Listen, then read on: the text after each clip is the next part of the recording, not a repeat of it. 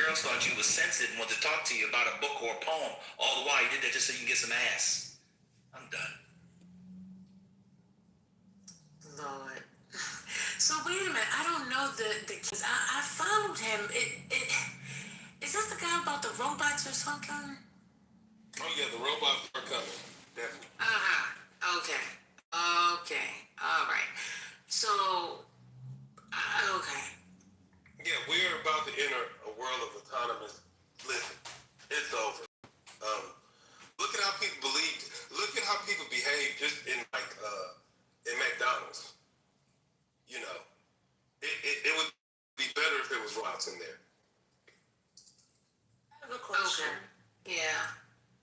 I told you the room is over. I told you. No, it's not. Would you stop saying that? This is dummies. No, I have a question. That lady that came in earlier and was talking about and all of that. Did she say she made $500,000 this year? Yeah, $500,000 a year. On real estate? Yeah, in prayer circles probably. And she said something about president at the spouse. We have famous people in this app. Didn't know that. She worked the poll. Famous. She's so rich, her camera for herself didn't have a fucking flash on it. That picture was dark as night. That's how rich she is. She couldn't even get a flash on her fucking camera for herself. That's how rich she was. Like, this room is like, y'all got it. Just bang. Someone bring Anthony in here and Infinity so people can get. Oh my goodness! Somebody muzzle him already. This is dumb. What is this? Go. You're not yourself anymore. I've been buck broke because it's impossible to have a conversation about a topic. People, I'll give you an example. You weren't here. A guy asked me for something that happened in the last 10, 20 years. I answered the question. I said, is that legitimate? He said, no. I said, why? He said, because Clinton did something. Clinton was 35 years ago. How are you supposed to have a convo? He said he'd been in politics for 30 years and said there were 12 people on the Supreme Court. People laughed at him. He said, oh, my bad, 7. It's just this is a space for people to bang. It's not a space for people to have chill conversations, learn from each other, exchange ideas. These people just don't like each other. People that pretend like they like each other don't like each other. Here all the time. I don't know why people be pretending they like each other on here. Y'all don't like each other? That's not true, man. That's not true. It is true. A lot of people pretend they like each other and they don't like each other. They fight. Yeah, you know what? You're right. But there are some people that do like each other. That's true. And shout out to First Lady. I didn't reach you today. Brooklyn, I just left the barbershop. I might get lucky tonight. And happy Mother's Day to the mothers. But I was here, man, when you and that dude, and I departed. I wanted to get fresh for Mother's Day. But it's true. We tried earlier, and I'm glad you came over and opened up because the RJ doctrine seems to be in effect 24/7. You want a conversation, you want to try to, talk facts and learn from each other, but the attacking is happening in the chat right now. I don't know what the problem is. So we're gonna be. That's a great point. Great point, Divine. Top of the. One second. Uncle. 1 second. Happy Saturday, Uncle. Beautiful pictures. Thank you so much for sharing that with me in the back channel. I just want to reset really quickly. We listened to a clip with Stephen A. Smith. He's sitting down. He's having a conversation. Who's the person he's sitting with? Somebody. What's his name? Okay, don't worry about it. 1 second. So, he makes the statement that I wish black people would just vote Republican. For once, just all black people vote for Republicans. And the conversation is, Stephen A. Smith and his curious case of conservative. So we heard a case today. A gentleman came on stage. He spoke about his conservative views, but is he satisfied with what he went with? We had a young lady, we didn't get a chance to get to the bottom of it. She took off. The king because I'm not sure. I think you did say that Trump was a something. Anyway, that is the conversation. Thank you all for being here. Happy Saturday. Uncle, you want to say something? Thank you, First Lady. Very thorough political analyst and has a great network here at the Politically Correct. Top of the line for you, Ben, and take a steal from Brother Divine on Mother's. I did go and clear. I grew my beard out too far, and I got a few complaints, so I got shipped up and shaped up for Mother. Even though she's not here, she's looking from somewhere. On Stephen A. Smith, we've been kind of semi-rivals over the years. I've been like an underground journalist for most of my career, although I had other things I was doing. I did pay close attention to Stephen A. Smith. So the word physical conservative kind of fits part of that description. That he wants you to take this one shot to get his views in. But now keep in mind, one of his best friends, he's on record, one of his best friends is Sean Hannity. Now, Sean Hannity has quite a few friends, although I have Sean Hannity on record, him, Bill O'Reilly, and Combs, others, as cold-blooded racists in many instances. But they will do a select, like they'll take a J.C. Watts or an Armstrong Williams as a co-anchor or co-buddy for a few days, a few weeks, a few years. He's not going to stay there. This is the thing about conservatism that bothers me.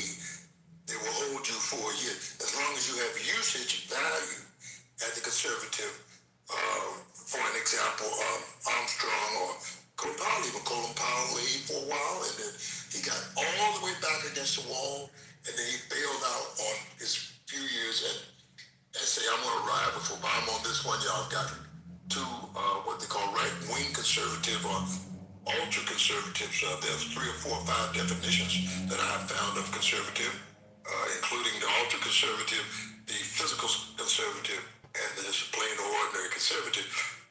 Sean Hannity may be written as an extreme conservative because he never lets up. Him, Rush Limbaugh, Michael Levine, Michael Savage, a few more you may want to put in the pot.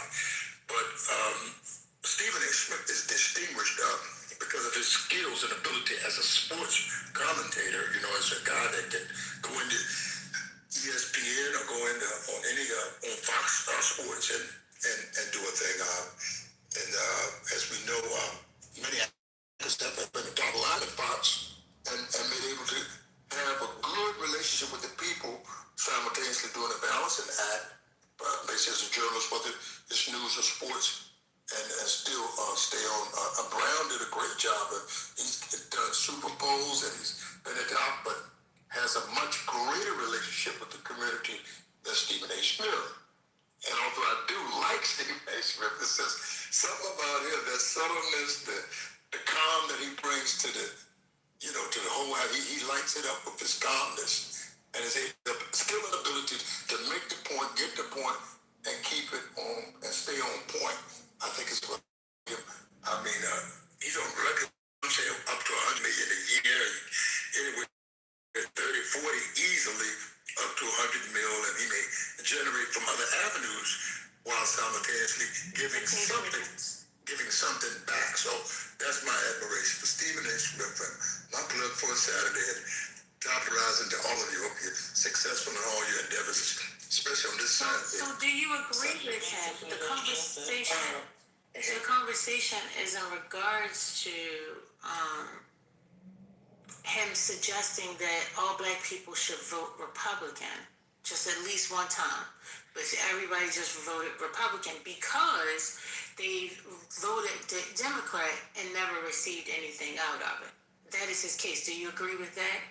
No, ma'am, I do not, because of my aforementioned statements that all forms of conservatism, in my estimation, is a threat to white people, a threat to black people. They will hold you as long as your value lasts, as long as your utility lasts. They can use you to get to the next level. They have stomped on every conservative that I can mention, including J.C. Watts, Armstrong Williams, Colin Powell, etc. And those are just the facts as I know them. Others, they see things quite differently. But I see the GOP not as a friend,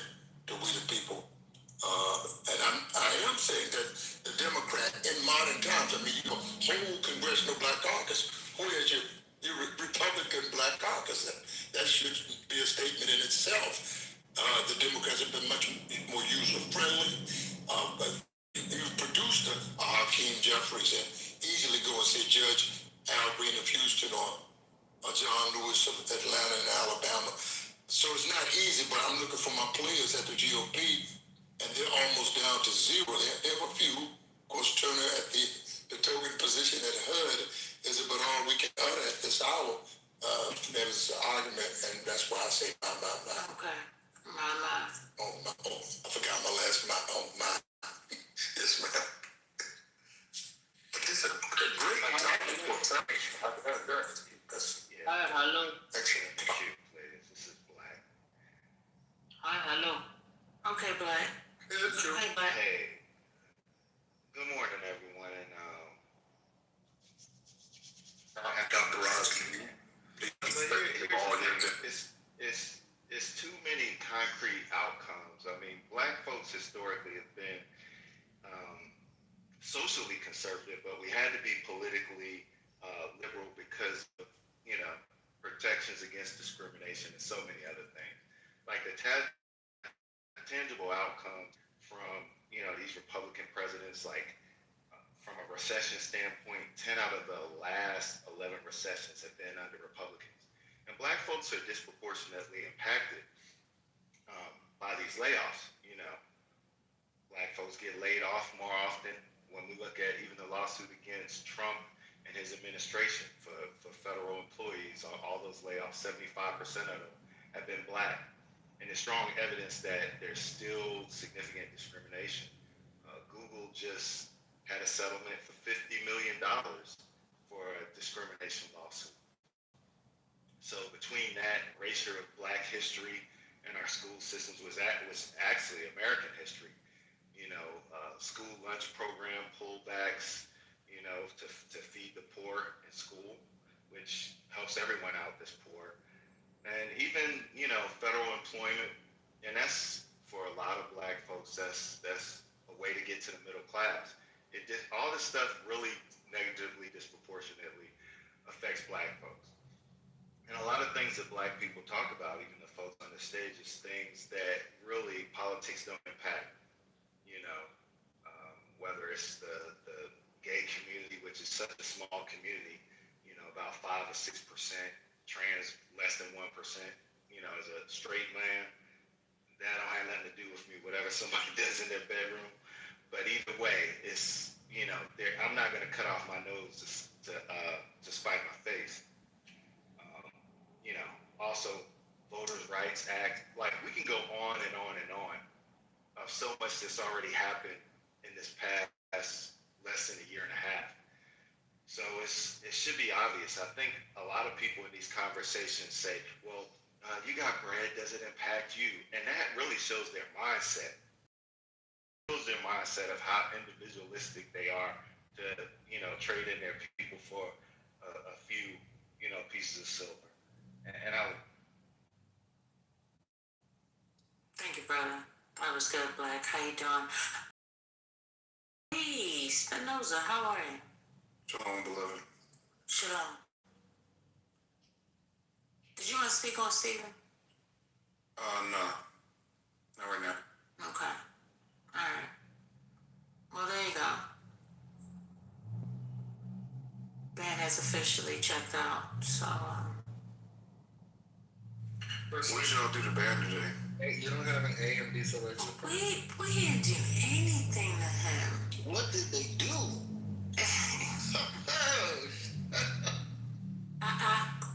No, we did nothing. Nothing.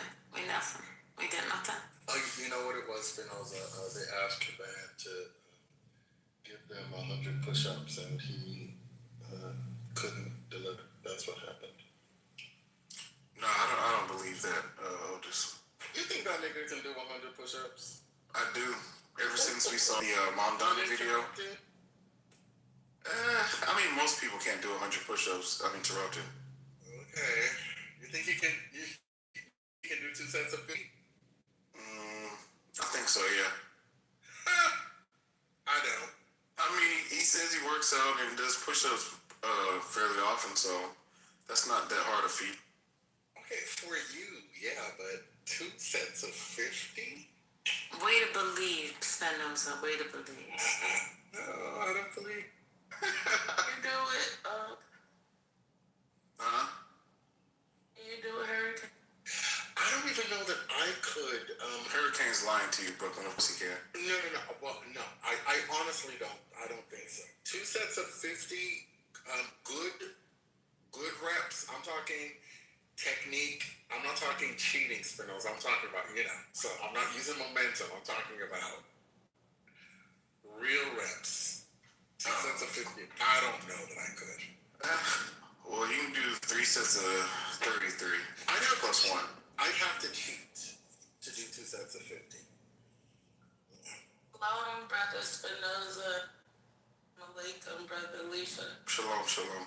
Oh, Spinoza deadlifts like, I don't know, 1250 pounds or something crazy. No, that's not true. Seen it. He can bench like, I don't know, 550.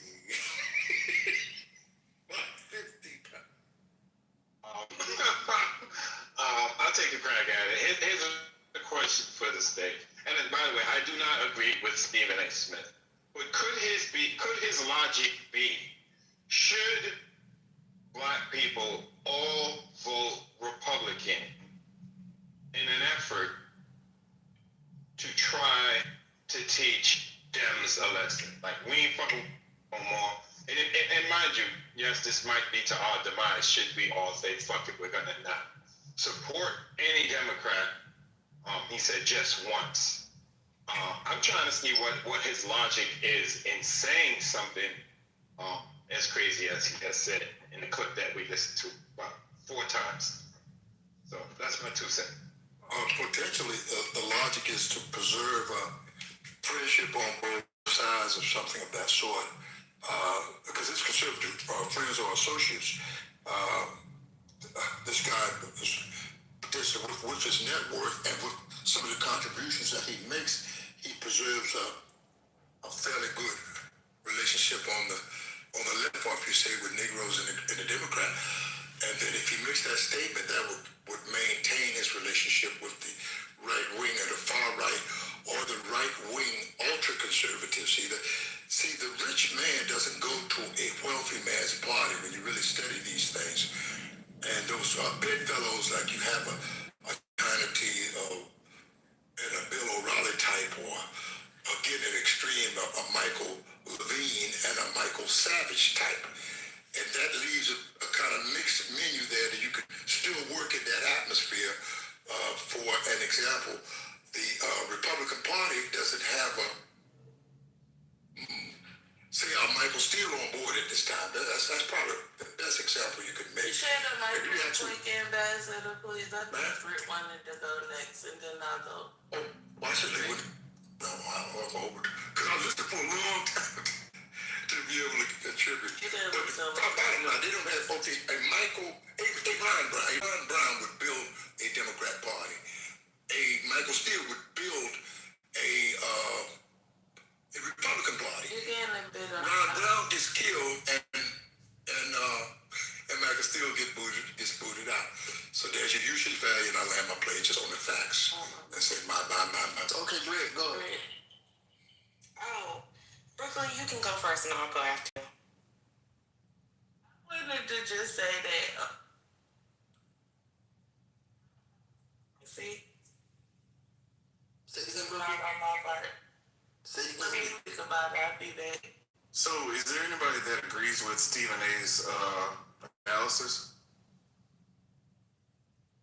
Did he even have? We did have a few people that was on stage that did agree earlier. I don't know if they agreed though. They couldn't even stand on business, and that's the part that I wanted to get at. But I want to let Britt go first. I really don't understand, I guess, trying to tease out why a conservative man would tell black people to vote against their best interest by voting for Republicans, outside of he's a conservative man who's aiming to get black people to do conservative things. I think that, especially as black people, if we're not looking to the fact that there are a lot of black people who live in the South, who live in states that are ran majoritarily by Republicans, and regardless of whether or not these black people vote for the Republican Party, the fact still remains they live in states that are overwhelmingly Republican-led, throughout all sectors of government, be it the legislative, executive, or the judicial branches, and all of those states are shitholes. They all rank poorly as it relates to education. There are precious few states that have good economic mobility, but outside of that, they're shit. And so the idea that somebody from New York who lives in a blue state as a conservative is to then tell other black people, regardless of where these black people are, to vote for conservatives, as if there are not clear-cut cases of black people in conservative states being fucked. I think he's just a conservative person trying to carry water for conservatives and saying bullshit that doesn't make any sense logically. That has no bearing in the material reality. And this idea of punishing Democrats, you're not going to do that. You're just going to punish yourself.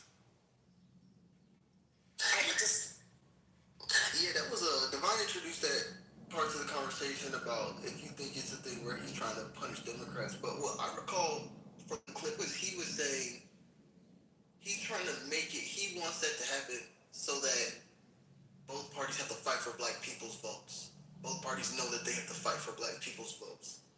So that's where I'm trying to kind of collect my confusion and figure out, I don't know if it's so much he's trying to punish the Democratic Party.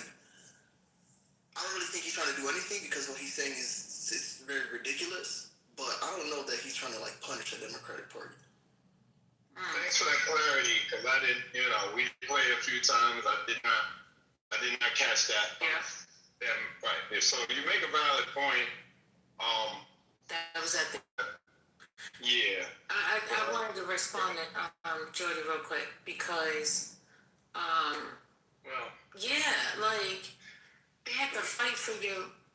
Oh, who's that? Fight for your vote, like, sir.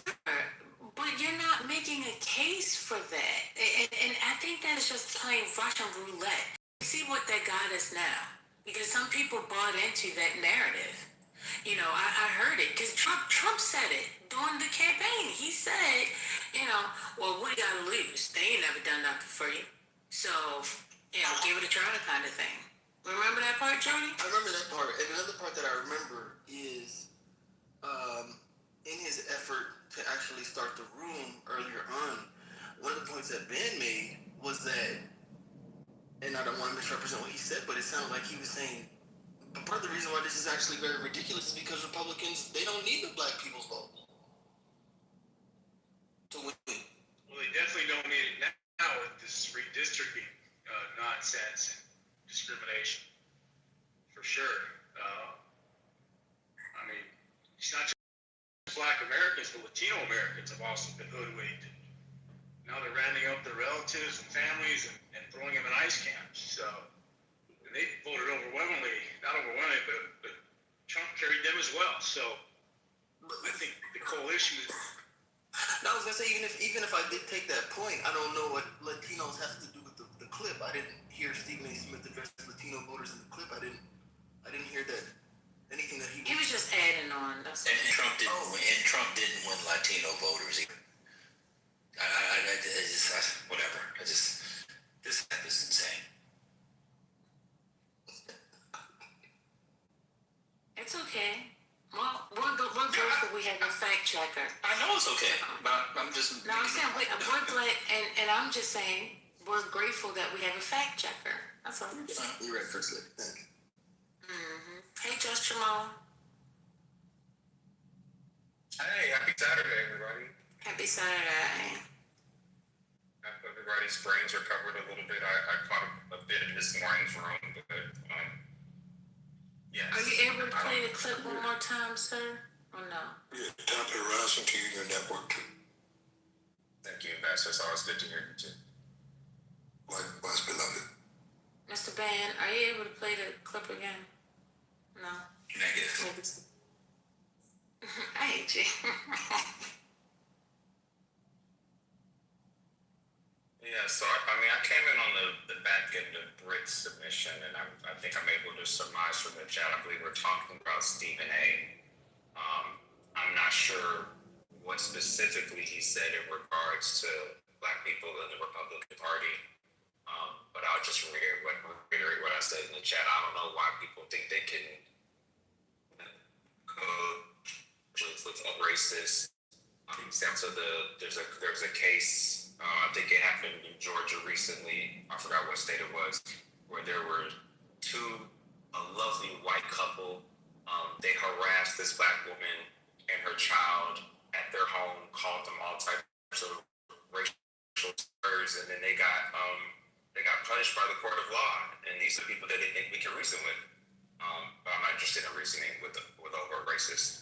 All that to say, I don't know why I keep asking where are the black folks in the Republican Party, at least on the mainstream side.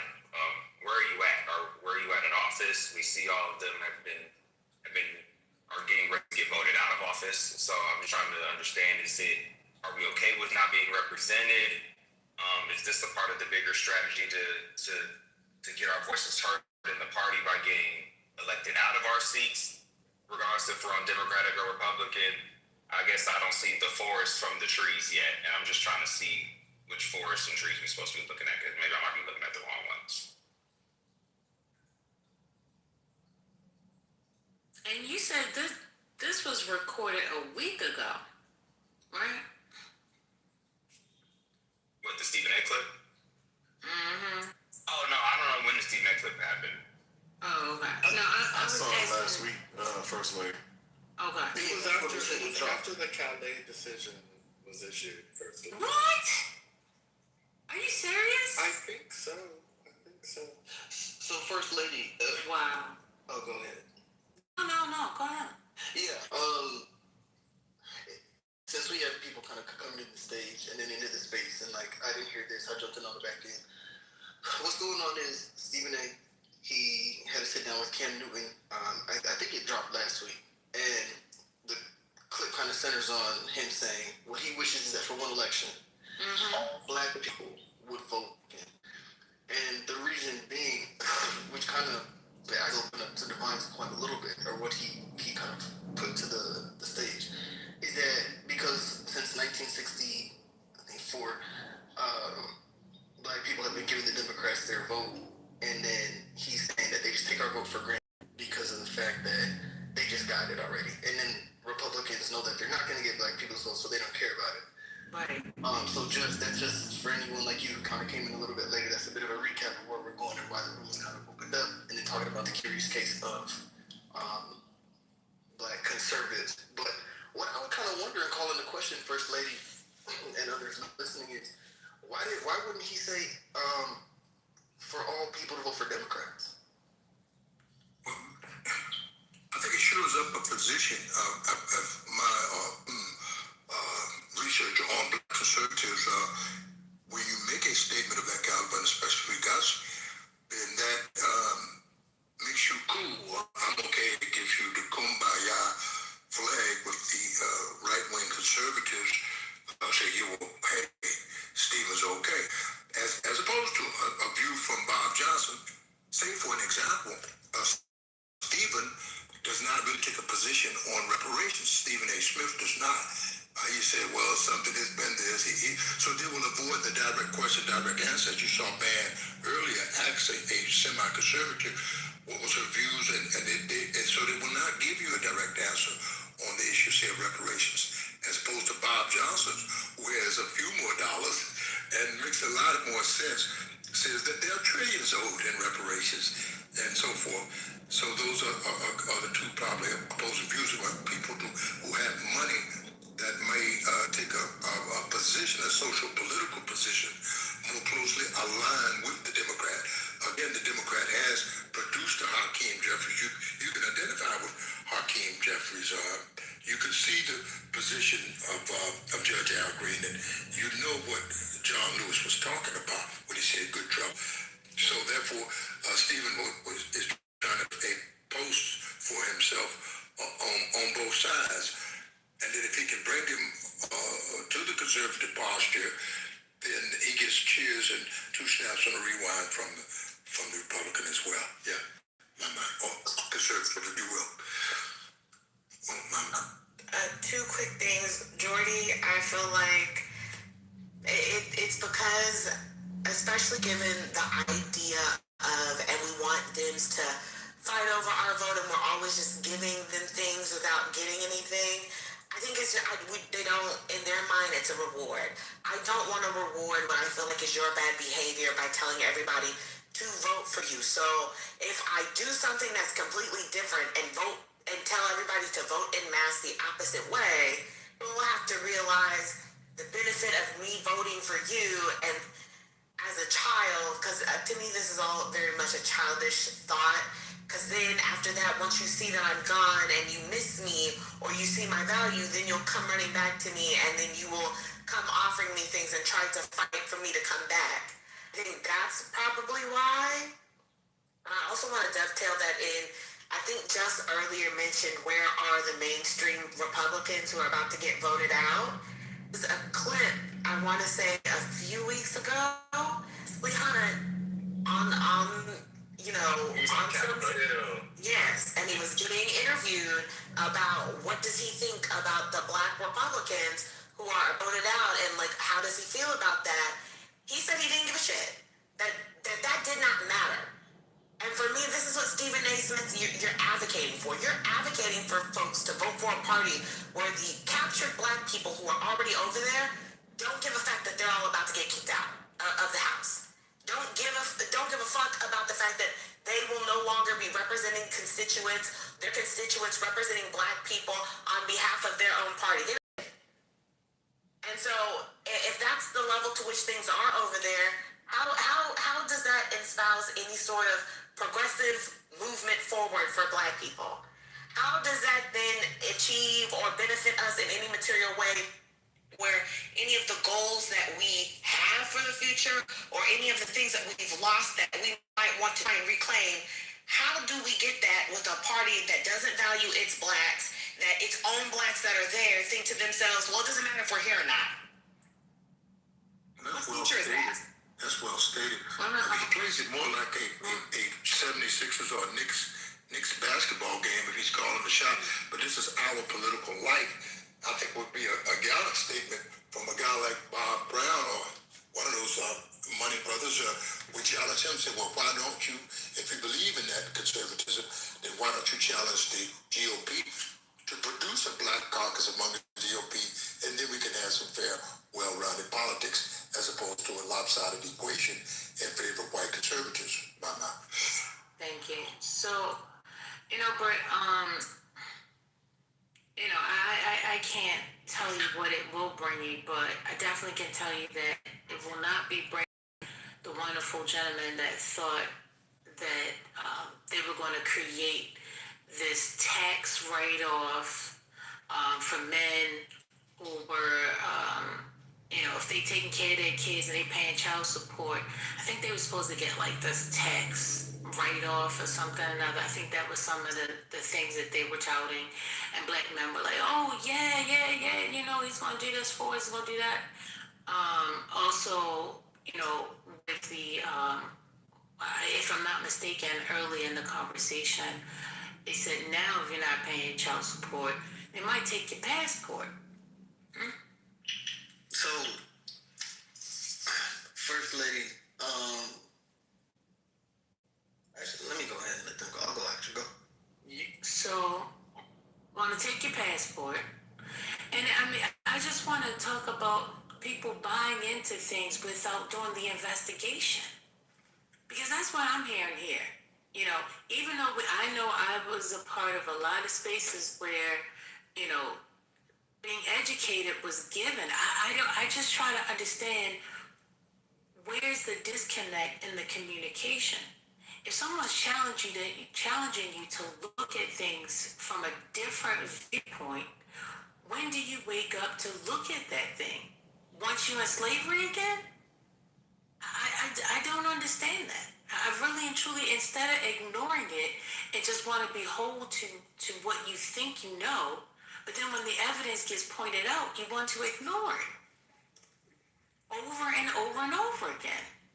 And in this situation, it doesn't seem to be touting that way. I don't know who's off of me, but It's ambassador. they squirming in their chair. and listen to Sade. It's Ambassador. I got it. I don't know what's going on with Oh, I'm sorry. My finger hit the mic. Okay, thanks. That helped it. That helped the situation a lot. I'm just sitting up here with two male mods. I'm sitting in the middle, and they've gone to sleep at the wheel. So I just want to say I thank the people that are on stage, and I thank the go. Chase be in the conversation because these two knuckleheads, I don't know what's going on. They getting ready for Mother's Day. Ain't that about a monkey? So, if you guys don't want to stay on this conversation, we don't have to drag it anymore. We can go on, and, have another. I'm cool with it. I wish that it was a little bit more productive earlier on with some of the actors that came on stage. But Britt, if you don't mind, going back to the Stephen A thing and the kind of the notion that it's kind of ultra ridiculous. The clip also goes on to, well, he reveals that the motivation behind his take, as childish and ridiculous as it seems, is because he sees that the black people are the only community in this country that don't have representation. And so it just strikes me as really, really odd that his suggestion for all black people to vote Republican would be a mechanism to increase representation. A lot of hard time connecting the dots. Jordan, did he? Oh, I'm sorry. Were you about to say something, Britt? You can go first, and then I'll go back to what Jordy. No, I was wondering, did Stephen, because I only saw the clip on Instagram or something, I didn't watch the interview. Did he expound on, did he go further after he said that we should do this so that Democrats fight for our vote? No, that's what he implied that both parties, he said that both parties should, because the Democrats have 90% in their pocket, they don't have to do anything. And so, because Ken didn't, anyway, I don't need to go. Yeah, he did. It was like 10 seconds. It's the thing you've heard many times before. Yeah. So did Cam ask, okay, so do you expect us to, like the scenario? No, I'll just tell you what he asked. No, because the question is the question was, do you worry that your political takes will hurt your career? And then he went on about how he's doing great and he's the shit. That's exactly how it went. That's so fucking stupid. That's what I'm saying. That was the point. Like, that's why, it's actually hard to have a conversation with a black conservative for more than 10 minutes on substantive issues. It just gets into banging and you're on a plantation and I call him a coon, or they call you a slave and you call him a coon. They actually cannot have a substantive conversation because they don't have any values. Or political values. Right. Outside of gay stuff, outside of a couple of things, but, your mama don't like me talking to Brian, but at least if I talk to Brian, we can get a couple citations. We can actually have a conversation. Did you hear the conversation with the black conservatives this morning in this room? Absolutely insane. No, I don't go in there. They said the reason why the Supreme Court got rid of the Voting Rights Act is because it was a temporary stopgap to deal with overt racism. But since we'll always have racism, getting rid of it was honoring the civil rights activists of the 60s who were fighting for it. Who the fuck said that? Anthony, and other black conservatives. Okay, that makes sense. And they never read the Voting Rights Act.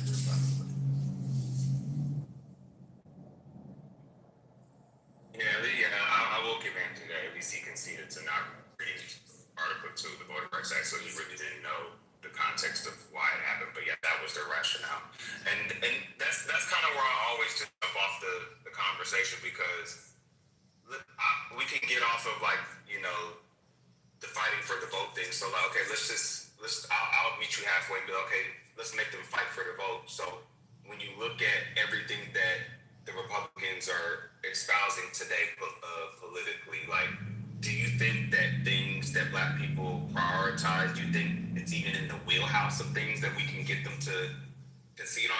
Almost all the things that I hear black people want is almost antithetical to everything that the Republican Party currently stands on. So it's just how are we going to get our small pocket of people to shift an entire party's political position on the issue because we make a mass migration? makes sense. So it only makes sense to go with the party who's closer in proximity to your views and work your way there, as opposed to going to the complete opposite side and trying to get them, to concede on that issue. For example, like the whole reparations thing, like reparations, we know at face value is a redistribution of wealth. Like the Republicans don't believe in that concept to begin with. So when you're trying to have a conversation about reparations, you think you're gonna get the Republicans to give black people reparations? Absolutely not.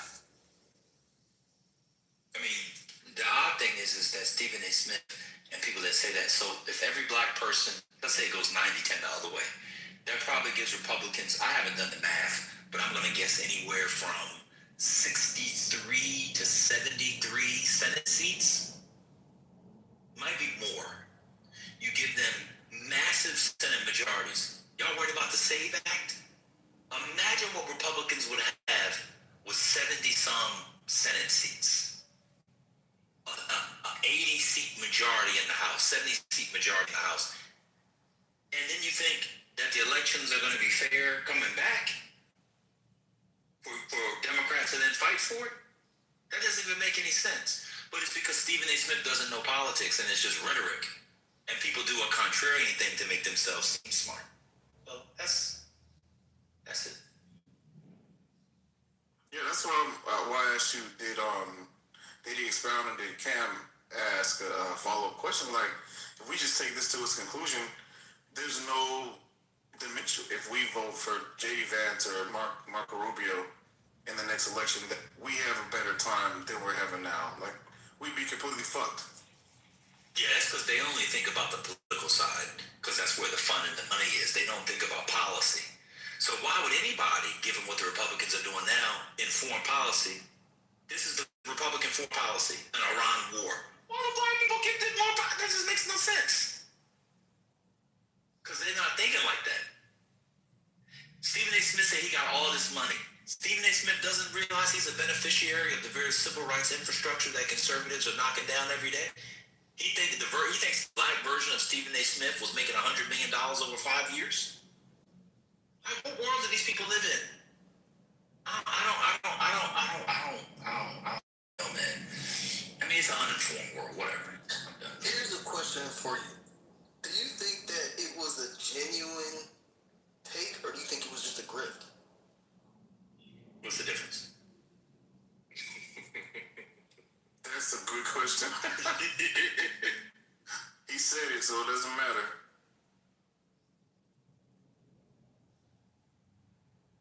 If you're saying from the people in the previous room, I believe I think it's a very genuine take. If you're talking about the celebrities, I believe it's just a grift. Okay, thank you. And I think it's a mixture of both.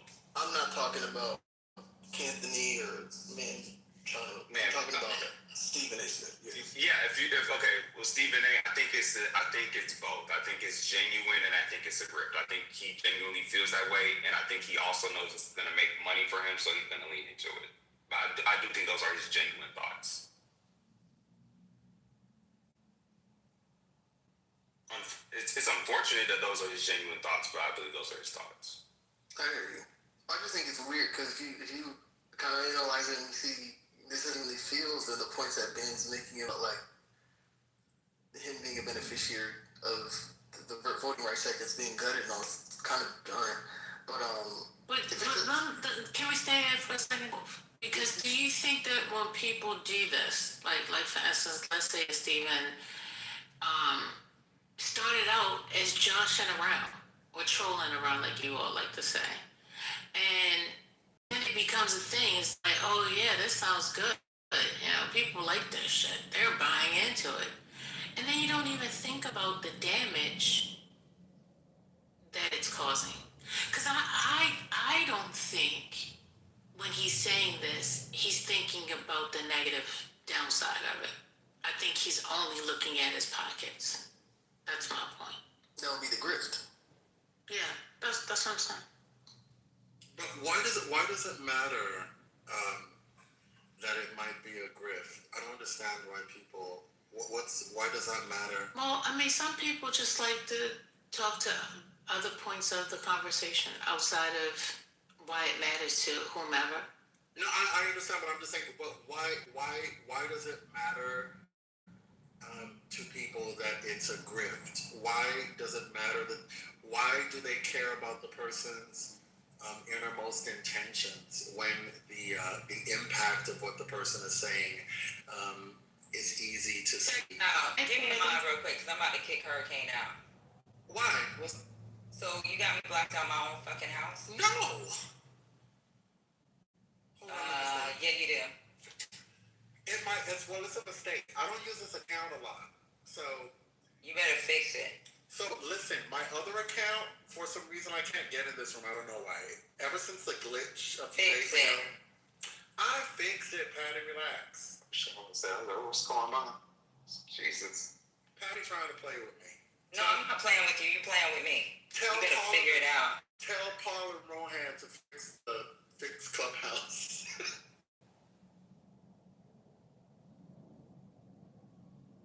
But to answer your question, Hurricane, I think, at least for me, I like to know whether or not someone is being genuine or if it's a grift solely because that lets me know how much effort I can put into like unpacking the intentions of the conversation. Like, is there a bridge to be built here? Because if I know you're grifting, I just know there's no point in me engaging because I know you're just doing this for a money play, and your intentions could. So at that point, it's like, okay, why are we having a conversation when I know you're just doing this to make money off of what you're saying, or you're doing it for the attention, the views, the clicks, likes, whatever the case may be, as opposed to, okay, if you genuinely feel this way, let's figure out why you genuinely feel this way, and then there might be a way for me to shift your perspective even just a little bit.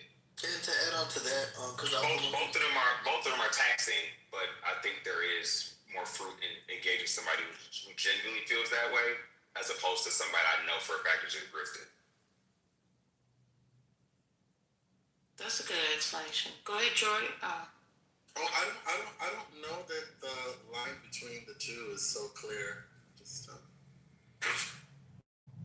yeah, I think it's just a matter of how some people have their own way of viewing things. So I can understand, where Justice is coming from, because some people will not engage in a conversation any further or take what that person is saying because they know that this person doesn't understand the depth and understand that this is just bull crap. So instead of me wasting my time having a conversation with you about it so that you can continuously further your views, especially if you're not going to listen to the opposing side, then the grift conversation matters, because it's just like, you're just doing this for clicks, for money, whatever. Essentially, First Lady, if you call into question, look at the title of the room, and you knew what it was before it got changed. If the conversation is stemming out of this use case of Stephen A. Smith's little sit down with Cam Newton and what he said, if it's a grift, and if this is just what he's doing as a grift at large, different outlets and platforms that he speaks on, I think it's like one thing, and it's kind of like the buck kind of stops there because you already know what it is. But looking at the title of the room, if it's not just a grift, if there's actually substance behind it, if there's actually real POV, then you can actually at least make an attempt to understand this black conservatism, or the notion of it. You might have something to talk about. There might be something to understand beyond, you're just out here just making money. So I think that having the understanding is helpful in just getting an understanding of where someone like him or any black conservative really, really stands. Yeah, because you can peer into somebody's mind and ascertain exactly what's motivating them. Every single thing motivating them to do something, you can peer into somebody's mind and see. No, maybe not, but that would be the point of having the conversation. Exactly. So it doesn't really matter if it's a grift or not, because you can talk to the person and have the person tell you in real time what's motivating the person. You can listen to them state their reasons explicitly, or you can draw inferences based on what they tell you. The whole grift thing to me just seems like a lazy way to dismiss what somebody's saying. One can take the time to talk to the people and find out why they feel how they feel. Or, if we're curious, we can just ask questions. We can analyze what they're saying so that we can learn more about them and their influence. The whole grift thing, it's sloganeering, really. That's what it is to me. It doesn't help. Well, it's nice to know that you feel that way, but maybe that's why you're not asking for the distinction. Please, I asked for the distinction, but one wasn't given that was persuasive to me. Well, I'm sorry that you've been disappointed by the level of persuasion. I'm not disappointed. It's fine. I just have one comment on the whole thing with the grifting versus sincerity conversation. I honestly don't care either which way, right? Because if your opinions, if your thoughts are uninformed and are, nonsensical to me, then that's what they are. I think the only difference is that within in a meta sense of things, somebody who has sincerely held beliefs that for whatever inferences you're able to make, you're able to ascertain that, hey, this is sincere, you're just sincerely an idiot, versus if you grift and if at every turn you are changing your stance, changing your opinions, changing everything in effort to be in the right, in effort to win the conversation, in effort to get a dollar, get a dime, monetize whatever, then you're just a money-hungry idiot. Either which way, you're still an idiot to me. It's just a difference in, at a very meta level, what your perceived motivations are. I hear you, but if that's the case,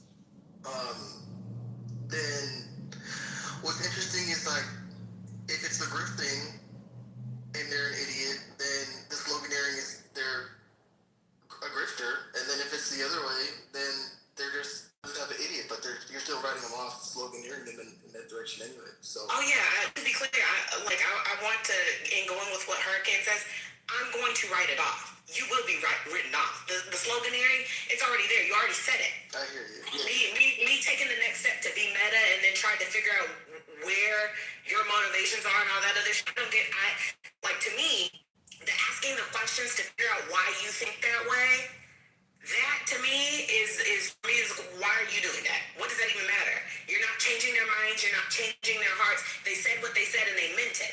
Y'all had very sincere conversations with certain individuals on this app, and they have agreed with y'all stances when y'all get down to the corner of why they think that the way that they think or whatever, and then they come back and they double down on the same bullshit the next day, and they get kicked out of the room and blocked for a few days, and then they come back on their bullshit, right? So their motivations for saying what they say, it doesn't matter. That's who they are. So, Jordy, I'm looking at Stephen A. Smith's YouTube page. He has 1.36 million subscribers. Okay. So whenever he posts a video, a large number of people will listen to what he has to say. Right. He has a lot more influence over the American public than I do. Right. Why does it matter why he says the shit that he says? He has a lot of people listening to him. And so he has the potential to mislead large groups of people. It doesn't matter why he says it. If he is helping to push the false narrative that the Democratic Party has done nothing for black people, and that as a result, black people should vote for the Republican Party one time, he is wreaking havoc on our community. We're aligned on that. Yeah, whether he's grifting, whether he sincerely believes it, none of that stuff matters. Intent for trying to prove criminal liability or civil liability. But if we're just talking about people using their public platforms to mislead people, or to lead people in the right direction.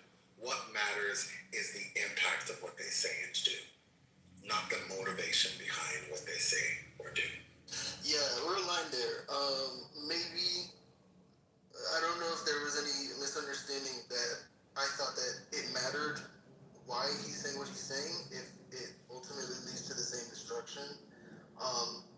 Me just posing the question of if it was just a grift is because I kind of just look at it as if Stephen A. Smith is going on and saying this, it's like, if he's just doing this for money, I don't know that it really helps me understand the curious case of Black conservatism, which is what the room initially started out as. The title had changed, but we were trying to talk in that direction, and there were people who came up on stage, I guess they're Black conservatives, and it was hard to get answers out of them. So all I was saying is that if the likes of somebody who was a grifter and their baseless viewpoints, they don't even believe in it, they couldn't even attempt to provide any understanding. As you made the point before, if you want to understand, you can ask people questions. But if it's the likes of a grifter, you couldn't really even ask them questions to get an understanding of like, where are you coming from? So that's why I posed the question. There are people who believe things deeply who don't understand why they believe what they believe. That's true. Stephen A. So Stephen A. perturbs you guys, like y'all don't really care for him? Okay. You said what? Hey, your mama. Yo. Peace to the gods. Peace to the gods. Peace to the queens. I think Stephen A. actually gets a bad rap, man. I don't really see any Black person that gets to the top of their field get any kudos from our community, and it's really weird. I don't know why. Does he have some take that I don't really agree with? Yeah, that's true. But like, I just think that like, damn if he do, damn if he don't. You know, and I like for a bigger like thing with me is like, why is the people that rise amongst us, why are they ostracized so much? Like, why do we turn on them so much? That's so concerning to me. Like, they got to be perfect. Like, any Black person that achieves has to be perfect, or we just destroy it. Like, we are cancel culture. Like, Black people's cancel culture. So, Hurricane, you can deal with it. I don't feel like it. No, I mean, so to be fair, you know, I'm an effete homosexual. I'm not. say that again. I'm an effete homosexual. Okay. Yeah, they don't know. They Googling right now. I'm not like Ben, so I'm not good at engaging with nigga Bible. I've never been. I can't do it, so I don't know. But yeah, I'm in So this is nigga Bob Broken country. Brooklyn, do you wanna? I can't. Here's the issue. Go ahead first.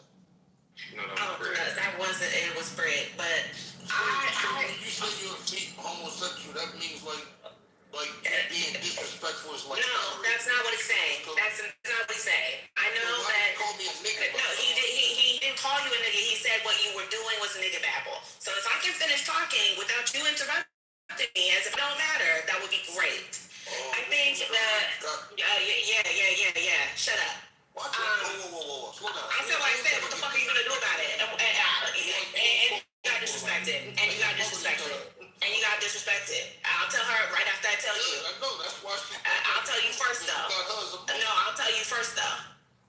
So anyway, I do not understand this idea that Black people are out here canceling celebrities or in quotations the elites when they are multimillionaires who, to tell you the truth, they wipe their ass with all of this boo-hooing that we're doing in the room. Like, this conversation is not going to cancel a Stephen A. Smith.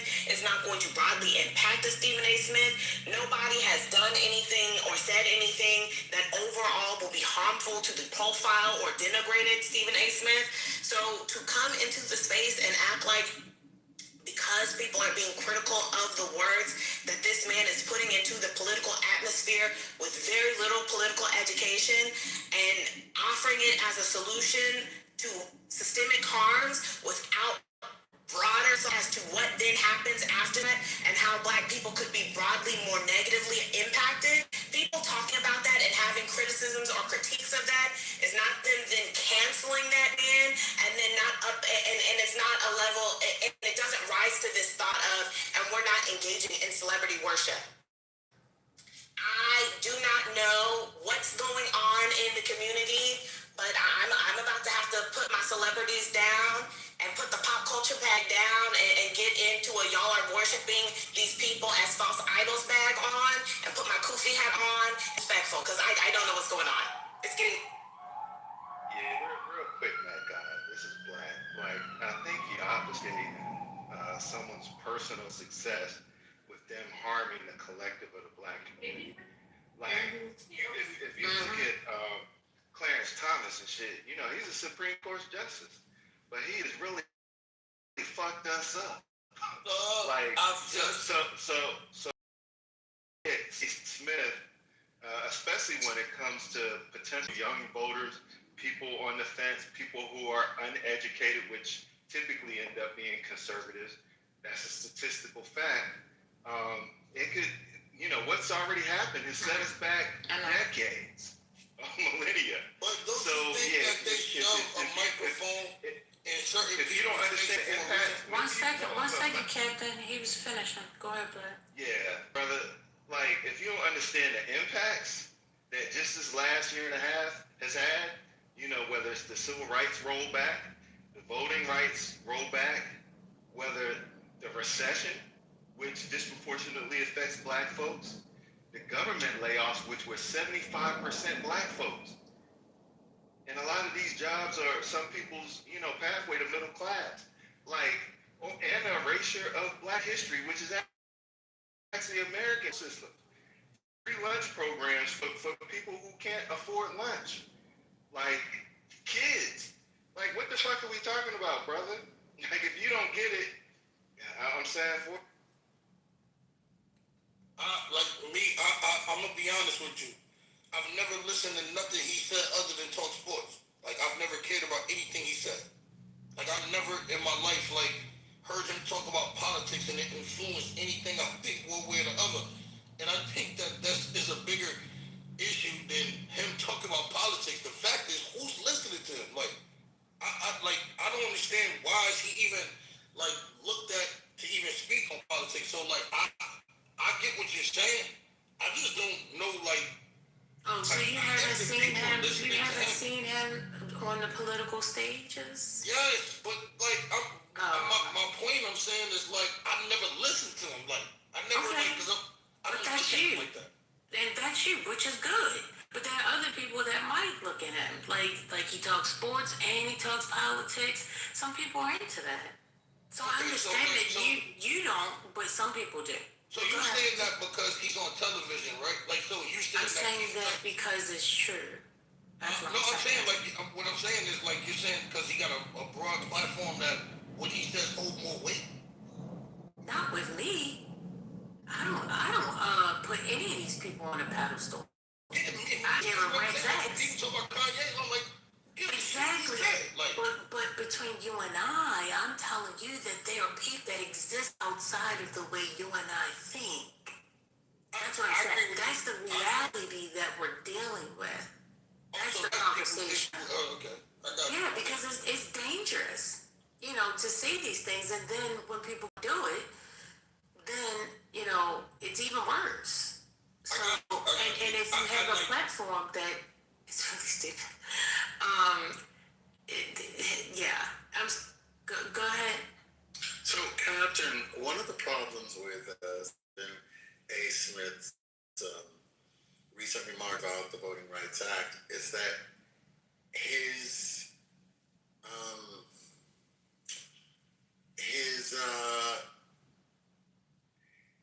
critique of the Democratic Party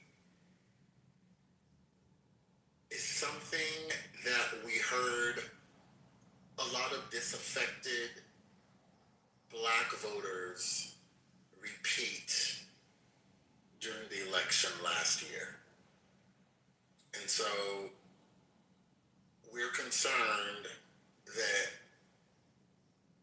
he might influence others given the size of his horn. He's not. Okay. That makes a lot of sense because when I spoke to a Jewish man, that is the same thing he said his issue with Kyrie Irving was. He said the same thing you're saying right now. Yeah. I understand that. I understand what you're saying. Yes. He told me that Jewish people as a whole didn't have a problem with what Kyrie Irving said. He said, but it's only 14 million of us worldwide. And Kyrie Irving has a platform of about 18, 19 million. And he was like, yo, we just concerned that if I walk out a random gym, people won't just start busting people, hitting Jewish people upside the head or just randomly attacking us because that he posted that. So, like, I understand you a little bit better now. Yeah, but let's try to get even more understanding. One of the problems last year during the election was low voter turnout. There were people who simply chose to sit out. And many of those people who chose to sat out because they said both parties are the same. The Democratic Party has done nothing for us. You guys say the Republican Party. Let me finish, sir. You people say the Republican Party is bad, but as far as we're concerned, parties are the same. So we're not going to vote at all. That was a big problem. And arguments like the ones made by Stephen A. Smith recently only support that false, dangerous narrative about the two parties not being different, being alike, not being deserving of our support. When the truth is that although both parties aren't perfect, one party has done significantly more to protect Black people and to help them for a very long time. That's what the facts show. So I'm not making stuff up. I'm just talking about the facts. So if we have a Black person with a large platform lying about the facts, we have a problem.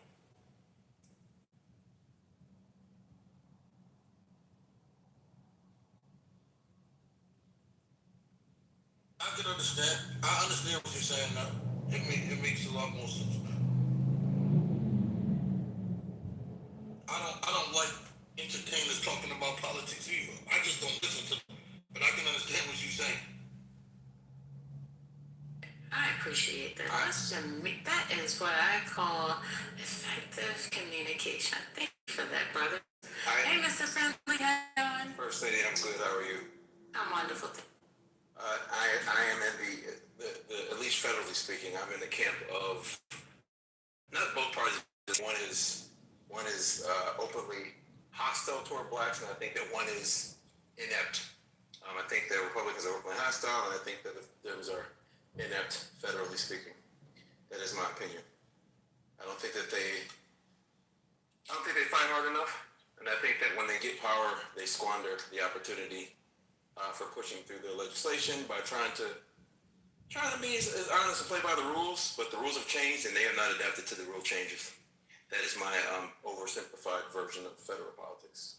Federally speaking, I still vote locally, and I'm still very much involved locally and state. Democrats pushed more federal legislation, in the first 2 years of Biden than Trump has in his 6 years. The idea that Democrats I'm not saying you have to like the legislation, but we can just look at facts. I don't understand why people just refuse to look at facts. It's just untrue. They did massive reconciliation bills and bipartisan bills. They went by the change rules. In fact, Democrats are the ones that changed the filibuster rule first. It wasn't Republicans. It was actually Harry Reid on federal judges. But what do I know?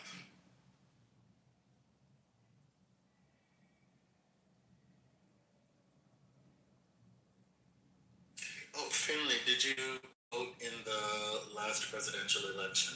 And if so, who did you vote for? I've not voted in a federal election since Obama. The first Obama, The second one. Second one. Okay, so after the second election, you've sat out since. Federally speaking, yes.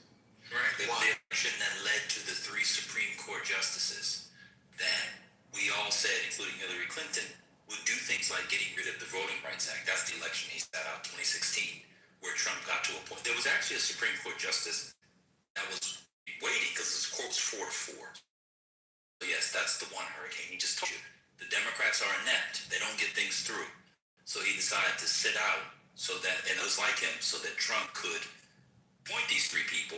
And then when Trump does it, they act like they're against it. When it was people like him who were sitting out that allowed for Hillary Clinton to lose because the Voting Rights Act, affirmative action, child tax credit, lead pipe remediation, heirs property and stuff that black people seem to want and like, that didn't matter to them. That's the election.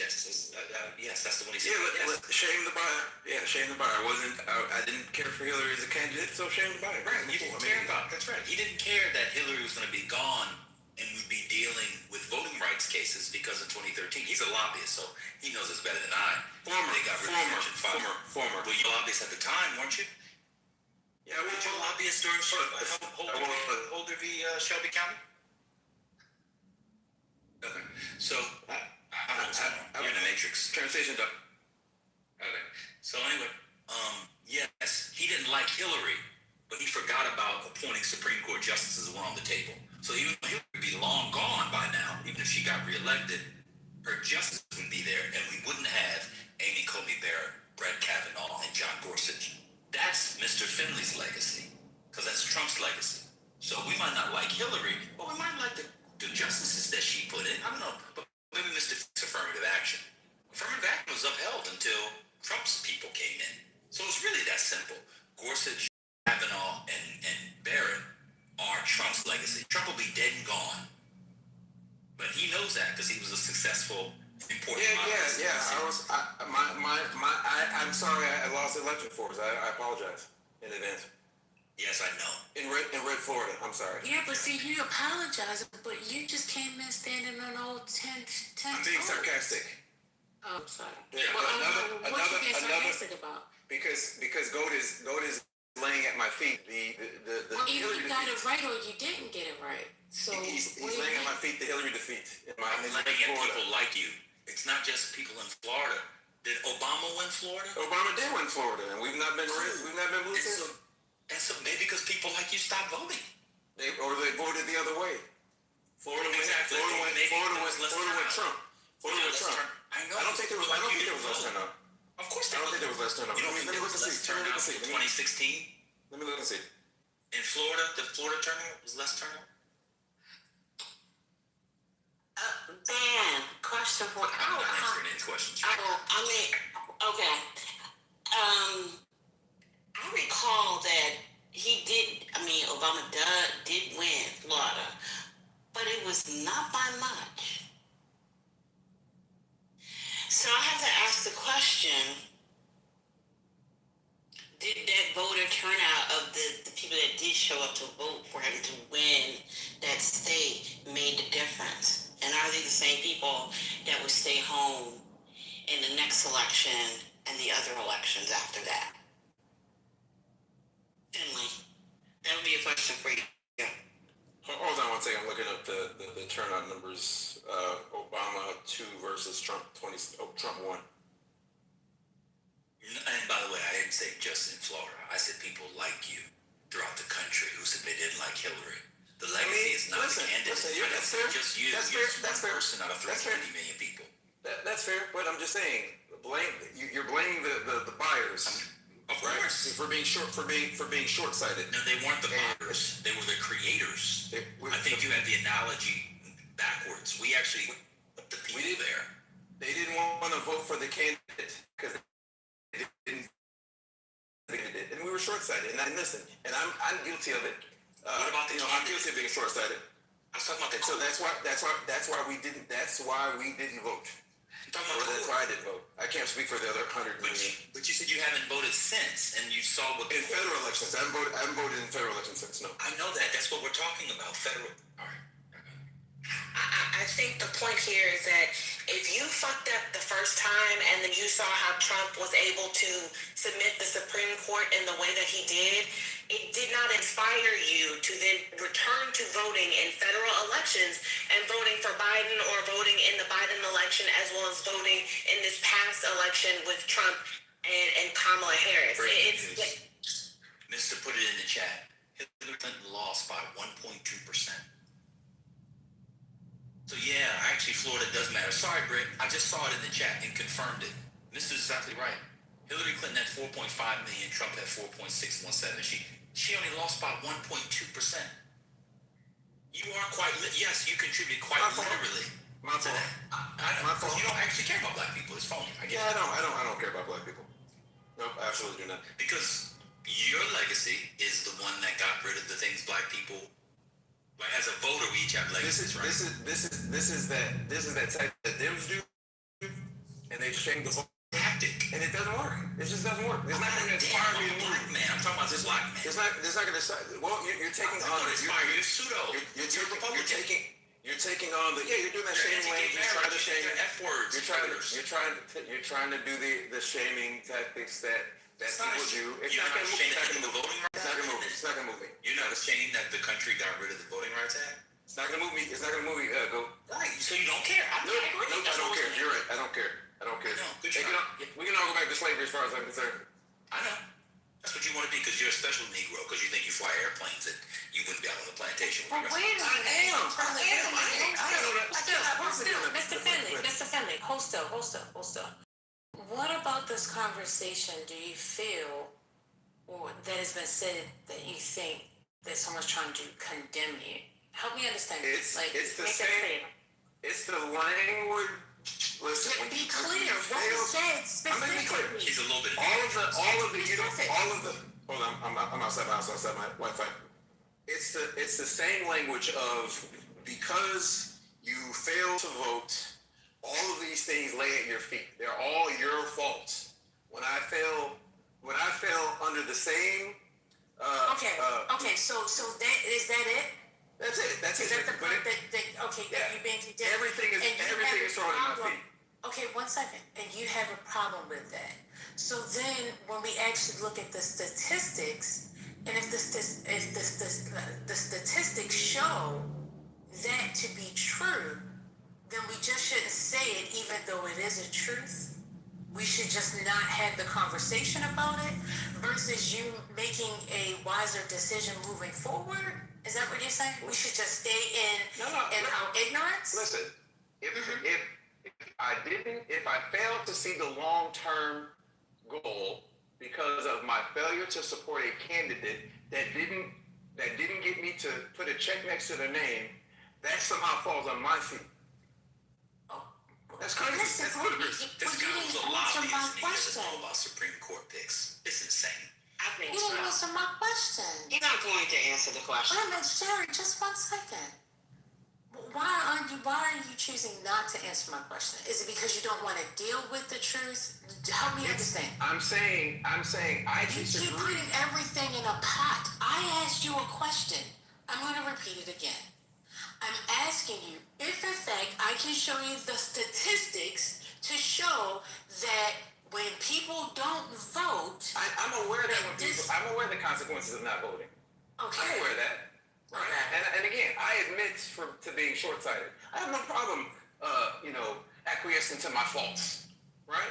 But to lay it at the voters' feet, right? And again, I can be short-sighted just like anybody else can. I understand that I was in D.C. and kind of felt nauseated and got blind to the game. Yeah, fine. You lay it at their feet. So then where should they lay it at? So then where should they lay it? To the party.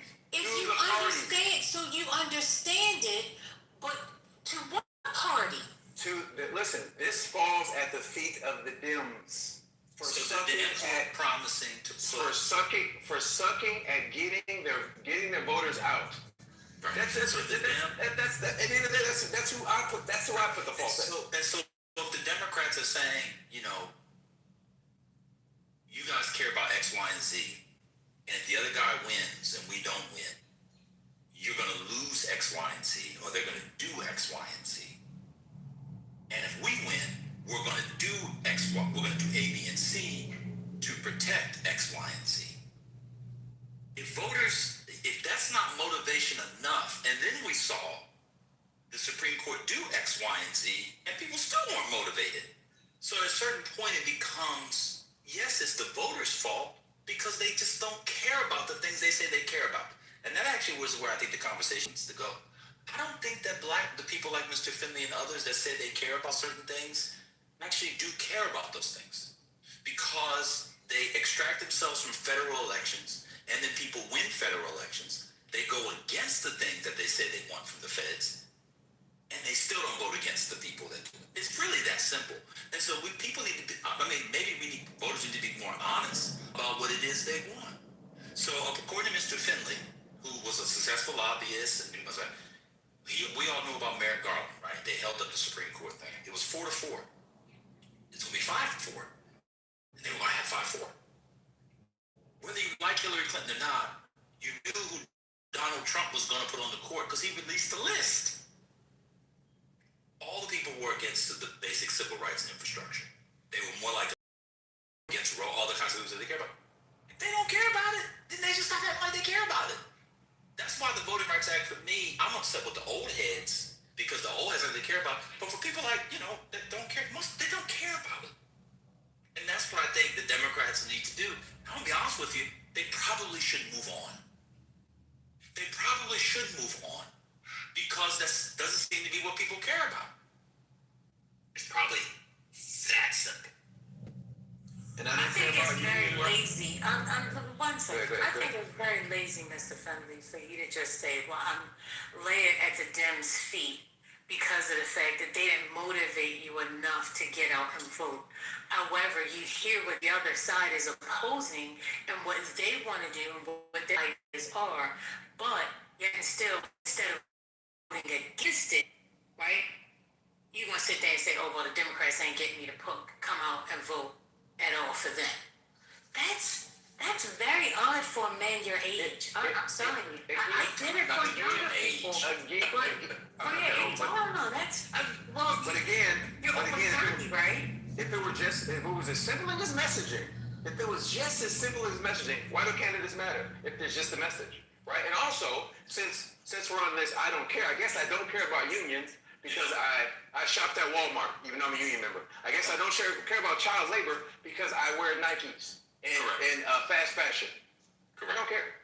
I mean, that's kind of, so what that is there's so many logical fallacies and a red herring that my head spun. So if you're in a system whereby you can't get rid of certain things, well, to be fair, you don't have to shop at Walmart. So perhaps your care for unions is not as strong as you might think it is if you decide to do that. That's a different discussion. But the point was, on the Supreme Court, and you said you worked in D.C., and I'll take you for your word. If you knew that the Democrat, would you rather have a Democrat or a Republican appoint somebody, and they've been appointing them young, they're going to be there for 30, 40 years. The Republicans appoint Clarence Thomas. I don't understand. So because they didn't say exactly what you wanted, or because Hillary Clinton had a bad pantsuit and a nasty laugh, so you know what? I don't like Hillary Clinton, so if we end up with Clarence Thomas, so be it. That suggests to me that you actually don't mind having a Clarence Thomas. That's why I am personally. I think we have to stop presuming people care about the things they say they care about. That's what I've learned on being on the internet, on this app and others for the last couple of years. When people say they care about stuff, I don't think they actually care about it. Because I don't care if Hillary Clinton came into my porch and shat on it, took the shit and rubbed it all over my beautiful home. Well, I'm on welfare, I don't have a home. All over my Section 8 that I get food stamps in. Knowing who was on Donald Trump's Supreme Court list was reason enough to vote for Hillary Clinton.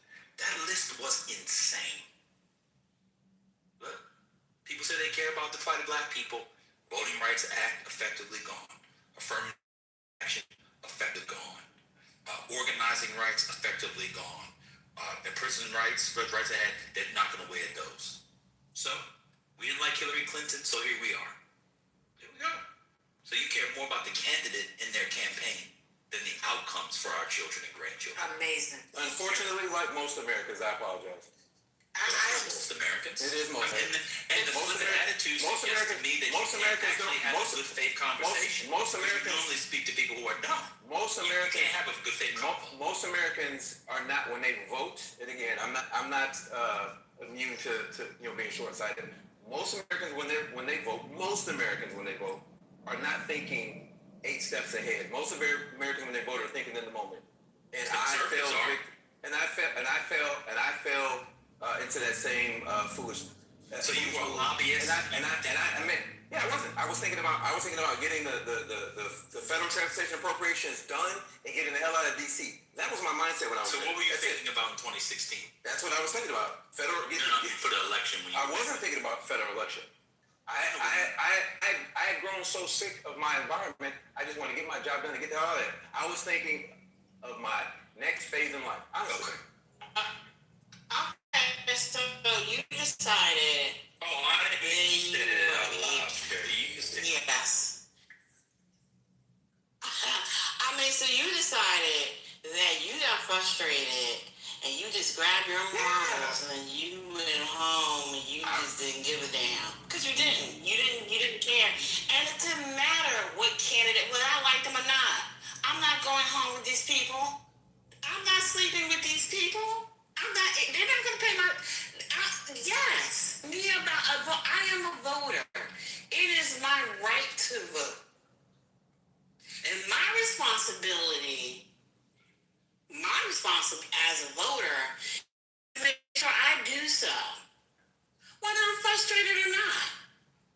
Who gives a damn if you have some personal beef, some non-existent personal beef, or perceived personal beef?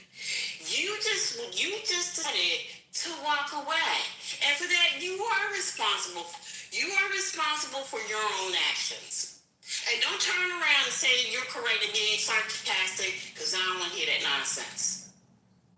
Did it? You, among others, decided to sit home because you didn't give a damn. So should I go in my room and be on punishment, or what's the next step? I told you, Sherry, it's not. He's just an asshole. It's not worth it. I just said what I said. I said what I said. That's it. Don't know what they don't know stuff. He'll sit there and educate them and be the smart guy, whatever. He finally found a room with some learned Negroes who actually know a thing or two. So the way he gets out of conversations is through sarcasm. No, it's not me getting out of the conversation. I'm making the Sherry, bro. What other response should I have? I don't understand. What other response should I have? You literally just said, I'll go in my room and cry. That's clearly sarcasm. No, I said, should I go in my room and be on punishment? Because I'm being told this is clearly sarcasm. I'm being told this is my fault. I was short-sighted. I acquiesced to me being short-sighted. I said, yes, I was short-sighted. I admit it. What does that mean? I admitted that I was wrong. I said, yes, I was short-sighted. I admitted that I didn't think 8 steps ahead. I admitted that I was being selfish in the moment. I'm being honest, by the way. Being honest. I'm being honest. But that's not enough. I have to still be proud. Okay, so now you're flipping it on us, but let me... Listen. One second. I'm going to let you speak. Is he going to acquiesce and let you speak? Will he acquiesce and let you speak? So I let you speak. Just let me just say this. Because the flip back is simple. Had you came in here with that mindset versus us having to, have this conversation to bring the tension about and just had the conversation and listening and then saying, you didn't even have to admit to it. But the fight that you put up, it was the fight that that God is here, that people are get a treat. 1 second now. What? Said, okay, 1 second. So, all I have to say, I gotta go because this dog wants a treat, I think you have to take into consideration that now you're frustrated because you feel as though people are saying, well, we're landing at your feet. Yeah, because you weren't taking accountability for it. But then, when I'm speaking to you, you're like, yeah, well, I understand that. But before I broke that down, you were fighting against it as if it wasn't your fault. You know what I mean? So it was like you just had constant pushback, whereas we had to get through the pushback. Now we can move forward conversation if you want to have the conversation, and that's where Bam is coming from. And say, well, clearly you don't want to have the conversation because you're using this particular thing as a tactic. That's all. I'm just trying to figure out. We don't have to browbeat. We don't have to browbeat. I'm saying I'm just trying to figure out what's the conversation. Cool. I was short-sighted. I was short-sighted. I made a poor choice.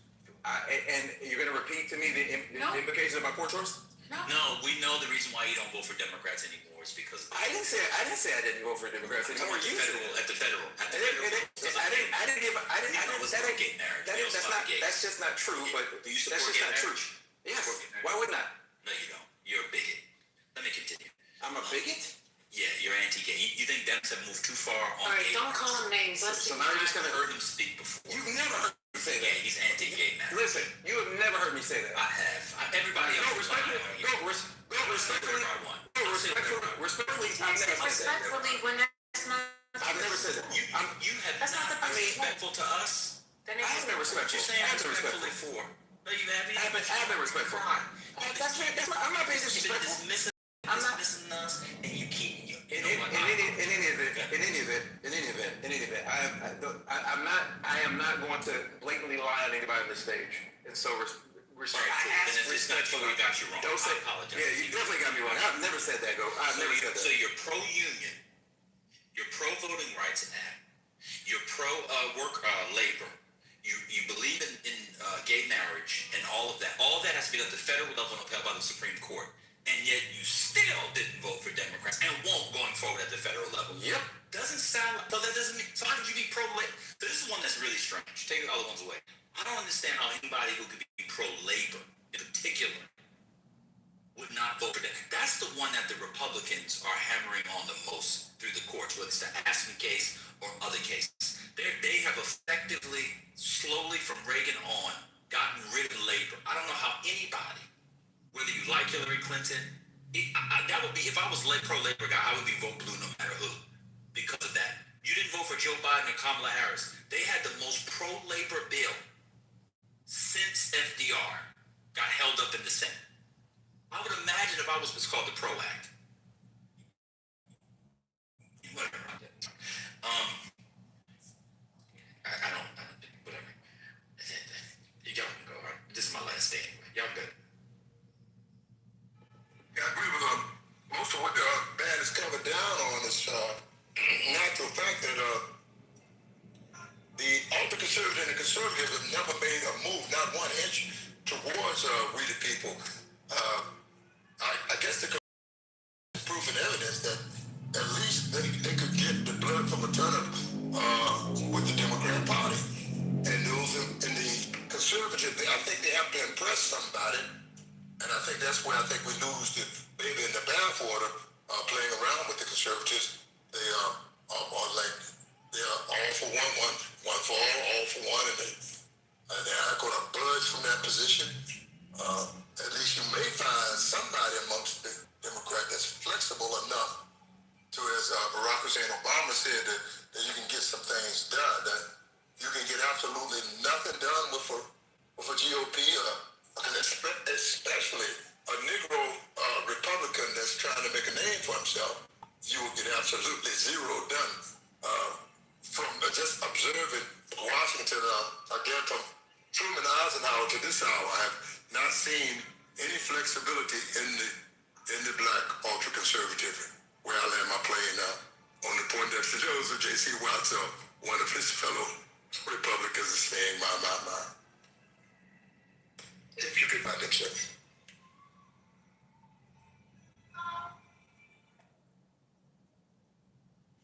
ATT. Thank you, Boo. There's been no bigger assault on labor in our lifetime, well, some of our lifetime, so after Reagan, than the Trump administration. He ran 3 times, and someone who calls himself pro-labor did not vote against that. And you're talking about not being long-sighted or long-term. That's short-sighted. That was right in front of you. You had the most pro-labor FTC in our lifetime in the last administration. It literally has nothing to do with what the Democrats black men in America, and I'm speaking to black men in particular, it's not a lot, but it has happened, where your masculinity is determined and shaped by whether or not you vote for the Democrat. And there's been an entire cultural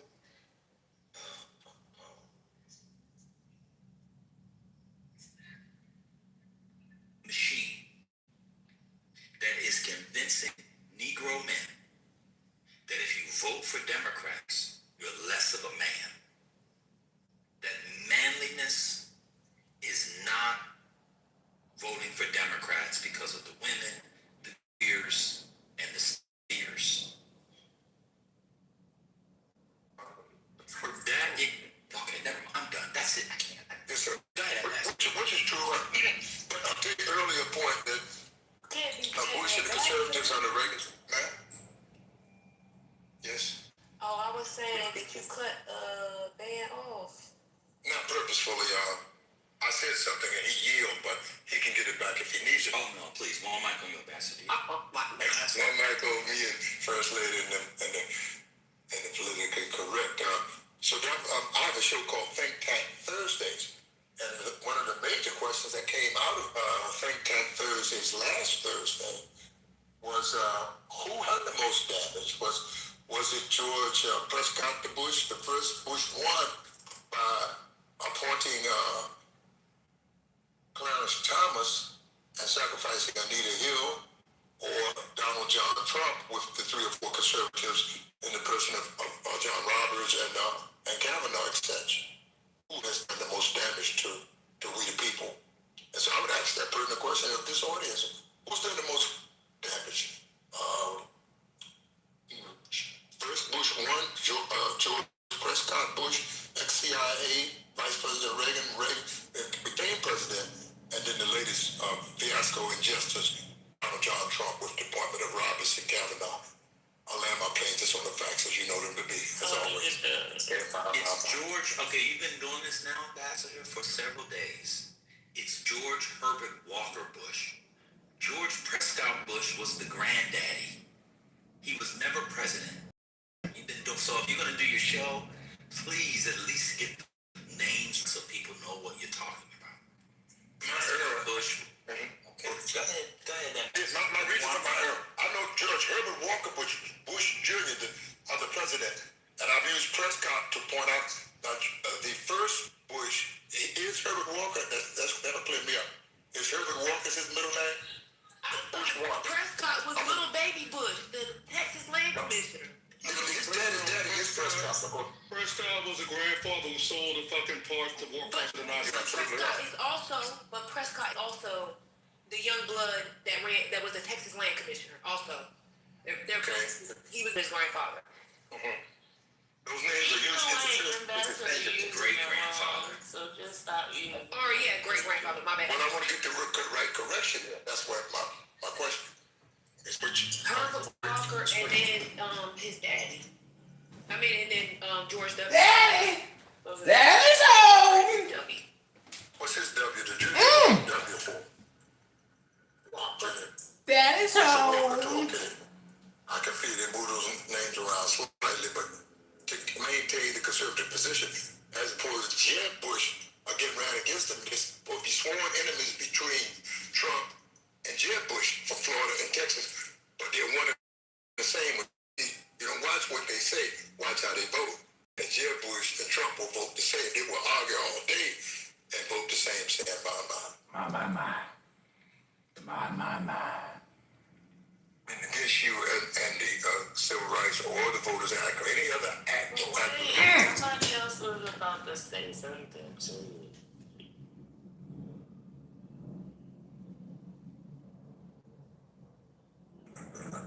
I hope I wasn't too long-winded. Somebody else, please. Anybody. Anybody but you. You don't say something? No. Oh, it's Britt.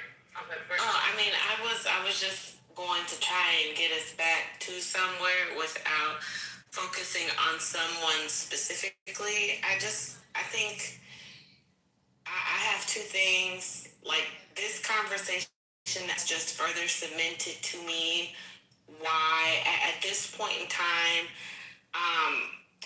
voters are liars, the electorate are liars. I cannot believe a word that they say, and I will blame them for the choices that they make, because at this point, I do think that it's not even just being short-sighted or having foresight. It's just as simple as, like, you want very specific.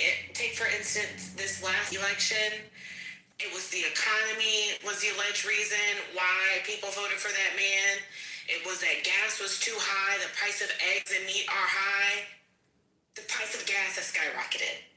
It was cheaper for me to buy gas under Joe Biden than it has been this entire year, just about. In particular, these past few months. In fact, literally a week ago, price of gas jumped again.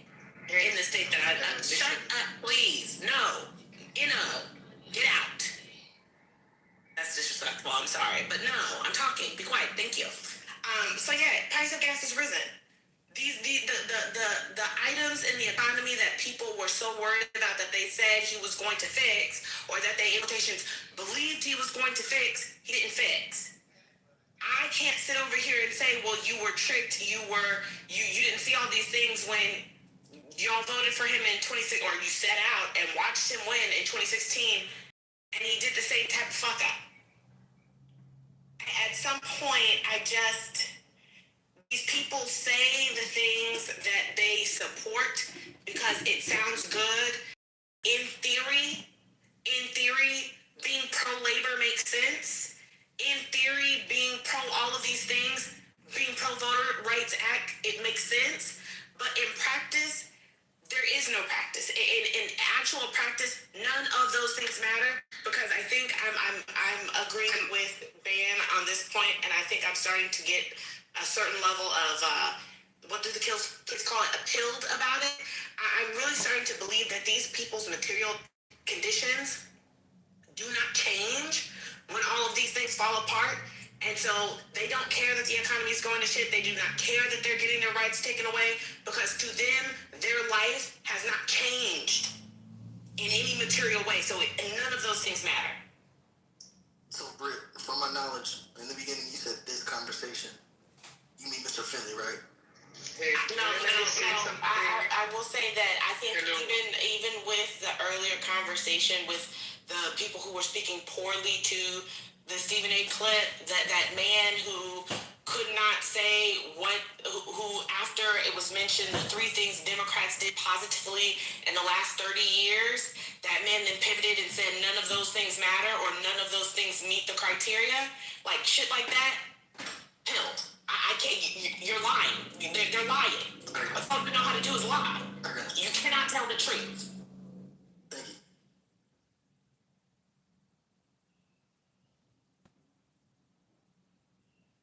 Oh, let me just clear. Norm, before you were kicked out the other day, you said I was an anti-Semite. Can you give me the three things that I did that make me anti-Semitic? You addressing me again? Yeah. You said before you got kicked out. Oh man, I don't remember our conversation for the other day. I don't think of you as an anti-Semite. I'm not sure what you're referring to. All right, cool. Huh? That's fair. That's fair. When you called me that, I was surprised. Anybody? Thank you. Anybody else want to? I think you're thinking of somebody else, to be accurate. You literally said you have no shortage of flaws, but anti-Semite is not one of them. And do you have a shortage of flaws? Yours. Slightly shorter than yours. Well, you've had 40 years on me to improve them. I think you'd like to. I'm sure you'd like to. See, there's one of your flaws right there. I'm sure you'd like to believe that. Yeah. If it makes you feel better to believe that, go right on ahead. There's no charge. How old are you? How old are you? I'm 29. Okay, so now you're lying. So the other day before Heavens to Betsy. Well, thank God you would never do such a thing. I got you. So you said that I was an anti-Semite. You still want? No, I never said that. And it's not the case. No, you're full of shit. Okay, so you I'm may be a liar, but you're not an anti-Semite. Okay. What you need? Called us all anti-Semite. 1 second. Hold on, Brooklyn, you're not even alone, girl. What's going on? So hold on. The other day when you got kicked kicked out. What do? You get bored, and then you lose an argument, and then you kick somebody out, and then you make up stuff like. This is your life now. So you want to match your wits against me and lose every time and then kick me out? Like, think of something better to do, man. Well, I'm working on my book. Okay. So I'm doing editing. Because that's a worthwhile thing to do. I know. So I'm doing this to pass the time. What are you doing? What are you doing at the time? I'm cooking breakfast for my son. Cool. So you're cooking breakfast for your son. Are you in Hawaii? Why? Because it's 4 p.m. Eastern, 3 p.m. That was interesting. So you want to come over? Are you angling for an invite? No, I was asking about the 4 p.m. That's all. What would you like to know about 4 p.m.? Who eats breakfast at 4 p.m.? Some people like to eat breakfast in the afternoon. Is that a problem for you? I didn't say it was. I was just asking. I don't know. Why? So I don't know. You seem to be doubling down on breakfast in the afternoon. We got people. Hold on a second. We got people. I gotta close the stage. You guys gotta close the stage. You got all these. One second. All right, cool. No, that's okay. But when you said it the other day, I was surprised. But we can move on. We don't have to. Not my position. I think you either misheard or you had me confused with somebody. So a lot of it, but it's okay. Really? You polled them or something? I can. Was anybody in here? One second. Was anybody in here? Yeah, what were the circumstances? I can tell you what the circumstances were. Yeah. We were going back and forth. Yeah. Because stop speaking. What you're doing now? What are you doing? You know what? You're just trying to be annoying. You're succeeding. Okay. Is this all you have to do with your time is be annoying? Wait a minute. You asked him a question. He's trying to answer it. What do you want to ask me? What? What do you want to ask me? Oh, wow. He's mocking you for saying ask. Haven't you engaged in known before? Listen. What's going on? He just mocked you for saying ask. It's all right. It's all right. Did you hear that? Not mockery. Listen. Well, why would you mock her? She wasn't involved. I'm saying if you've ever had a sane conversation with Norm. Sure. If you're sane, you get sane. Every once in a while, he'd say. All right, so I'm not sure I'm being overtalked. My apologies for but yeah, it's rude. And somebody's okay. So El Normo. Yeah. He's asking you a question. I mean, he's speaking. No, what's wrong? Okay, so if you're not gonna have a conversation, then we had the conversation. You want to have it again? Is it you're that bored? Okay. All right. Well, have a good day, because I'm not gonna go. It's a great day. And I want you to have. Too. I want you to have a perfect one. Happy I want Mother's you to Day. as well. Happy Mother's Day. Because you're definitely acting like you're on your period today. I don't know what crawled in your cereal, and I don't know who pissed in it, but whoever did it, that's who you should be mad with. I don't know if you didn't get a chance to sleep with one of your ladies last night, but I didn't wake up with you this morning. So please, there's no need to be rude to me. I am not being rude to you, sir. It's no need for that. And I'm not going to deal with it on this wonderful Sunday, especially Mother's Day weekend. How dare you speak to me in such a way? I will not tolerate it, sir. I'm just not going to do it. Because I will call 911 on your ass. Okay? Not Karen. Yes. I'm going to get very Karenish. Because clearly, that's You're getting a lot of money. I know. Today, and then when you blocked Crazy Guy the other day, you get money, girl. Stop counting my coins, sis. What's going on? Listen, I'm your accountant over here. Just No. I'm watching for you. So that's the reason why I really crashed y'all, because everybody was trying to get that money out. But anyway, so what's the conversation? Where are we? Britt was saying something, and then everything kind of went to hell. Yeah. You know, I don't have to play the. I don't. Yeah. Go ahead. So I was saying, as far as Britt, she was saying how she doesn't really believe voters when they say they want a thing. And I think that's probably true, which is why I think the Democratic Party should really stop doing the outreach that it does to black voters. I know people will disagree, but they probably should stop. I mean, they should do the normal thing. They should not do anything. I'm not saying they shouldn't outreach at all. I mean, they should just, we don't need the black. Maybe they should stop stop Black Democrats associations. Maybe they should stop having Black caucuses. They should stop all types of stuff. But that sounds very true. Are you being real? Yeah, that's what I'm saying. Blacks beg for it though. I get it, but is that beneficial? To me, saying it sounds just like Stephen A. Smith telling everybody to vote Republican. You're saying that we'll get more if they act like they don't want us? You know, they just say don't waste your energy on them because they stupid. And all they do is sit there and complain and then try to put it back on the Dems. So instead of trying to chase their vote, go and get somebody else's vote. Well, at least that's how I understand it. I could be wrong. Yeah, the movie says get rid of Black History Month. Why not? Why have Black politicians? What benefit politicians get out of commemorating moments or personages in African American history at this point? In fact, all they get out of it is negative. They're called panderers and everything else. Look, he's like, it's the shortest month. It's the shortest month because it was a week. And it was the week where Lincoln and Frederick Douglass were a Black man started. It's not because it didn't start as a month, the movie. Just stop. But anyway, why not? What benefit did they get? They gave the old people the kente cloths. The CBC, I think it was, told them to do the kneel. They did it. Nancy Pelosi still gets mocked to this day. Just stop. I mean, ain't gonna be no CBC this time next year anyway. They have the members. So what's the point? This is at the federal level. Is this a real conversation or are you guys just kidding? You're just kidding? No, the gerrymandering. Never mind, bro. No, I'm just Lisa, the gerrymandering. Remember, the gerrymandering is getting rid of the black seats. 24 hours about it. We were up for 24 hours talking about gerrymandering. As far as like getting rid of Black history and things like that, I celebrate. That was my question. Are we just kidding? Somebody wrote it in the chat. That's what he was responding to. Oh, okay. Because I said the movie was wrote it in the chat. Okay, the movie. I don't see what you would write. I guess you're kidding the movie. Because it's just more and more of us laying down. I mean, why don't we just forget everything? Half the time the kids don't even know what you're fucking talking about anyway when you try to talk to them about what our ancestors went through. Aside from talking about slavery, we have so much more to talk about. That's because y'all don't racially socialize your children anymore. And if I may, Dan, when I get a chance, if you can let me respond. I can't even respond, so you can take it. Is that the movie? Yes, ma'am.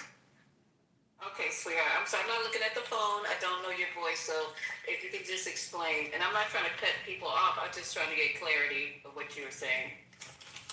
Yes, ma'am. I didn't want to interrupt y'all. You know, there's been a lot of people interrupting each other. That's why I just made my points in the chat or whatever. There's actually 2 points to it. I don't know if y'all are familiar when Morgan Freeman had an interview with a reporter, and he was Jewish, and he asked the reporter, why you don't have a Jewish holiday? And he says, I don't want one. He says, I don't either. Well, I know about Hanukkah, but we're talking about like how they do Black History Month, and that's what Morgan Freeman is saying. Jewish History Month. They celebrate it at the White House. And then they have Seder dinners and special dinners for Jews at the White House. Donald Trump just did it, the guy you like, and Mark Levin came up and called him the first Jewish president. But go I've heard that. I've heard that. Often tell us how Jewish people don't get celebrated. Do you? Right. Well, no. I was just speaking on this specific interview, and Morgan Freeman, he asked, well, how do you get rid of racism? He says, just stop. Don't bring it up. You're right. No, I'm not saying it'll work. What I'm saying is just opinions can be infiltrated. It's just like they have an experiment called the black doll, white doll, and they gave the children a white doll and a black doll. Which one looks better? The white doll. It's just like the Ash experiment. These experiments been going on just like you had the syphilis thing with the Tuskegee Airmen, and Bill Clinton I think he apologized for it in 96 or 2000. I can't remember when he apologized for the experiment. I'm saying all that to say, I remember the days if you voted, it was nobody's business. Now, if you like a candidate better than the other one, you're a racist. You just want him. All I did was look at two snakes, because all of them are snakes, in my opinion. That's just my opinion. It's just like when I went to court one time, my defense attorney's over there having lunch with the prosecutor. So all of them work together. My problem with it is, it's just like when we have a difference of opinion, oh, now you're racist. And in Memphis, they have a black Republican woman that's finna beat out this gay white man who's been there 20 years. And nobody speaks of that. It's just like if you have a black Republican, then they're not black. And I don't understand. Okay, 10 more. I only need 10 more. I'm sorry that I time limit, like car. But also, like, Because we want to engage. Right. The school I went to, like Hiram Revels, the first president of Alcorn State, he was one of the first black Republicans representing HBs. I land my plane. Oh, okay.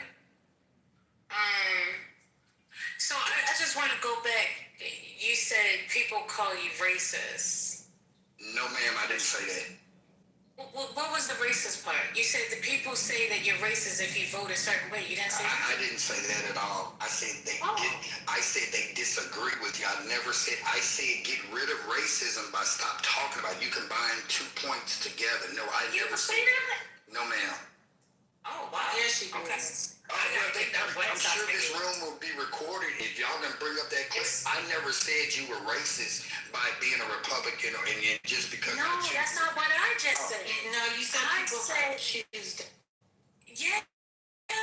You said people are accused of being racist if they vote a certain way. Oh, yes, ma'am, I did. Yeah, you accused. I thought you said people. I thought you was just saying people. Or no, if you go, like, if I wore a MAGA hat somewhere, oh, you like that racist man, and you should be ashamed of yourself. People get but that's different than calling you a racist versus saying that he's a racist, right? No, I would. Okay, listen, man. Listen very carefully. If I wear a MAGA hat on here, I will be accused of being racist, liking a racist president in the general state.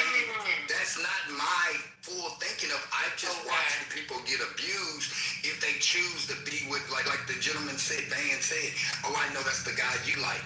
It's not that I like, it's just that I preferred him over that woman that was Martha Williams' side chick. Okay, I don't trust her.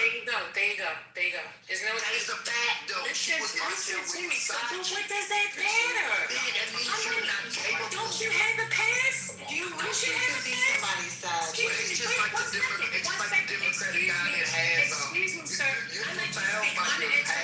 I'll let you speak. No, you didn't. You gave me a time clock. But before the time clock, go ahead. I'll mute it up. Go ahead with your.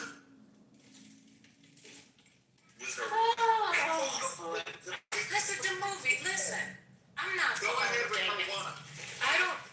I don't do the bang bang chicken wing thing.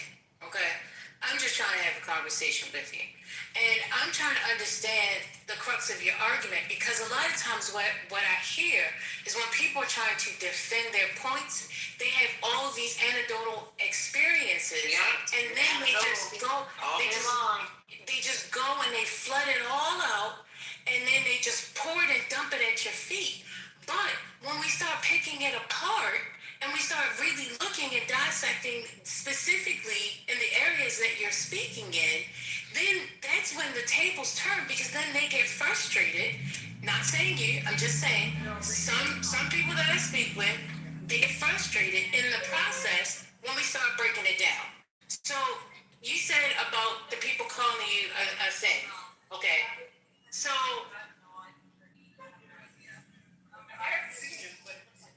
can you ask me a specific question, like Van said? Can you ask me a specific question that I can answer? Misa, M-I-S-A. No. All right.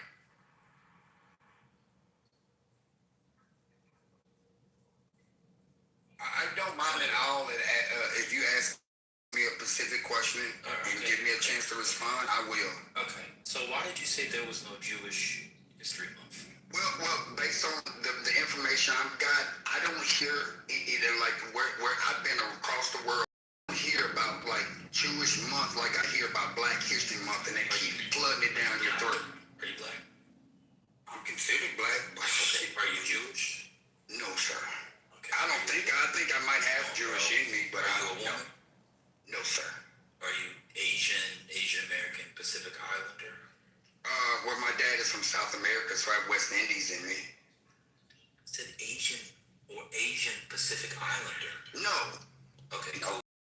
Maybe one reason why you don't hear about certain things is because you don't belong to those groups. And some of those groups are very, very small part of the population. The Jewish population is less than 2%. And they're really clustered in certain parts of the country. So there's been a federal recognition of Jewish History Month for about 20 years now.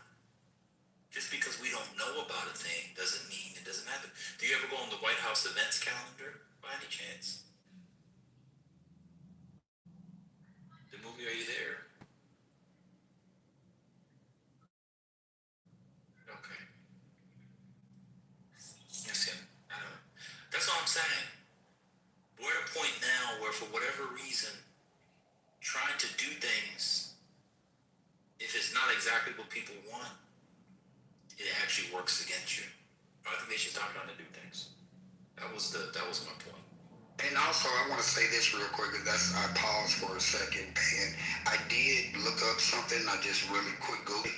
They go off a Jewish calendar, and since it's like me trying to figure out the Quran if I've never read it, and you know, it's like Ishmael and Isaac. They're two different religions.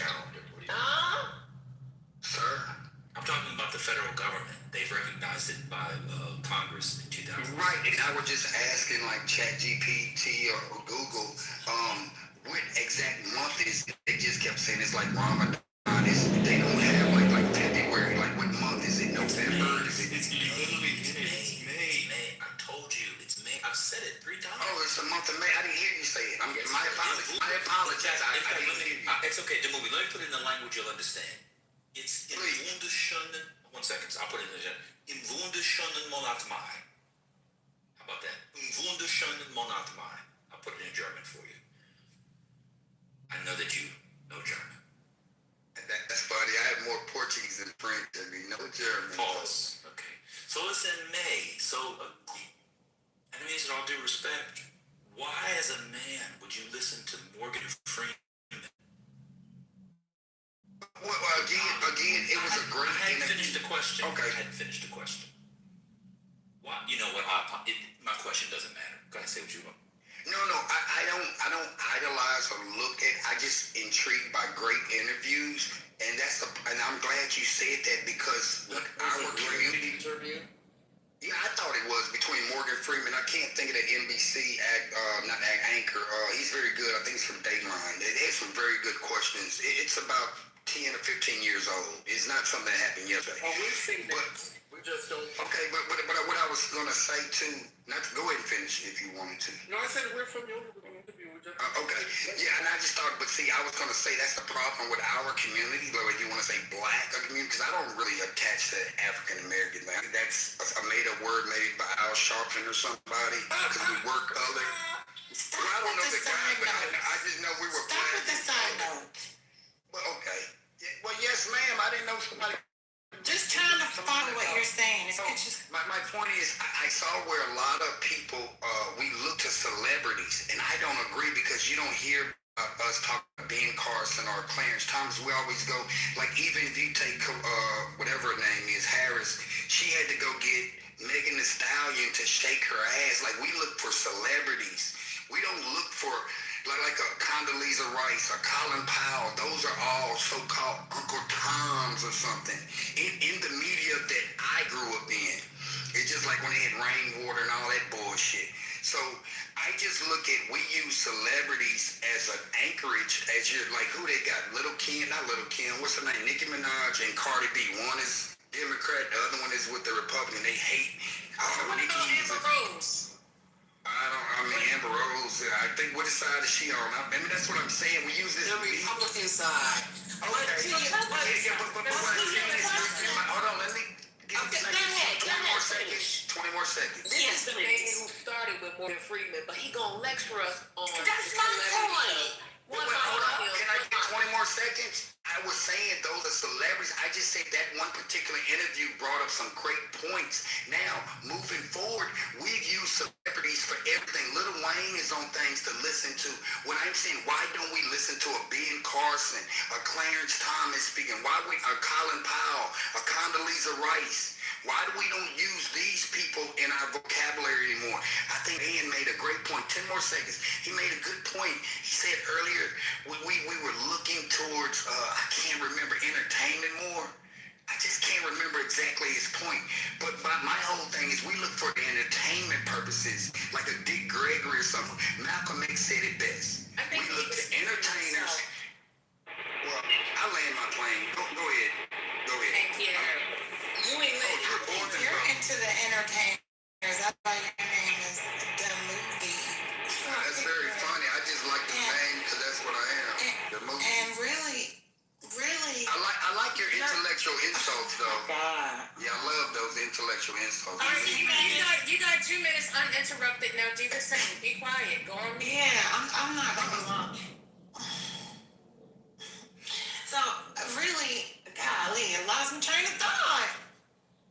One of the things I wanted to say was, I mean, a lot of what he's saying just reminds me, and the things that have been happening all day is that I'm just very concerned about the fact that we American people seem to really be kind of just going off vibes a lot lately. And even as, you know, okay, he was getting information, Van's telling him, oh, okay, there is a Jewish History Month. He's so busy actually going on Google trying to disprove him that he didn't even hear a whole bunch of other stuff and then came back like, and people, that's the other thing that concerns me is that people think they're getting educated off of, you know, off of ChatGPT now. They think that, they just have access to all the information in the world. They don't know how to process it. When somebody actually is telling you the answer, you can't even listen because you're just so ready to disprove it. You don't want to believe it. You just want to go off your vibes. That's a problem. And I don't know how the Democratic Party does move forward when people just want to go off vibes. Do they just start lying? Would that help? I don't know. That man wrote in the chat, Democrats want men in sports. He is such an idiot. They don't? Are you saying they don't? Are you saying they don't? Because it's proof they do. They voted against it. Give us like 2 minutes of other people for a second. I'm just saying, I didn't know that Dick Gregory was entertainment. You guys have to learn something new every damn day on this. He was a comedian, girl. He's a comedian, but when he's not being funny, he's not being funny. It's like, I'm not going to just look at him as a comedian. He is so much more than that. That's my point. Yeah, he's definitely an activist, but he does fall in the realm of entertainment. Like, not that his you know, he didn't make a valuable impact, but he's definitely an entertainer. I think But we don't have to reduce. Yeah, we don't have to reduce him to just entertainment. I think that with the broader. Well, I think there's entertainer and there's just entertainer. Because I don't think being an entertainer is reductionist at all. I can't be an entertainer. In the sense that he needs it. Understand though, in the sense that he is speaking of that type of performance. He put Dick Gregory in the same entertainment lineup as Megan Thee Stallion. That's what I'm trying to make sure that we're not reducing him to that. Okay. That's insane. So the Morgan Freeman thing I always find funny because Morgan Freeman does black movies for black people. Morgan Freeman is so disingenuous. That clip is 20-some years old. So disingenuous and so fake. This is a man who was humming Negro spirituals in glory and went around the country promoting it, ding, ding, ding, ding, ding, during Black History Month. This is a man who got rich not from doing white movies or American movies, but from being a black guy doing black movies. And that's what's so frustrating about Morgan Freeman. When he started out on the stage, he was doing special black plays for black audiences in Black February. It's so phony. But again, why does having a month commemorating and remembering parts of history for people who curriculum. Why is that offensive, especially to black people? That's what I can't get my mind around it. I would think more knowledge is better. I never hear the people complaining about having a Black History Month knowing much Black history. Morgan Freeman doesn't know any Black history. I don't know. It's just a strange thing. They teach the same thing over and over. Eli Whitney and Malcolm had a dream. It's over and over repetitive. They don't teach us about Malcolm X, at least not down south. I had to learn that on my own. They didn't teach me about Fred Hampton. I had to learn that on my own, where they killed that young man in his sleep. And it wasn't a white man, it was another black man. Did you go to college? And the Democrat Party was against. They the one. I mean, you look at the history of the Democratic Party. Yeah, did you go to college, the movie? Does it matter if I did? Yes, I went to college. What did you study? General studies. Your major, you got a bachelor's degree in. I just told you I didn't graduate. That's what they give you when you've been there a long time and you see, the problem is failed out in a major and they just give you a degree so you can get out of there. 4 black women were in charge of Black Lives Matter and got caught for fraud. They were all gay. Yeah, we understand a liberal black single woman probably got a cat at home. Am I lying to move? That's what it is. Yeah, I just want to read from. College don't make me smart. Okay, but that's just. College don't make me smart. Okay, let's. There's a lot of educated dummies out there. Come on. The movie, your voice is amplified, right? I'm from the country, I know. Come on. Stop responding every time. Just let the lady finish, man. Come on, bro. I'm not going to talk about your southern accent, any of that, because I can get real southern right along with you. I'm just saying that it's super loud, and then some of the things that you're saying at a loud tone is going to cause this conversation to crash. So if you would, just be mindful of that for this conversation, okay? But let's move the mic around because we're just sticking on one person. I understand you want to be in the movie. That's the reason why you call yourself The Movie. I get it. You want to create a movie. You want to be on the clip. I understand.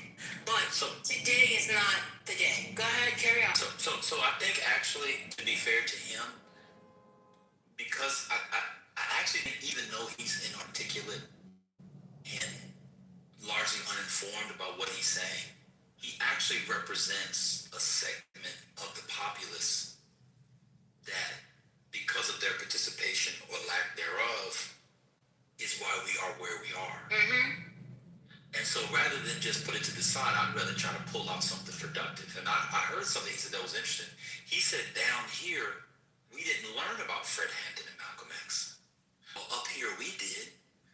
So my question becomes, the movie, why didn't the Republicans who run southern states allow you guys to learn about Malcolm X?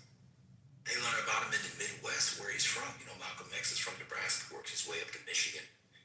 He's in, East Lansing, I believe it was, then finds himself in Boston, then of course in Harlem. How come they didn't tell you about Fred Hampton down there? Every black kid in Chicago knows about that. How come they didn't tell you about Frederick Douglass wasn't just a pacifist, but used to beat people's ass when he was on the road, even when they were so I learned that in Baltimore. So the question becomes, whether they move past it, I don't know whether he went to college or not. I can answer when you get through. Okay, so let me ask the question. Why, if we should be Republicans and conservatives, as you're saying, why are they keeping black history away from black people where most black people live, which is the South? Go ahead, sir. Okay, first point of order is I'm gonna try to lower my voice. Maybe my microphone is pretty loud. It is a little loud. Excuse me for that. Is that a little bit better? It is. You just have a good mic. It's not you yelling. You just have a good mic. Okay, like I live in a Republican state, Mississippi. We all know it gets 3 electoral votes. Whatever. This is a very poor state. It gets more than that, but keep on. Or 5. I said I'm not trying to be politically correct on it. It's not 10. Can we agree on that? You can just say 5, but go ahead. Whatever is below 10, it's very limited. It's very limited. That's my point. I like people that's always on point. That's great. Okay. Yes, the state is Republican, but where I live in Claiborne County, the school system is ran by black folks. They're all in charge. Like we have, like this what makes where I live at so wonderful, and this is why I'll never leave. Now I've traveled the world. I got passport. Actually went to a great prestigious school, Baylor School in Chattanooga, Tennessee.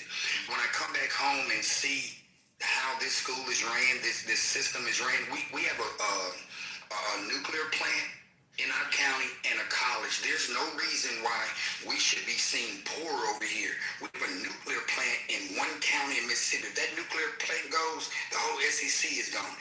So what I'm saying is, yes, it's a Republican state, but your Democrats down here where I'm at, they run the school system, stole the money.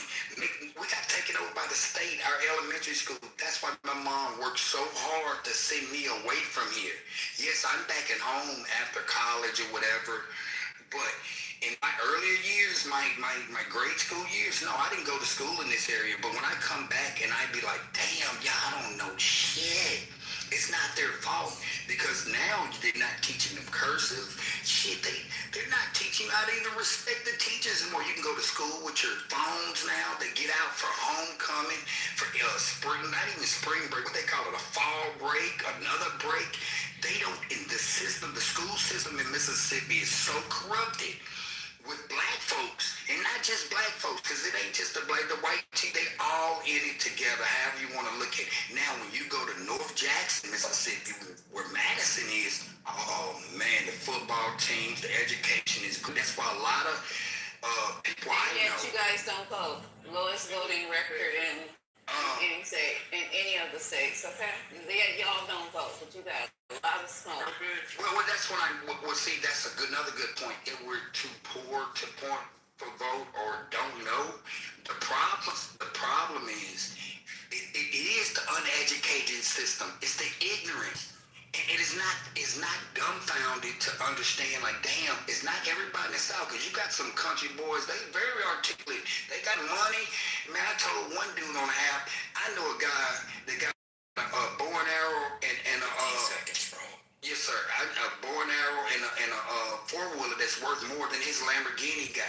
So yes, we are prejudged on things, but it is a lot of smart people. It's just the system, as you said about the education, it's not there. To answer your question, Dan, yes, it's a republic state, but they allow the inner city people to run their own people, and it's just not happening. I land. Okay, cool. So outside of the blue areas where the Republicans run the schools, those students do as well as the students in New Jersey and Massachusetts. It's just the Democrat areas of Mississippi that's behind. I just want to make sure. You know what? I look at Mississippi as a whole. Like when I went to school in Tennessee, all I had to do was take. Looking at that. No. Listen. I'm asking. I know. I'm finna answer it. What I'm saying is the whole curriculum. The school system in Tennessee, you do 2 histories and 3 Englishes. In Mississippi, you got to do 4 histories and some. And I had to take Mississippi studies back in the senior year. Pause for a second. We're too Pause far for a behind second. Pause for a second. Pause for a second. That's not what he's asking. You just said you're looking at Mississippi for the whole. But in your little submission, you were talking about, oh, but the Democrats in our area, they're messing it up. Like, the people under have more control than the full state. Well, we did get taken over by the state, but then they got their shit together for a little bit. And the question was does the state as a whole do better than the smaller component of your area that you were talking about? That's subjective, because you go to our Saint schools, our St. Andrews and Madison Centrals, there are great school systems up there. It's just in my rural area. Next caller. Damn, you rude, man. All right. So Speaker Gregory, you said that I was saying something. I don't know if it was about Malcolm X or the curriculum. You said something I said was wrong. So could you just correct me? Because I don't like to spread false information. Do you know what I said that was wrong? Could you remind me, brother? Yes, sir. How you feel, first of all? Assalamu alaikum. Walaikum salam. Well, you know what? I think you were wrong about the people here in Chicago knowing about Brother Fred Hampton. But you're right. They should know. And although his wife and Junior is here, but you'd be surprised that it's really not perpetuated or taught in the schools. You'll see Dr. King or Malcolm and even Barack up there now, but you won't really hear too many instructors or people really talking about the real work that Fred and all of them did, as far as I experienced with him when I was getting the free breakfast from those brothers. But you're right in terms of they should, but it's really not promoted, that history, and in terms of their mission and all of the great things that they were able to accomplish. You really don't hear it. And also you hear about Malcolm X, I will say this, and Martin Luther King having multiple Y'all wives. moved the movie. Like, for real, that's the only person we got to hear is the movie. I just added something to what he said. You be quiet. You voted with Tim Walz. Well, brother, let me just say this to you, as a brother. It would be wise. When you both plantations are corporately run, and so you can slice it and dice it. Oh God, Stephen A. Smith. But at the end of the day, the same results you're going to get, pretty much. That's a damn lie. Until you start doing something for self, you're never gonna get out of this condition ever. Okay, so hey, who created if Kamala Harris was the president right now, we would. He didn't want her to be the president. They're just dumb. At all. Oh Lord, you damn right. Divine Nine wants to run our country. All over again, right today, they would all vote for Donald Trump again, knowing that they going to war, knowing all of the bullshit they going to do. Tampon Tim putting tampons in board rest. Them dumb niggas, that's why. And you educatedly dumb too. So one question I have for black men, now I need all due respect. Children are in school for a while. They have math, science, history, English, specials, and all this stuff. Governments, all types of stuff. Why is it that when we have these conversations, people absolve themselves of the responsibility of continuing their black children's educations at home? So you're saying that they don't teach Fred Hampton the way they should. Okay, that's fair. So why don't the brothers teach? I don't mean people our age and older, but why aren't people teaching their children these things to complement what's being taught in school, to serve as a correct? Somebody's off mute. That's a great question. I'm listening. Why don't they do it as a corrective? And what happens when you get these conservatives in office, they're taking away even the basic history that you said they teach too much. Let me give you an example. In Florida, they got rid of a Roberto Clemente biography, the baseball player. They couldn't tell the Rosa Parks story. The Trump administration is getting rid of, wanted to change the placards in the Medgar Evers house. They wanted to take the Tuskegee Airmen off the Defense Department. They wanted to get rid of the mention of slavery in there. I understand Democrats are terrible. At least they don't do that.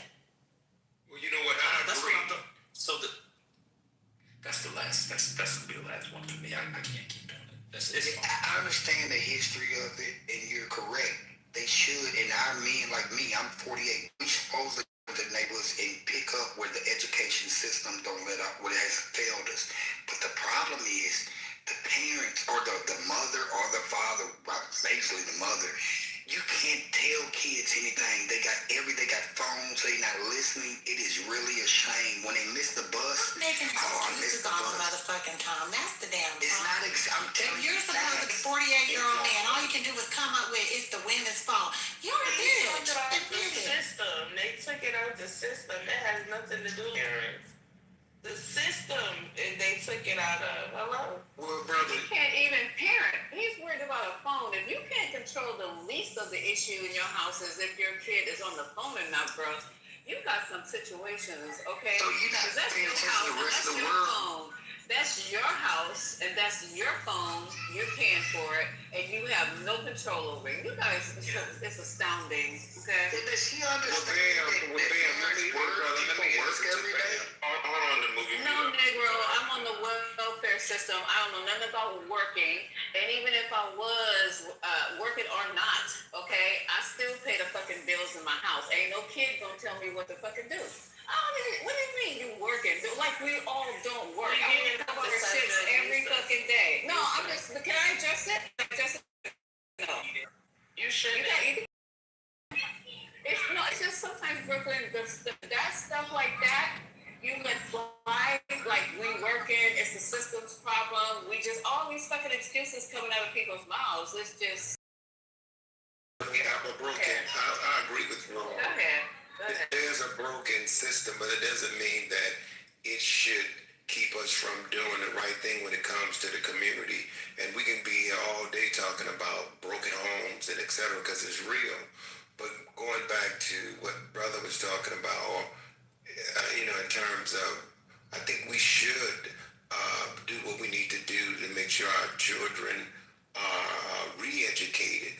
And where the school system, and I worked for the school systems, and where they fail, we have to pick up, we have to be mentors, we have to be motivators, we have to be present, at least in somebody's life, if not your family, at the end of the day. So that's where it starts. That's the real elephant in the room, is just what people are doing right now to make a difference, regardless if the system falls apart. What are you doing to make a difference? But the thing is, you're also helping the system fall apart. When you say things like, oh, it doesn't matter which plantation we go with. That is also a big part of the problem. That's not the truth. And for you to keep, okay, you've already admitted that there are some policies that are being supported by one side that hurt us much more than others. So it's not the same. And continuing to perpetuate, oh, it's the same, doesn't matter, is part of the problem. You're hurting us. You're hurting Black people. That's what you're doing by spreading that. Well, yes, you are. You're not being that man that is standing up for the community. You are hurting us. You're tearing us apart by spreading a lie. Ma'am, you have no idea what I know exactly what I'm saying. But what I said is a fact. What I said is a fact. It is a fact. You can get emotionally bent out of shape. It is the truth. No, it doesn't matter, B. I'm telling you that when you look at guess what? I'm not gonna do it. I'm not gonna raise my voice. Well, you can go right ahead. Do whatever you want to do. And I will.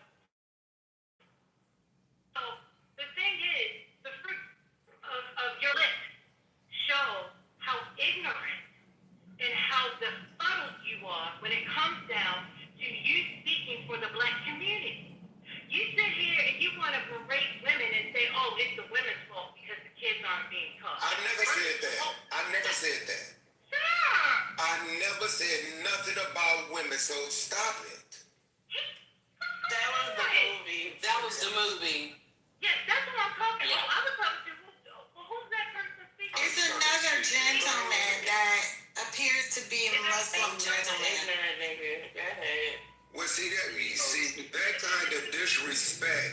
I mean, we can have a conversation and agree to disagree, but to call me a nigga is stupid. I didn't call you an NIG. No, I'm talking about the dumb chick there. Let her speak. Mute up. King, it ain't worth having this type of conversation, fam. Women ain't gonna never be wrong, bro. Oh, we not. Especially Brooklyn, she's still as hell. Let her speak. Let her speak. Mr. Speak, I didn't hear your claim. I just heard somebody put in there that it was the women's fault, and that's what I was responding to. But y'all kind of sounded like y'all voices, and maybe it's my audio, so I'll take the blame for that. It's my fault. I didn't hear what you were saying. First Lady, he was saying that the two plantations being the Republicans and the Democrats is the same outcome. He was on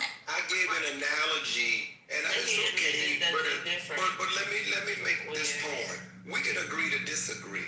And the reason I said that, look, politics without economics is simple without substance. And when you realize, I get it. You can have some people in the office and they might move the needle here and there, but we got some real external problems or internal problems. Regardless, we cannot continue to wait and rely on any party until we fix and have a code of conduct in our community. Let me just finish, but let me finish, because at the end of the day, when you've been doing this work, and I've been blessed to have a body of work involved with the youth every single day. I don't care who in office, I still need to do what I need to do to be present and to be accountable to make a difference. That's what's missing. We cannot just rely on that. And if it goes away, what are you going to do? You going to sit around and just keep crying, or are you going to get up and do something for yourself? So, Speaker, you Like, brought this up. is women, like some type of women, bro. Honestly, we're not doing that, bro. We're not doing that right now. Come on. Go ahead, Jess. Yeah, so honest, we can get into it in a second. Speaker, so you said economics, and then you tied in some cultural stuff. So let's just focus on the economic piece. You said economics is more important than the politics. Okay, got it. So so what do you say to all the black people, or the large portion of black people that lost their jobs as a result of the Trump administration's policies during this election cycle? You know, so like I said, when the government shut down, we got the TSA workers leaving, Trump's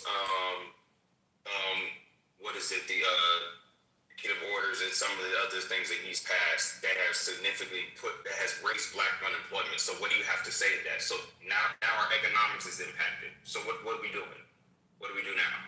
The people are losing their jobs, things are becoming unaffordable, but you're still harping on both of the plantations. I'm still not really understanding how the math is working. So can you explain that? Yes, sir. Bro, just what I'm saying is this, that, yeah, one might be, the lesser, I get it, of the evils, and I believe it. I'm not a supporter whatsoever of Mr. Trump, but I think it's forcing us to get back to our excellence. And I get it. People lose their jobs because of some order that Mr. Trump or law or some foolishness policy that he places.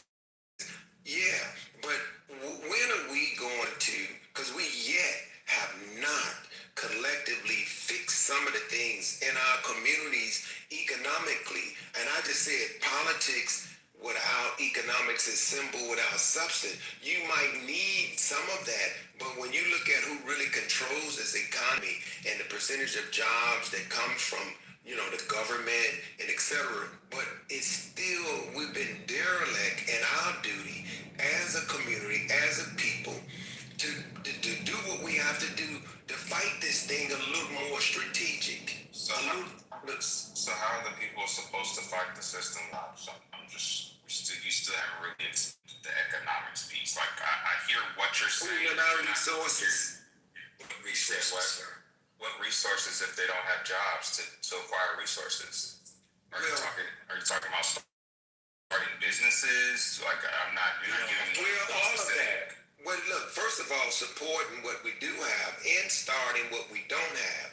And until we get off the breast of this government, we're going to have these conversations forever. We're never going to have true justice. This thing was not designed for that. And we keep looking for a mystery God to fix it. We've been struggling. Jobs are one thing, but we get complacent, with that. And then we stop doing what's necessary to build back up our family, to back up our community. And then soon as somebody else, the benevolent whoever, gets in office, it can flip here, flip there, blue or red. We are not in position to our own goddamn Can I ask a quick question, y'all?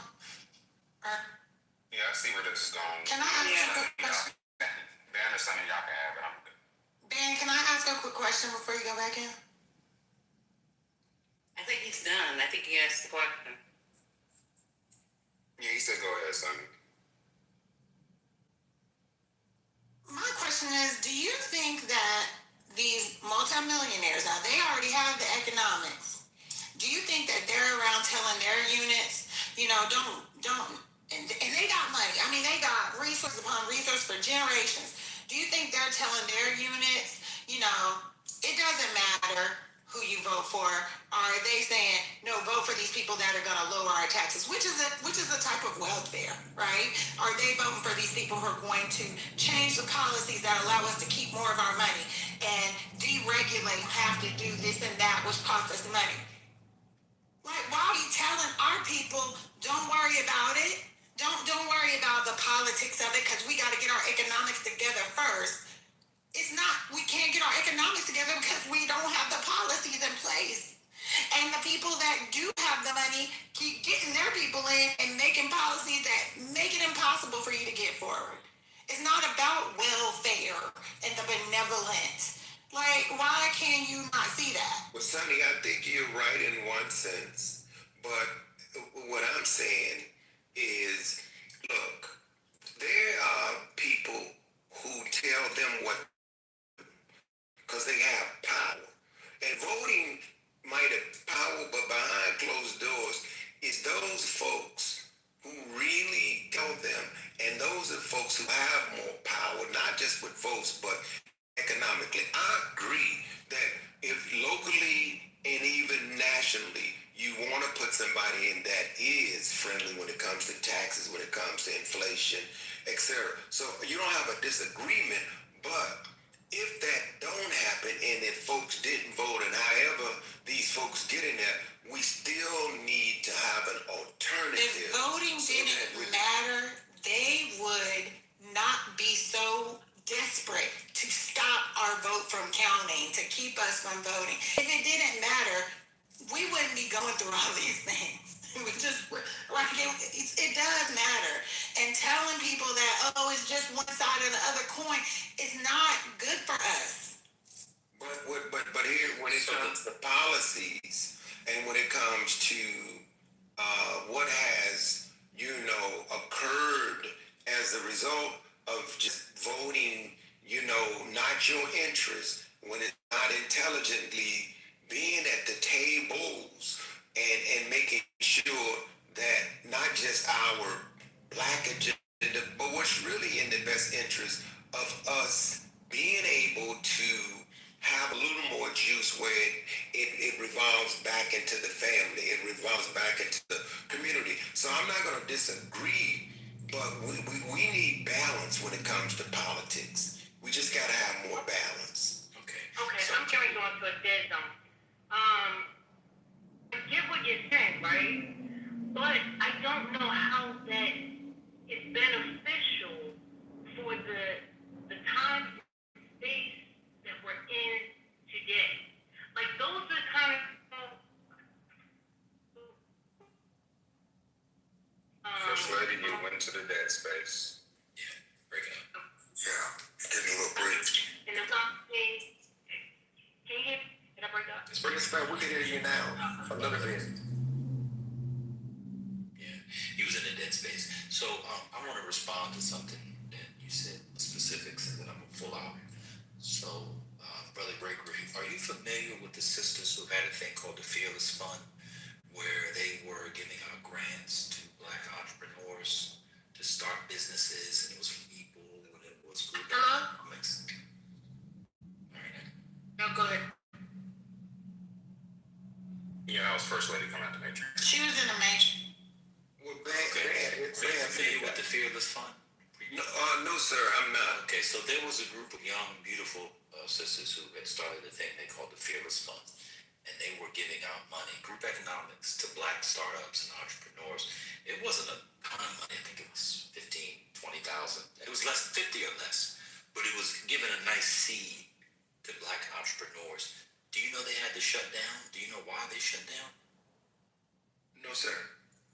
Because Republican judges, through Republican politicians, put in place by Republican interests, told them that it was illegal. So some of the very I can give you a whole list of examples. Do you know they're now suing the Congressional Black Caucus that they can no longer give scholarships to black students? Did you hear about that, Brother Gregory? Yes, sir. Okay, so you're telling me, and I'm gonna get to the larger point. You say that politics without economics symbol or sign without substance. The problem is in America, economics has flowed from and because of politics. And what you do, and people like you guys, when you guys think like this, is you separate them. The American government built the white middle class in the 20th century. I don't care what anybody says. I know that for a fact. I can break it down with the big boys.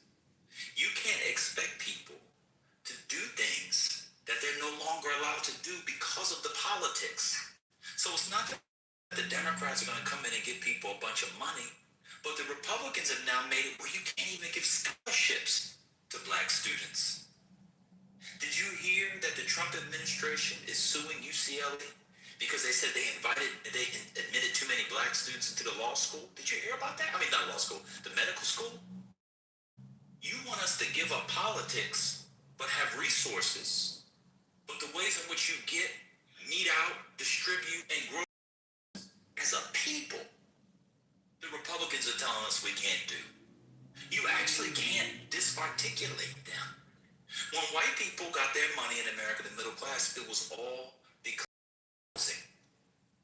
That's how they kept black people out of wealth in the 20th century. It's because of housing, blockbusting, redlining, levee towns. You can't fix a policy problem through grit and determination. As a group of people who are 10% of the population, 12% of the population, whose average wealth in cities like Boston is $8, Atlanta $1,000, Chicago $1,000. Y'all keep saying pull these resources like Dr. Claude Henderson always says. My question always is, what resources? What resources? The Asians that do it in America are resources. They're using resources from India, from China. They have special banks set up with foreign capital to do these things. The Negro doesn't have a foreign bank because we're American. Ironically enough, the Asians in America who have money come from those other countries. The Asians in America who've been here the longest, I call them ancestral Asians, they're poorer than black people. Those are the Vietnamese down in the Asians down in Louisiana. They're dirt poor. So it's not all the Asians. So we have to actually be a little bit more sophisticated and not just say pull our resources. When we try to pull the resources, they don't let us.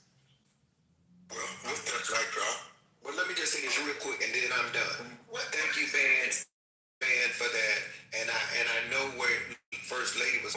I wouldn't disagree with that, and I do support it. Remember, I said the balance, and I know First Lady, and I hope you're in a clear area because I get it. You know, in terms of a time like this, and you're right. And Van is 100% correct in terms of when you see what has eroded from this administration, et cetera, et cetera. But the response to it is like get them out of office and put some other people in office, fine. But then if they come back and then they in office, I'm just saying we need a balance. And I get it. We are absolutely, we've been at war, but it is more serious when it comes to, you know, inflation and survival and etc. I think there will be at some point, not that I am at all recommending it and hoping it, you know, in terms of civil unrest and anarchy, but I think even those people who are with the mega, that crap, I think even some of them are suffering it, but they hate us so much, they still in that party. So I wouldn't disagree with you, and I appreciate your well thought out research because you always do. That's just who you are. But I wanted to listen to what First Lady is right.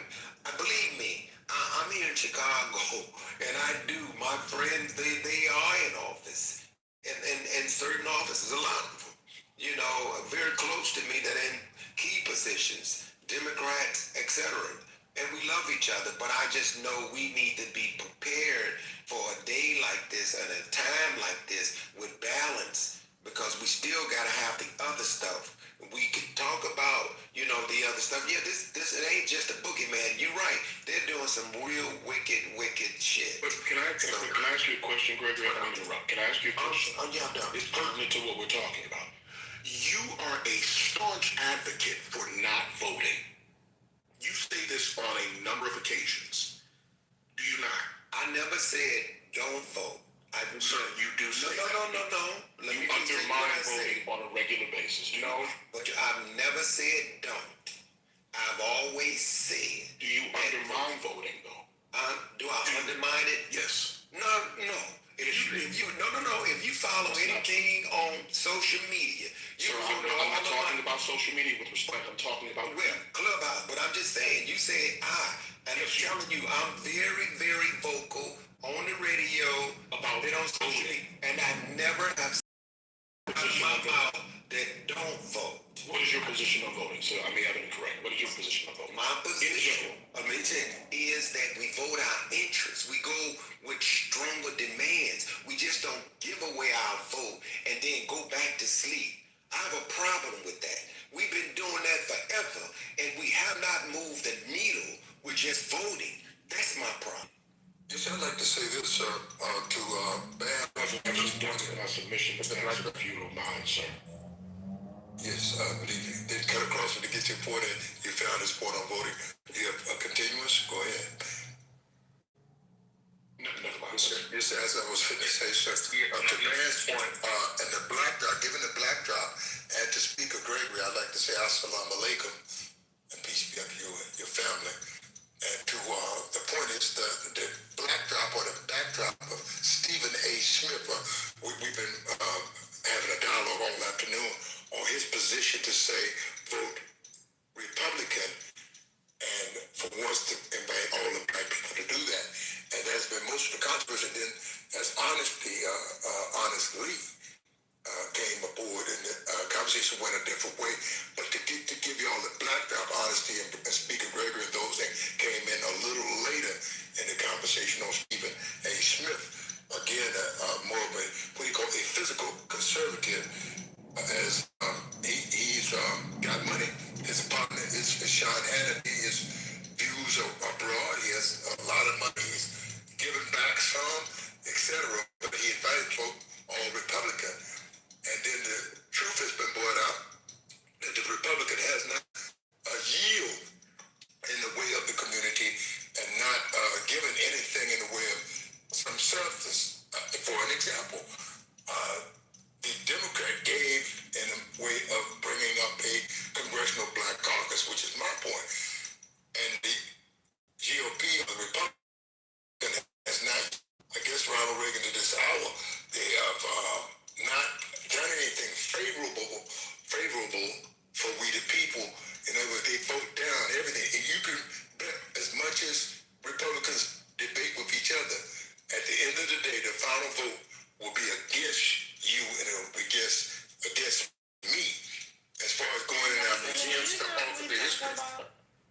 I know precisely. I was just Stephen A. Smith tonight.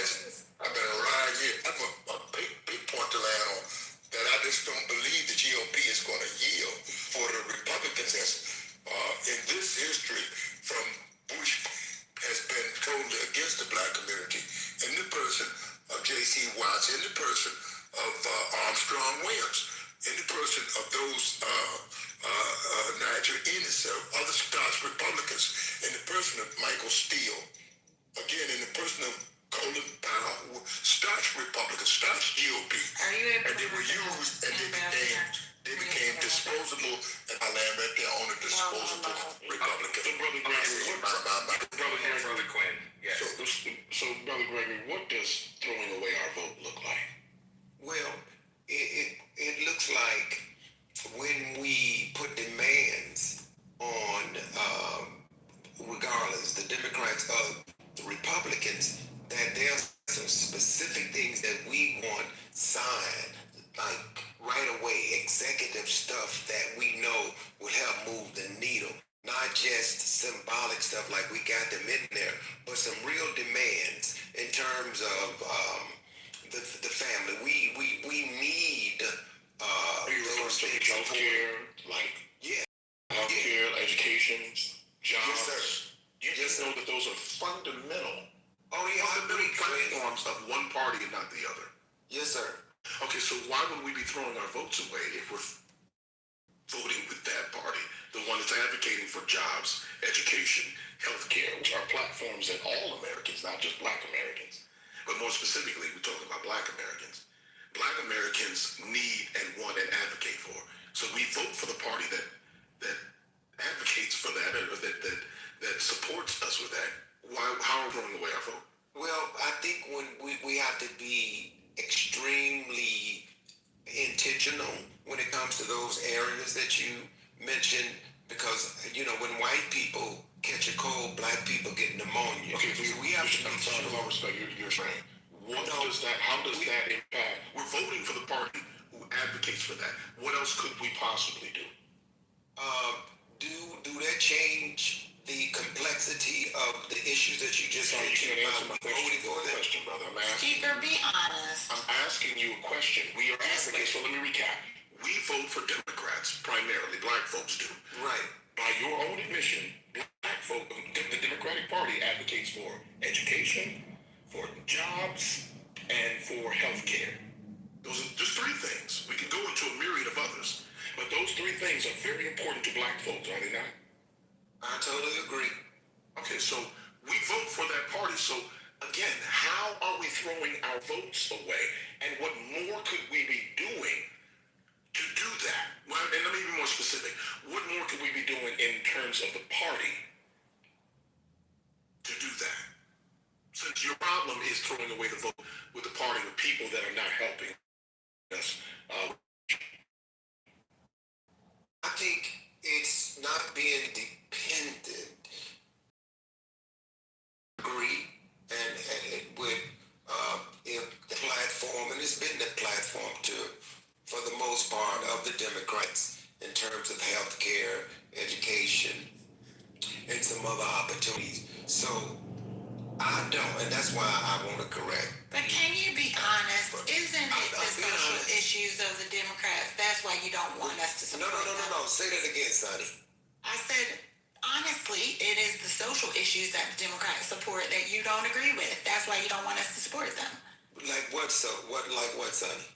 Like gay rights, for instance.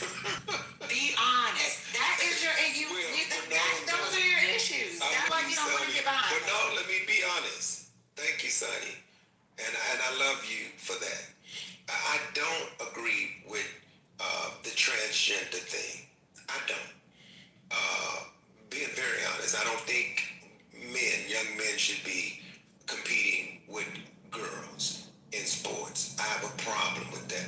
I do have a problem with some of the things. I had a problem with some of the with the Democrats, some of the when it came to foreign policy, some of the stuff that they were doing.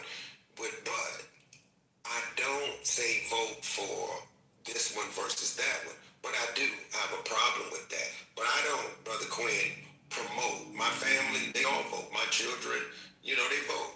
And so I'm not stuck in a time zone. I just have a feeling, and Sonny said it 100% right. Some of the social stuff, girl, you are 100% correct. But I don't promote, that you go over on this side, because then what Brother Quinn is laying down are facts, But that's me, Yes. I'm confused because I think you're talking too much. But okay, you think, now we've gotten the air clear, and we still don't know what he's talking about. I don't even think he knows what he's talking about. We could have settled this 50 minutes ago. Well, maybe you can win them over. They value men's voices more. What'd you say, Sonny? You value men's voices more. No, what I'd say is, and we can agree to disagree, and I will continue to do what I do to try to make a difference. But believe me, I know that in spite of all of the things that we disagree on, there are many things that we agree on when it comes to making a difference in the community, and even with the pressure that we see happening out here now what are we doing? And I know for me, when it comes to violence, when it comes to mentoring, when it comes to family and the community code, that's a big deal for me. And regardless, I am going to continue that work by the grace and the mercy and the blessings of God, period. I don't care who in office. I'm still going to do that. Here's the issue I have. You just had an exchange with Brother Ben just a few minutes ago, and you were very, very,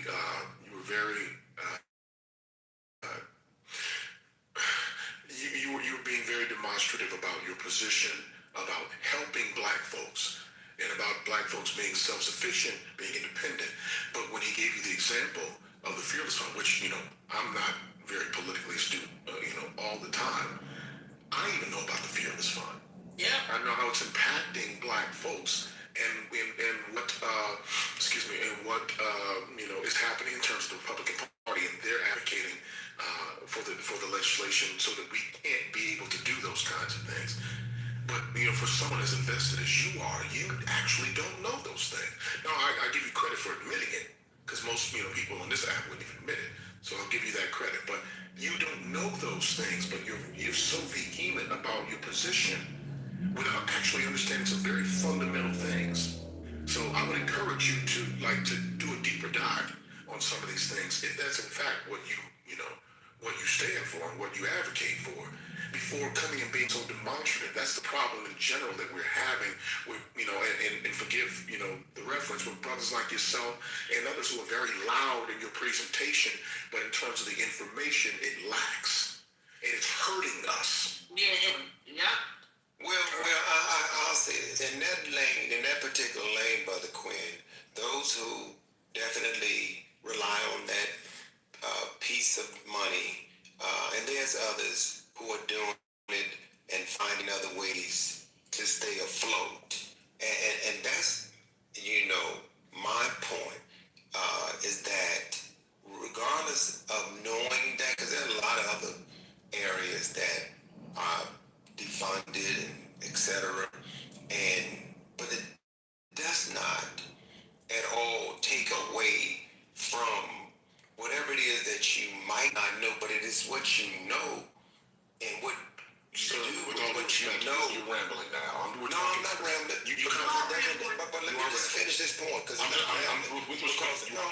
not rambling, because I'm telling you straight up, by not even knowing that has nothing to do with a lot of people who don't benefit from it. There are some people who are advocating and fighting. I wasn't giving you the example to tell you about specifically the Fearless Fund. The Fearless Fund was an example of the economic challenges that we're having in relation to politics. So his point is that they're also taking away the opportunity to be economically free. Have we tapped into ourselves? Let me ask you a question. Have we tapped into our economic power? Sir, No. Have we tapped into our economic power? So yes, we have tapped into our economic power. That's not.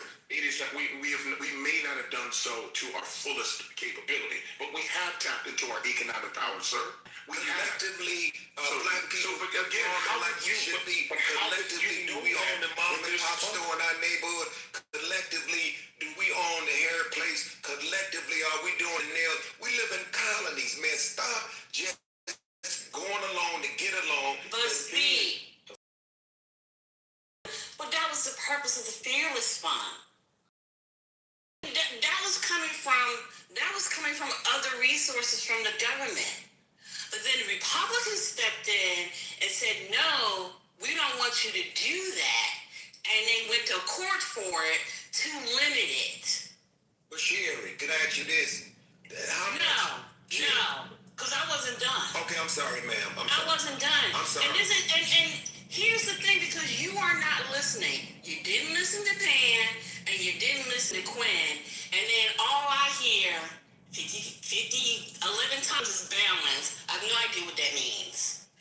You are ignoring what they are telling you. You're not even listening to be a part of the conversation. Because that was one way. They are telling you without the political peace, there is no economic freedom without it. So you do need both. And please don't say balance. And now I'm done. Can the black church, the same money that you just that was mentioned about that freedom fund or whatever you call it, could the black church give the black folks that same money? No. So the money's not from the government sharing. It's private monies. Oh yeah, did I say that? I thought I said that. If I did, I'm sorry. That's right. But my question You're not is, listening, Greg. You're not listening. They've ruled that money specifically for black people the way you want at an institutional level is unconstitutional. That's why they're now going after scholarships from places like the CDC. This is why they went after at Northern Illinois University. They had a special program for black men. Duke University used to give free tuition to black students. They had to stop it. Literally. Lots of places did. That's what I'm saying. Let's like, come on, y'all. Let's start with the banging and the meta. Just like get some information out as opposed to the rhetoric. It's kind of uninteresting at this point. We've been banging for like 5 years. There were literal, because of Republicans taking power and putting their judges in, the kinds of things that you want, they're deeming unconstitutional. That's the point. Secondly, I don't know what it means to live in colonies. That's another thing. Thirdly, you can own every nail shop. There's no power in nail shops. There's very little money in that. Like little. And even if you did want to do it, the way somebody said, you couldn't do it because the government is ruling these things are unconstitutional. The CDC can't give out scholarships. I know we don't like the CDC. They're just giving out scholarships. They're now in court to give out scholarships. There was a med school program for black men in Alabama, I believe it was, at UAB, I think it was. They cut it. Did you see the assault on DEI? It wasn't just like, it was like programs, free tuition for black people. The government is suing the New York Times for discrimination against a white man. Do you know that, Brother Gregory? They said the New York Times, this is Trump's government, said the New York Times did it. Discriminating against the white man. Come on, man, let's get the conversation. Somebody says we sound like a plantation, so we're going to bring the brother up. I don't know what it means to be in a plantation, but we'll see what the brother, of course, he ain't come up. We're on the plantation. He must be in the house sucking dick. Who wants to go next in the queue? So this particular, what was it called? Freedom? What were you talking? What's the name of it? I don't know. This guy says, speak your greatest script, but stay on the plane. Yeah, we outside. You inside giving hand jobs to boss and other slave owners and overseers. You can't even come on stage and speak. The Freedom Fund. It's called the Freedom Fund. So Ron Entrepreneur said I had a dumb response. Well, listen, so what we're gonna do? We're gonna cut off the chat. Cut the chat. To tell me my responses are dumb. So we'll just cut the chat because we got a lot of chat warriors that don't want to go to BAN. So we'll cut the chat since my response. So tell me my response. Why my response was dumb, Ron Entrepreneur. What am I going to do?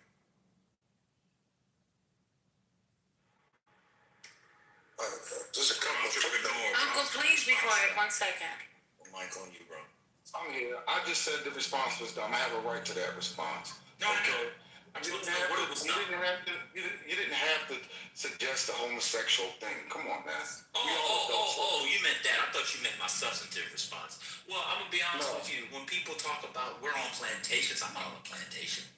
I'm saying that I like the fearless fun. I like the sisters giving up. Aren't on a plantation? I'm not. So I gave the social. 1 second, sir. So when he said I was on a plantation, right? So I came back with the sexual jokes. So slavery jokes for black people against black people, that's okay. But the gay jokes are too far. I understand. But the point is that's a joke. But did you have anything substantive, or were you just responding to my joke? You responded to the joke. I'm being on stage and engaging in conversation. That's what I'm saying. That's what I'm asking. Yeah. Do you have a substantive response to whether or not black people should vote or the fearless fund or any of the topics? Let's get off the gay joke. Okay, fine. I'll say this. Let people do what they're going to do. No one is right or wrong. If they want to vote, let them vote. If they do not want to vote, don't let them vote. Whatever they say on why they don't want to vote or why they vote, I don't know why people go at odds at it. It literally makes no sense to me. This reminds me of about that saying that says that, I think it's from the Bible, a house divided amongst itself, it won't stand, it'll fall. And for some reason, left against right against left. And y'all, it's almost like the two wings on the plane. Everybody can come together and find a way to work things out peacefully and reasonably. Maybe we could stand together as a people and have more of a say on how the government does things instead of pointing the fingers like them Spider-Man memes where the two fingers are just pointing at each other. Oh, give us an example of what that looks like. Give us an example of what that looks like. No. Let's just go back to what we already have been speaking about. He just spoke his heart, and you got that part out. We listened to that. Now can we actually deal with what we are talking about? I just not understand The feel is fun. The feel is fun. Do you think that that's dumb? Do you think that's stupid? Do you think that's part of the plantation? I'm trying to understand. This is what we're speaking about. Because I can sense the sarcasm and the foolishness in your tone. So when you come with a different intention, you're not talking to somebody. I'm not stupid. Okay, First lady. You want to talk condescending? Do it with somebody else that's not aware and don't have discernment. I'm not that type of guy. She wasn't condescending, entrepreneur. Not being It sounded like it's a Let me mute. Let me find other people because okay. Yeah. I mean, we can have a discussion. I have no problem telling how I feel, but I didn't like the would tone. say, Ron, that's just how she's, to be honest with you. That's actually how she speaks. That's actually not her being. She was actually trying to go back to the combo. She actually doesn't condescend at all. That's literally her tone. She's a singer. Gotcha. Okay, I apologize if I'm wrong. Yeah. That's okay. But do you think things like the Fearless Fund, where we have institutions and groups that are giving out seed money, capital investment to Black startups is a good idea? Or no? I think the concept of it is good. I think the concept. Cool. Can y'all hear me? All right. Yeah. So the concept is good. Right. But now, because of politicians, they're not allowed to do that anymore. So you say people should vote or shouldn't vote, it doesn't matter. We should do the thing that you think is a good concept. By not voting, we're not able to do certain things now. So these things go hand in hand. They're complementary. Right. If you agree, then why do you think it's not voting is a because people have a right to not vote if they don't want to. No, we're not talking about their right. No, we're not talking about their right. That's a different discussion. We're talking about whether or not voting has better outcomes than not voting and vice versa. Maybe you came in later. No one's saying people shouldn't have the... Oh, here we are. We got people... Okay, all right, never mind. No, I'm following you. I'm actually understanding what you're saying. I'm not looking to be combative or anything. I'm actually following along with what you're saying. Okay, so that's the convo. It's not whether or not people have the right. We all agree people don't have the right. Some people are arguing not voting will lead to better outcomes. Or the room started because Stephen A. said every Black should vote for Republicans for the next election, and it will have better outcomes. And some degree, that's the room. Nobody says people can't vote. Yeah, I gotta respectfully stop bringing the relationship room energy over to the political rooms where the readers are. It's just not here, brother. First Lady never condescends people. That wasn't cool at all. But listen, like I said, I apologize if I'm wrong. I'm just saying. Bro. Yeah, I'm an accountable person, and to me, it's not relationship energy. It's just listening to how people talk. But if that's an authentic and genuine self, then I understand.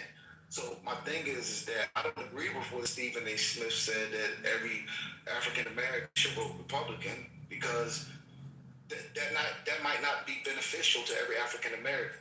Even if they put all of those, even if they didn't take away the Fearless Fund, right? Not every African American is going to take advantage of that or desire to do that. So when you really have to break things down to individual level and only group them for people that want to follow along with certain things. That's how I see it. And to that point, I'd like to add put two critical marks on that. The fact of the Freedom Fund and the fact of a little further back, we said, why didn't they teach the Fred Hampton? Why did they have to vote down the Freedom Act? And it's because the whole GOP in my political party, the whole GOP does not want anything coming to you and I unless it is pre-approved and then aligned with their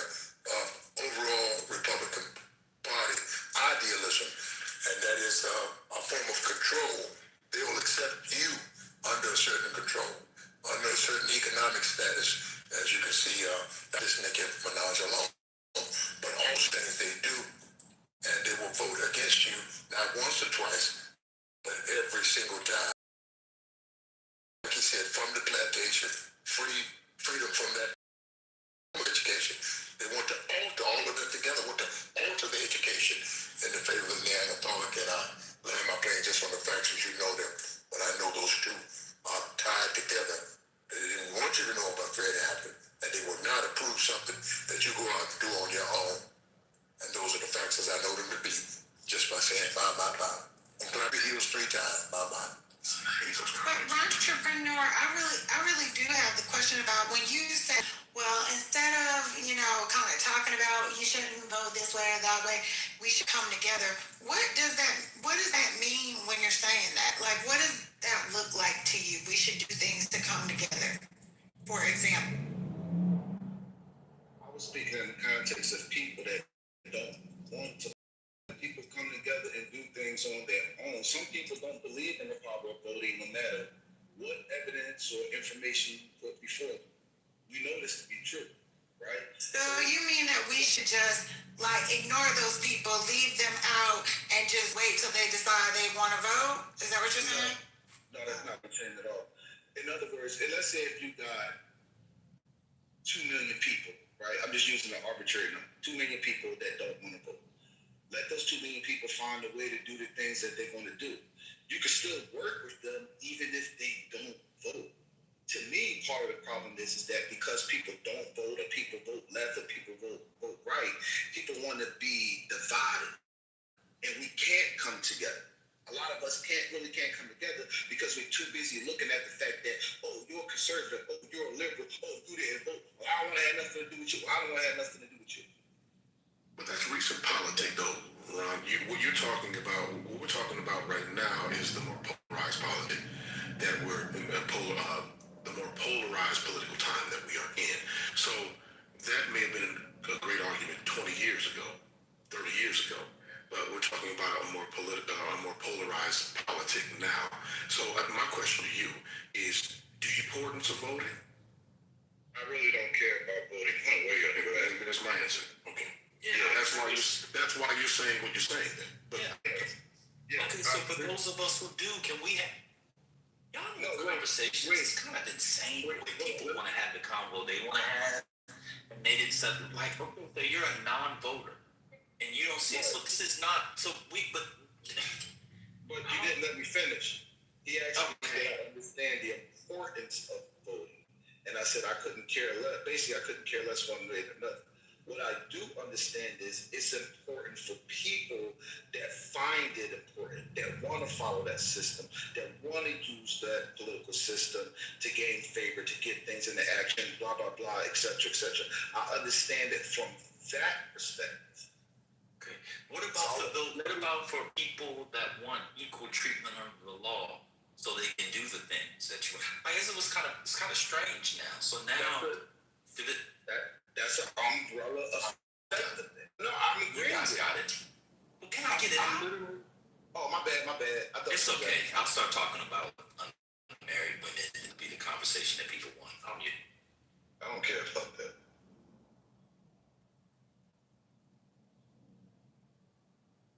I think, Ron, what you said, and then even what Brother Quinn is, and even what Bad has said, look, it's like folks who say it's a serious time and everybody should take the jab, and there were people pissed at folks who didn't take the poison jab, and because they strictly responded to the fear, or they responded to the urgency. So, Brother Quinn, there's an urgency in your mind in terms of, whether it's the fearless funds or if it's this, that, the other, and government is taking away these. What are we gonna sit back and say that if they put those things back, is it going to change the complexity of our community? What we see happening to this very day, do we blame it on the Republican Party or the Democratic when it comes to the family, when it comes to the school system, Not before they start to take this out of the curriculum. Can we be honest, as y'all want to use the word, and say in Democratic cities, when you have them in office, did they drop the ball? So I would say that on education, on infrastructure in certain ways, Democrat politicians have dropped the ball because. Oh, this happens. It's the Matrix, yeah. Hello? I can't remember. Everybody else is uninformed. He cannot hear nothing. Lisa, you're in the Matrix and talking. It's the timing, yeah. The uninformed, the rambling, the pseudo, the pretendians, the anti-vaxxers, the anti-voters, they all can speak uninterrupted and get their gobbledygook out. It just happens to be when I speak, I get interrupted and people all of a sudden come into the matrix. It's amazing how that happens. I don't know how that happens. But anyway, I told you, Mara, they meet before the room starts. Talking about? I'm just trying to ask a question. You're in the Matrix, Lisa. And then people want to argue with me for no reason. I wasn't even talking about you, Lisa. You're in the Matrix. This app is bizarre. Y'all got it.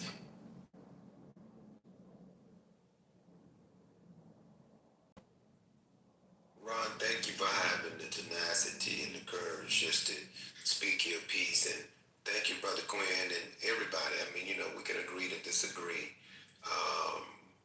And a ban and First Lady, but I really think that sometimes we understand what we're saying. But as Ron, articulated the point on how we want to beat down our community and don't want to look at the fact of what they have done to discourage people, even though there's an urgency in what the Republicans are doing and not doing, and the Trump and etc.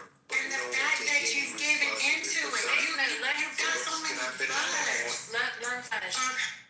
But we don't want to take responsibility of how we got here and how we got here. How did we get here? Because black folks was voting Democrat, period.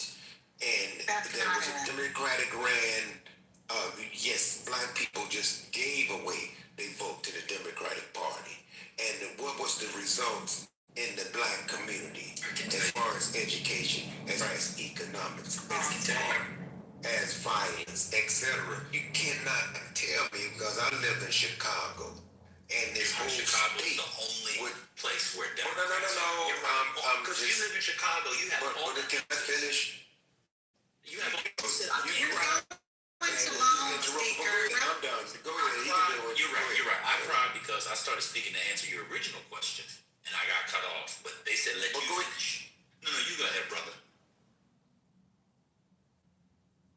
Go ahead, brother. You tell us about. Yeah, no, I wanted to get back to that. Tell us about how black outcomes, since Democrats have taken over, are the same or worse than they were in the 1920s. Because I can actually compare. For 70 years or so, Democrats voted 90-10 for Republican, and then they switched with FDR. I can look at the black poverty line in 1960 was 60% or more, and look at it now and it's under. I can give you all kinds of outcomes and metrics. Am I saying it's perfect? No. Am I saying it's gravy? No. Needs to go done? Absolutely not. But you're not me that black people are better. They were better off in 1940 or in 1926 than they are in 2026. I can look at high school graduation rate, percentage of the population per capita. I can look at college as a percentage of the per capita of the population. I can give you all kinds of metrics. I can look at life expectancy. Is it on par with whites yet? No, but is it better than what it was? Absolutely. Why? Because of a set of policies that people like you now take for granted. You're a brother that likes to organize. young black men. You know what they were doing when they were organizing young black men in the 1920s and 30s? Jacking them up. You certainly love freedom of association now. You like traveling between states on carriers, buses, airplanes, etc. Couldn't do that before. But you take that for granted because you think nothing has changed. But I'll let you go ahead and tell us how nothing is changing. How you think it would have been better in 1926. At least as Concrete said, you could have forced a black woman to marry you, be your wife, because they didn't have jobs. So he did say he wanted Jim Crow for a woman. That's fair. Go ahead. I just want to say one thing before we get back to all of that. I do find it very peculiar that a lot of the people who espouse this type of politic don't live in the South, do not live in Republican-led states, and can only focus on the fact that they live in a blue state with a blue city government. And so, can we just focus on how bad the Democrats are to me here locally when, to be very clear, like, with this line of logic, I'm about to be like Ben. I hope the Republicans win for the rest of time so then you can see what it's like to actually be under some bullshit.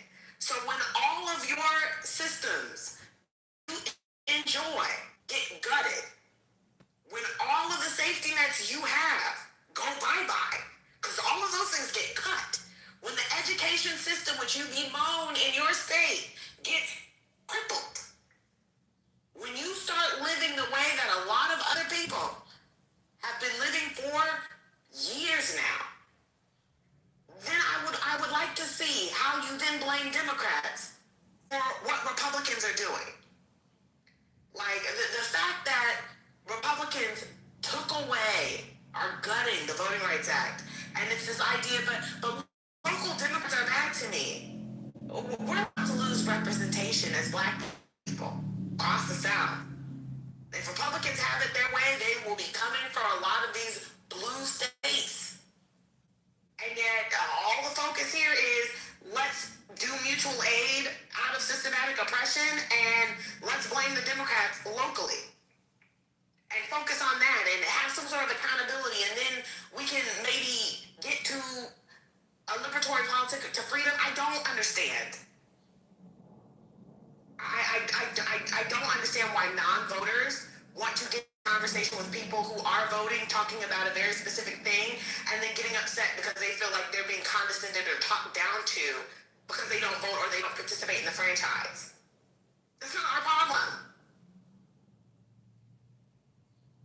These people would not, if they were paid $500,000 one time out of Illinois, New York, Maryland, or California, they wouldn't step foot in these southern states that are run by Republicans.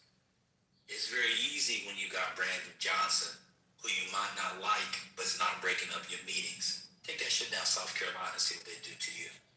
It's very easy when you got Governor J.B. Pritzker, the billionaire, giving you funding. And you can argue with him and say it's very easy when you got Wes Moore, Kathy Hochul, Gavin Newsom. All these people who hate the Democratic Party and what they've done to black cities, black people in these cities, are right up under them, just right under the titty. Just slurping right under the titty. Where are the black MAGAs? I'll give the movie credit. At least he's in Mississippi. He in Ground Zero. You ever notice how it's an abundance, Brit, of people who they love to talk about being foundational black American, how they are black people, indigenous, etc. Their roots go back here. But they great migration babies. Their family ran from the South. They didn't go back. Maybe I add this too. A lot of people ran from Chicago. Do you see how? My bad, brother. My bad. Go ahead. My bad. Do you see how y'all do me? That's crazy. Alexa, stop. Isn't that interesting, Britt? They got on them trains. They got on them buses. They got on them cars. They hitchhiked. Their granddaddies did. Ran from the South to North. They hated the Democrats and liberals so much they went and ran up under them. Got job programs. Got city worker programs. Went to school because quotas and affirmative action.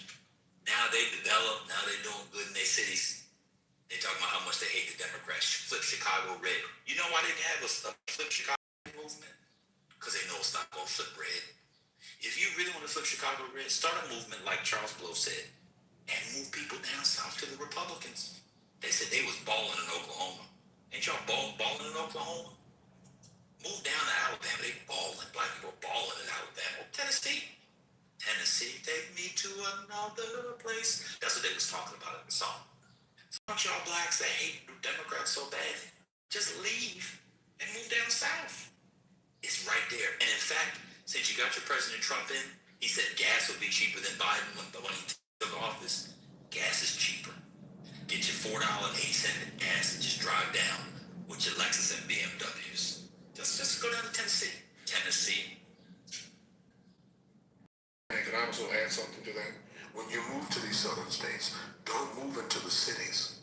Move into the rural areas. Absolutely, yes. Yeah, don't move to Atlanta. Thank you, Glenn. Don't move to Austin. I love this. I had to get out of California. It was horrible. Where'd you move? I moved to Austin. Huh?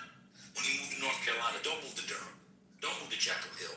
Don't move to Charlotte. When you go to South Carolina, don't move. Well, South Carolina anywhere. Don't move to Atlanta. Don't even move to Columbus. Don't move to Birmingham, Montgomery. Don't move to the blue areas. Move out with your white, rural, conservative, traditionalist, going brethren in MAGA. Move out there with them. Well, hold on, I don't agree now. Y'all in the woods now. You wouldn't be caught down there with them. I know. Hey, we get along with some of these white folks. Yes, I understand. That's the point. That's the point. So move down with your rural cousins who, when they come and visit you in the cities up north, after they leave, you say they stink. Well, let me add to what you were saying. Now, a lot of people that live in Chicago came from Mississippi, but a lot of people are coming back. They're selling their land, and you made a great point. You and I can't think of the other guy. The rural areas. You're right. That's where a lot of people are moving back to. I live in a rural area. It just so happened to have a college in this town.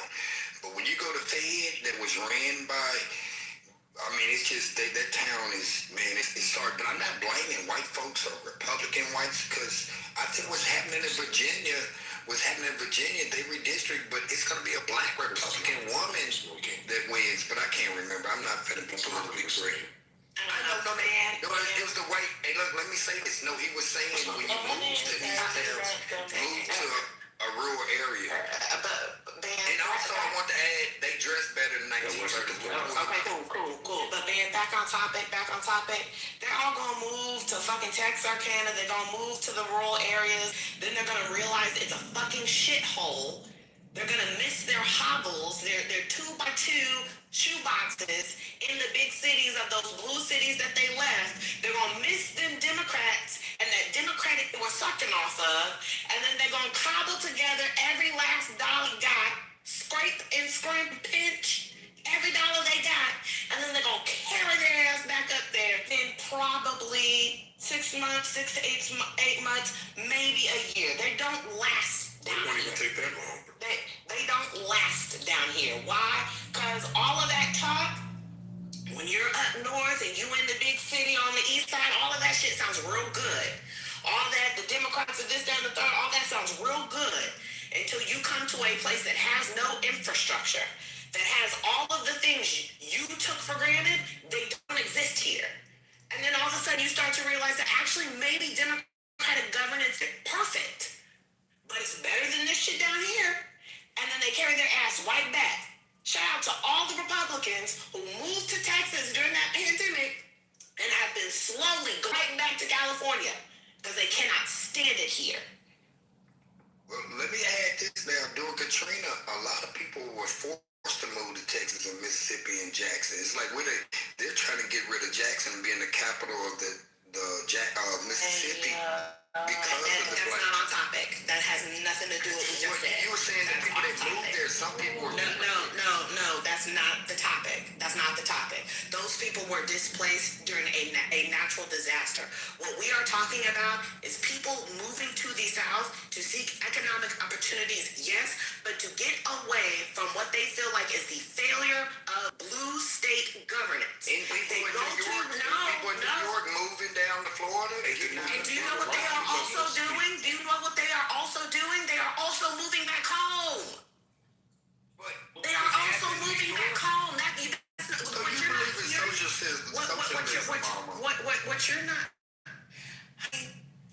it spell socialism? Yes, and I'm not your honey either. Well, I said what I said, so there's that. Well, I said what I said. That's that. See, that's what wrong with y'all feminist movement. You a feminist. I can tell. Brett, you wish. What's Planned wrong? Parenthood. In 1930s, we drew better. Now it's sagging it. Planned Parenthood offers, compensated. but I don't see. I don't. Bullshit. But You don't Planned birth control. Parenthood More offers. black people than what? Actually, it offers great services to those who are in need, such as When free you're cancer screenings. pregnant and you want to decide to kill I the mean, baby, what about I know. For a lot of people, I know. no scrubs. The fact that you have now turned this into a gender war and a you're a feminist, and that's all you is. You're a feminist. You know what, Fred? I love how he calls you a feminist and he's being sassy.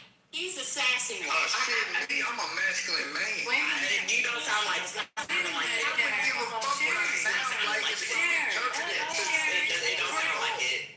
Britt, Sharon, Brooklyn. Is this the same man that said that people get called racist for wearing a hat? Yes. So you tell girls calling people names. They Wait kick a them minute. people out. But listen, look at the facts on that hypocrisy. shit. Why are you Where did this come yelling at from? me, sir? When I you wear don't MAGA? understand. I'm not yelling at Y'all you. had Democrats 12 years. What's wrong? Why are you mad? Ain't nobody mad. Y'all just over talking that. You shut up. Women, relax. What's crazy is he's I'm talking not about. using profanity. I'm not yelling. I'm not screaming at you, You're sir. being intellectual disingenuous. Do you know what that means? It's dishonest. Again, there you go. You calling people names, but you didn't like it yourself when you said that somebody calls you names. I responded. What the fuck? Y'all sensitive tampons in boys' restrooms.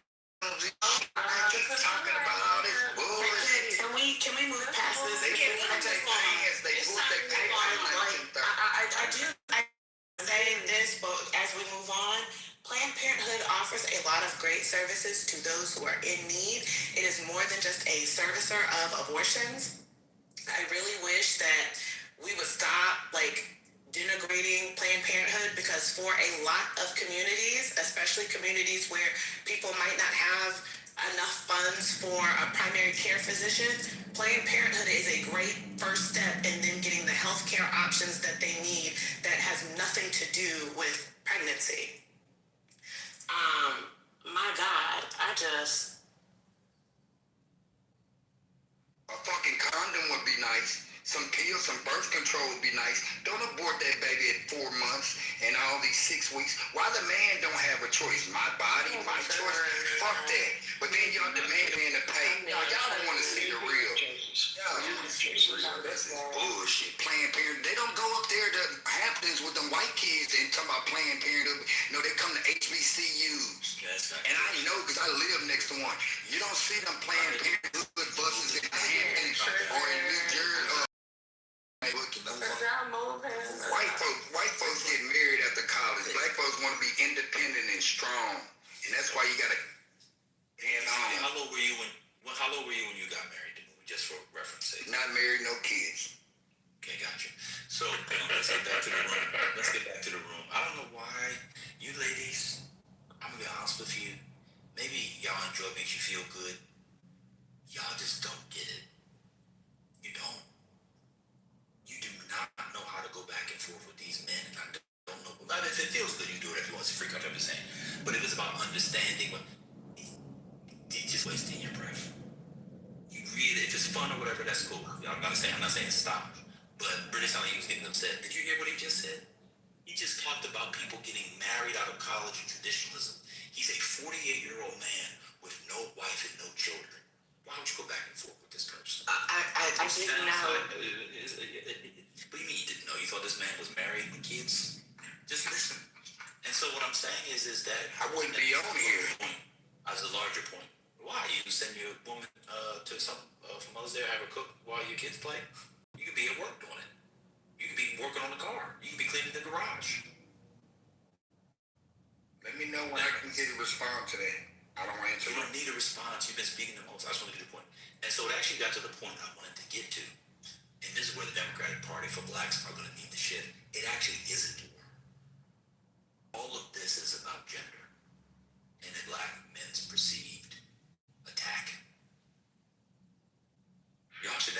People actually need to realize that's what's going on. Well, they took men out of houses. They took the men out of households. Why continue to interrupt me?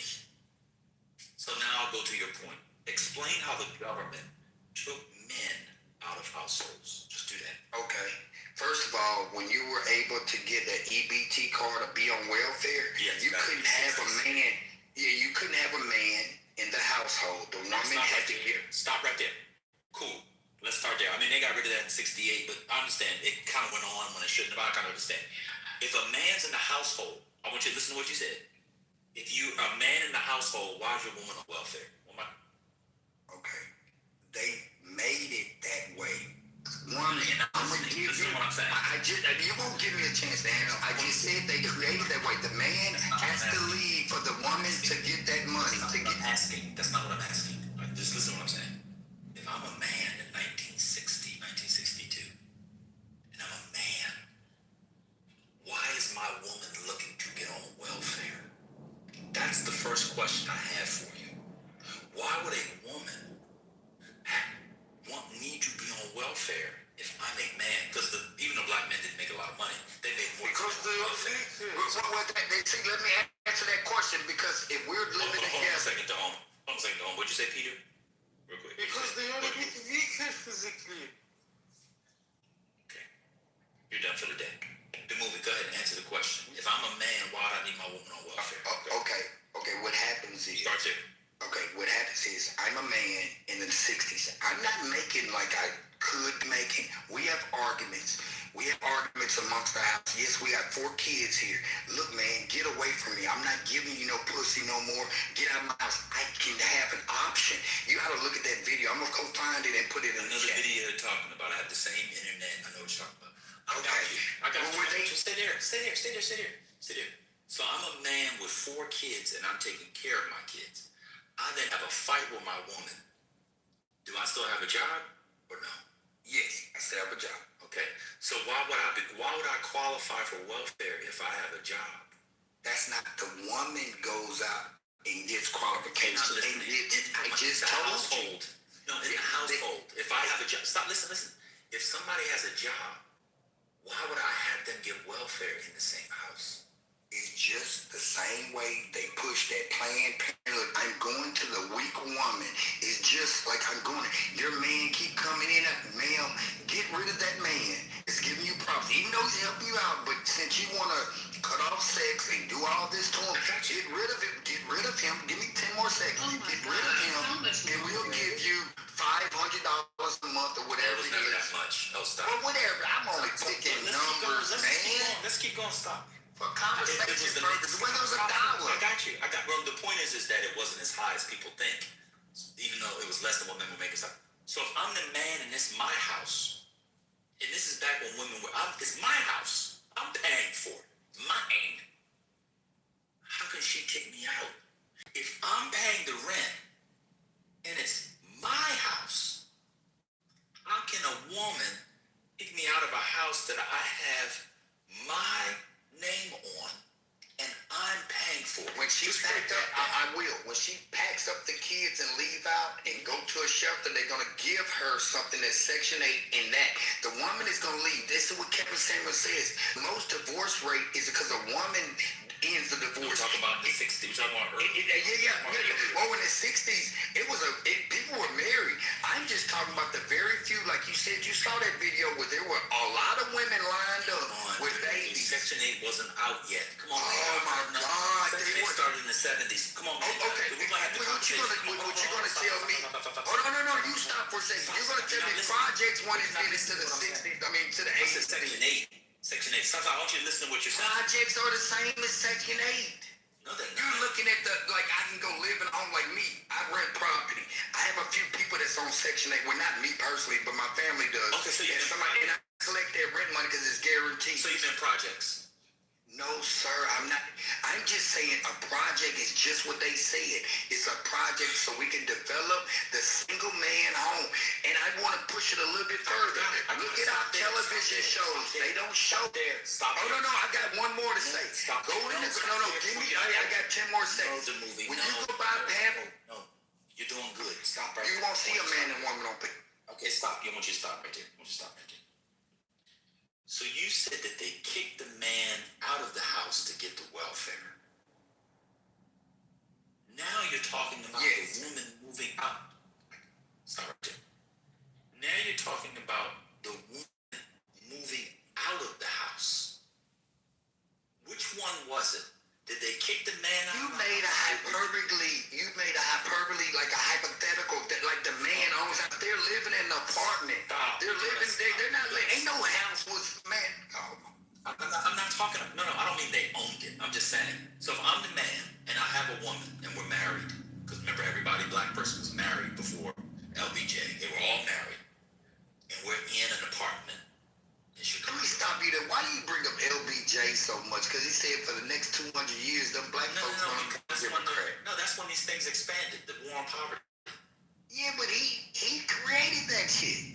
I know, that's why I brought him up. So I said before LBJ. You used to ask me. Oh, before LBJ, we pulled up our pants and looked civilized. Wait a minute. So you blame the government for black people's appearance? But see, now you're going on government. No, sir. No, sir. Don't switch my lingo. No, sir. No, I think hip-hop, I think the government infiltrated the hip-hop world. Let's stay on the welfare point. Because I've never understood this argument. I'm trying to understand it. So I'm a man, and I have a job, and I'm in the house. Are we on welfare while I'm in the house? Can't be. Can't be. From my understanding, you can't be.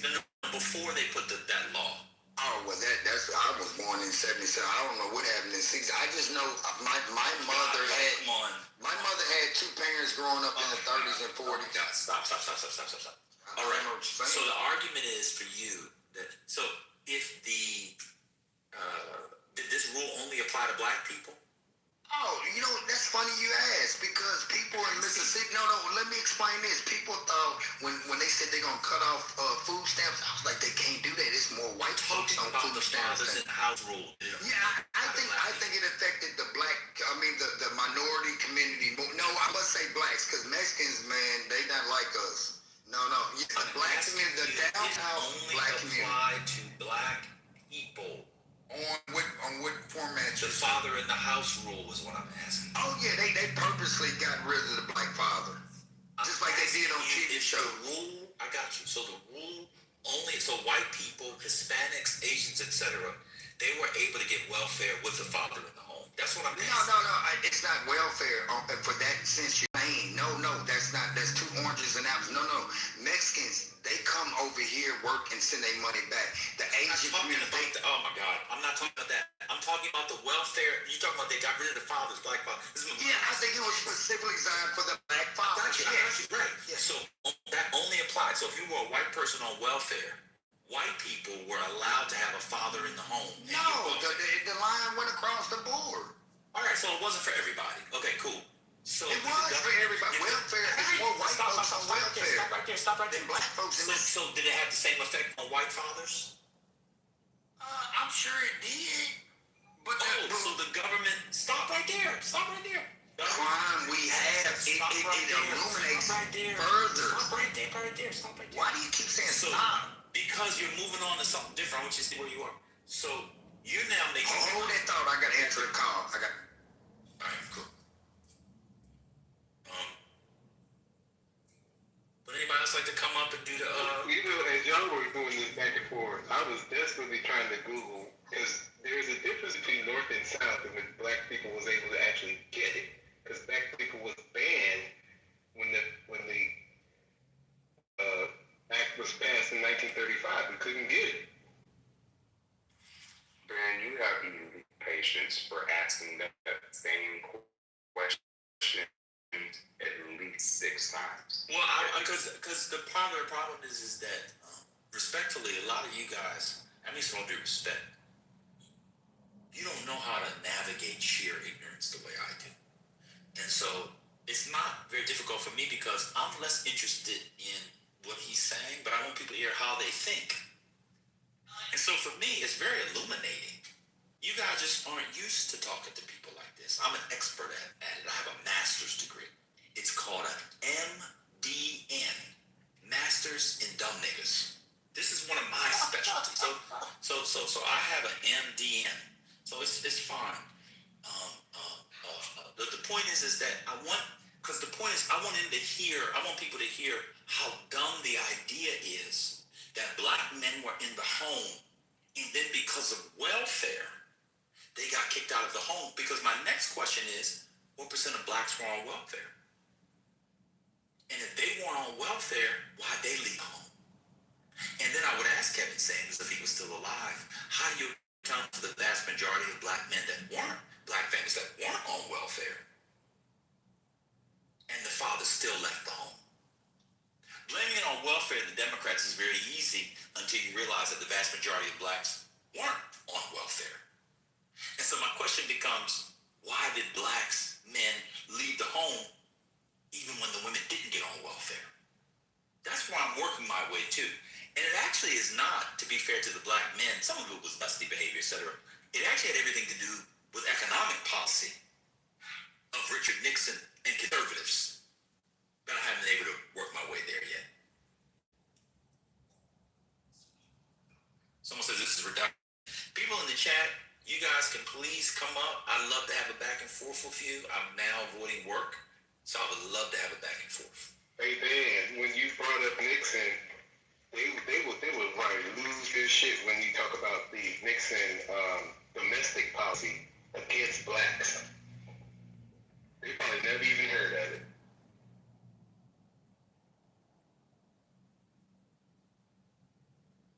Look at this. Alan says Reagan created the welfare state. The welfare state was started in 1935. Reagan created I gotta screenshot that.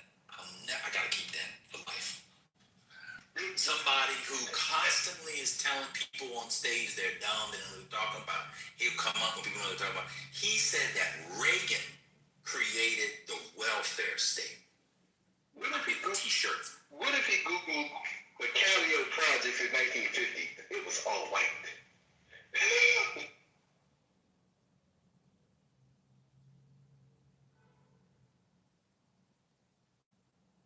MC, are you there?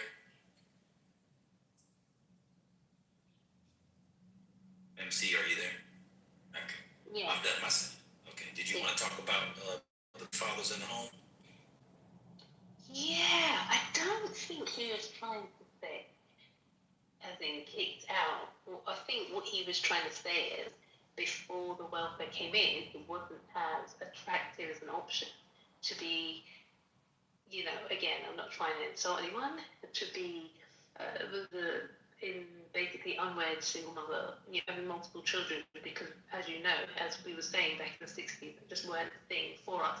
I think what he's trying to say is, once it came in, it made it more of an attractive option for people to maybe be in that category. Yeah, so I'm talking about the unwed single mothers, in comparison to early in the 1960s, where we had the highest marriage rate. That's what I think he's trying to say, but he can't get his point across without, just coming up with this, that, and the other. But yeah, I understand where he's coming from. Who had the highest marriage? Because, for example, right now it's for instance, it's now it's 17. You have to get off the app for a week. It's insane. No, because for now it's like 17. Couldn't hear you. What'd you say? In the 60s, that wasn't even 5%. So something obviously happened. You gotta start over. You went out. Say that again. So over 70%. Yeah. What was? That currently, that was single. In that category, it was single unwed mothers. Yeah, pregnant mothers. So I'm saying back then, in the 60s. You went into the matrix. Can you start over? I'm sorry, we missed a piece of what you said, so I didn't hear the beginning. I was saying right now, the number, the percentage of out of wedlock pregnant mothers, so without father in the home, is between 70 and 80%. Where I'm saying in the 60s, that wasn't even 5%. So that's what I'm saying. Why do you think that?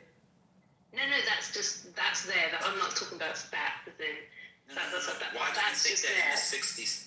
Ma'am, where did you get the data that in the 60s children. Ma'am, let me ask it's ironic. Where did you get that in the 1960s in America, 95% of black children were born with two parents in the home? Where'd you get that from? Okay, because the stats are there. That's what I'm asking. Where'd you get it from? I'm going to pull it up for the room. Put it on the top. You got to go improve. Source up. Each one, teach one. Shout out to Sinead. Where's your source? Do you want me to put all the sources in here? But you can find it in any library book. I'm looking. Nobody goes to the library. It's all online. Just show us where black children in the American South, where most of them were. You just said 95% were born to two-parent households in the 1960s. By the way, that would be impossible based off the welfare that people are talking about. Because if that was two parents in the home, you couldn't have had the no father in the home rule. That's a different discussion. Can you just give us data on that? Where are you getting data from? You want me to put all the stats in there? Yes, I'm ready. Yes, please. I'm not saying you're wrong. Just give the data. What can we look at? What do you have? Do you have census data? Yeah, you can go into the census and you can see it right now. Give it to us. Yeah, give it to us. Which census should we look at? You can any census from 1960s, 1970s, and you can see what's happening. Which one should we look at? The data, the national census, yes, where everyone which puts year? down. Which year do you want me to look at for 95%? You can go all the way through to the 60s and compare. You're not listening to what I'm saying. I'm saying which years do you want? Which year census do you want?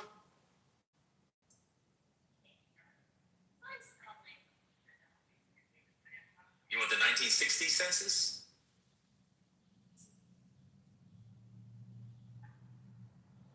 Hello? Hello? Hey, give us 1 second, brother. We'll come to you. 1 second. I'm just asking you right now if that figure is not true. I didn't hear you. Hold on a second. We couldn't hear you. You went out again. What'd you say, sis?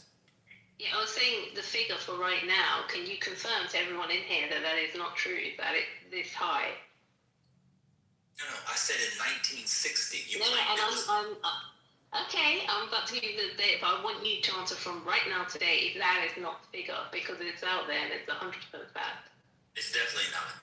In the 1960s, 95% of black children in America were not born to two-parent households. Absolutely not. I don't even think whites were that high in the 1960s. The only people that might have been high, I'm almost done.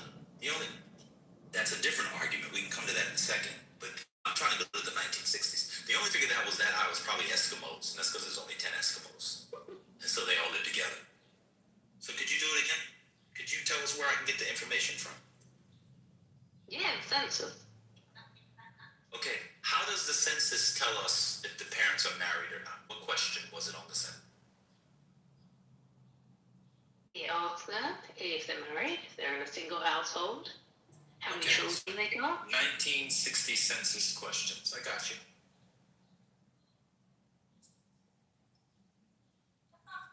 So you're saying on the census, it said that 90. Okay, so again, do you have the The date is right there. You can find it on JSTOR if you like. Looking at it, I don't see that high. No. You have to give it to us. I'm not going to do this. I'll ask you one more time. I've Googled it. I can't find it. I have better data. I have better than JSTOR. Nothing's coming up with 95%. Can you please tell us again where you're getting the 95%? I just said it's on JSTOR. I don't know if they block the records for you. No, JSTOR out here, it doesn't get blocked. Man, JSTOR is just a clearinghouse. It's where articles are uploaded to. So what's the title of the article I should look at? I know, it sucks. You just can't get away with saying bullshit. That's JSTOR. I just said go to the US Census data. I got you. Okay, and you will see. I'm looking at US Census data. I'm looking at it. 1960. The lowest figure I think they had was 81, 82. You said 95. So that's I got it right here. The lowest Look, I have it right here. I have it right here. The lowest figure was 83%. I have it right here. 61% of black adults in the U.S. were married. I have 61. Oh shit, I went to grad school with this girl. Oh, that's crazy. Anyway, I'm saying 61%. And what's the percentage today? 32. Damn. So let me just finish, and then y'all can go on. Y'all gonna do what you want to say. No, I don't. 1 second. You said it was 95. It was not. It was not every year. Not every year. Ma'am, the census taken every year in America. I know. That's what I said. It's not like I'm not saying consistently like it was the same. It was never 95%. It was never not. Let me just finish. I agree that if you're a traditionalist and you think you're married, it is too low. I agree with that. But that does not mean that blacks were having higher outcomes in 1960. So let me ask you a question. Let's say it was 61%, 75%. Were more blacks above the poverty line in 1960 or below the poverty line compared to now?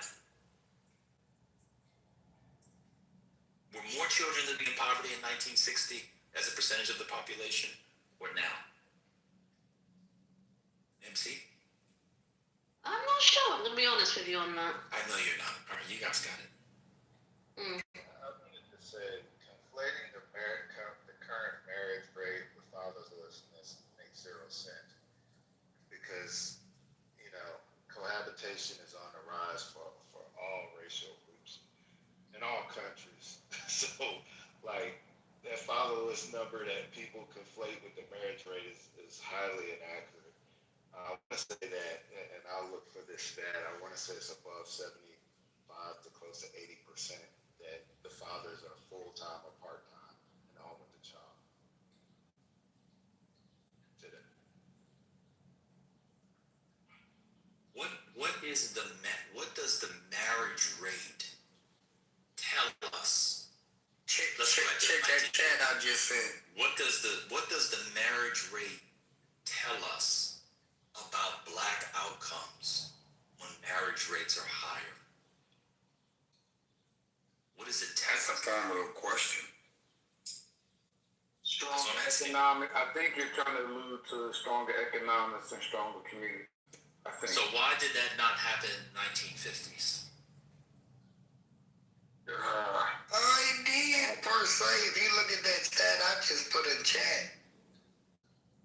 It's not about economics. Well, do you believe? I think this has been a very simple question. If the answer is connotated to economics, I am going to say, because I put it in the chat when you asked were they above or below the poverty line. And I said I'm going to say below the poverty line because of the finance. And I'm going to add this in there, and I know you probably want to break it down. I'm going to say because of the mistreatment with racism, the job opportunity, they weren't there like that at that time. Not saying that they weren't in the workforce, but as far as being accepted, being prominent in the workforce in the sense of being able to... Thank you for that earlier. Huh? What? I'll come to you in a second. Just hold on. Okay. So I'm gonna say because of that, the equal pay opportunities wasn't there like there were, Tom Hall. So I'm gonna leave it right there because I know I'm sure you're gonna have something to say, and I want to make sure that I respond or someone else can. It's a crazy, that's all. Thank you, Larry. Appreciate it. Good. Okay, that's now I'm talking. Okay, cool. So if marriage is the panacea and it didn't work out before because of certain issues, I guess now all black people got married. Everything. That's fine. I understand. I was fascinated by the 95% number. I think she might have got her percentages wrong, but I think her subject matter, it wasn't so much the messenger, it was more so the message. And yeah, her percentage probably wasn't politically correct. Yeah, that's fair. It's just like when I said 500 a month, you was like, it was less than that. Yeah, I'm just picking a number for a conversation. Sometimes but that number matters. That number matters because I'm still trying to understand how a man allows a woman to kick him out of the home. That he is the head. Let me finish. You have no. You talk about women and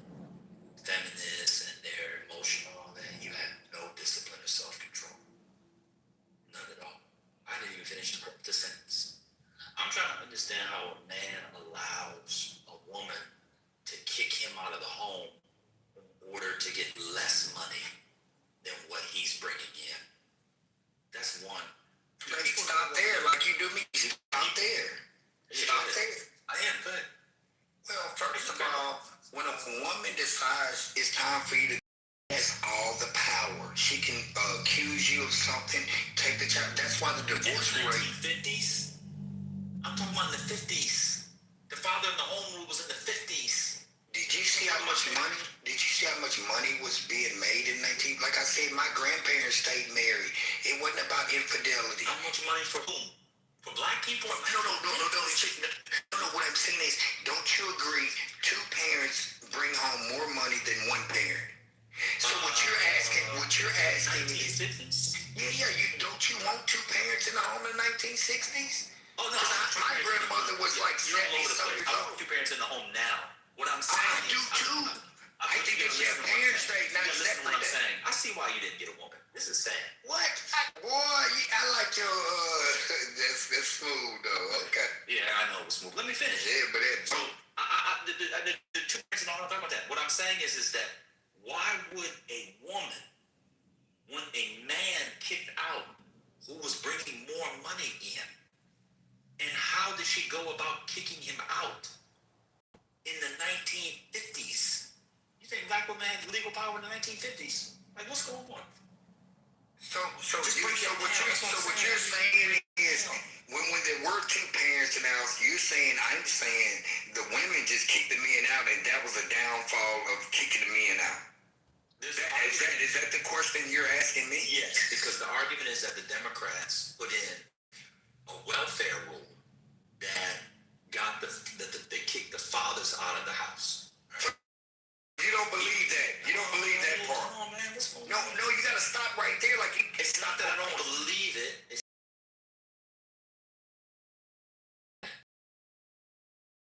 I've seen some documentaries, particularly in certain cities, like, I don't want them in the house. I can get the welfare. I don't want them in. They weren't the husbands, and they were most likely extremists. There's obviously cases of that. But to the point that explains black fatherlessness, I've never seen that any sociologist or economist say that. So I'm trying to understand the logic behind people who believe it. So if I'm a man, let's use your numbers, and I make $500 a month, and welfare is giving me $275 a month, the woman, why would she kick the man out, one, who made $500 a month, and two, how does a woman in 1950 kick a man out of a house he pays for? That's what I'm asking. Yeah, I see where Ben is coming from, because back in those days, this is kind of to what you're saying, Ben. Up until 1974, women could be refused to be able to get a home or a car solely in their name. So they needed a man or a husband to be a co-signer. Yeah. So fiscally, it wouldn't make sense for them to kick the man out of the house, knowing that there's certain things that need to be done they couldn't do without a man's presence, so to speak. And that, I think it was called the Women's Freedom Act in 1974. So, but he said, why would a man leave? Or what makes a woman? Oh my God. I'm gonna go on mute, man. Go ahead. No, but you're not. But finally, somebody's trying to get there. Women did not have the rights that men did in the period. So the kinds of things that people are saying women have done or did, they could not have done. That's my point. Now, I'll read what you put in the chat. In particular, certain welfare groups, single parent, okay. However, researchers emphasize that broader factors, you stop like job. Okay. So then I'll ask you another question. No, that wasn't mine. Mine was about the welfare. Yeah, you stopped it off. It said, however, it says complex. In particular, certain welfare groups were single parent. We agree with that. Do you know when the single parent ruled unconstitutional by the courts? Does anybody know? Do you know the movie? Do you know when the court said? No, I'm not going to Google it either. No, I don't know. But I've seen it. I'll tell you. Stop. It's not an invitation. No. But let me say. No. Okay. Stop right there. 1968. Okay. The epidemic, as you all call it, of black fatherlessness starts after it was ruled unconstitutional. I think it's Alabama v. King, if I recall correctly. I've been in these black fathers in the home rule things. So, welfare, father in the home rule was long gone before fatherlessness. hypothesis, as you all call it, comes again. There's another cycle of it after Clinton. Clinton changed welfare in the 90s. Yeah, no. Let's get back to the. Don't go there like you told me. Don't go there for. Okay, let's stay in the 60s. You're right. Yeah. So what I'm saying is, with all that being said, like you said, it was abolished or whatever in '68. But guess what they did later on? And I'm speaking from a personal experience. You know what they did to the fathers who did have divorces? They took their driver's license. They made it hard for them to incarcerate. Man, come on, private prison systems. Yes, they were arresting black.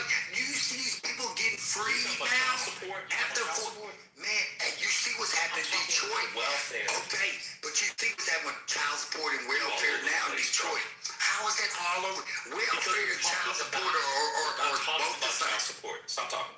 We're talking about how the fathers left the home. They manipulate the system for the women to win. What don't you understand? So how about this? This is very easy.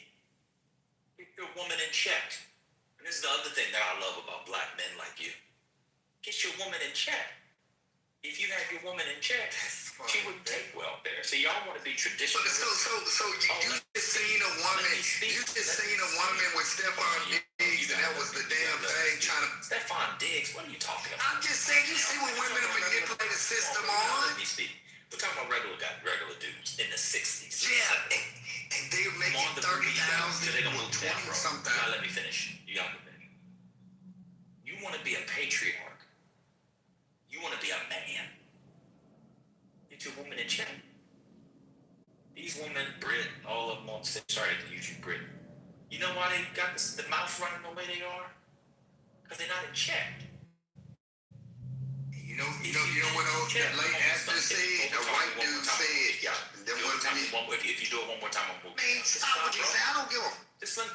Oh man, we was doing so good. You've been talking for a fucking hour though. Man, that dude will stop me in mid-conversation. Hold on, brother. You were just talking about child support. We're not talking about child support. Stay on topic, and I'll be done here. If you are a man and your woman chose welfare over you, you know what that means? You ain't no real man.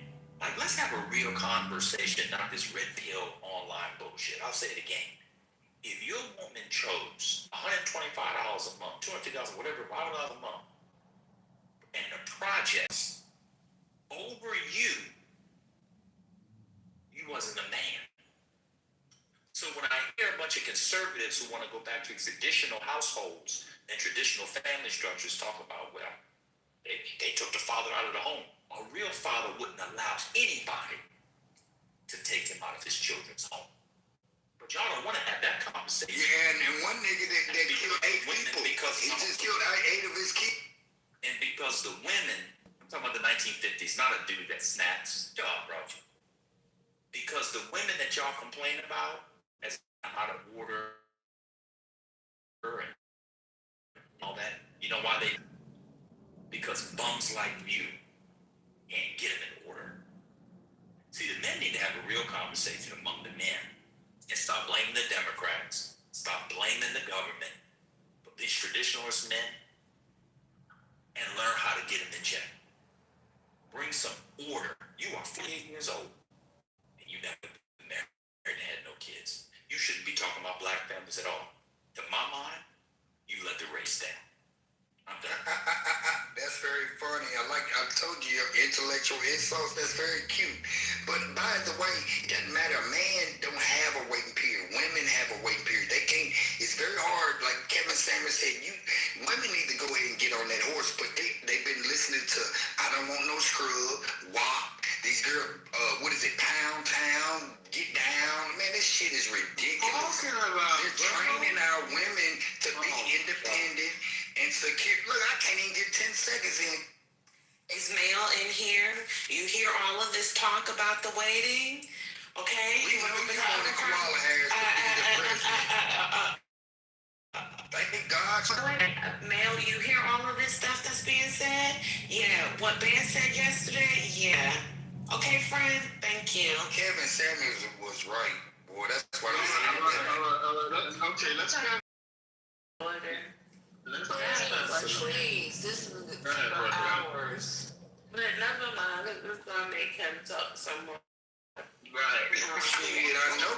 truth, they hurts on it. But I just want to point out It's Uber chat. I want to give myself a pat on the back because with all of this bullshit talk, I've been on quiet. Y'all can't say nothing about me. I ain't do. You have earned your RJ doctrine. I'll send it to you. See, I hate it. I'm not gonna do it. Don't talk to him. Talk to the stage, please. Do it, Devon. Do it, Devon. Go ahead and do it. I mean, it's like everything's going over your head, bro. But like they're talking to you, and then you're not responding to what's being said, and it's hard to have a conversation. The problem is the nigga 48, no kids, no woman, and has male roommate. You can't get through to a nigga like that. Hold on, why'd you add that part with the roommate? I got 3 roommates, 2 roommates. I make money. I can rent relationships. I just didn't commit to them because I saw my brothers You're talking about shit that you have no experience with. What, with a relationship? Yes. I've had relationships. You complaining about y'all women are cuckoo. You'll never have.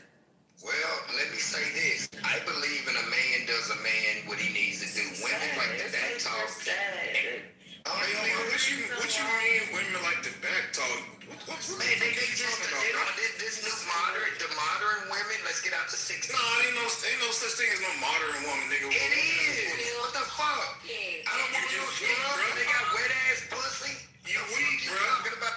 You weak. Talking though. You a simp. Somebody else talking. You voting for tampon. You're 50 and you don't have any legacy, nigga. But I do. My family's in the 50s years old. Well, am I gonna get judgmental, man? You weak, bro. Oh no, I'm good. I just think weak as fuck. You a simp. You a simp. You voted for tampon. You gonna die with nobody carrying your fucking name. You a simp, nigga. You gonna die with nobody carrying your name. You don't know what I'ma do, nigga. You weak, bro. And you failed us. You failed us, nigga. You ass simp. You failed us, nigga. You failed yourself. You let all these decades pass you by. You can't control that motherfucking woman. You can't build shit. You lost. You a simp. You lost, nigga. Your name gonna die with you. Your name gonna die with you. I'm gonna hold my integrity. I bet y'all won't vote for Kawhi. You can't even hold no woman to girls. That's why you wanna. I bet you ain't got no girl, but she beat your ass. Yeah, I got a wife and kids, fuck nigga. You 50 years old, you gonna die with your name gonna die with your pussy. No woman can even find you worthy of procreating, bro. I got a college in my backyard with a business, nigga. I make money. Oh, you got a business, huh? And everybody gonna forget about you when your first day has died. Since 1880, nigga. Nigga, you finish and get you some good food. How does it feel knowing that you're a fairy and that your name gonna die with you? How does it feel? Can you find somebody else to talk to though? This stage is. Y'all ain't talking about shit. Why is you talking to us? Because I like talking to tampon 10 voters. Okay, good. Now, y'all, I bet you one of y'all Somalian. Y'all like that frog. I know Brit dudes. Just move this nigga. I'm trying to. Let me see. Yeah, I know me either. That's what I'm trying to find. Nigga talking. You got bitch. Like shit. Hey, Wayne. I can't even Brooklyn. My phone is overheating from all this hot breath. He actually did us a favor. Could you imagine a nigga like that having a kid? Oh Lord. Can you imagine having to listen to him in your house, in your bed, in your shower? Good Lord. So y'all don't want me to talk to him, but y'all want to talk about him. No, we're done. Nothing makes sense in this room, sir. Okay? It's over. So it's okay. So y'all always saying to keep men accountable, and then when we're talking about we trying to hold men accountable, you want to shut. All right. You did understand. You said I'm for it. One on me. Someone pop back up. Pack them up. All right, so let's Spinoza and the movie have the conversation. No, fuck that shit, bro. We're gonna move on and let's not hold niggas accountable. Let's talk about some other dumb shit. Oh damn. But one mic will you miss? Ms. Spinoza, have you been in the room for the last 2 hours? Obviously. obviously, yeah. But that's not the point, Nisa. He's been talking for 2 hours straight. What? Go ahead. What is the fucking point? He's been talking for 2 hours First of all, straight. you know, well, Nisa, calm down. That's it. That's all I'm saying. Just I'm calm not down. excited. I'm not Okay, excited. but you have to let me making a statement. I understand that, so let me speak. He came up on the Spinoza came up on the stage to hold him accountable. That's why he came up on the stage. That's why I did not.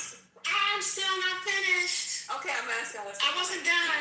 I said, and that's why every other woman did not go off their mic. Let them two have it out, and finally let these men have this conversation and let Spinoza pack him up.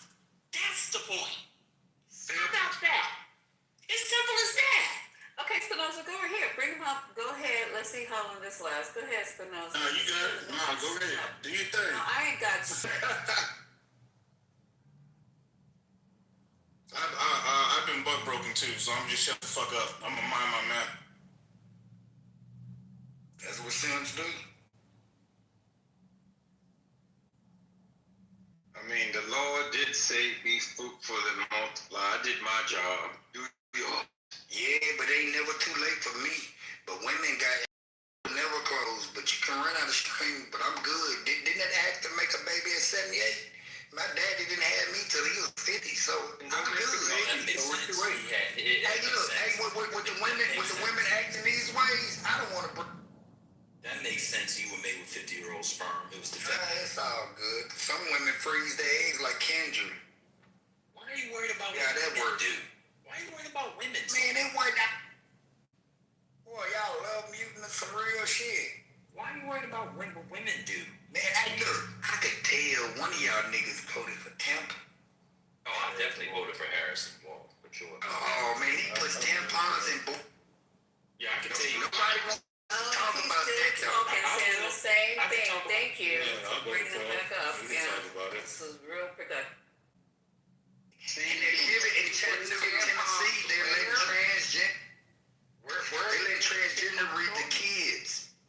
Just like the girl said in my book. It's sad, man. Y'all act like Trump is the worst. But for 8 years, 12 years, we had Democrats. Shut the fuck up. So the movie Trump signed his transgender bill. So what's next? Are you satisfied? What's Trump? Yeah, he signed a bill. No, what did Rainbow Obama? I'm saying, but he signed a bill in your favor against the transgenders. So what's next? That's the problem. You said against. So what's next? No. See, I don't like the way you implied that against the transgender. Look, that's what he did. No, but listen to me. If you signed a bill preventing the 10 transgender athletes from competing in sports, okay, so what's next? That is great. Are you agreeing? So what's next? Okay, what's next is I need the Democratic Congress or whatever they call themselves to know what woman is. They cannot, the Supreme Judge. What's next from Republicans? You got your bill of transgender. What do y'all want next? Oh, they want us to get on and start working for ourselves and start getting back into things. I can't say one is right and the other one is wrong, but when you get in the concept of female and male, that is a problem. That's a great start. Just like the one lady said, he's bringing Christianity back. We've been a Christian nation. We have in God trust, and we trust on our money. All I'm saying is, I know they're on the phone. I'm not disrespecting any religion or anything. All I'm saying is, in America, we are the land of the free. You have a right to the First Amendment. You have a right to be Democrat, Republican, but it seems like when people bring up a Republican Party, they get tarnished. It's just like you said with the, I don't know who said it, but it was with the COVID. Oh, you can't go in unless you got discriminated. I got discriminated against because I told them I didn't have my card. I didn't get the shot. Oh, you're making the world sick. I'm like, y'all are falling for fear. And God, the only person I fear is God himself. But nobody understands that kind of telepathy or that type of renaissance dealing with. The movie, are you trying? Thank you. The Renaissance is crazy. for the conversation, lady. I know you're educated, dumbass wouldn't understand. You probably went to some high level PWI. Wait, what? I just asked you were trash. Your voice sounds funny. What's going on with it? I think you got Adam's apple in your throat. Need some in your throat. Let me tell you what I can put in your throat. My 9 My shit is exit only. Strap. I will put that. I know gay women think they men till they get hit in the mouth. I'm not no man. Yeah, shit, you Let me acting tell like you what I would do. I would beat your tonsils to death. That's what I would do. See that rhetoric? You already sound like you beating your tonsils beat. You already sound This shit like is that. absurd. You This sound woman like is you challenging are me. on somebody's hormones, smoking You's a sex, very and masculine woman. That's You're what you very sound masculine. like. I'm sure you're single because I know your husband ain't gonna know it. Yeah, Evan Samuel's not gonna like that. You know you got a who pussy cares cat. about Kevin Samuels, his gay ass? That's why y'all niggas follow on him. You is a punk ass nigga. Damn, but y'all follow Barack Obama that got Michael with him. You a punk ass. And then y'all follow the president that wasn't even able to do anything. He had an auto pen. Yeah, okay. Nigga, your auto pen don't even work, I'm about Joe Biden. You not talking about just Dementia Trump? What's going on? I ain't got nothing bad. Hey, look, anybody that try to kill that nigga doing something right. They didn't try to kill Joe Biden because that nigga's already dead. Shit. And nobody gave a fuck about side chick koala bear. Can I ask the movie a question? No, stop. I know who you are, so no white man's gonna tell me no. No. Be a fake picture. No, doctor, that's a Jamal, fiction. okay. No, Aaron is black. That's Oh, okay. If he's black, then I might respect it. I respect identify how I want respect his I respect his as a black man. If he's black, I respect his DLC, the way this man was talking about tampons in the bathroom, I'm wondering if he used a tampon. It's crazy. Plugging booty. Yeah. He's not plugging his booty. That's what they call him, tampon Tim. Y'all voted for him. You live in Minnesota. I bet you live in Minnesota. With them you Somalian. You got a pussy, nigga. You walk around here with a stinking pussy with a yeast infection. And you so nasty, you motherfucker jumping off your tampon, you nasty helper. You shut the fuck up with your yeast infection pussy. Shut the fuck up. I'm telling you. Close your legs, motherfucker. Spank your pussy. Boy, she like them little helpers. I just want to know, if you said you don't only fear God, why aren't you married? You can't find the right one right now. I got 6 brothers. All of them married and shit. They good. And I know 3 of them had divorced. 2 of them are still married after 30 years. I seen that, like, I got a younger brother now. Man, he had to fight tooth and nail for his kids just because he didn't want the girl no more. Y'all women be playing the role. Your whole bloodline niggas fuck. What you saying? Oh, no, my whole bloodline soft as fuck. You can't handle women. That's what you saying. That mean your daddy probably weak as hell. Your granddaddy weak as hell. Your great-granddaddy weak as hell. Y'all just a bunch of soft-ass niggas that can't handle your women. Damn, my great-granddaddy made a business that I'm sitting in from 1880. You a fuck nigga, bro. You have a business that's black-owned that's been in business 1880? No, I don't think so. You can't even pass your business on nobody. Some white man gonna take your shit when you die. You couldn't procreate, fuck nigga. Wait, Spinoza, I gotta ask him, would God prefer you have a business or a... No, you're absolutely right. In due time, I'm not in a rush. I'm American. I'm not rushing. You finna die. What you talking about? You're in a rush. Hey, life is short anyway. Wash your dirty pussy. Your sperm already got autism in it, fuck nigga. You talking about you take your time. I'm mad at that's that DTA, what they call it, the Trump syndrome. You finna die. That motherfucker is gentrification going on. Don't talk about I'm taking my time. It's crazy. I do. I know a bunch need to freeze their eggs. I know you ain't got no time to waste. You probably got 3 baby daddies. I do want to say in this moment, We married. we keep getting told that Kevin Samuels will be upset with us, and I'm still confused at how worm food is going to have any opinions or feelings on anything when he's no longer with us. Maybe he didn't know that Kevin It's like, well, He keeps talking about the nigga as if he's president. As if he's gonna be, oh my God, Kevin is going to be so upset with you guys. with his horny ass. Don't mention about Martin. Kevin is pushing her Stop with the damn black shit. over there Don't being talk about Martin Luther King again. Don't talk about Martin Luther King again. He is so upset about the fertilizer. Yeah, don't talk about that wet Your dream, savior, your Lord and Savior is fertilizer, and you're mad about it. I am so sorry. Your Lord and Savior is fertilizer. Yeah, whatever child you probably making up a little boy mom. Probably raising a little simp up. Little sweet ass nigga. You not raising no shit single mom because you couldn't get no woman. Soft ass nigga. Soft ass G. Yeah, but I'm Uncle Pete. My nephew loves. What is gentrification? I'm still trying to figure that out. I never heard They say it was happening in Tennessee. And it's going to be a black Republican woman that wins, and y'all are mad. Y'all don't like Republicans. Just see it. If a black was a Republican, you don't like what women. Obama did in Virginia. He took up for the white woman. Y'all don't say that shit. Man, you ain't black. And Hey, how you you vote get for to Biden. 48 I and know you y'all never vote found for a way, Biden. bro? And you You believe better in have that God. hot sauce in your purse, Hillary. Hey, how you get to 50 and you believe in God, you fear God, and you ain't never found a wife? You couldn't even keep the first commandment, bro. Damn. What's the The first first commandment, nigga. You can read just the first 2 chapters. You can't do that what's first the first one. commandment? No, what's the You couldn't first do that commandment? first one, nigga. Yeah. Well, tell me what the first one does. It say you got to get married. You soft as fuck, nigga. You don't know the first commandment like you don't know the first commandment. I don't know shit about the Bible, man. Just don't back up, please. Look like you lonely on this Uber chat.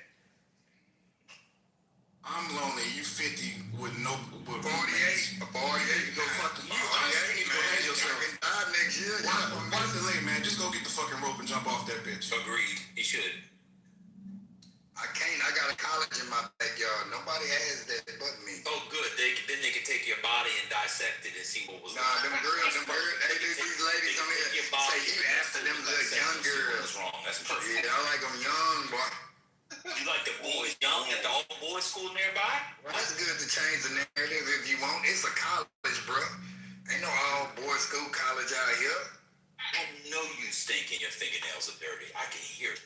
Damn, I bite my fingernails. I can tell your character stinks. Hey, your character stinks. See, I can get correction for my facial stuff, but your character, you need Jesus. You said my bad, stuff? you Muslim. What facial stuff? Physicality. Facials? Physicality, I can correct. You can correct your facials? You can't correct your character. Your character dirty, along with them other little helpers. Y'all little Tim Waltz and that shit character, y'all need to straighten out, man. Damn, man. Y'all got a problem. Y'all get mad at people's opinions. Let's move on, bro. Let's move on. Are you done? We're done. Are you done? The movie, you done? You got anything else you want to get out? No, sir. Go to the next subject. All right. Y'all got it. My section is over.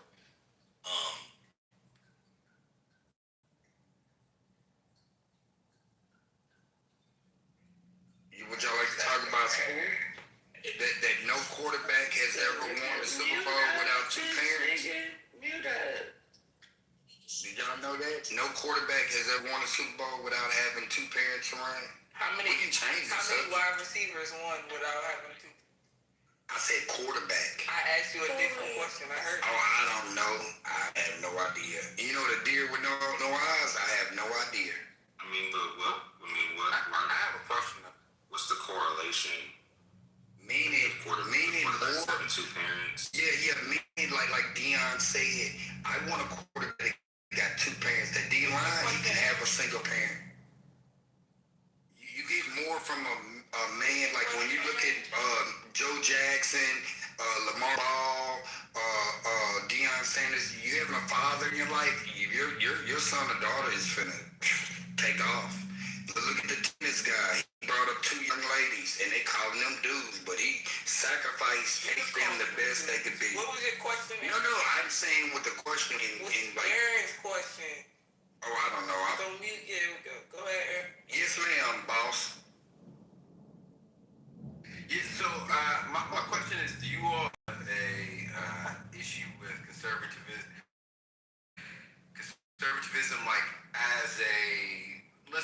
like polarize it with current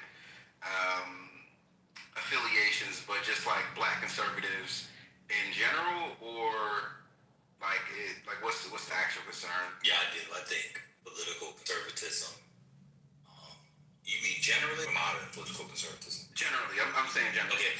Okay. Yeah, I think conservatism politically, as a political ideology, has only worked against the material, cultural, social, and legal uplift and progression of black people in America. Okay, so through the lens of like a black liberation lens, you have an issue with black conservatism? No, from citizenship. I think from a citizenship lens, black conservatism is dedicated and has dedicated itself to unequal citizenship between blacks and whites. Okay. Question, Dan, real quick. When you say that, how do you feel about when you talk about the past that a lot of blacks were Republicans? Like I said, the Hiram Revels at my school, that was the first president, and things like that. When you look at the Republican, the early days, was it after Reconstruction? I'm not be politically incorrect, but that's my question to you. I have no answer. There was a set of and they went away from it, and then so Democrats switched because Democrats. I mean, black people switched because Democrats became more civil rights. I don't know. Aaron, did you have something else that you wanted to say? Are you a conservative? Somebody put California as a shithole under Democrats' control. Yeah, it's the fourth largest economy in the world. It's where computer, tech, and innovation goes. It's the main grower of crops in America. Like I said, it was zone economy before, but it's a shithole. But not Oklahoma or Alabama or Mississippi. You're right. All of California is a shithole. You're right. Thank you. That's a great point. The world's fourth largest economy is a shithole. This is well put. Let's do Oklahoma, Alabama, West Virginia, and don't forget to add Chicago in that, because when they did the Democratic convention, they let all the immigrants in, and they made What about Chicago? Chicago's one of the world's richest cities. So part of what happens is because y'all don't travel, you only know about what you see on TV. That's a very small part of Chicago. Chicago's a rich city. It has its own stock exchange. Yes, no, sir. I was just saying for that Democratic convention when they had borders and they wouldn't let people in. That's all. And they were giving immigrants free house and they. Yeah, I was just. Free housing. My last question. Up or down? Let me ask you a question. Has black unemployment gone up or down since Trump has been in office? I think it's went up. I mean, no, my bad. I think black employment has went down, meaning we had more jobs. Unemployment. The unemployment rate has went down since Trump. No. In fact, it almost got to 8% at its worst under Trump 2.0. You didn't know that? That black unemployment skyrocketed under Trump?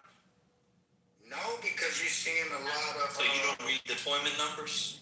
No, I hadn't Googled it or nothing. Read up. Yeah. Read up. Cool. God bless you.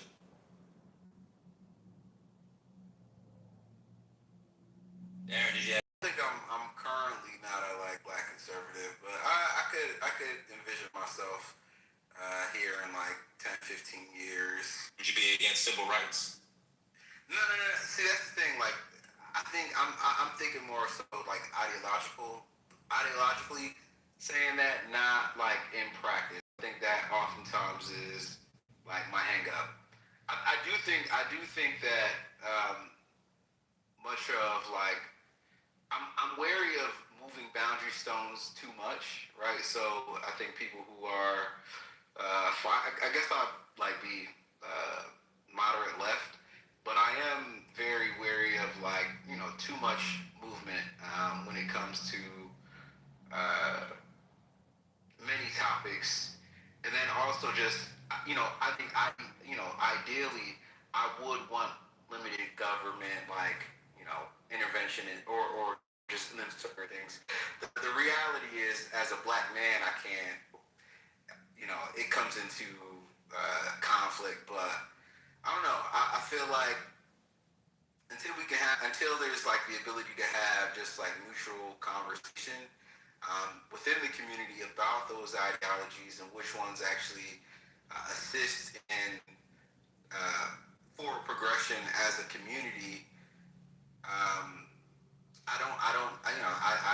I do think that even though I don't, the movie, he was saying some wild things. I do think that we have seen the overreach of government influence within the community that has led to negative outcomes. Give me an example.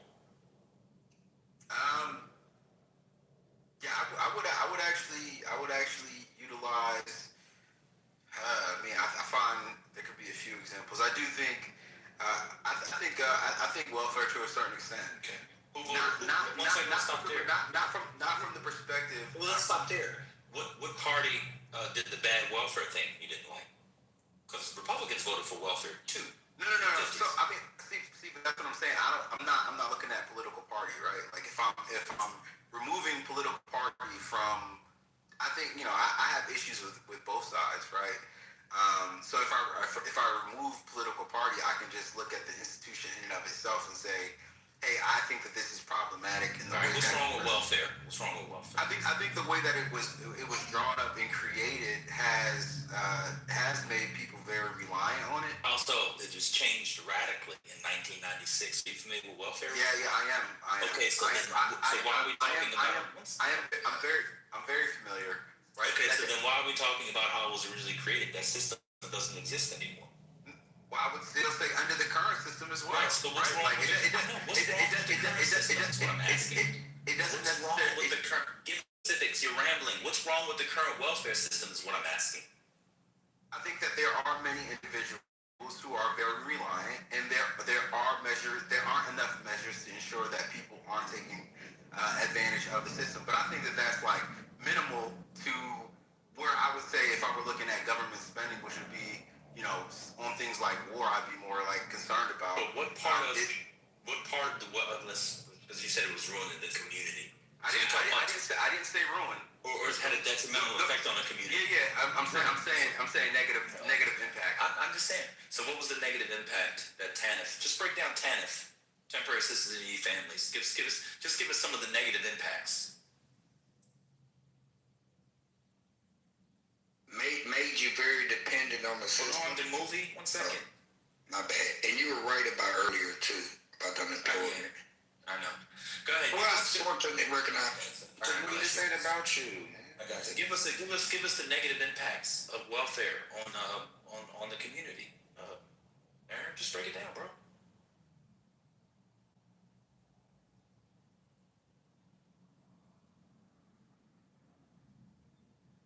Aaron, are you there? What was it?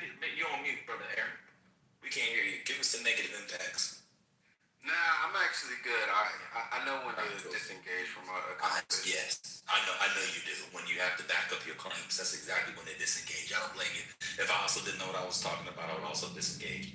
I know people really hate talking to me on that app because I'm somebody who actually asks simple questions, and it just hurts to be confronted with the depths of your own ignorance. It hurts. I used to be like that too. I was 11, then I started realizing I had to fix that. That's wow. You make a claim, and I ask you for an example, and you say you don't want to back out. It's incredible. So you're flirting with conservative as a black man, and the conservative got rid of the Voting Rights Act. But you want to. Now you're talking about a party. No. I'm talking about an ideology, not a party. Can I finish? I'm not talking about an ideology because modern conservatism was born out of backlash to things like the Voting Rights Act. I'm just talking about ideology. So that you're flirting with conservatism, do you know which philosophy and who the major founders and articulators of that philosophy are? Do you know who William F. Buckley is? You know who William F. Buckley is? Aaron, do you know who William F. Buckley is? Aaron, do you know who earned, and unearned? Do you know who William F. Buckley is? But you flirting with conservatism. Get your Google on. When I tell you that black men are being propagandized to believe that you have to be conservative to be a real man because there are no mentors or fathers to tell them otherwise, that's what we're seeing. These people think that you are a conservative if you are a man and not a homo or a woman or a feminist if you vote for Tampon Tim and liberals. It is pure propaganda. Earned and unearned doesn't know anything about conservative ideology. Now he'll conflate traditionalism with political conservatism. Black people always go to church. That's what he'll say. He doesn't know anything. But he's flirting with an ideology that was born out of backlash to equal black Negro rights in America. It's incredible stuff. I hope y'all be well. I got mine.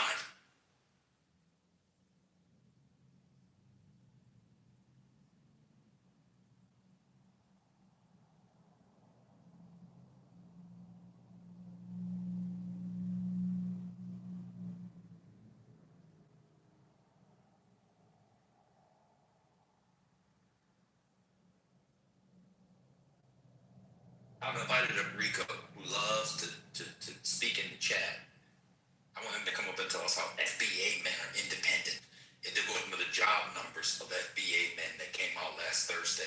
We'll do you three, and come on up, brother Rico, since you are so well educated on the topic.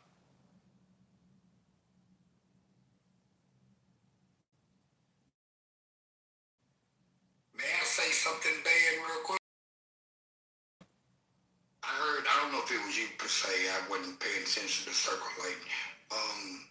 The propaganda, when you said propaganda, are you familiar with the 2012, 2013 propaganda that Obama redid and allowed them to propaganda American citizens? And this is no slight on you. You are so stupid. Yeah, I see it. I really wish you just shut up. Yeah, I see it. Well, I wasn't talking to you. First of all, I was speaking with Dan if he saw my text message I sent on the chat. So, about the propaganda. When I heard the word propaganda, it's very broad. You're not even saying the word nor using it right. Just shut the fuck up. With a name like Oakland, you need to close your eyes and disappear. And you can't read Brooklyn, RJ Doctrine. Yeah. It's only but so much of this shit I can take, though. I'm gonna leave that. Yeah, Well, do what you do best like a woman. Swallow it. Just don't bite it.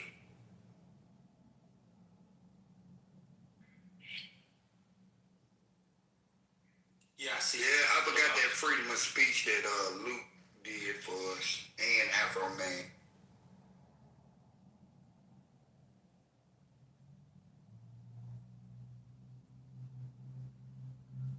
Yes, I see it. I see the amendment to the Smith Moon. Yeah, I see it. What's... Yes, sir. That's all I was asking. What's your opinion on that thing? It was an amendment to an old law that didn't do anything substantive. I don't find anything particularly bad about it. I mean, what do you find bad about it besides Obama did it? What do you think he's married to a man? Besides that, what was that? Well, when you're able to spit propaganda to the American citizens, I'll go to one deeper. I don't know if you're a conspiracy theories like I am. I'm kind of conspiracy like when the Challenger, I was in fifth grade when the Challenger blew up, and they had a guy go back on the internet and said, all them people still alive. You know, you can Google all that, you know, and it's just kind of weird that we believe everything we just hear in media and social media, because if you go back to before 2012, there was no Instagram. You just had to go do your own internet or go to the library, research. Like, I don't think Brooklyn knows what a Dewey Decimal System is, you know, or cursive writing. And that's my slight on her. I'm saying it. I want it to be offensive. But then, Not to move. You could have made your whole point. I know. I went off track. Cause now she gonna go off. Hey, go on, man. I hold my breath while she speaks. She don't run that. I hate this nigga so bad. And you know what? I chose this Barbie because this is the perfect representation of who I am. Gun and all. I don't know why niggas like this even bother with me, because I'm not hers.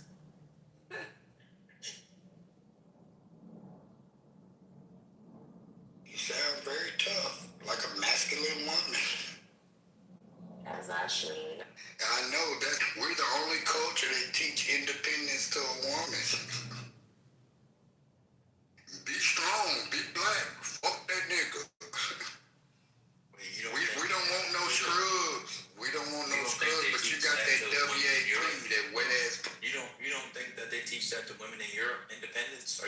been to Europe before? Okay. Have you been to Europe before?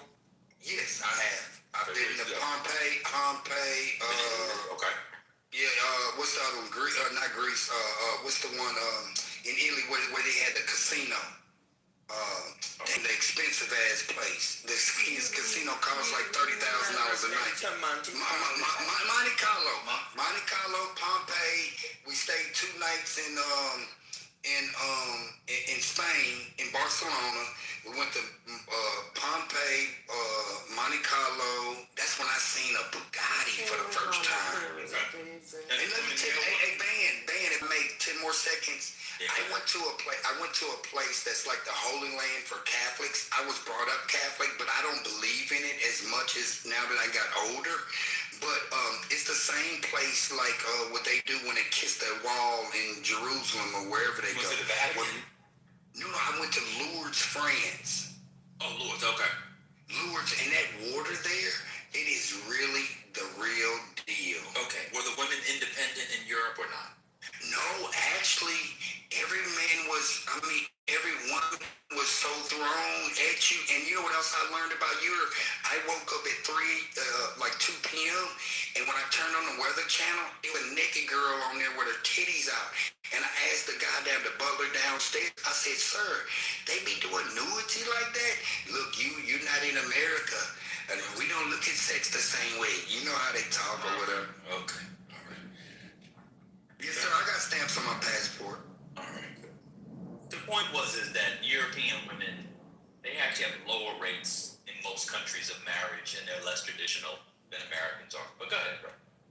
No, I'm not gonna Google it or chat and try to dispute what you're saying. I can agree with. I just know, in my community right here in small little Mississippi, these black women are getting rid of these niggas, getting divorced, and when I only can go back to my guy Kevin Samuels because I like what he said. When a white girl like these Russians that came to Alcorn State, the 5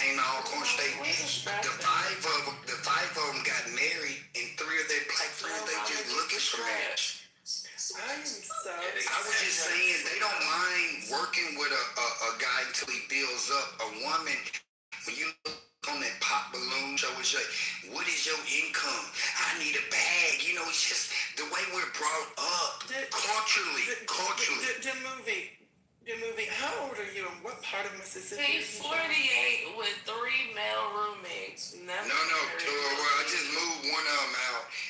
I'm 48. I live at Alcorn, Mississippi, where it's right next to Alcorn State, where Stephen there, Medgar Evers went to. It's just the HBCU. I'm familiar. What do you do for a living? I run a bit. My family has a business, and I'm a renter. Like I rent out trailers and houses. And that's why I have time to play on this app, because I had nothing else to do, because I was paying a psychiatrist like $400 or whatever, and then my nephew said, get on this app, this Uber app, and give me $50, and I give him $50 because this is great therapy. Excellent. Do you want to give me $400? Well, that's what I was paying for a therapist, but this room, I would rather give Ban $50 or $100 because he keeps control of his room. So then we should send Ban some money for Ban's labor, because Ban, you've really stretched everyone's capacity. I wouldn't give a fuck. It looked like you a gold digger. Who's a gold digger? Because you don't have any gold to dig.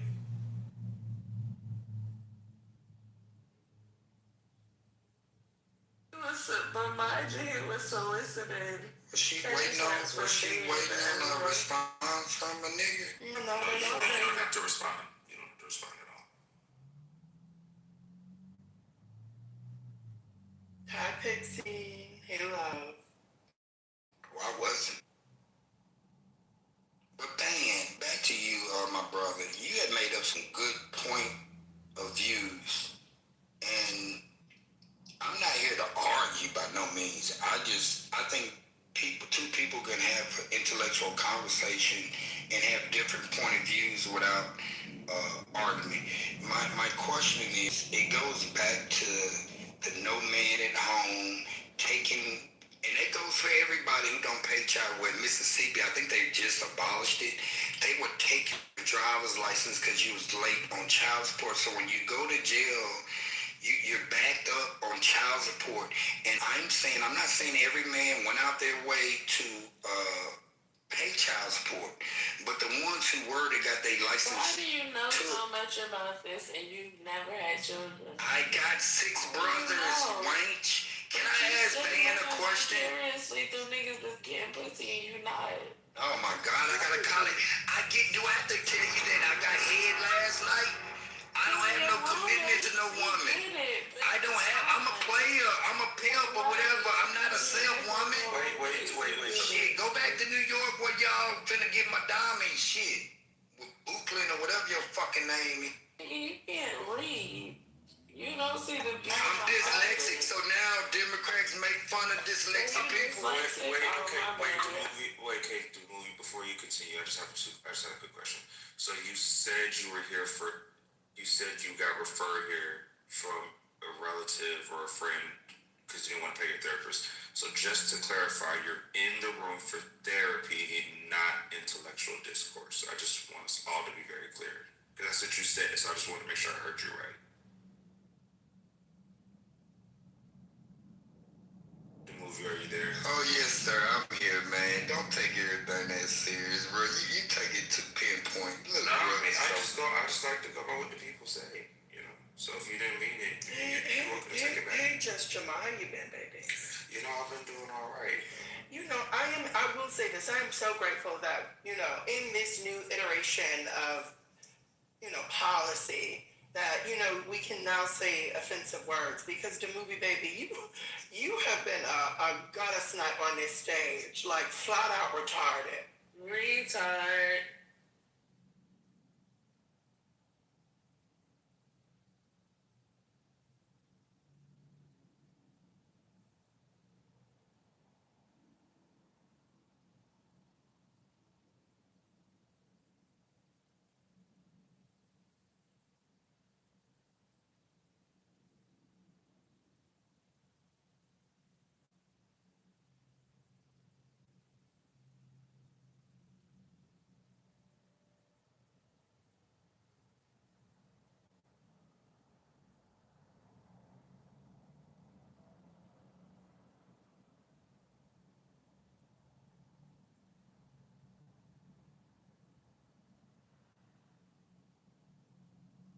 Hey, Bam, when you get a chance, check the chat about the Ash experiment. 'Cause that's what they talking about. You, Mama, I blame you for not being on this stage. I'm ashamed that some people are not educated enough to know what the Ash experiment is. You know, I think I was a bit taken back that you didn't know how to enunciate Brooklyn. That's my dyslexia. I didn't want to. I do that shit to be funny. Oakland. Like, you look Oakland. Literally. My people from the Bronx, though. Can I have nothing but West Indies in my bloodstream, and that's why they all on the East Coast. Hey, the move, can I? Crash. I'm a crash. Don't crash out. Shit, bump your head. Maybe you get a knot on that motherfucker. Hey, the movie, can I just have a little quick conversation with you? Because I understand where you attempting to come from. But I think, Dan, if you're still here and can hear, I think what Ben is getting at is, if you're going to rebut or attempt to debunk or even disagree, don't do it with narratives that are not proven. Don't do it with narratives that are not factual. Don't do it with narratives that are not connotative to the talking point at hand. Because I see where you're coming from, but it's not really hitting home, because it's not coming from the point where you can research or look it up, say, go down the line and say boom, boom, boom, boom, boom, in connotation to the points that Dan is making. If you're going to disagree and you don't have any factual data to back it up, then in my opinion, respectfully, I would stand on the position of, listen, this is just where I'm at, this is how I feel, and then Ben is still going to examine you to say, okay, well, where did these fellas come from? What information did you receive for you to feel that way? So you have to be able to bring something to the table when you're debating like that, so that respectfully it doesn't turn into all of this. And I think that's what Dan and some of the people are coming from. And if I'm wrong, y'all, just correct. No, sir, I respect what you said. And I don't think it's me and Pan. I think it was more of the other young lady. But I think when I speak, I'm speaking from things I saw, but then I have to back up and go to whatever YouTube to find this article. I don't have time for that. I'm just speaking as an open mic, just to give our opinion. Like Van got frustrated earlier. That's probably why he's not responding now. He's like, I'm tired of just back and forth on it. Make your point, and if you disagree with it, it's fine. I have no problem with you disagreeing with. We don't have to agree to disagree. First of all, I don't believe in that shit. Either it's the truth or it's not. One of the water is wet. Now, if you feel like Waltz and Dan would have been a better president, in your opinion, okay. I'm just saying, for me, I'm glad it didn't happen. But I gotta get persecuted, and I know this, I'm that. You like them white boys over there. You don't want the Democratic Party. And so I'm like, man, what the fuck? It's just my fucking opinion on it. I don't give a fuck if Tim Walz or whatever was the president right now. I couldn't do shit about it. He wasn't running for president. You keep saying that. But I'm just saying the vice president. Tim, I think both of them are funny. So what would you rather have? What would you rather have? The possibility of tampons in a school bathroom or the Iran war? Now that's a great question. Let me say this. I like what Trump did, because he said, I'm gonna bomb the shit out of him. And you know what Kamala said and Biden said? Oh, just don't. We've been talking about the Iran war from Barack, all the presidents. Iran has always been a threat to us. We just finally found the president with some balls. Stay right there. See, there you go with that again. Stay right there. I will. As a respect of the room. Yeah, what was the threat Iran posed to the U.S.? They've been a world threat over everything. See, I really think we should have went in Iran before we went to Iraq. Iran with their regime, and a lot of people don't understand this also. You have forget my terminology, some Saudi kings and shit. They're not on the list of Forbes. So yeah, Iran has been a global nuclear problem since they've always been nuclear threat. And not only a nuclear threat, they kept some hostages during Biden's administration. Do they have a nuclear weapon? Oh no, we bombed the shit out of them. No, before they bombed it, did they have a nuclear weapon? They were building it. And I'll tell you to compare this to. I did my comparison to this band, and I know you might think it's off subject. It's just like, what threat did Libya bring to us when Hillary Clinton, we came, we saw, and we killed that nigga? What did he do? Yeah, I thought that was wrong too.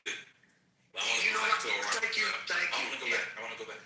What were gas prices? The gas prices spike and energy prices and food mess up because of the Libya bombing? Just wondering. Well, he did a lot of, was he doing that Obama area? Nobody cared because he was a black president, but a lot of shit was fucked up. I'm asking you, did it stop global traffic of oil? Oh, no, I know what you're asking. Okay. No, I got you. All right, cool. I know where you're going with this, so you but go think ahead. that Iran was a threat. So how were they going to hit the U.S.? Break that down. We sit on the island. It wasn't so much hitters. It's you ever seen, like, they have sales and they were threat to not democracy, because we're not democracy, we're a republic. I pledge allegiance to the republic. With democracy and republic? Oh. What do you guys, Iranians? What's the difference between a republic and a democracy? Oh, a democracy wants majority wins. A republic is more for the people. What's the difference? A democracy is going to take, if it's 51%, they win. Do we have that in our elections? Well, what we have is just like the electoral vote. We have that in our elections. That's all I'm asking. Oh, yeah, we do. Okay, so then how's but the populist vote don't win the election, but the populists don't win. You're not listening to what I'm saying. Do we have that in our elections or not? You talking about democracy? Do we have 50 plus one. Do people win elections like that? I think that's how they want it, but that's not how it's gonna go. So when you vote for senator, how are senators elected? Break it down. Was that the primary vote? That's not one of my strong lead. What is it? Like right now, In the general we got the election vote coming up. when we vote for senators, who's declared the winner? I see what you're going with. Yeah. Most votes. Yeah, you're right. Yeah, it's the ones who Now, get the majority. You live in Alabama, Mississippi. Yeah, you're right on that. And I was being specific to the presidency, but I know where you're going with that. You're right. So you're right. Does the president get a majority of any vote? Yeah, they can win. I mean, you can win. No, they get a majority of any vote. Let me ask you a question. If they get a majority of the electoral college, do they win? Oh yeah, but see, electoral college and popular votes are two different things. That's not what I'm asking. I'm not asking you that. Do they get a majority of the electoral college vote? Do they win? Hold on. You talking like they won in the state of Mississippi? Yeah, you get those 6 seats or the electoral college. Yes. And then how do you get electoral votes? That's a good question.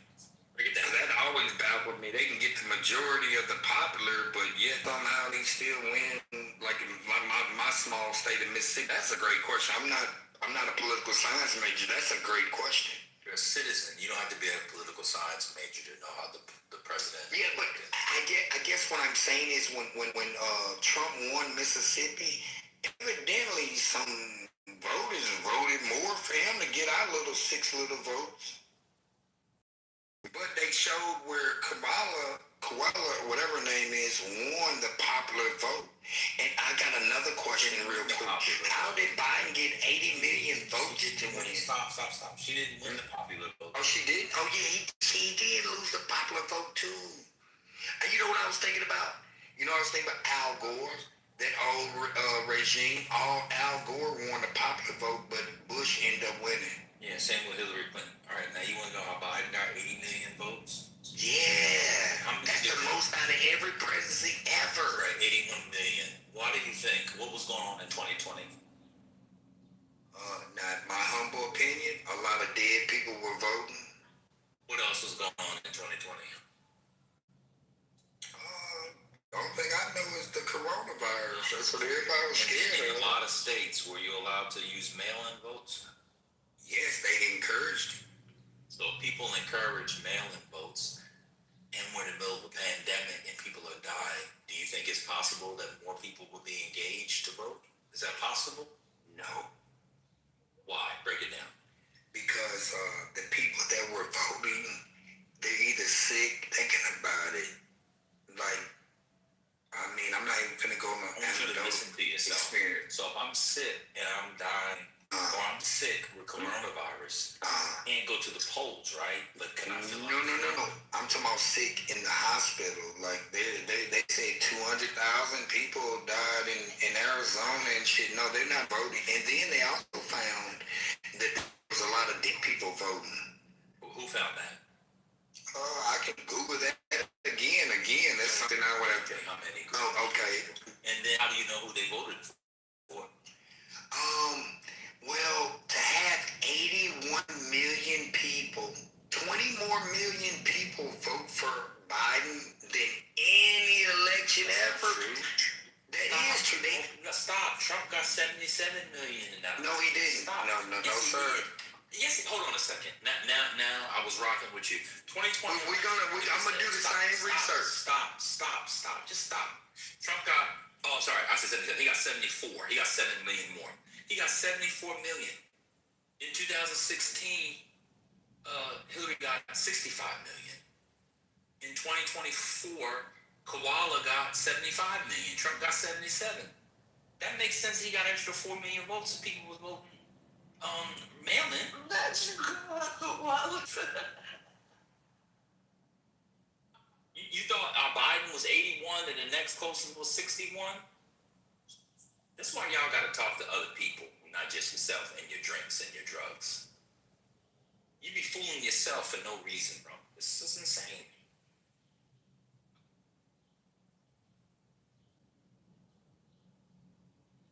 It makes total sense that in COVID, with all that mail-in voting, it was like mail-in voting everywhere. People were like, yeah, I'll mail it in, they wouldn't otherwise vote. And people were pissed at Trump. They wanted to get him the fuck out of there. He's talking about bleach and it's gonna go away and bend the curve and everybody was losing jobs. Yeah, he got 81 million. Are you done, Dome? The movie? Did you look it up yet? Was I lying or what's the movie? Now you quiet. The movie, what's going on, brother?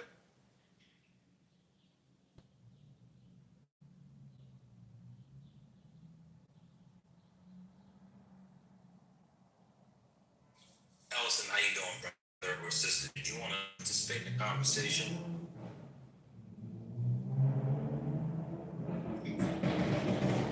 By the way, man, you were right. He got 70-something votes this year. Yeah, 79 last year. Common got 77 and change. Oh, that's right. Go ahead. Go ahead, Allison. Somebody else that you want to think of? Brent Jones, isn't it? Still, the 81 million was crazy. It wasn't crazy. It was, they had mail-in in huge states, California, Pennsylvania. It wasn't crazy at all. And it was COVID. People were mad. Trump did a bad job in 20 COVID. He kept telling people it would go away. He was saying the summer would go away. Remember, he got COVID. This is one of the things I don't understand why the Democrats didn't remind people of 2024. Do you all remember us watching the President of the United States, Donald Trump, being airlifted from the South Lawn, walking? No. You gotta remember, we're talking about Yes, 21 and 25. we thought his days were numbered. Man, we gotta go 21 and 24. Finish my point. It doesn't matter. Go ahead. What are you gonna say? Sorry, the movie did. No worries. I want you to finish what I was saying. It wasn't cutting off. It was just paused. You were saying 23 and 20. I'm saying between 21 and 25, when it was the Biden era, what was so great about what we're doing? And then before Trump, you had 8 years of Obama. What was so great about those, 12 and 4, 16 years? I can tell you, it's very easy. Well, first of all, you do know that just because one party has the presidency, they don't have Congress, right? Yes. Oh man, if you can go to my other room that I had, if they didn't understand it. They can't do it anymore. I'm done. And that's why they were saying the Republicans are stopping this and stopping that. They control certain parts of it. Trump only got so many powers. They're mad at Trump because he's taking that sensitivity away. Just because you're in your feelings, who gives a fuck about your feelings? We had, our AG was a transgender that told us, and I will bring up that clip. And whatever that assistant lady, I will bring up the clip. No, you stop. I will bring up the clip. I will go get that clip. Whatever that lady name was, or one man. No. The attorney the blacks are by climate change. Come on, man. Come on, bro. The attorney general. I'm gonna put it in the app. Come on, man. I don't understand why you disrespect me. I'm the only person allowed to speak. Everybody else would have kicked you out. I got Brooklyn to stop cussing at you. Why you disrespect me? You don't have no friends? You just talk to a nigga that reads and is that what it is? Like, what you doing? What's going on?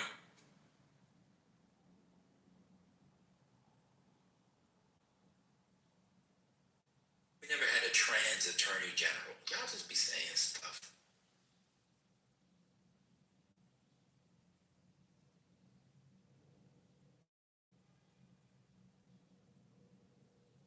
I'm mad at Trump because he made a clusterfuck of this Iranian war and there's no way out.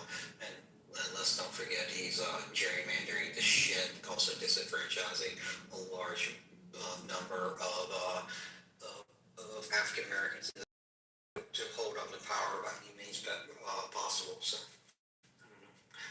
we each see faults in politicians in our own ways. I get. Excuse me 1 second. Ben, can you look at that, what I put in the chat real quick? I know who Rachel Levine was. She was in the health department. She was an undersecretary. She had nothing to do with Attorney General. Well, I mean, again, I was politically incorrect. I was politically incorrect. It's completely different things.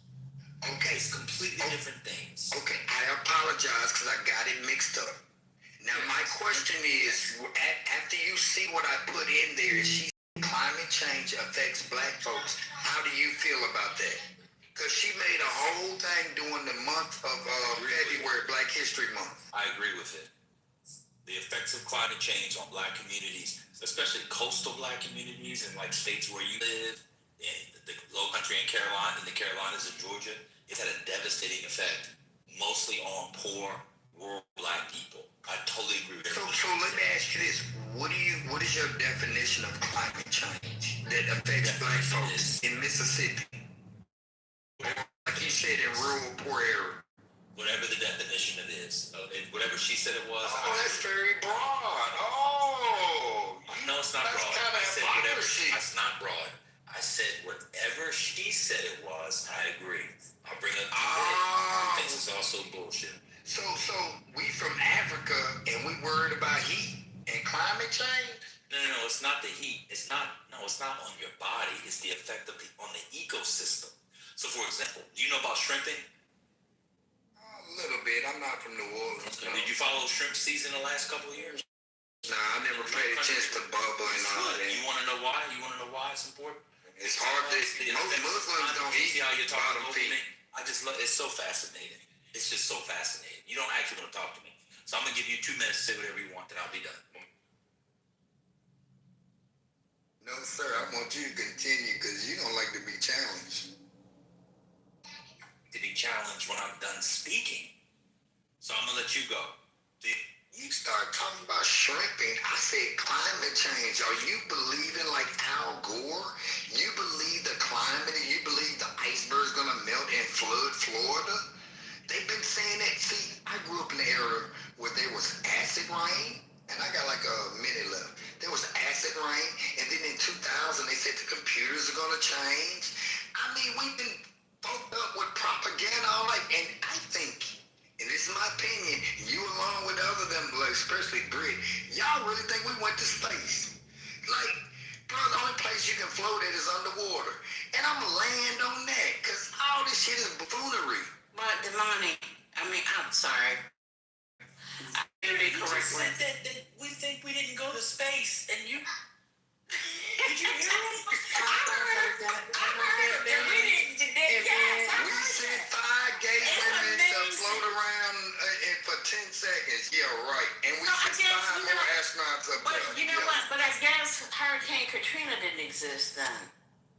You know what my opinion on that? A lot of earthquakes. We were right here, so go ahead. In the ocean. That's a hurricane. And you know, Hurricane Katrina, I lived through Hurricane Katrina, so yes, it existed. But that doesn't mean it wasn't created somehow, because in Dubai, y'all probably don't know this, was it 2 years? I know the band to know this. In Dubai, they had cloud seeding and flew by.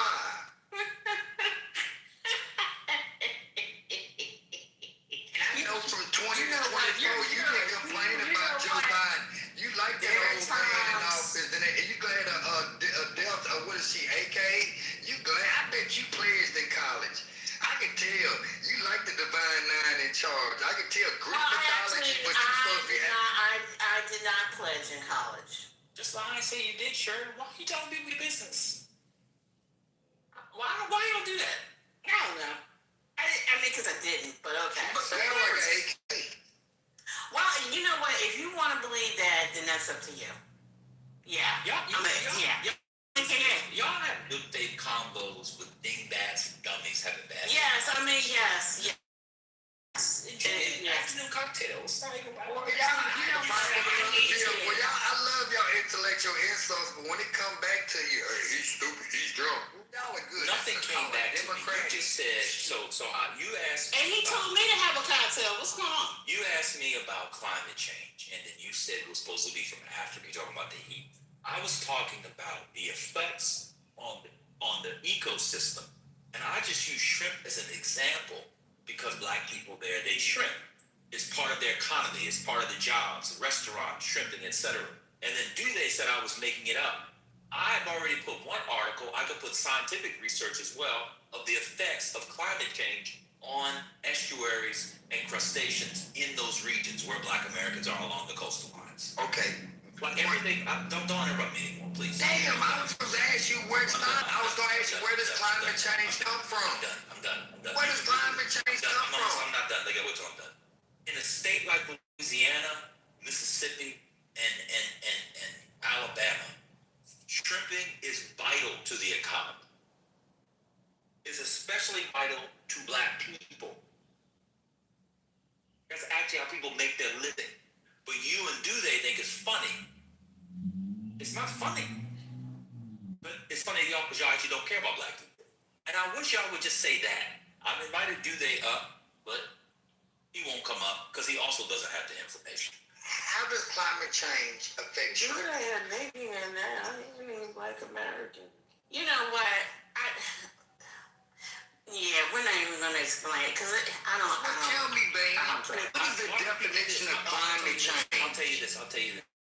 Since you like ChatGPT, put in, how does climate change affect shrimp and shrimping? Just put that in and see what you get. Since you ChatGPT everything else. I've already put 2 articles in the chat. Put it in your chat. No. Yes, I said, how does climate change affect Black folks? I literally just explained it. It's just shrimp. Those are bottom feeders. There's a lot of Black folks don't eat bottom feeders. I know, but a lot of white people eat it. So Black people sell it to them, and it's part of their economy. That's where they make their money. Again. This is one small one. What is climate change to you? Tell me the definition of climate change. I told you what it was. The shrimp or the sun is too hot and the iceberg gonna melt. What is the definition of climate change? You can't answer that question. What is the definition of climate change? So the movie. Al Gore. The movie. We have a very important thing that we need to discuss. You need to listen because he said it multiple times. I heard it multiple times. But you can't listen and talk at the same time. So we get in a space where you need knowledge, you seek knowledge, but then you refuse it because you're not fully listening. I think, you know what? I just think he wants to interrupt me. Yeah, they all do. It's frustrating at a point. It's like I like talking because I like the information and we have a good convo, but he's just being rude for no reason. So. Hey, Sandra, can I say something? I have never heard anybody else ever have every single fucking Trump regurgitating, talking. No, I in my life. Climate change and I'm not talking to you. I'm not talking to you. I'm not talking to you. I'm talking to the room. Thank you. I'm just trying to my mind is blown by this shit. This is so scary. I'm glad he hasn't reproduced. That's all I came to say. Go ahead, Dan. Take a breath. Get the drink. Go back to it. I don't have anything else.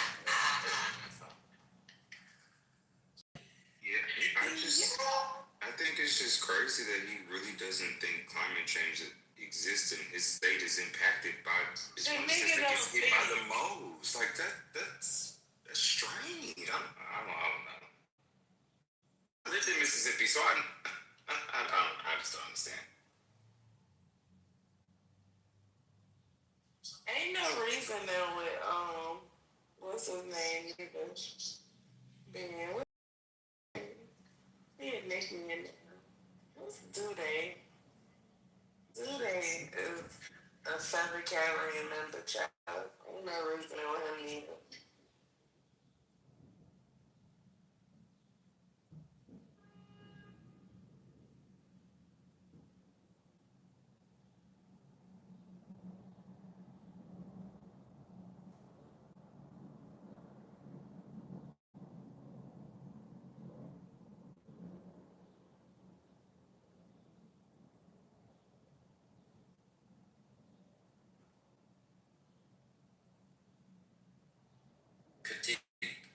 Did y'all want to speak or y'all just trolls?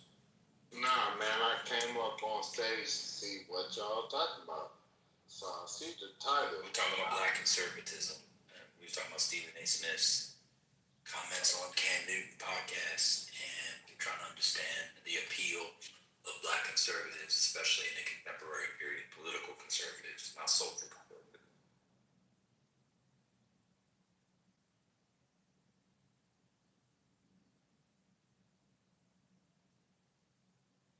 Any thoughts? Nah, I ain't got no thoughts. I'm not, a big fan of Stephen A. Smith, but when I used to live in Philly, I, used to see what he said, but yeah, man, I ain't kept up. That was over a decade ago. But shit, you fill me in, man. What'd he say? He obviously is still popular. People talk about him, so he says I would something. like to make a submission. Okay. You can go ahead. Now you can explain to him what he said. I don't think he's gonna understand it. No, he said that all black people for one election should vote Republican, so that both sides feel like they need to earn their vote. It's like a hour. It's like a minute, 30 seconds.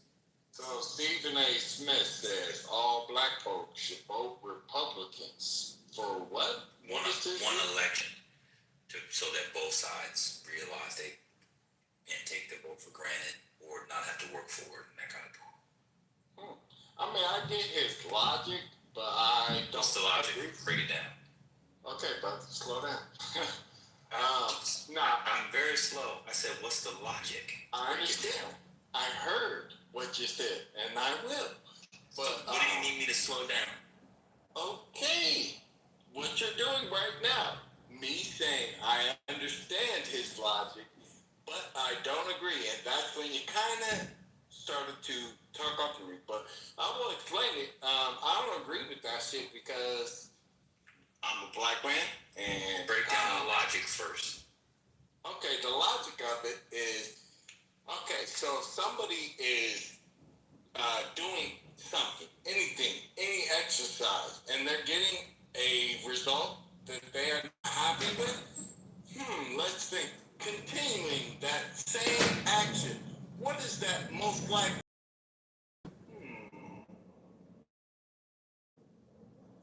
Exactly. Well, in politics, you want to answer, or is it rhetorical? Well, you tell me. In politics, it could produce the status quo, which could be worse than change. So, for example, the vast majority of black people agree with affirmative action. And so by not having Democrats in office and voting for Republicans, you lose affirmative action. The vast majority of black people want an expansion of the child tax credit. By not having Democrats, you lose the expansion of the child tax credit. The vast majority of black people believe in the expansion of Medicaid under Obamacare. With Republicans in office, you don't get that, and Democrats get that. Another thing, the Voting Rights Act, the vast majority of black people agree with the Voting Rights Act as is. And with Republicans in office, we lost it. So that's what you get, 4 things. I could probably give you 400. Mike, on you. I didn't hear a question, but if you just want my opinion and me... No, I didn't have a question. I was answering your question, so I want you to continue the logic. I was asking... Wait. Yeah, what I said, the last thing I said was a statement, bro. And it kind of implied a question because there's obvious disagreement. I can only assume I have no idea where you stand politically, but it sounds like the right, and there's nothing wrong with that. You quite literally asked me a question. You said, what do you expect to get by doing the same thing over and over again? That was the question. And I said, is it a rhetorical question? Or should I answer it? You said, go ahead and answer it. What's going on? Yeah, it was a facetious question. Then why'd you tell me to answer it? Well, because I wanted you to answer it, which you did. Come on, man. Why are we doing this shit on social media? Okay, another dummy. I would like to chime in so it doesn't get nasty. Yes, please. Please do. Thank you. Good afternoon, everybody. Hey, this is Annette Davis Jackson, okay? And I've been a Republican for over 45 years, okay? Ran for U.S. Senate in Georgia. I'm answering the question. I do believe what Stephen A. Smith is, that he is doing the right thing.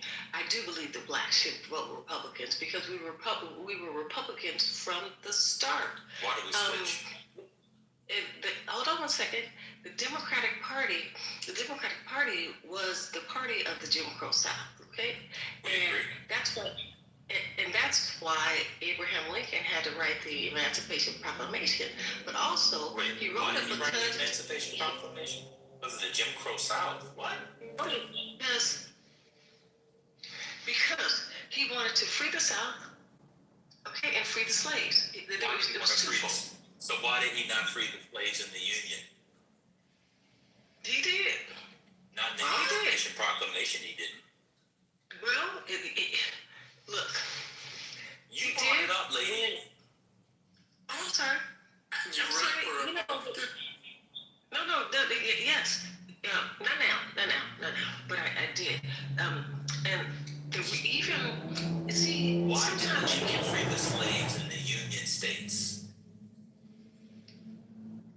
Well, because he had a target. He had a target. And I can't answer that question. Okay. Thank you for your honesty. Thank you. Now keep going. I can't answer that question, but here's what I'll tell you. I just knew that Lincoln couldn't go to the courts because his friends, would have shot it down. So I'm happy in Smith because most black Americans couldn't go to the courts because of what? No, because if he would have took the Emancipation Proclamation and put a lawsuit in, it would have got struck down. What do you mean a lawsuit? It was an executive order. What are you talking about? I understand. If you would have done it another way, sir. How would it have gotten struck down? It was about the Confederacy. They had seceded from the Union. But most people. One second.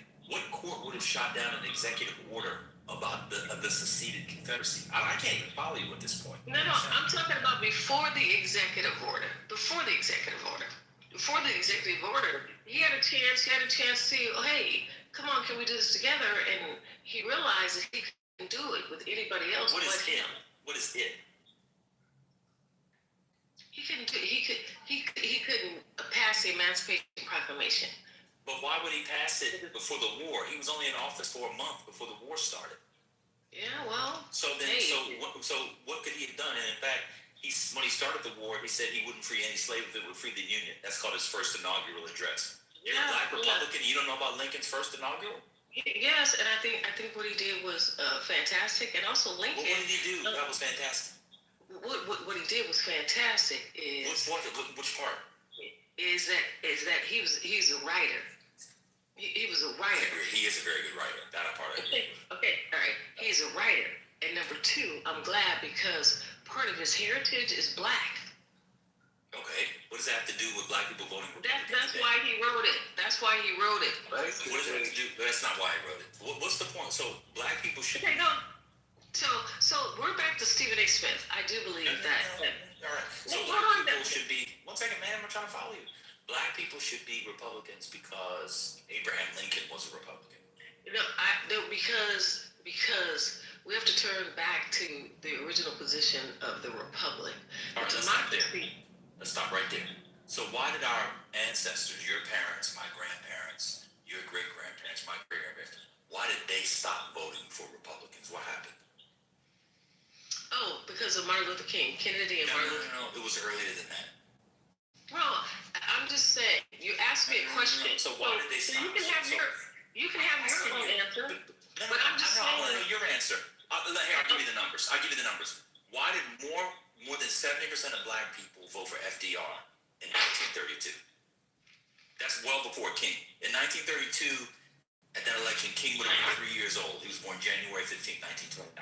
So just tell me why black people voted for FDR at 70% in 1932. Let's start there. Because of the societal programs. Which programs? He hadn't put anything into. I'm not gonna go into those programs. This was his first year. No, this is first year. Even in his first year, they knew that he was going to put some programming together for Black America. Like what? Because Black America. Like what? At that time was sustainable.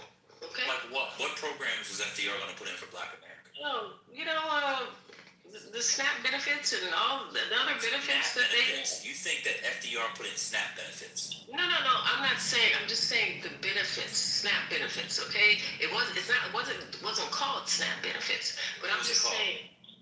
I don't know what it was called. Okay. So Black people voted for. I got you. So Black people voted for FDR because they were going to get food stamps. Let me ask you a question. Have you ever heard of the Lily White part of the Republican Party?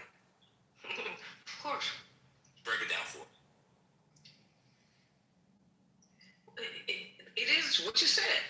Yeah, break it down. What was the movement? Break it down. No, I'm not going to break that down. And explain how they helped get Hoover elected in 28, because that's the key to Black people switching Democrat.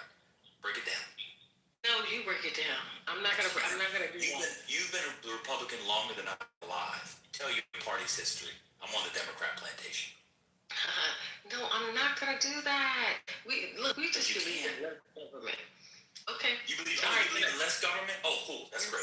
So if you believe in less government, why is Trump using the government against its citizens? So, for example, if you say things about Israel that the administration doesn't like, you can't get certain grants. That's more government. Is it not? It could be less. How could it be less if they're because they are not getting that those federal dollars. And what we're seeing now with the federal dollars is that the federal dollars have been used.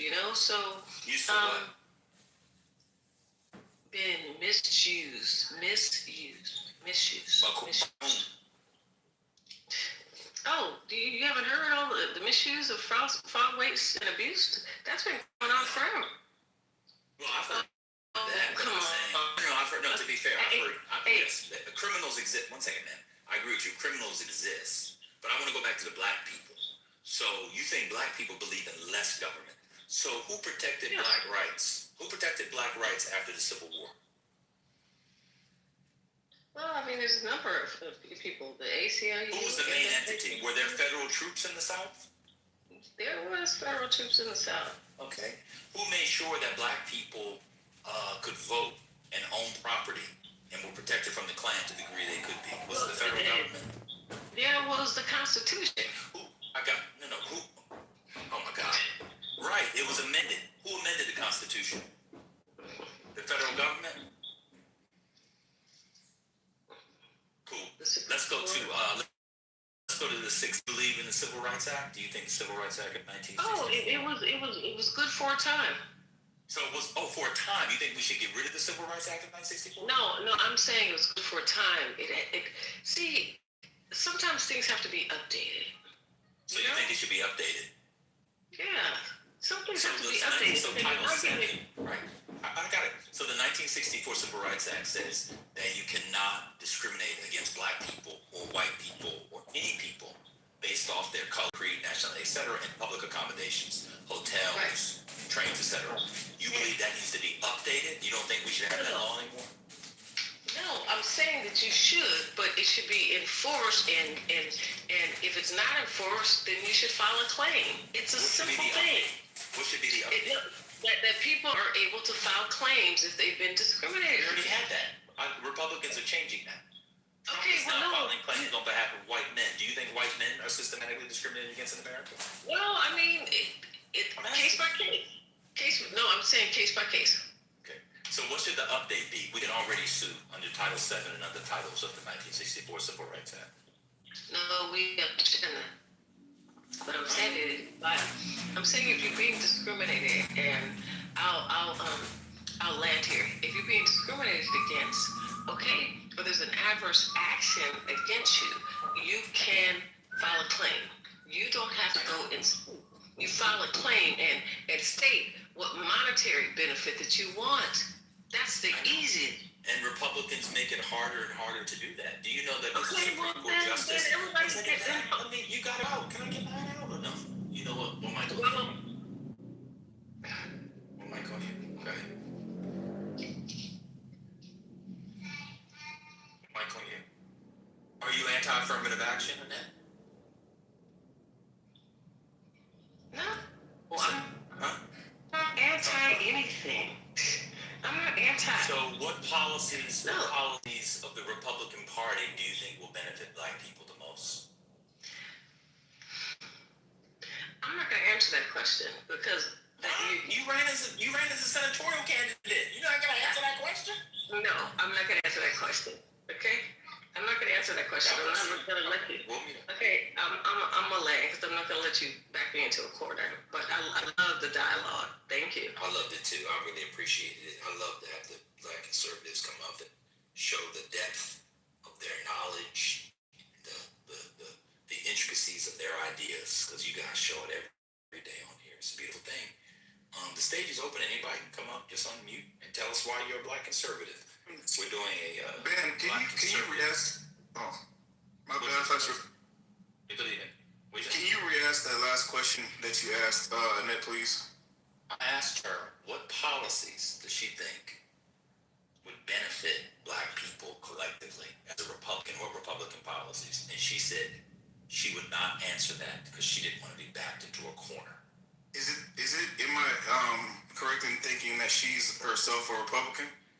She's been a Republican for 45 years and ran for U.S. Senate against Raphael Warnock as a Republican, but could not answer how the Republican Party platform will benefit black Americans. Okay, I'll just check. This is free. Wait a minute. Wait a minute. Let's not make a mockery of this sister who is a Republican. Hey man, shut the hell up. I too have been a Republican for years on end. Okay. And So I know nothing about history. I know nothing. All right, and I'm proud to say I know nothing. So we'll ask you, what policies, the policies that you think... I know no policies. Okay, you can go down there. This is the policy stage. We'll move you down. This is the policy stage. So since you know nothing, you can be with the know-nothings and the goo. In all honesty, just to answer your question from a historical standpoint, FDR, he did a lot politically for African Americans, blacks in America. Like what? Times. Okay, sure. So I knew you were going to ask that question. That's a great question. So a name that I will reference for a mind like yourself would be, what's the lady's name? Mary McLeod Bethune. Eleanor Roosevelt.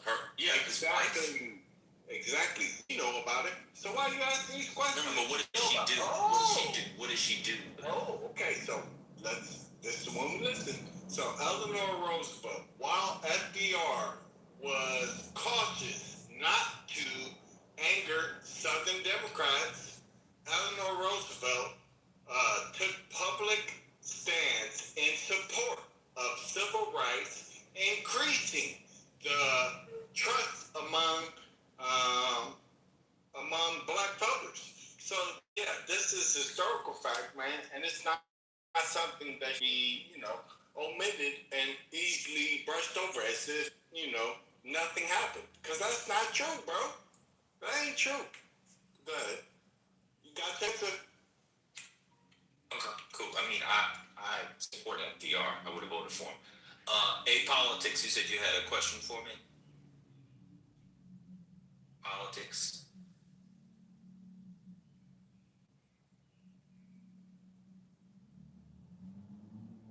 No, seriously, I love these conversations. I'm not asking for reviews. Just leave that in the Yelp. Man, I can't fucking say politics. God damn, man. Just a joke. Just a joke. Brother. No worries. It's a joke. It's social media. Social media. I know. I made a joke about Yelp, brother. Okay. It's just a joke, brother. It's all good. Calm down.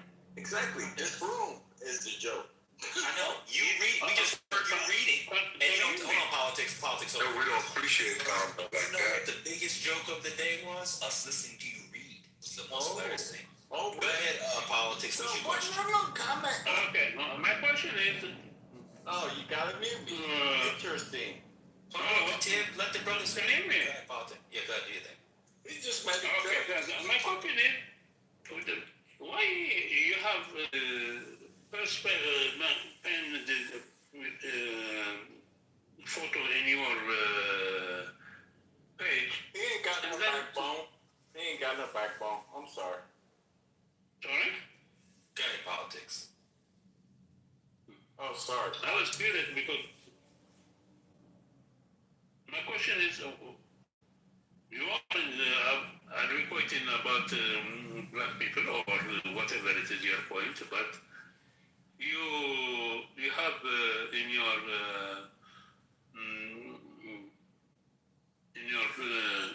page one of the most racist people, Pen Pers. So I don't understand why is that. What's the point? He put that and then he made the agreement. Yeah. So I put the Pierce Morgan PTR because when Russell Brand was on, I thought it was funny when he went to look for the Bible verse and then Pierce Morgan's face. That's all. I don't support anything Pierce Morgan says or does. That's all. It's just a look, brother. Would you like me to change it? No, I'm curious because it doesn't make any sense because it is one thing what you are saying and then what you put it in your page. So I don't get it because if you are supporting the right of black people or minority people, whatever it is you call it, I think it's controversial. I mean, from my point of view, I could be mistaken. I don't know. Yeah, he is projecting. He wants, people to assume. Wait a minute, Kasim. Politics, you don't have a picture of. So why the fuck does it matter? You don't have a picture of. Just. Yeah, I just got back. It's okay. It's okay. I feel like this is just. If you put your picture, whatever it is, someone is legitimate to put it, his whatever it is he believe, and then.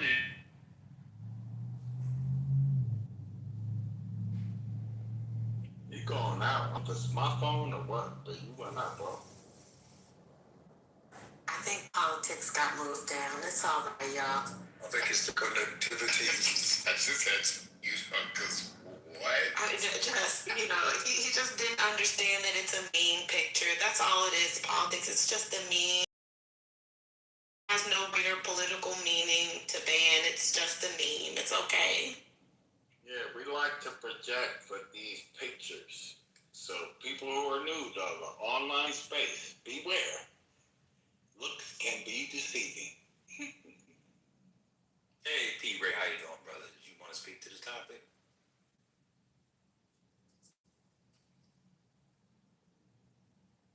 P. Ray, are you there, brother?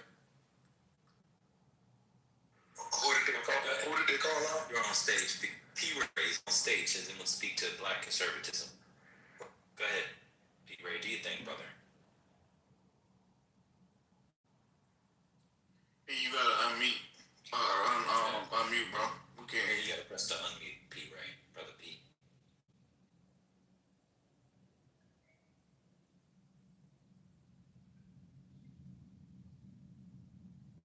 Bro, you're on stage already. You just have to unmute. Hit the microphone.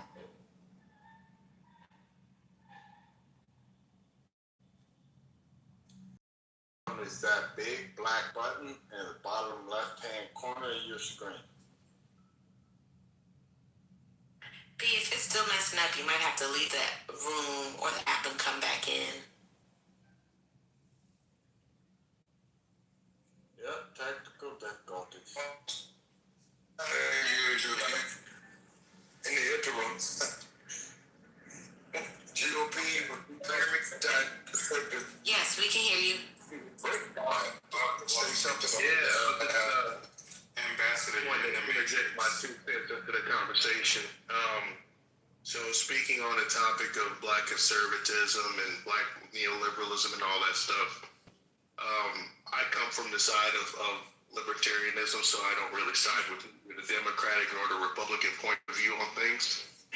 The two-party system for a long time has failed, all ethnic lines, so it doesn't really matter what, either you have to say on the political space in this country, because I think it's of my opinion that corporate donor money and Jewish PAC money have taken over, so it, you can go up to the polls and vote, but they don't have your best interest in line. I really wanted to come on here and speak about this, situation in Iran, because it's really just the precursor to World War III. And that's a different topic. That's a different topic. Okay, I was just wanting to say. So why don't we? Do you mind if we go to your interest in libertarianism first? Sure. So, are you a black man? I am. Okay, and do you believe that institutions should be able to discriminate who their customers are based off of those customers' race, creed, or color? Market society, I don't think so, but according to my beliefs, yes. Okay. Okay, cool. And you believe that, what about taxes? Do you think there should be any public taxes? To an extent, I believe that the people should be allowed to have oversight as to where the taxes should be allocated. Okay, so you do believe in some taxes they should oversight. And how would we, without elected representatives, how would we decide where those taxes and how they're meted out? Well, it should be a system in place to where, if I do pay my taxes, it should go towards what I elect to pay my taxes towards. That's what I'm asking. What would the system be? Well, it should be an elective system. Like, hey, if you say, file your taxes at the end of the year, you should say, okay, I want my income to go towards this, or this program. So what if you decide you don't want to pay any taxes, so you don't pay any? Would those who pay more in taxes get more services? So say I decide to give $1,000 to a local police department, and you decide to give $100. Should I get 10 to 1 of the attention from the police department? Well, no, obviously not, because it's a shared system. Why not? More money. Well, my is that I just don't think that if I pay my taxes into a system, it's not being, treated fairly. So what if I just put $1 in everything? Well, the thing is, if your income is based off, your taxes are based off your income, then really you should be able to have a choice as to where you pay your taxes towards. I'm just saying you should have a system of options where if nobody decides to put money in the military, then we should have no military. Yes, we should have a military. All right, cool. That's good. And then, would you be fine if the federal government repealed all the civil rights laws and go back to the system of Jim? Because that's federal government, and just let people decide in free market. I'm sorry, repeat the question. I didn't hear you. Would you be fine if we repealed or got rid of federal laws protecting civil rights? The Fair Housing Act, the Civil Rights Act of 57, Civil Rights Act of 64, the late NLRB acts, all the acts, all the rights that we from as being citizens. Do you believe? Are you fine? Where'd he go? I didn't touch him. Wait. Did he move down? Nope. He just left. I found it profoundly true up and down the internet, clubhouse, various spots. Libertarians, conservatives will not speak directly to the issue of we the people, very seldom, because they don't have an established track record. That's why earlier on this same subject, I attempted to introduce the concept that why not have the GOP produce a congressional black caucus for the Republicans. See, nobody really is going to entertain it. They don't want the black man on board only for his usage value only. And when they have completely exhausted that usage value, then they become completely disposable, regardless of the rank of that Republican or Libertarian or the ultra-conservative. And then your guy here, Stephen A. Smith, considers himself a fiscal president. So he's not going to speak directly to the issue of we the people. Unless they, like you said, unless they trap their testicles in the sand of the desert, or if you get up by the itty bitty committee, and she said, oh, I don't want you to trap me. And they bail the fuck out because they're not going to talk to the issue of we the people in order to preserve their position among the conservatives and the libertarians and there are a few bureaucrats as well.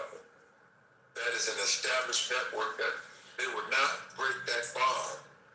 And if you're not one speaking to the issue of we the people, then that is an exception as opposed to the rules.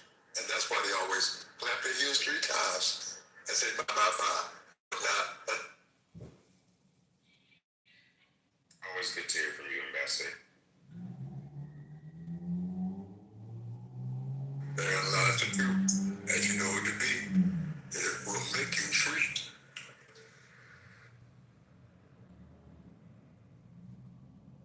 See, that's the we do have to give the Democrat Party accreditation for having over the years a great representative in Barbara.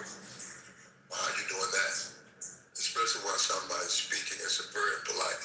But as in the Barbara Jordan, for instance, and then many others in modern politics, I still have to tip my hat, my kufi to Hakeem Jeffries and his colleague is right there in Jersey. He's one of the most brilliant men in the whole congressional movement. But they don't give him accreditation, but we'll talk on it next time. But that Jersey representative is a super brilliant black man. And he led the longest country, as we know it, one of the longest, he's not from Philly, but one of the longest filibusters in the history. So, but he has to be a staunch intellectual and know his politics in order to carry it for that long. As I said, and you could go down that X. Okay, Uncle, stop, Uncle. You just going in. I'm just making a point, Vincent. Okay, but you made your point several times. Stop. Just chill. Well, I wanted to talk about Bernie Sanders. I want to talk about myself too, okay? I did have a question because I see some of the conservatives ran out of the room. Did that one young person who said he was for a limited government, did y'all ever ask him what he meant by that limited government that he preferred as someone who was leaning, he said he was a moderate leftist, but was then at this point in the conversation flirting with conservatism? Did he ever explain that or not? Because I was very curious about that. No, Britt, he got out when Ben asked him to kind of go and put his policy positions. And then he blamed me for baiting him into the conversation because I outed him for being black. I guess that was my fault. You messed up his cover as a white boy. Yeah, I'm trying to come in and troll. I didn't know I wasn't in on the joke at the time. That's my apologies. Well, nope, you don't have to speak Put to an him. air on God. But Britt, what I'm recognizing, these people haven't really thought this thing through. It's just like what's going on now. Oh, we just want to do a thing, but we're not going to think it through. We're just going to feel our way through once we get there. That's what this is. I think Sonny said it earlier in regards to the vibes. I was cooking to death. I couldn't join the conversation. I was on the highway. But this vibe thing, who's off mute? Your uncle.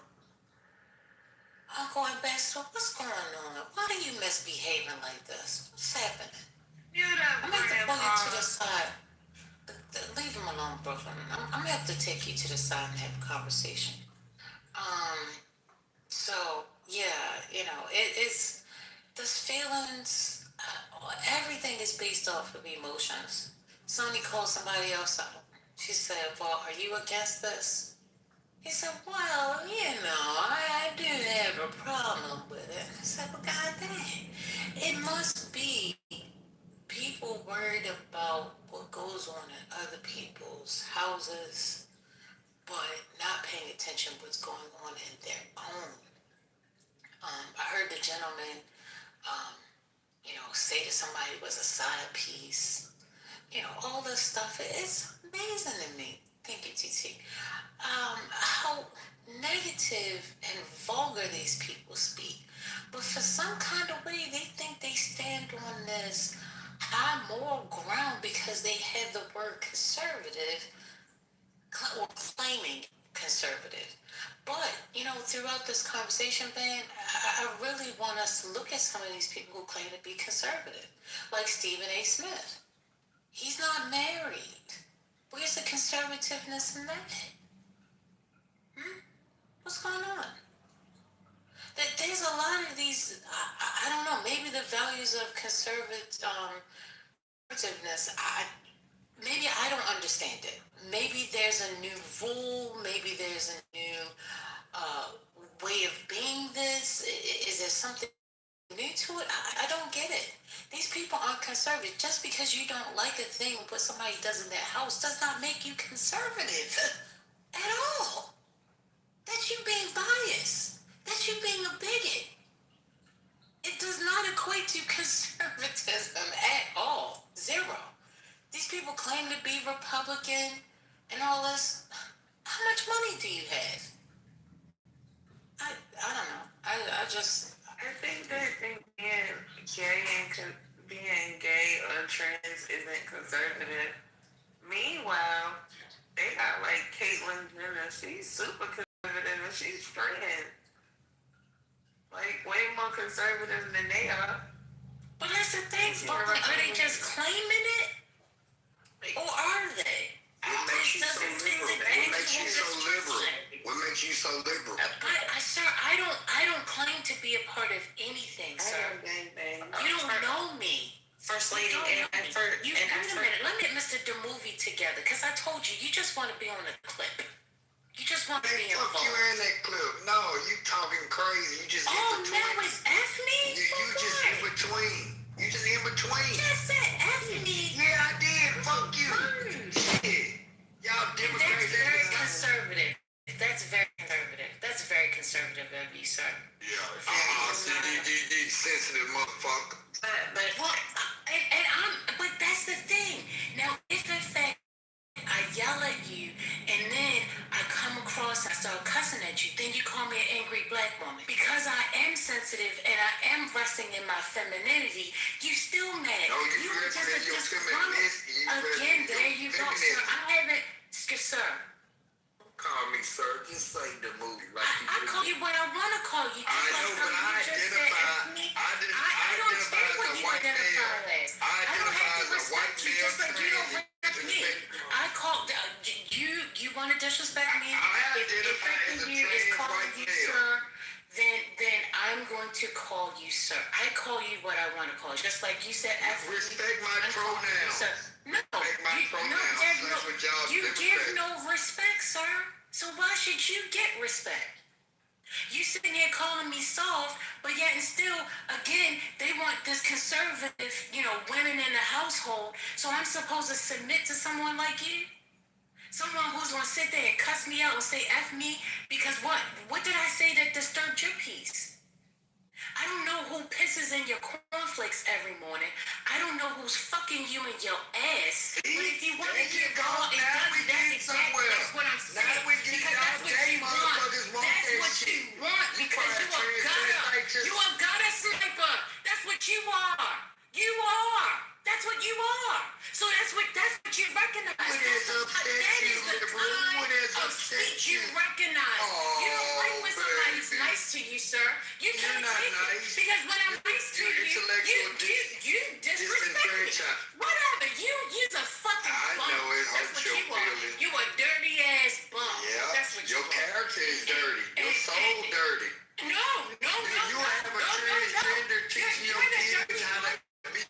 You're the dirty one. You like them feeding your kids that bullshit. To stand on, and you don't. You're politically incorrect. You're not clean, sir. You are dirty.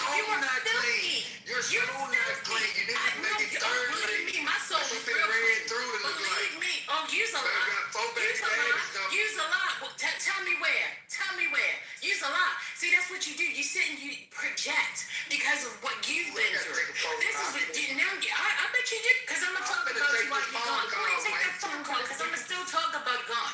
Because I'm gonna talk about your raggedy ass mother that raised your raggedy ass. That's what I'm going to do. Go ahead, take your call. Because I'm gonna continue to keep on talking. Go ahead, take your call, baby. Take your call, mama. Take your call. Your raggedy ass mother raising you like that. Sitting there to trying to project off when people ran through. You're talking about your mother. Your mother's a hoe. Because if the fact you had any kind of respect for any kind of woman, you wouldn't just automatically assume that somebody's out there getting ran through. I don't go around screwing, sir. You don't know me. You're sitting there calling me a liberal. I said I don't subscribe to anything. Then you say fuck me. So no, fuck you, bitch. But First Lady, one of the things that I want to get back to what you were saying, and Ben put it in the chat, but these are the conservatives. These are the conservatives. The wannabe conservatives. At this point, they're cosplaying. But First Lady, to me, there comes a level where I'm not even gonna split the hairs anymore. If you're claiming the thing, I'm gonna hold you to the thing, and then I'm going to hold everybody a part of the clique to that standard. I'm going to hold it to your lowest common denominator, because this is what you, for lack of a better term, this is what you are. To have someone who is unprincipled, who has no grasp of the issues, no grasp of any of the policy, it's just a measure of Black women are whores and are sluts and abort babies, and I have all this time to procreate as a failed heterosexual. What is there to conserve? There is nothing. There is no God in that. There is no Christ in that. There is no conservative in that. There is just grievance. There is just, I feel a particular way, and by saying I'm conservative. Project for another 7 years. I didn't call. I'll share your opinion. Yeah, and just by saying I'm conservative, I have a get out of jail free card for everything I do and say after that. And yeah, this is a sad life that these people are living. I don't. It's sad. Absolutely. I mean, the fact that these people think they're standing on some moral high ground is insane to me. Insane. Yes. The people who actually sit on the high moral ground wouldn't even be seen with you. Yes. Like, you are repulsive to them. Yes. Like, are you serious? Like, yes. You're disgusting to them. They think you're the bottom of their shit. Yes. The gutter of all. Yes. And then the way you talk, like, are you serious? Yes. Just disgusting. So this is the case for. So I'm going to defend one element of MAGA. I'm going to call it the Matt Cool MAGA, because people here know who he is, and he's one of our resident MAGAs. I'm going to defend that MAGA. That's a MAGA of political warfare. That's a MAGA of, we want these outcomes. This guy's here to get it. These guys are here to get it. These gals are here to get it. We do our thing. We fight, whatever. Yes. They are honest in their deplorableness. I had to put my jokes. They're honest. There's this other piece of MAGA and conservatism today who, and I'm interested in the Black ones, and this is going to sound a little mean, but I'm going to say it, who have not achieved anything intellectually, economically, socially, culturally. They think they are they hate academics like me, so-called. They think they could do what I do, so-called. They can't. They think they could do what Hurricane does. They can't. They think they could do what Patty does. They can't. And everything is personal. It's all personal. And the only thing they can do is project a lifestyle onto us that gives them the so-called moral. 48 years old. No children. no marriage, getting his dick sucked by students up the street. 30-something years old, saying other people are gay. No marriage, no children. Saying other people don't have any children, don't have children. Talking about people's edges on their hair. If you're a liberal gutter snipe like us, cool. But don't come in and tell us you are these beacons of conservative traditional values and you eat honey packs to beat off. That's why there's a certain version of the MAGA, the mad cools of the world. They don't want the illegals in. They don't like black people. They're open about it. They're not at the White House fake praying with Paula Wright. The angels of Africa, angels of this, the angels of... What is that? Donald Trump didn't even go to church on Easter. Huh? Hello? And so what they do, and I'm interested in the black people. Well, we gotta go back to the time when the black woman... So, and that's why y'all do what you want. But y'all should have let me and Mr. Spinoza up to these men, because if you're worried about your woman and welfare, you're not a man if your woman chooses welfare over you. If your woman decides she's gonna talk, if you're concerned about how black women talk, and that's what you see in your day-to-day life, you ain't got the women around you in check. You can call me a simp. Women in my life don't talk like that. They won't be around here. And I'm square. A bitch-ass nigga. You're not gonna be in here talking like that. My mother's not gonna be... There's men in here. We don't talk like that to each other, and vice versa. See, that's what's so odd about it. You get certain people, I'm not gonna say the names, First Lady, I'll be done here. They don't like the modern woman. I guess I'm not around modern women. The women in my, you know what the women in my family gonna be tomorrow? Anybody know that? Making sure all the wrinkles is out of the clothes for church. We're gonna be at church. You know what they're gonna do after church? Look. Well, it's Mother's Day. Some of the dudes might cook. That's a different thing. Go to that. That's what's gonna happen. That's why the Kevin Samuels thing was so odd to me, that phenomenon. I'm gonna be honest with you. You don't see a lot of women like that over the age of 25. What circles are people, 40-year-old men? I was listening to the not the bottle service, but the Gil's room was the other day. Y'all cut me off. I've gone on for a while, but y'all cut me off. They were sitting around talking about whether or not a woman cares about what a man is interested in on dates. When did the niggas become the bitch? Sorry to use the crass language, but that's what y'all, that's the language y'all understand. Drake said niggas talk more than bitches these days. Some of us come on here and chat on here, that's true.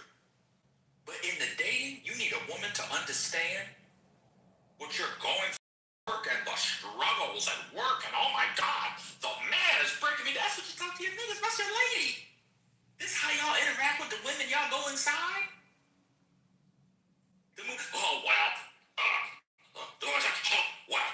I couldn't believe that. Listen to how the women talk. Planned Parenthood. You know how you don't get women to go to Planned Parenthood? We keeping this baby. We're gonna raise this baby. I'm gonna be here. I'm gonna work over this baby. You ain't gotta worry about your woman going to fucking Planned Parenthood if you're there. Worried about whether or not black women are going to Planned Parenthood. Guess what? Plan your parenthood. Get your ass a job and pay for the rent. Save some money. It's really sad. Well, if you go to court, women get all the court. Oh my God. You got a woman taking you to court for $280 a month? You want a tax write-off for child support? I'm a patriarch. We need the patriarchy. And you need a tax write-off for $285? My child support is $500. Guess what? For those of us who take care of our children, my child support last year was $178,999. So look at the tax. I had multiple tuitions. Well, actually, I don't have any kids, excuse me. But, like, what do you mean your child support? When that vein was going down your Johnson and was shooting out, there go your responsibility right there. When that vein popped out in your Johnson, that's your child. That's your child. 50-year-old man online complaining, and the movie, he cited, and I'll end here, he cited Evan Samuels the way Harold Bloom used to cite William Shakespeare. I have not heard a man's name in another mouth that much, except for one time I stumbled upon a gay porn by accident. I said, oh my God, he's saying man's name. There's a Johnson there. Let me get off here. Say Kevin Samuels' name, 18. Well, Kevin Samuels, like Kevin Samuels is St. Ambrose. Like Kevin Samuels is Pliny the Elder. Like Kevin Samuels is Karl Marx. Well, Kevin Samuels, you have grown men citing a dead closeted homosexual. Oh, and Godfather. Now, was Kevin Samuels' content funny? It certainly could be. When he had somebody that he played taps and it was hilarious. Why are people citing Kevin Samuels like it's the Book of John? Man, he's the niggas that Kevin Samuels used to talk about. When Kevin Samuels used to actually rant about, niggas about how they need to be showing up in the market, he's the niggas he's talking about. Well, this is what I'm saying and that's what I mean by people have to, again, I hate to do it, but the racists, the xenophobes, the bigots, they don't see in the MAGA movement, conservative movement, they're not there for morals. They don't like trans people. It's that clear. Well, the Bible made God, and that's not why you don't like trans people. You just don't like trans people. Keep it a bean, a buck, 100. Keep it real. But to me, it's so odd. I'm going to end it here, First Lady. And I'm happy to take any questions. I don't have to, but I have a back and forth. I'm ready to do it. But I can also meet up. I swear a lot. Why are people pretending to be patriarchs? Pater familias. I guess I got to go to the Latin now. That women need to submit. Why would a woman sit up under a man who's worried about welfare, taking you out of the home? Well, the Democrats took the father out of the home. What happened? A bunch of liberals got together, picked them up and moved them out of the home. Oh, you can't take them. That's my kids. Well, we don't get a fair shot in the court system. Easy. Don't get in the court system. Even better. Men have just a better shot. Winning the child, just taking the child. Go fight for custody. You take the child. And so you're right, First Lady. It's these people that have this fake moral thing, and here's why. I'm gonna bring it home right now. They got nothing else going for them. It's total cap. Many of these people are former criminals, bums, blacks on the community. They didn't do anything for the community. They were, I don't know who's off mute. That's Brother Quinn. But you need to be on mute, Brother Quinn. Otherwise, it'll be good. Bye to the good. Give me that up, brother. Give me that honor. Quinn, you gotta meet up before I let you go. Can you get on mute there, Quinn? Anyway, that's what it is, First Lady. We hear it time and again. Late middle-aged dudes who terrorize the community, mad that the Democrats who put them in prison or sided over their baby moms and want to go with Trump because he's going to break on fucking child support. We're finally getting somewhere. They don't believe in conservative principles. They believe in get back because instead of doing what they were supposed to do when they was 20 and 30 years old, they was doing what they was doing. I'm done. Y'all got it. I'm telling you it's what it is. Nobody has come in here and I asked Miss Annette why people should vote Republican. She ran for Senate. She said, you're not going to back me into a corner. What?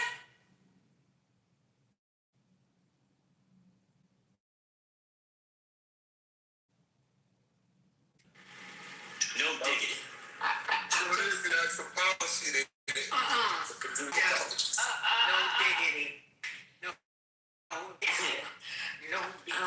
But I do just want to say that I do find it very, very incredible that, to Ben's point, it does become very much and I don't mean for it to, if it does sound elitist or classist, my fault, my bad. But it does very much after a while just become like you come into the room, you have nothing to show but grievance, and then you start engaging with particular people on the stage, especially with certain policy discussions or just even trying to tease out a particular question. And then when the conversation devolves, it then becomes personalized about how somebody doesn't know the things they know. They're Googling. They're a bitch ass nigga. They're a bitch. Fuck you. You're a feminist. You think you're this. You think you're that. And it's very. I don't know if it's an insecurity. I don't know what it is, but it just gets very interesting that when the emperor has no clothes and everybody's now acknowledging it, now all of a sudden we all have to get called out our names because you aren't well versed in what you have outside of your grievance. Yeah. And the Bama had nerve to ban my whole room. Hold on, Ambassador. Hold on.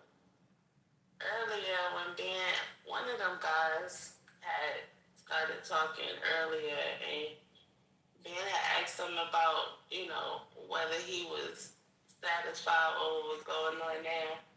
And the man said that, both parties, and we heard that when Speak, we heard that a couple of different times with the same type of niggas. It's like they got excuses for every bad decision that they made in their lives. They're gonna blame it on somebody else. But they don't see their own fault. And it's sad. It's so sad. That boy, the movie or whatever his name is, he really displayed the education system. I've never really dealt with people from Mississippi, so I wouldn't know, what I'm saying, how it was for real. But that right there was a display of what they were talking about when they said they got the worst educational system. Oh, that was bad. And I did good. Y'all gotta say I did good because there was a lot of triggers. Go ahead, Elder. You wanted to say something? No, I was just ad-libbing on the fact that the Bama came in. I mean, they had a little energy coming in, but they identified as GOP conservative types, potentially Republican GOP types. You're not the elder that was talking about, Ambassador. Not you, elder. It's an actual elder named Elder. Elder Tara. Go ahead. You wanted to say something? Well, at least finish my sentence saying. Oh, sure. They didn't offer any real substance of conversation on themselves, nor the party on conservatives in general. They just, I'm out here, no real substance in my mouth. 100%. Go ahead, Elder. You wanted to say something about black conservatives? That's the topic.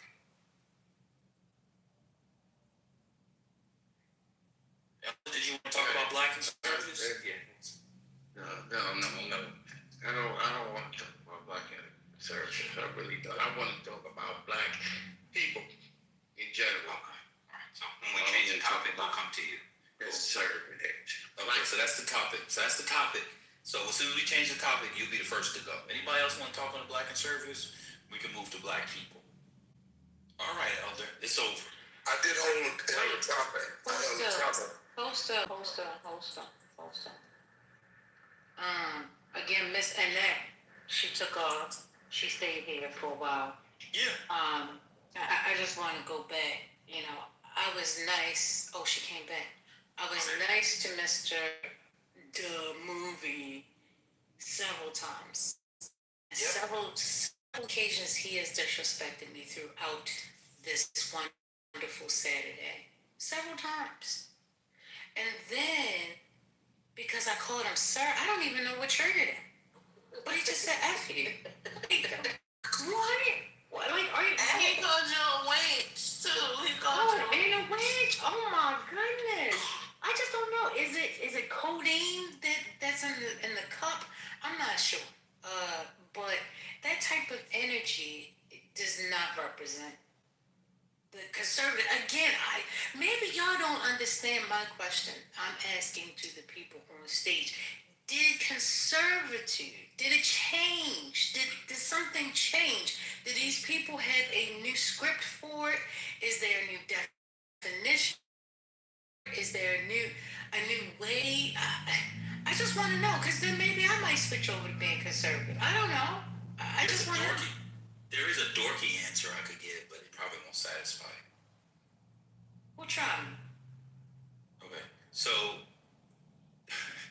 one of the problems with conservatism, political conservatism, especially after, I told you it's going to be dorky, so I apologize, especially after World War II, is that they were brought together mainly by things that they are against than things that they're for.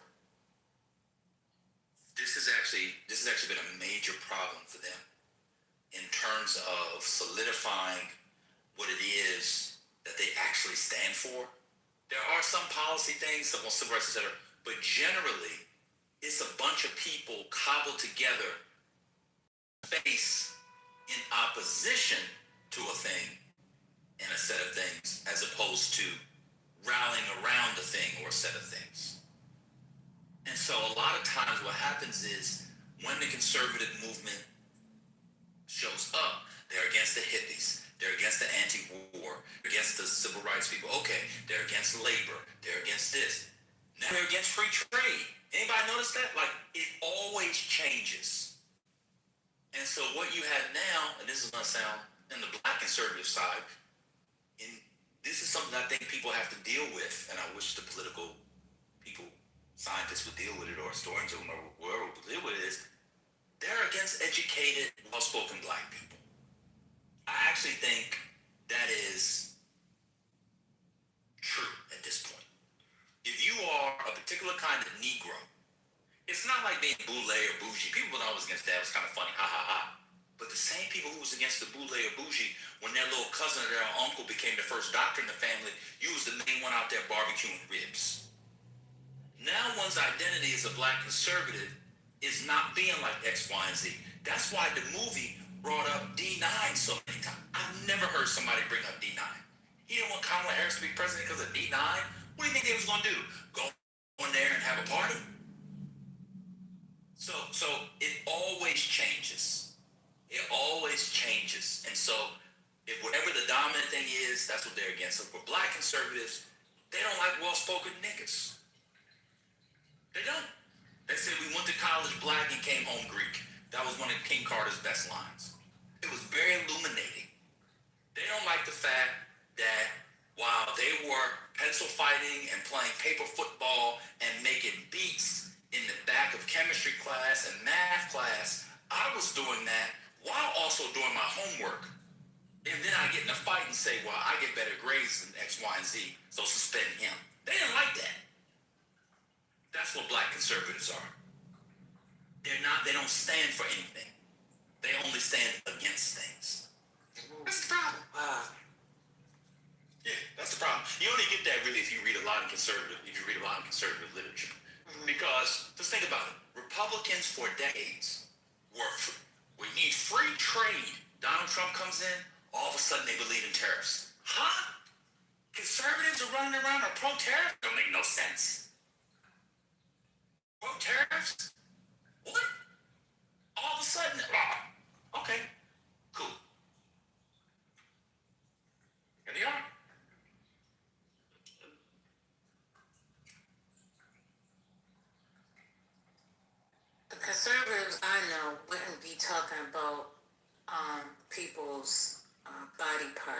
and worrying about who's been running through them. Not like that, especially not to a woman. But now they do, and the reason why the black male what really animates them is a distaste of educated black women who won't give them the ass. There was a time when you were educated, so there's this whole thing about black women now have more education than black men. That's been that way for 75 years. These stats that people run with are so dumb. Y'all gotta stop getting stuff on the internet. Just you did that earlier today with the people down in Georgia who was running around with the barbecue. That happened almost 20 years ago. It just got back in people's algorithms. I meant to tell you that earlier. That happened back in 2010, 2015. Anyway, I was going to tell you that. Oh, yeah. Wait. Yeah, it was a while ago. Like, the girl's already been in, she's been out of prison for 10 years. She went to prison for 3 years. But that's a discussion. But anyway, people are running this out like, yeah. The black woman now black women have always been more educated in college than black men because they were the teachers. There was a time, though, when this was the case. Black women would still mess with black men because black men had jobs where they was making more money in plants, factories, farming, agriculture. Now you got people trying to cobble together $50,000 through Uber and an LLC and a bundle vending machine. And the lady said, shit, I make $65,000, $70,000. My whole being in human resources. I ain't gonna give you the pussy, I give you that square up there. You make $100,000. And that's part of the issue. And black women are also doing this thing. This is going to be a little crass, so I apologize. Y'all got roses and shit now. Y'all have found better ways to make yourself feel better in love through other kinds of forms of touch that you don't have to be under some guy who's a bum. I know that sounds like I'm saying, but I really believe that I think sex is at the core of a lot of this stuff. I think that black women have generally, of a certain age, stopped sleeping with black dudes, entertaining black dudes who have nothing. And they're seeing black dudes, not me personally, but just corny black dudes, BAN black dudes, whatever. Oh, he got a job, had a retirement, ain't gonna put a sentence together. Yeah, I'm riding his face. And they hate it. They hate it. Or, watch this, y'all rather hang out with your gay male friends and have a good time than be around those people. They hate it. That's why a lot of them don't like gay guys either.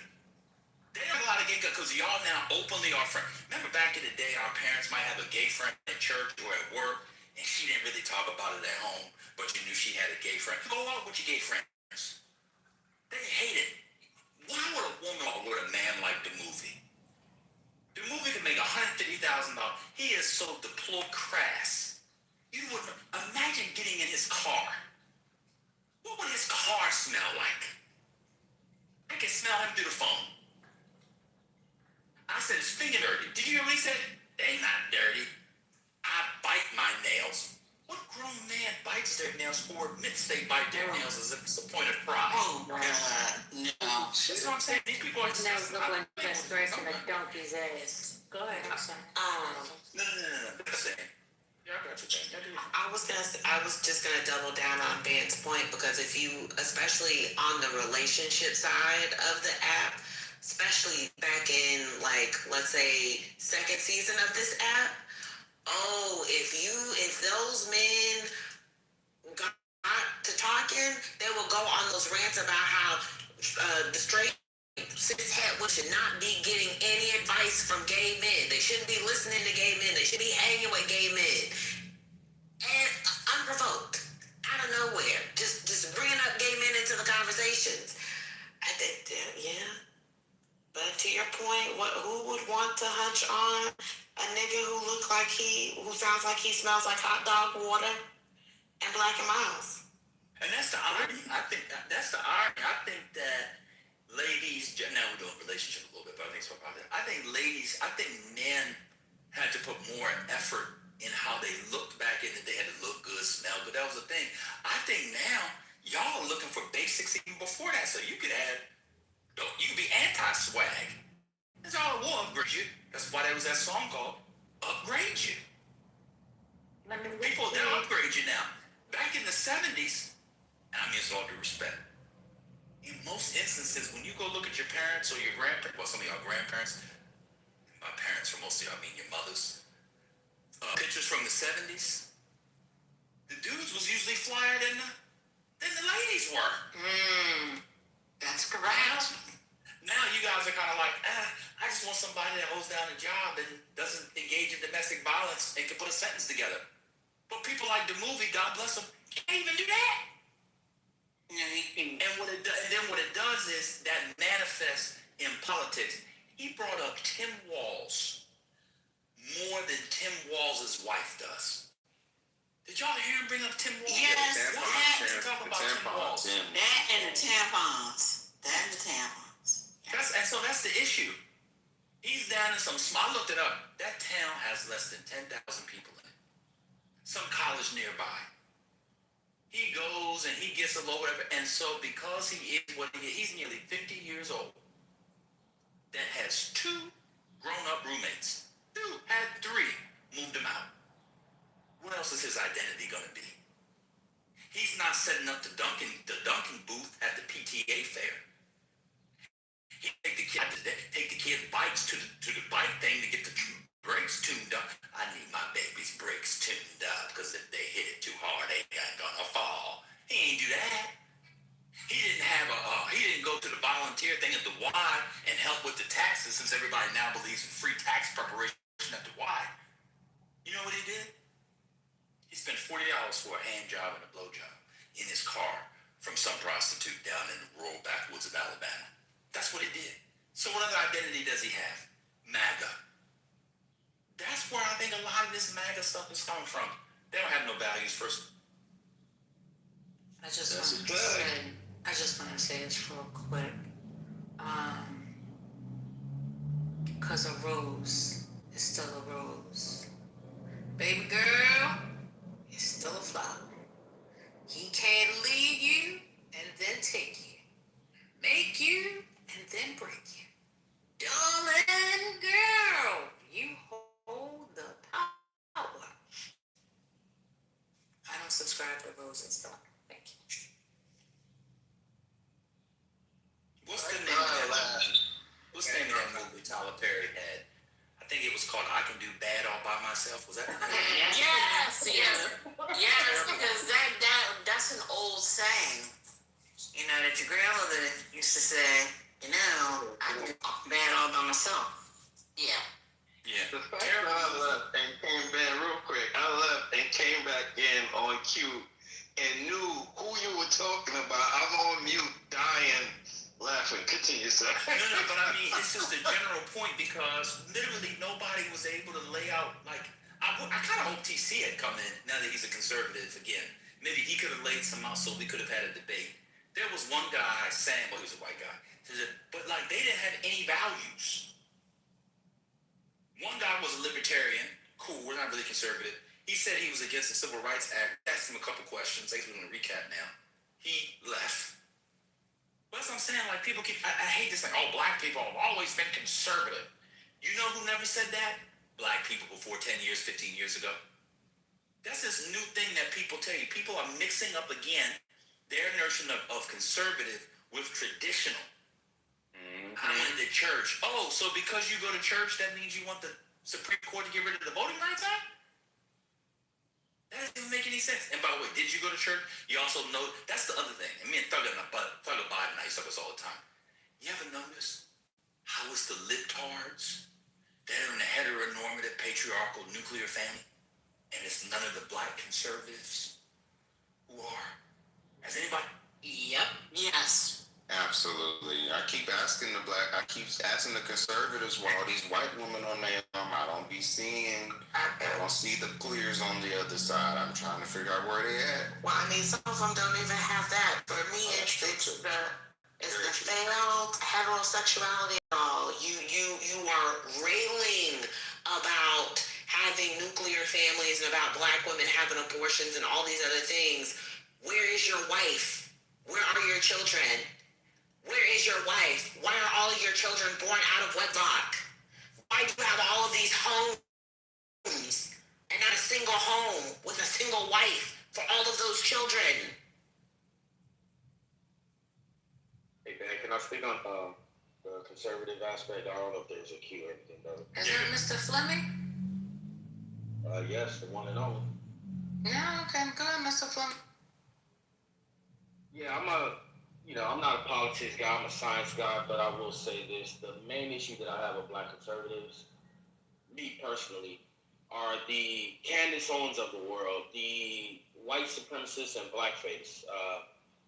And I noticed that a lot of brothers in the manosphere are taking the mantle and utilizing certain videos that she's placed and highlighting, the family values and how she's always talking about the reason why there's so-called black on black crime. And I put quotes loosely on that and talking about the reason why there's black on black crime is because there's no fathers in the home, peddling the kind of narrative that right-wing conservatives tend to use. More often than not, circumventing the pathology that goes on in black communities, such as systemic racism and social barriers. But I recall that I remember Roland Martin actually called her out several times when they had the little GOP convention, and she's never taken up on his offer to debate her on her own platform. And I don't know how you guys feel about Roland Martin, because I know people say that he's bullied or whatnot, but those are the people that I'm more critical of. The pedestalization of black people like her, because right-wing conservatives will say, well, look at this person. They're black like you, and they believe the same way we believe. And that's, honestly, I think that, I know it's not much of a detriment to the talking points that many people that are progressive think, as far as politics is concerned, but those are the people that I'm really critical of is the likes of Candace Owens and people like her. I'll land on that. I think outside of two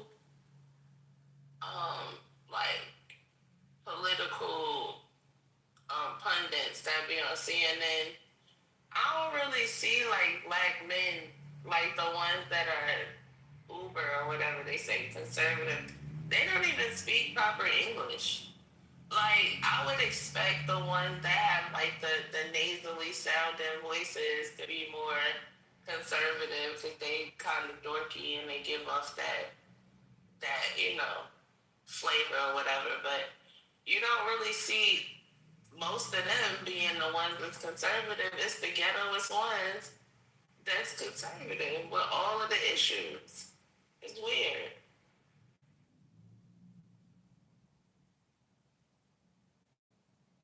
Like Vanity? Yeah, exactly. I'm sorry. He does give you that.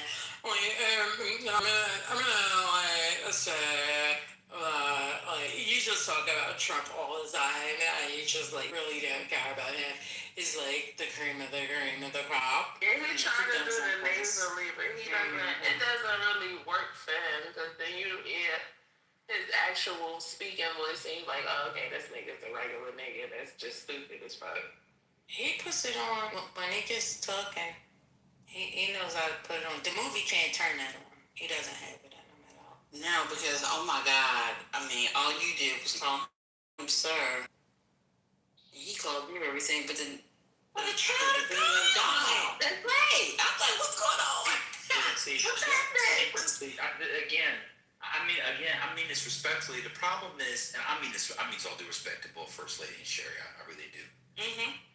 You two, y'all don't know anything about the movie. The reason why he crashed is because his perk and lean had worn off by the time you came back, First Lady. Y'all don't know about drug use. Y'all don't know what men do in the middle of the day when they don't have children at home. That man is going to kill himself. People think I'm joking. The movie was pleasant for about an hour and a half to 2 hours. And then it completely wore off. I was tracking it. That's one reason why I didn't kick him out. And then about 2 hours in, it switched. That's because y'all don't hang out with dudes. Dudes, he's a drug addict. He was drinking and he was popping pills or sipping scissor. It wore off. So by the time you came back, First Lady, that's why he snapped, because he hadn't been able to snap yet. It actually wasn't personal. That's what it was. But you and Sherry, y'all read books and are well adjusted, and your women, you just don't understand the culture of men's. Well, actually, I have the MDN. I have the masters and dumb niggas. Yeah, sure, it's okay. It's okay. It's okay. You no, I mean, but to say, you know what? Now that I think about it, yeah, because his personality did switch on the dime. It completely switched. I hope it switched on the dime. It's been a while. It's been a while since I've been around someone that has taken drugs. It's not like I've not been around people like that, but it's been quite some time. No, but I'm saying, I'm not saying, I know you've been around, but what I'm saying, men's culture. I know we're all post-gender or whatever. No, there's a men's culture. And a man in here, like I said, my best friend got married because he was going to kill himself by the time he turned 55. Men like him, he sat home all day today and abused substances. And when that one wore off, that's when he had snapped. I heard it I don't know if anybody else heard it. I heard it as it was happening. The movie came in. Well, I saw a quote from Morgan Freeman, and he was talking about the life. Do you know I got back channels from the movie in full sentences? He sent me messages, full sentences. Oh, you were right. I just looked it up. Proper grammar, punctuation. They were from hours ago. Right now, he's in Welcome to the Jungle Land. So wait a minute. You never held somebody's head back, a man's head back, while he's throwing up so he doesn't choke and die on his own vomit. No. Yeah, I have. So let me get clear. So when he's high, he's operating at a higher level. He's just calm. His vibration. Yes. Okay. Yeah, Okay. Exactly. Well, that's a wonderful point of view. I think I need to change my picture again and not be conservative. See, I don't get treated that way when I have my other pictures. I'm just saying. I've noticed that today. Because even El Normo, he was being mean to me. I didn't even say anything, and El Normo was just like being disgruntled. Yeah. I was like, you showing a little Cleveland. You showing some skin. Exactly. I gotta get the Clevelands out because I can't take this abuse. I really can't. I just can't. For Normo, it's hit or miss. Some days he in a good mood. Some days he being a crazy borderline racist. Okay, he's been on it this week. He come on the stage ready to crash. I'm like, hey, bro, can we at least ease into the crash? Like, you be ready. We were all here when he called him an anti-Semite. We were here. And then he sits and he lies. I never said that. Like, are you serious? Like, wait a minute. I was just trying to get to the bottom of it so that we could move forward. I don't know. I'm gonna put my Cleveland's back on. Anti-Semite, but that's only because I put you back on them. Yeah, but today he's like, oh yeah, you're a lot of things, but I wouldn't call you that bad. No, I got to lie. That's just a lie. You are a liar, but I would never call you that. I would never call you that. So maybe he might call you that, but he said today he would never call you that. So I'm just saying. Hey, Arthur. How are you? But we really didn't go into depth about Stephen. Maybe I did when I was gone for a few minutes. But, just looking at his life and his lifestyle, I know we hit on it a little bit on Friday. But yeah, but I guess just go there. Just go there. Yeah. Stephen A. Smith has 2 out of wedlock children. 2. No, if you do, I'm not insulting. I'm not saying that if you do, people, not you, but if people do, I'm just saying. I think by 2 different women. He's a man in his mid-50s going around on podcasts talking about how he wanted traditional families. How come you're not married? You want a traditional family, but you want your woman to cook and clean and cater to you. She gets your t-shirt and so much more. She also needs a full-time job. That's not conservative. Right. That's not traditional at all. You're working on that. Stephen A. Smith, if he was actually Mr. Conservative, would have grandchildren by now. Man, that's the Proverbs 31 woman,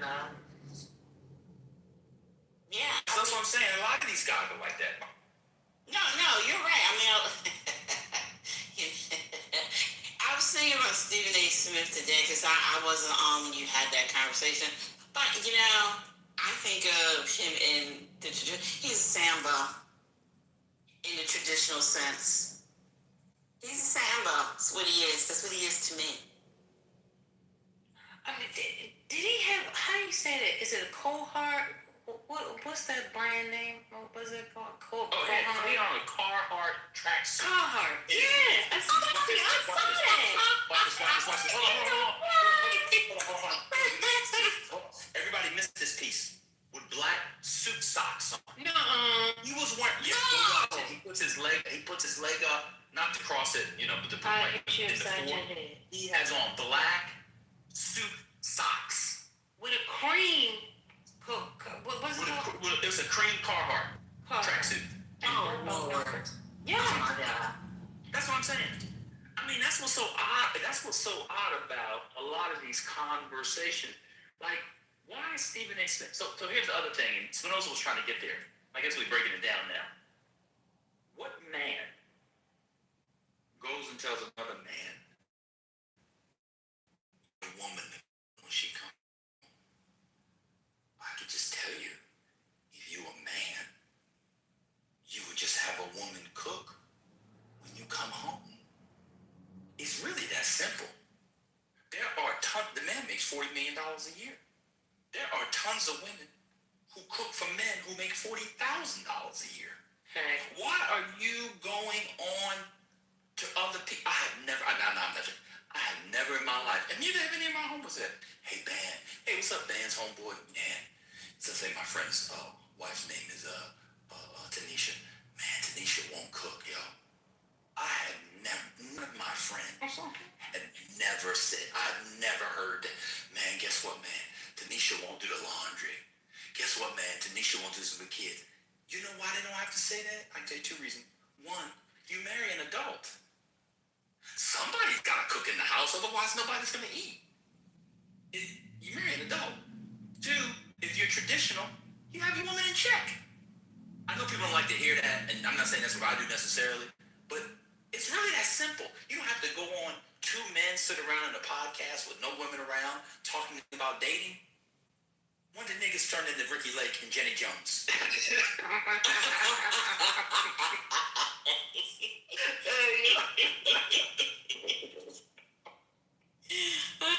And it's weird too because how do you end up in a marriage with a woman who don't love or respect you and you trying to gaslight us and say she's the problem? That don't even make sense. Exactly. What? Because you know what I'm saying? Because anyone who has a woman knows she can't wait to feed you. You know what I'm saying? Rub your shoulders. So you doing something. It all correlates though, man. I've been saying this shit for months. And everybody be like, Brooklyn, you be trying to start a gender war.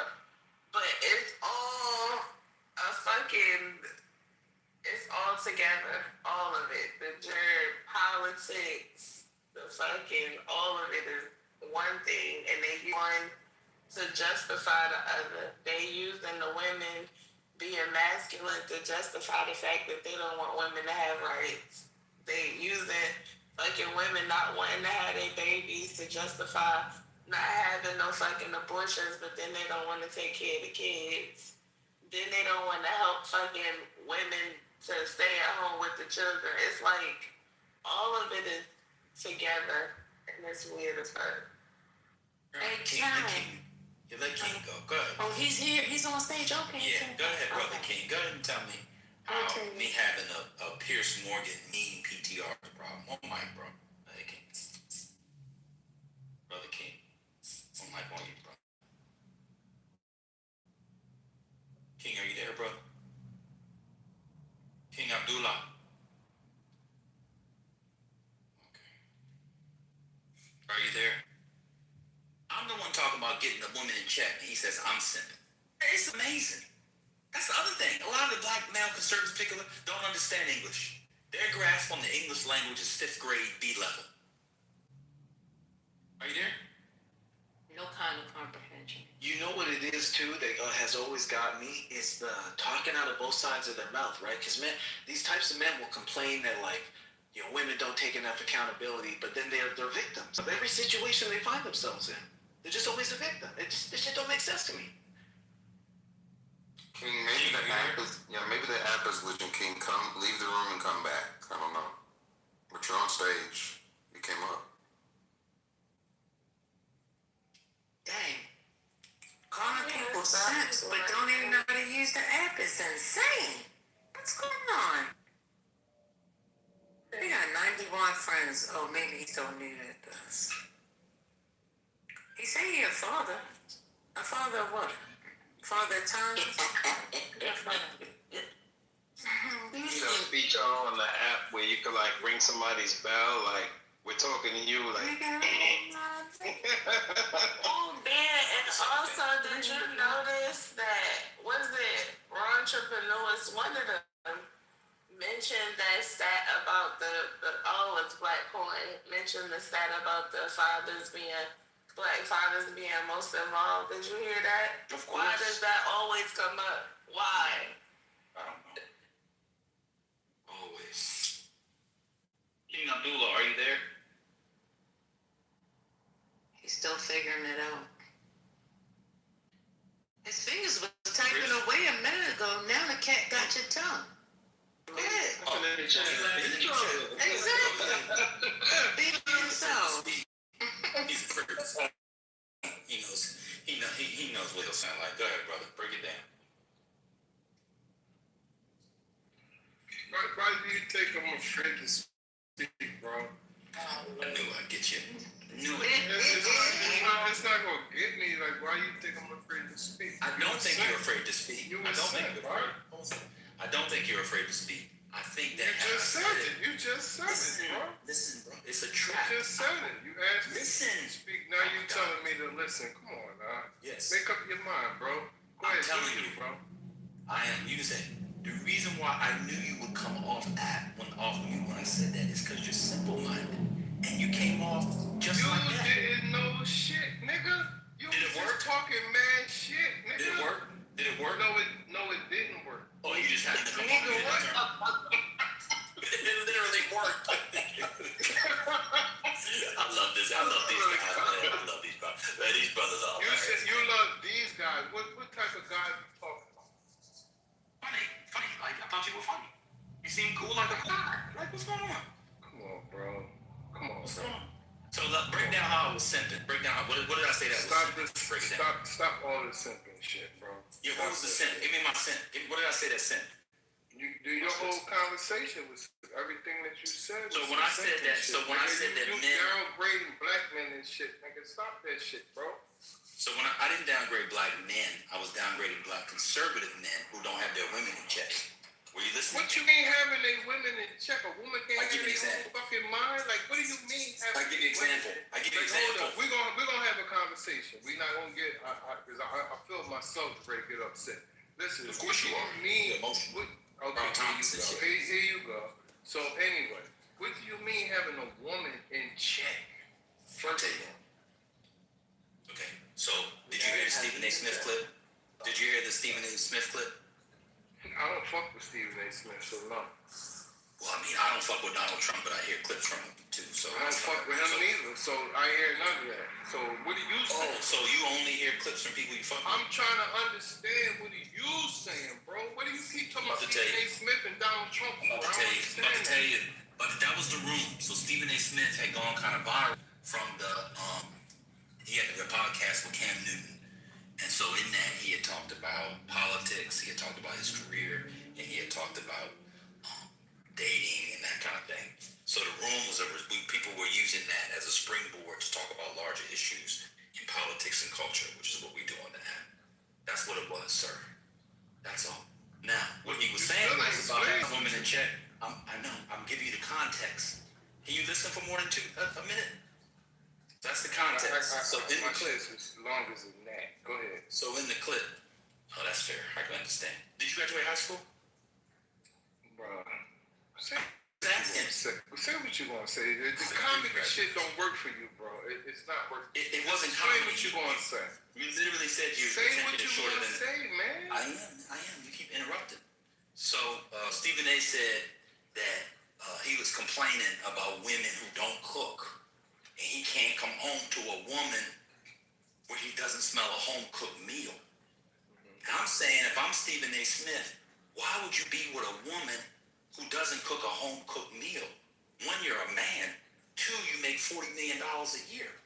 There's probably in America, I'm not exaggerating, there's probably, I seriously mean this, 50 million women in America who would be with Stephen A. Smith just because he's so rich, and they would all cook for him.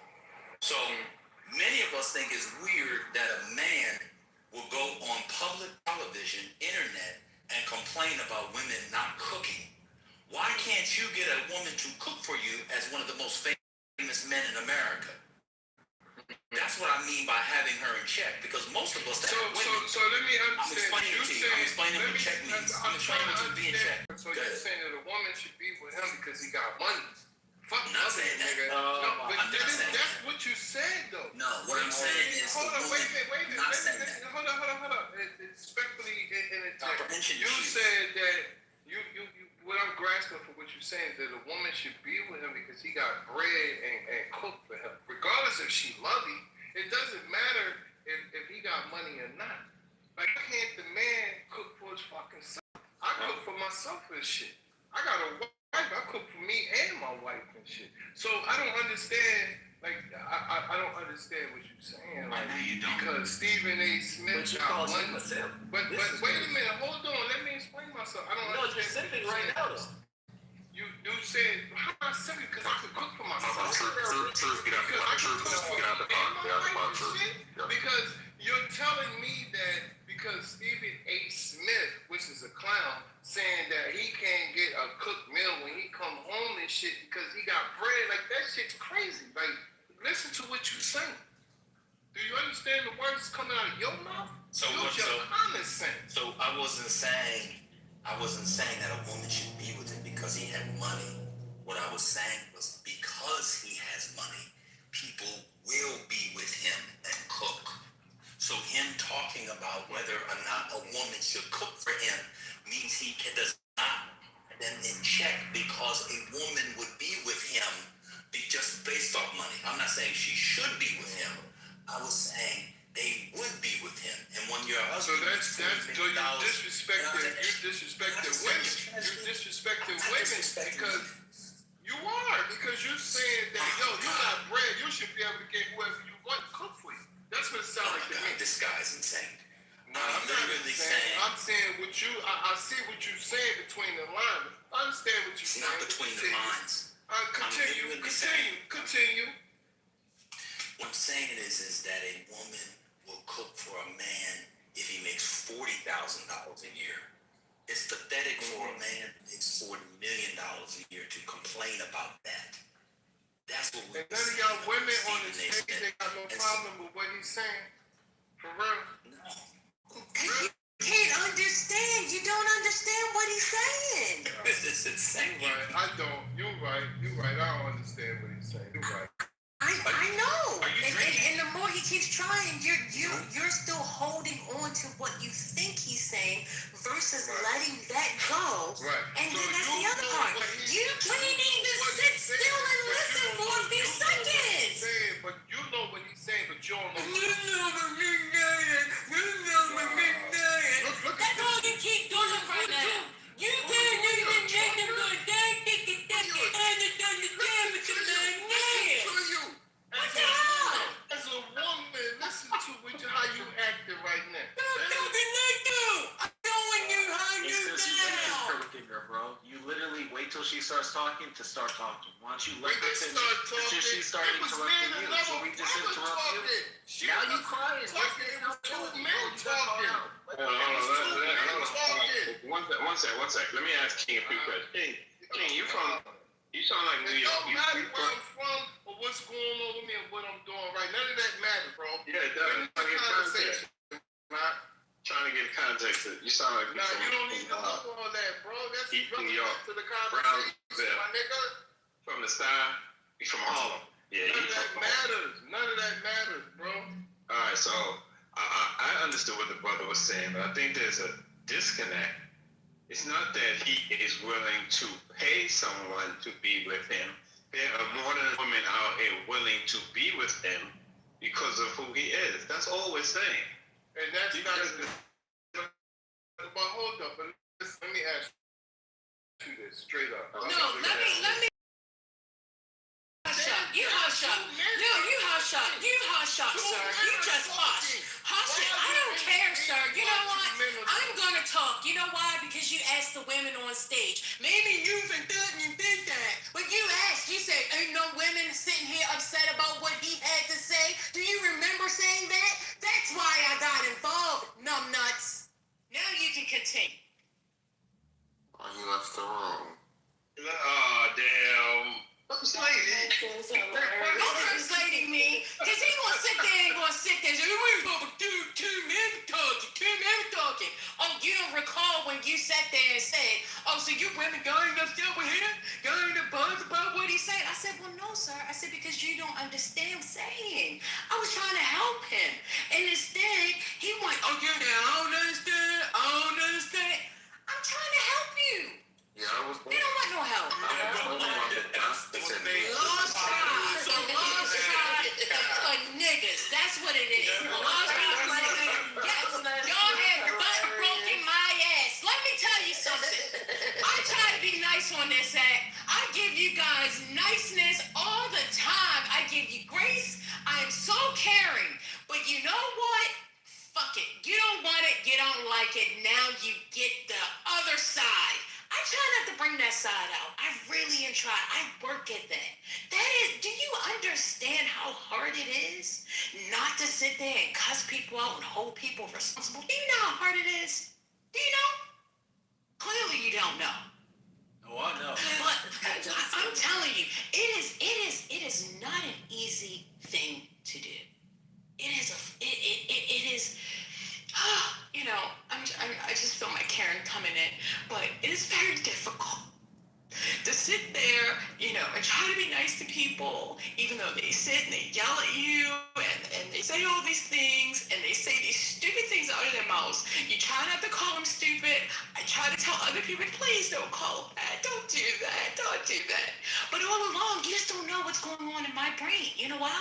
Because I don't share that with you. But now y'all want to know what's going on in my mind. Y'all can't handle what the fuck is going on in my mind. Because I will blow this bitch up. Do you understand me? I'm tired of y'all playing with me. Stop playing with me. God darn it. I just want to say, I got it out. I'm going back to being a first lady, okay? I'm going First back. lady, Thank I you. just want to say that your use of the word numbnuts is proof that you're 87. That is just...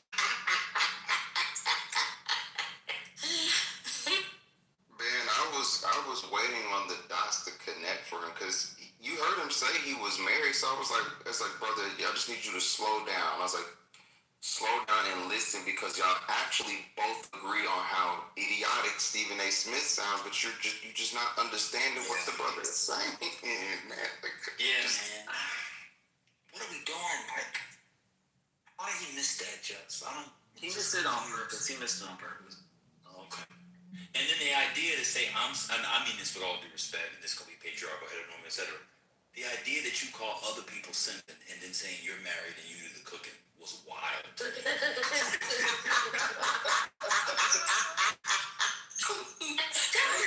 was funny. Too hard. That was funny. These people are crazy. I'm trying to tell you, Ben. You know, I can't be around crazy because they nice the crazy in me. You know, when you're around crazy, you become crazy like these people. I don't know if they're on drugs. I really and truly don't know. But I just know that it just doesn't equal in my brain. I got one for you, Sherry. It doesn't balance. It doesn't balance for me. It doesn't balance. You know, people, it's not a balance. no, they don't appreciate you, First Lady, at all. Because they don't know how difficult it is to rein that crazy in. Because you gotta rein it in, right? Right. You gotta rein it in while say the crazy stuff, and you just have to keep it all in so you don't go crazy as well. You know, I like being feminine. I don't like being rough. I really and truly don't. I mean, I used to be hardcore. You know, I really did at one point in time. It's still in there. It's just that I choose not to do that. But then when you constantly keep getting attacked and people keep calling you and saying, oh, okay, this is what you are. Okay, well, then let me know how I can be. So you didn't recognize it when I was being nice. You didn't recognize, you didn't appreciate it, and that's fine. That's fine. So now as of today, let's see, what time is it? It's 9:22 on, May 9th, 2026. I'm too blessed to be stressed. And I'm going to go back and I'm just going to be nice. But I just want to let y'all know that I am not to be fucked with. Because I can fuck with all of y'all. Okay? I can get on your level if that's what I need to do. But I choose not to. Okay? I choose peace. I just want to say that I think that all of the men, the males who have king in their name, they suffer from high levels of lead poisoning. I want to meet up there. So you think that I have high level of lead poisoning?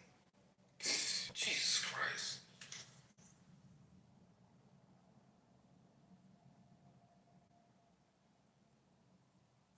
Well, does that comment apply to you? Because your name is the King's Prince, so you're not calling yourself a king.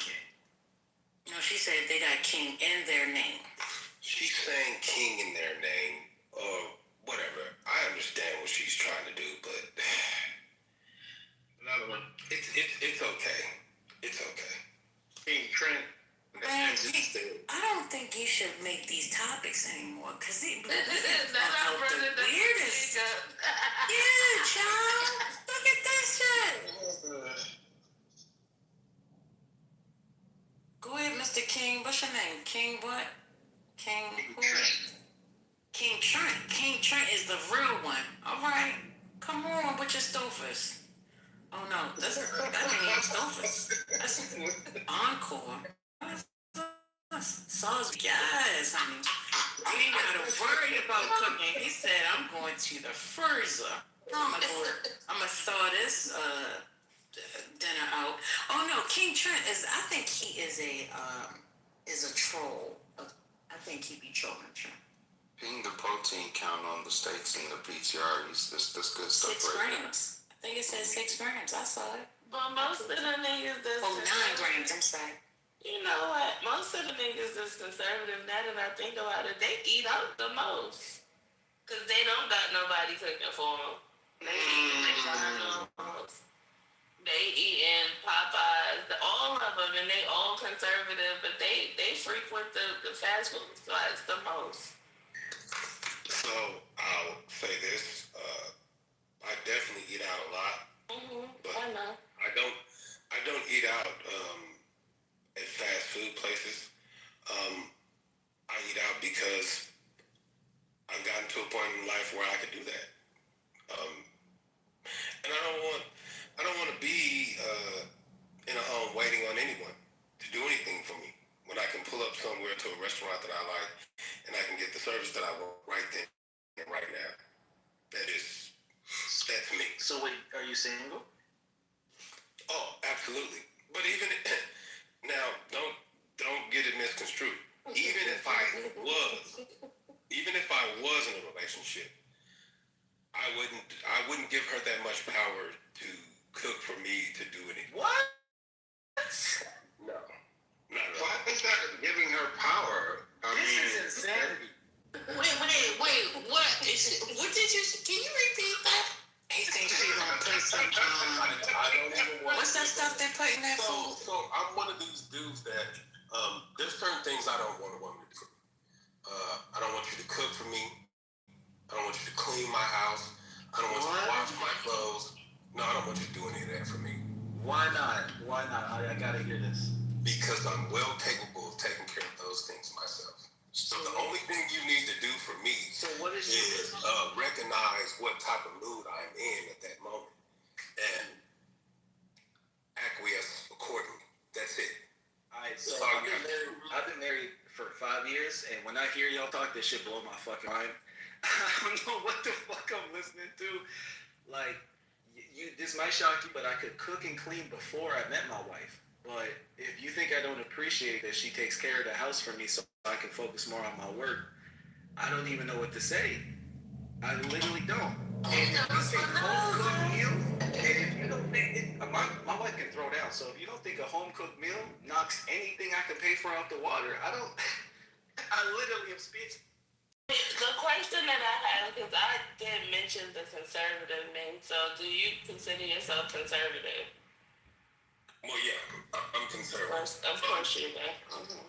So hey, how old are you, bro? Yeah, I have that. That really that doesn't matter. But nigga, you ashamed of your age, you bashful nigga? So this is the thing, right? When it comes to life, right, you should be able to get your life in a proper perspective to where things like laundry, cleaning the house, you should be able to have that taken care of. No problem. You should be able, that lady should be able to go do whatever she needs to do. I don't need a lady to take care of any of my needs like that. The only thing she needs to do is provide some inspiration at times, some emotional support at times. That's it. I need nothing else. See, you got it backwards, brother. No, like, what she doesn't have to do is emotionally support me or provide me inspiration. And she really don't got to do anything around the house either, but that's just reciprocity. Like, the most meaningful shit, I don't even, oh, God, I don't. So look, bro. I was married to a lady who was the chief financial officer for the Cargills. I had a great life. We used to fly. I used to do all types of wild shit. Bro, I can do all this shit myself. Like, literally. Anything a woman could do for me, I could do that shit myself. I don't need that shit. You know what I mean? Only thing a woman could possibly do is see that I had a fucking bad day and be like, oh, I see he's got a bad day, let me do something like. But other than that, bro, I don't want you in my fucking refrigerator. I don't want you in my house moving shit around. I don't want you touching anything of mine. Yo, what happened is your wife, she treated you like the wife, and she broke you. I think he had a bad divorce. Is that what happened? Broke me. Did she break you when she treated you like the wife? Like, did y'all change places? Like, that's the song. How do you buck break something? That sounds fucking. Before y'all do that, I just want to say, I was here earlier when the King's Prince was speaking about voting for Trump and the gender stuff and whatnot. Can I just say that all of these niggas that have problems with the gender stuff are all single and old. And y'all all saying y'all don't want women to do none of this traditional shit. Why are y'all mad at trans people? I would think you'd be into that shit. Y'all like the gender stuff. Y'all don't believe in traditional male and female and women. You just sat up here and said, why would I want a woman opening my fridge and touching my bed sheets? Like, what's going on around here? This is like fake and made up. Hold on, last sentence, and I'm going back to the book. I am a young queer person. I'm always in black queer spaces. These are the queerest niggas I ever heard speak ever. You niggas are so fucking queer. You don't want your woman making me perfect. I don't want my woman cleaning for me. I don't want a woman on me. I don't want a woman touching my bald head. Like, you niggas are gay. Yeah, okay. So there's like a cutoff in people's brains, right? I don't have that cutoff. I understand, like, there's people out there, they need 2 household incomes. They need certain things. They have to be with certain people. I don't need that. I just need my career. I live off of my career. My career supports me. That's what I do. That's my life. And everything else is secondary to that. But we wasn't talking about that, bro. We was talking about the fridge. Wait, Truth.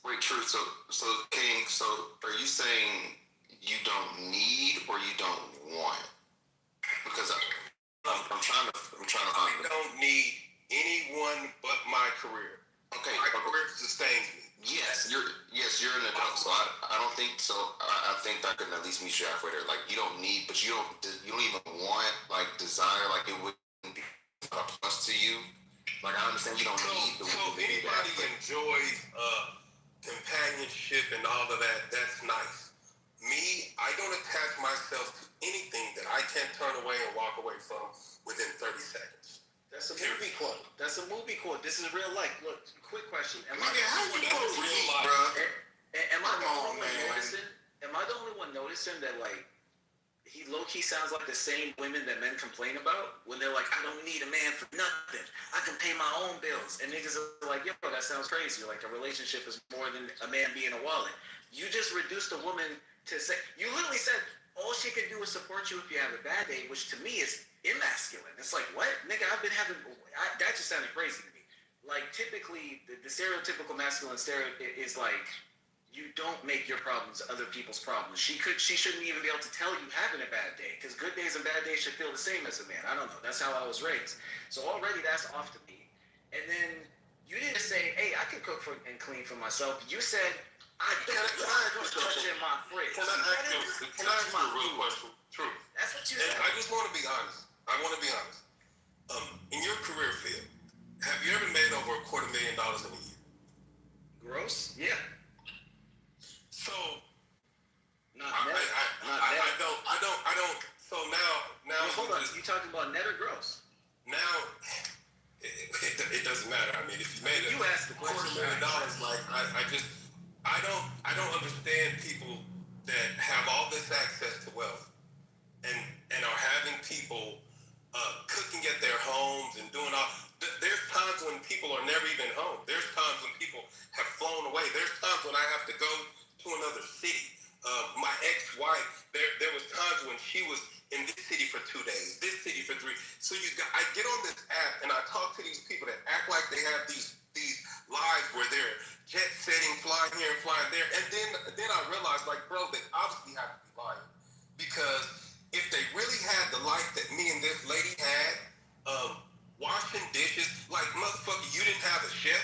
You didn't have a motherfucker that came in and cleaned the fucking house. Wait a minute, nigga. You didn't have that type of shit. Like, so now, mute up.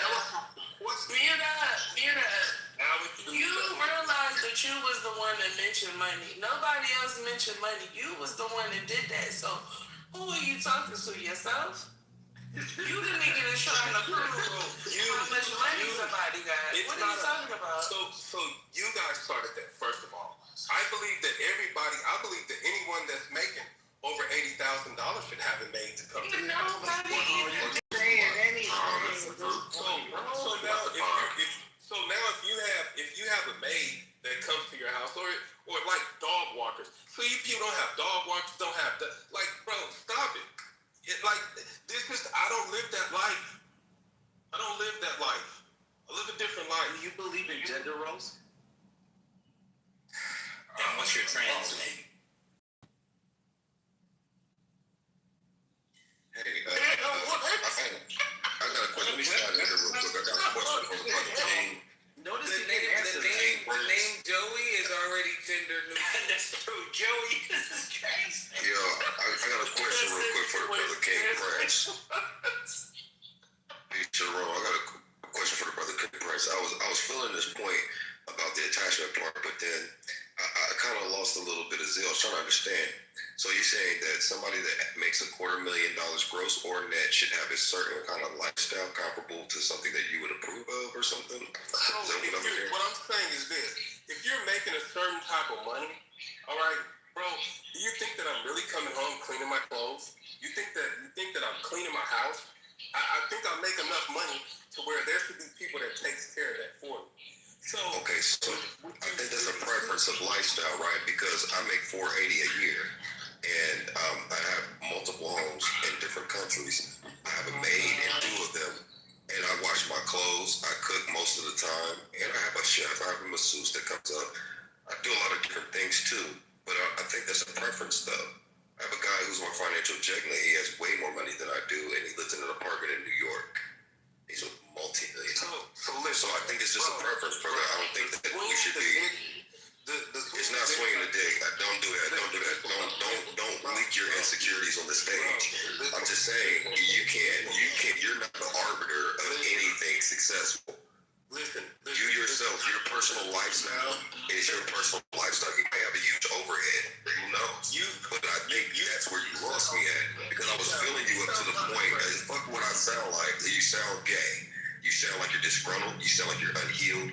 You sound like you have an issue with women. You sound like a fucking insect. And then you hide yourself behind money, but when niggas give you your money, you're just a corny nigga. You're just a corny nigga on a motherfucking stage, and you talking, and I don't believe it.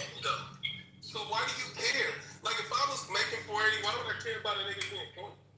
No, I'm just saying, like, nigga, I mean, like, niggas like you, you lie on the stage all the goddamn time, and you tell other niggas how they should live their goddamn life, when you really probably don't got no fucking money.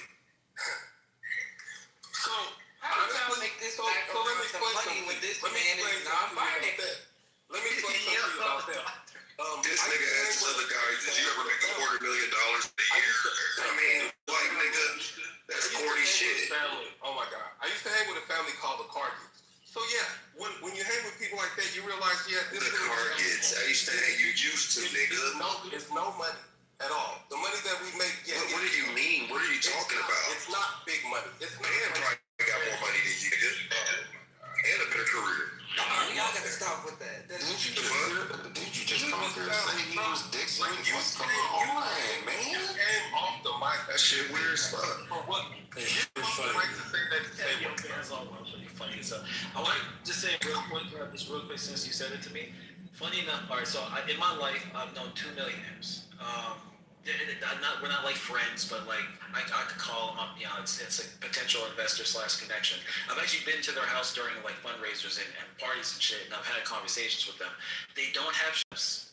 They don't have maids like that. They do have like weekly staff that'll come because their house is like hella square footage, but they pick up after themselves. They cook for themselves. They do their own laundry unless it's like they're more expensive attire that people will come collect and like dry clean and return.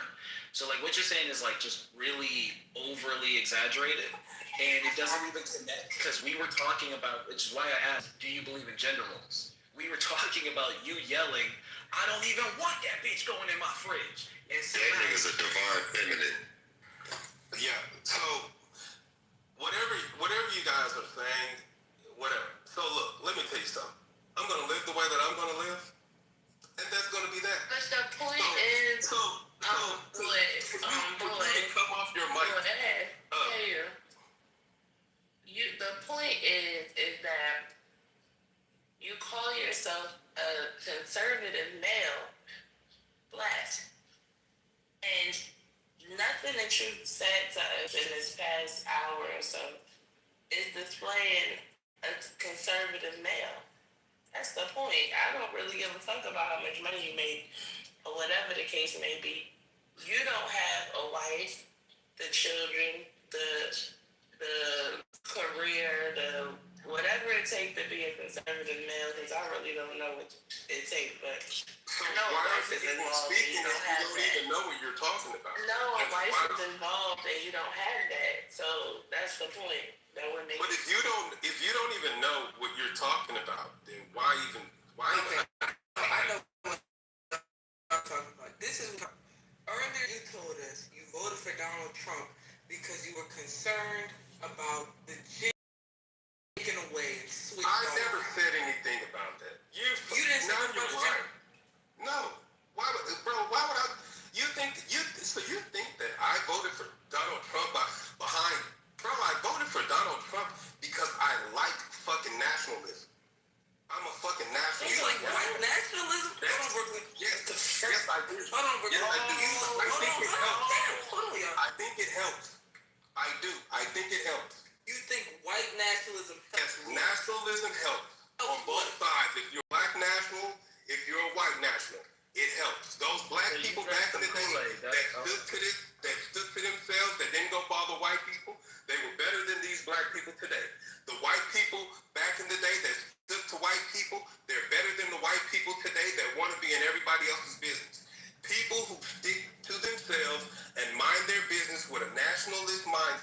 are better people, bar none. I've seen it too many times. It's not even. Why is there always the self-hate? People who want to force themselves on everyone else who make the world a worse place. You know this is just self-hate, right? You want to force your ideology on other people instead of staying to yourself.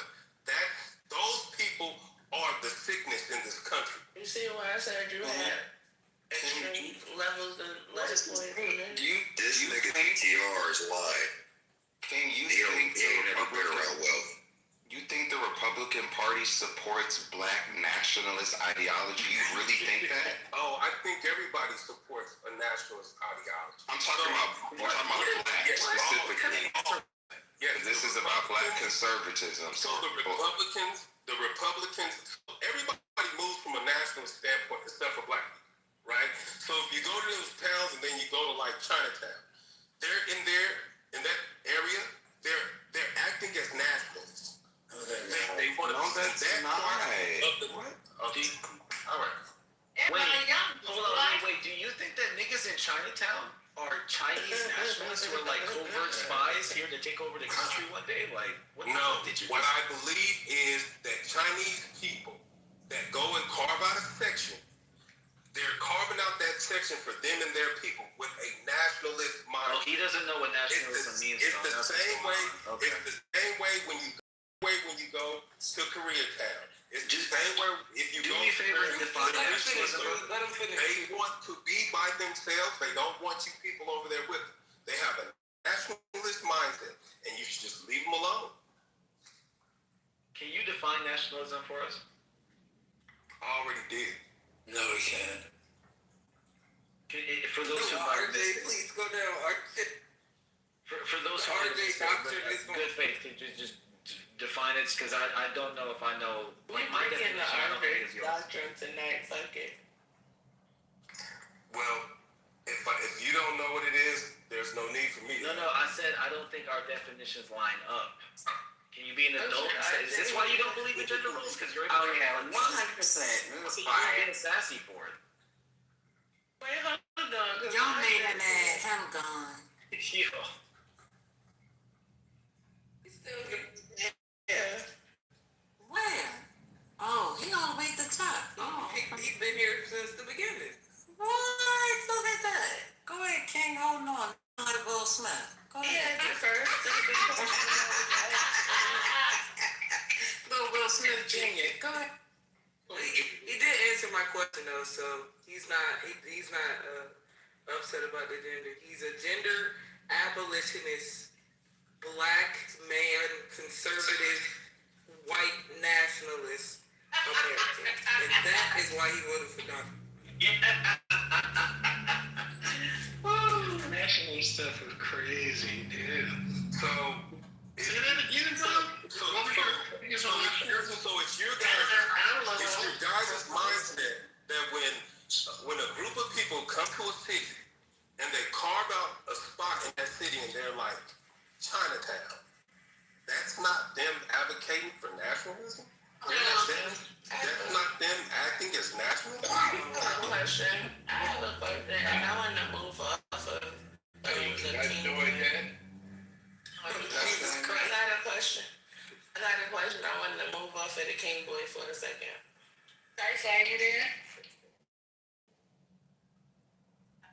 Yeah, man. Would you consider yourself a conservative male? Black male? Yeah. Can you explain how? Well, I definitely don't support a lot of liberal ideology. And in terms of conservatism, having a mindset of like capitalism, wealth, growth, definitely protecting our borders. These ideologies are more in alignment with. So in terms of my ideologies. Well, you didn't cut out earlier. Can you hear me now? It was me. Okay. So just to land it, I'm more conservative in my ideology than I am liberal. So do you agree with King's perspective on nationalism? Like, do y'all have to Speak to your mama's point yesterday. No, I know he don't believe that shit. No, okay. Ellen is a smart guy. Yeah, I did. But I'm so confused. Hold on. Wait, one second. Because I'm not really sure I'm not a liberal. I don't know what I am. I don't gangbang or whatever. Can somebody explain exactly what being conservative entails? Anybody, please? I just need to know. I think one of the conservatives, y'all should do it, right? I think a smart liberal should say it. Well, so funny enough, I'd argue that a lot of people are more socially conservative than they let on. And so I think when people are saying they're conservative, they're really just referring to social policy. 9 times out of 10, you talk to a conservative, they're just going to bring up trans issues. Like historically, conservative would have meant fiscally conservative, but these guys love deficit spending when Trump does it. So like Bam was talking about earlier, bro, I bang that Trump all the time. All of their traditional conservative policies, they've just thrown out. Like they don't even, I'm pretty sure now the zeitgeist for them is just, they hate progressivism and accepting trans folks. And even, they're trying to roll back the clock on gays too, so, you know. And they should. So, to your point, conservative ideology is just a political and social philosophy, and it's really more about tradition, stability, and limited government. So, at the end of the day, and more. Hold on. Let me finish my thought. But the other things, such as family, religion, are those other things that stand out, and that's where they delineate. Whereas liberalism has no clear boundaries. And hold on, I'm not done. Just liberalism has no clear. No, I'm not done, brother. Please, like literally. Y'all understand it. Y'all asking questions. Let them finish. Yeah. So in terms of liberalism, there's no clear defined limitations on where things should go. So somebody that's conservative will put family, religion, tradition in front of being able to just be sexually obtuse and widely accepted, right? So that's where there's a delineation between the two socially. Yeah, so that's why I said I wanted to stay on conservatism. That wasn't No, he right now want him to, hold on, True. Hold on, because I want to reply to him just real fast. Because I was trying to build with you. Literally, you said this is why you vote Trump, and I'm like, okay, cheats on his pregnant wife with a washed up porn star. I'm sorry, who voted for Trump? I thought you said you. Oh. Yeah, you wasn't listening. Well, no, someone earlier said they were conservative and they voted for Trump, so my bad for assuming you did as well. I do fuck with Trump, but I didn't vote for him. But go ahead. But you agree with his views, okay, right? well, now you're kind of throwing me through a loop with that one. But my point is just to say what my original statement was is that the Conservative Party no longer stands for conservative values. And even those values you listed, they no longer stand for them. Deficit spending, that's not conserving the budget. Unitive executive theory, that's not small government. Ballooning the ICE budget to being larger than most nations' military budget, that's not small government. Like, I can go down the list, and I know you know I can go down the list, so I'm just like... You don't know. Going back to my original... Conservative values don't line up with conservative actions. So... Yeah, but you're not... Listen, I'm sorry, Truth. Literally, my son's name is Truth. You're not the arbiter of any moral compass, and for you to be a Christian and to align yourself with the gay community is definitely hypocritical on its face. Also, so tell me where hold on, allow me to finish. I'm responding to you. I could do it under 30 seconds if you be quiet. So the other side of your argument is that you're like almost shaming people into aligning with your moral compass, which is also self-righteous. So I think you should really correct yourself before you even discuss politics and morality with other people. The personal stuff is not necessary. Just do the political. Yeah, I don't know how it was shaming anyone in anything. What I literally heard. You just go off of that. That's not interesting. Go ahead. No, I didn't shame anyone at all. I was saying verbatim. All I said is the Conservative Party no longer stands for conservative values. So he didn't even address that point. He can't let it go. So here's the thing, and Ben, Yeah. So Dan to his point for you, Cypher. Go ahead. How can a liberal be sexually obtuse? This is throwing me because I know what the word obtuse means, so please elaborate. What do you mean? Are they dull? Are they insensitive? But liberals are open? How are they obtuse sexually? I mean, choose another word if you want to use a word, man, but don't use the wrong word.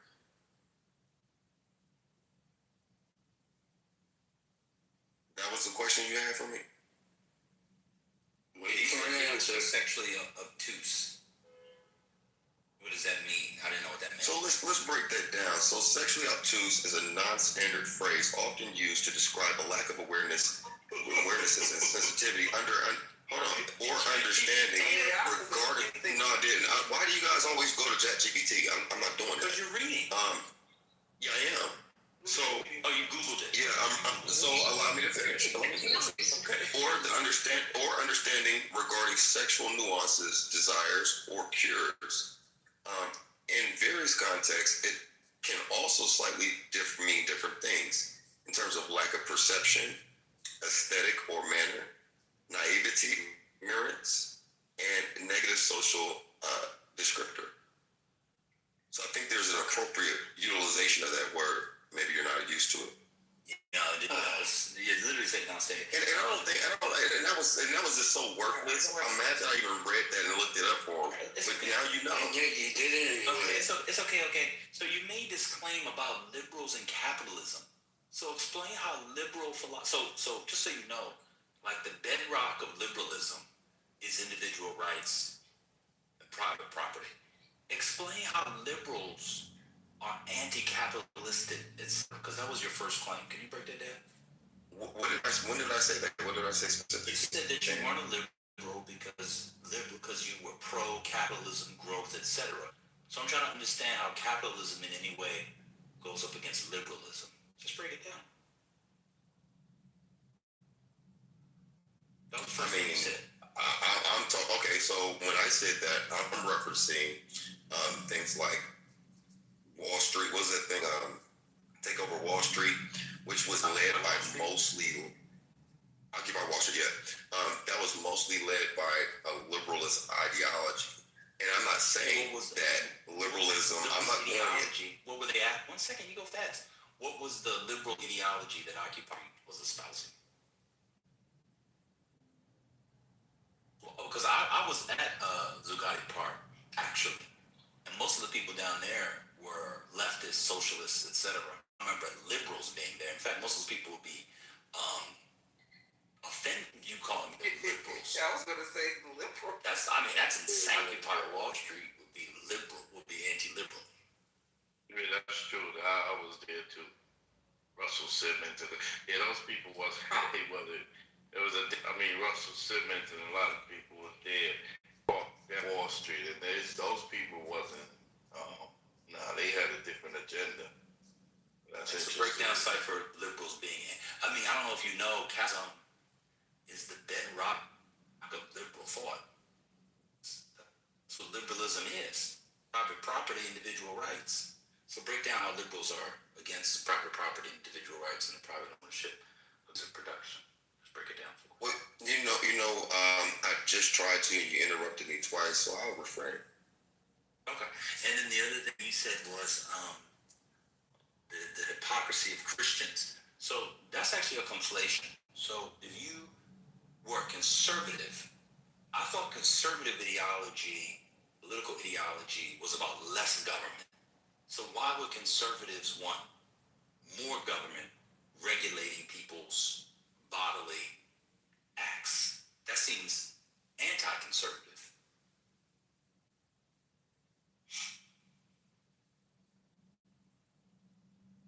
Guys, I'm done.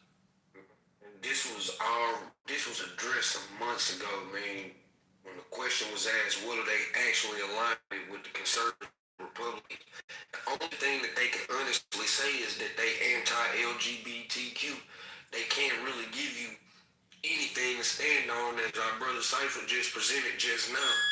Like, my whole thing is this notion that Democrats in America the United States of America are somehow not just as capitalist as the conservatives is kind of like crazy to me.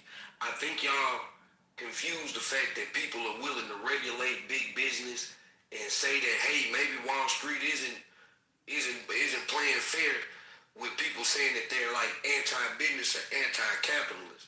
Like, it's crazy. Again, and then I'ma just piggyback on the Christian thing and I'ma shut up.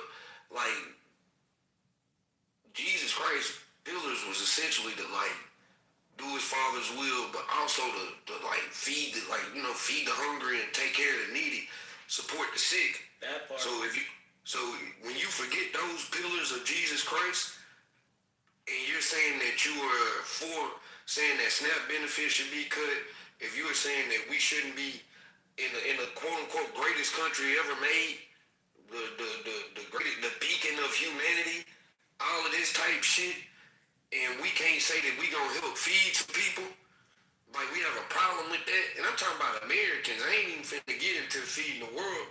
I'm just talking about your own people. We can't get this healthcare system in alignment with Christ ideology. Like, man, y'all boys don't want to go down that wormhole because y'all really not followers of Christ. And that's a whole nother book to open up. But this shit crazy, man. Niggas is like, y'all really have let your views of whatever y'all have issues with gay people, that's really fucking y'all up. Cause newsflash, it's a lot of gay ass conservatives. Otherwise, the gay website wouldn't have crashed at the Republican convention a couple years back. Like, y'all niggas is weird as fuck. I'ma stand on that, man. Like, before I mute up, man, hey, shameless plug, May 26th, I'm dropping a new album. It's going down in the South, man. Fuck them whole ass niggas that saying this shit is real, though. Cypher, you was my nigga, I still fuck with you, but you gotta stop kicking that bullshit, brother. You gotta stop kicking that. By and large, is people believe that they believe people are conservatives just because they want to go against LBG, QP. That you guys really believe that? Don't forget the end. Well, this is what, if I go by what Cypher just did, the only thing that he presented was about his view, about the LGBT stuff. Everything he presented, you heard that nigga go combat that nigga. Like when he talked about liberalism again, I ain't no nigga that in the school like these niggas. I know this. That liberalism, like and capitalism are in line with one another. I know this. This ain't no motherfucking secret. So that's what I'm saying, because you got these big business folks that don't want to pay their fair. That don't mean that they pro capitalism. Like that's like you niggas is tripping. I'ma shut up though. The capitalism thing, right, has been out the window for a long time. Our government kind of like picks the winners and losers. Just look at the bailouts, right? So the capitalism, is it really capitalism? Kone, like in the world, you got Kone and TK, about the murder. Like just when they do bailouts, like when bailouts. It's been a few bailouts. What I'm they saying bailed out everyday ordinary people too. Were you here for COVID? Yes, but what I'm saying is our government picks winners and losers. All right. I know, but I'm saying it seems like they recently picked everybody. I can give you big corporations, banks. On the one hand, I can also give you PPP loans, regular people. I can talk about rent forgiveness, rent freeze, mortgage forgiveness, mortgage free. 1 second, sir. So who were the winners? 1 second, sir. Who were the winners and losers that they picked? Who were the losers that they picked in the last 10 years? So giving an individual a couple thousand, give me the loser versus giving loser group. So versus giving, the loser group is the working people. Did working people get bailed out during COVID? No, not at all. Oh, no. PPP loans weren't forgiven? Those couple thousand of dollars. Were PPP loans forgiven? Were mortgages and rent frozen? I don't know what they were. I don't know. How do you know what they did for the little people? I don't know. I know this. This is what I know. I know that One you second. get the money. One I second. know that you didn't get the money that the billionaires got. You didn't get the money that the billionaires got. 1 second. You said you don't know what they did for regular people after claiming they didn't do anything for regular people. So if I name 10 things they did for regular people, then they did something for regular people, right? So what did they do for me during COVID? They laid me off. I'm regular. What did they do for me? Who laid you off? The government? Basically, yes. We couldn't. Wait a minute, you said you were 62 years old with your own business. What's the matter? We could. I never made over $250,000. You're not. Why do people come here and lie? They're like, oh, you said you were 62 years old. Somebody said it before. Maybe it wasn't true. Okay, don't worry about that. So did you get a stimulus check? No. You get a stimulus check. I didn't get anything. Okay, but why didn't you get a stimulus check? Because I have money. You owe child So support. then I got you. Then you're not a regular person. So your point was they didn't bail out regular people. You said you was flying around with Robin Leach, having caviar a la Corga, drinking vodka, and smashing Russian chicks in Montenegro. Now you got laid off and you didn't get a stimmy, so you weren't a regular person. So you can ask regular people. They got direct cash payments. Some of them, they got PPP loans. Some of them had their rent frozen, some rent forgiven, mortgage frozen. They actually did a lot for regular people in the American, I think it was the CARES Act, and then the American Rescue Plan. Joe, it's not our fault that you don't follow. You have to stop building arguments off ignorance. You're too old for that, brother. So let me ask you this. The Fertittas, right? They got money. Why were they getting money? Doing it. Because they're in the hospitality industry. I can answer this specifically. I used to work for his hotel.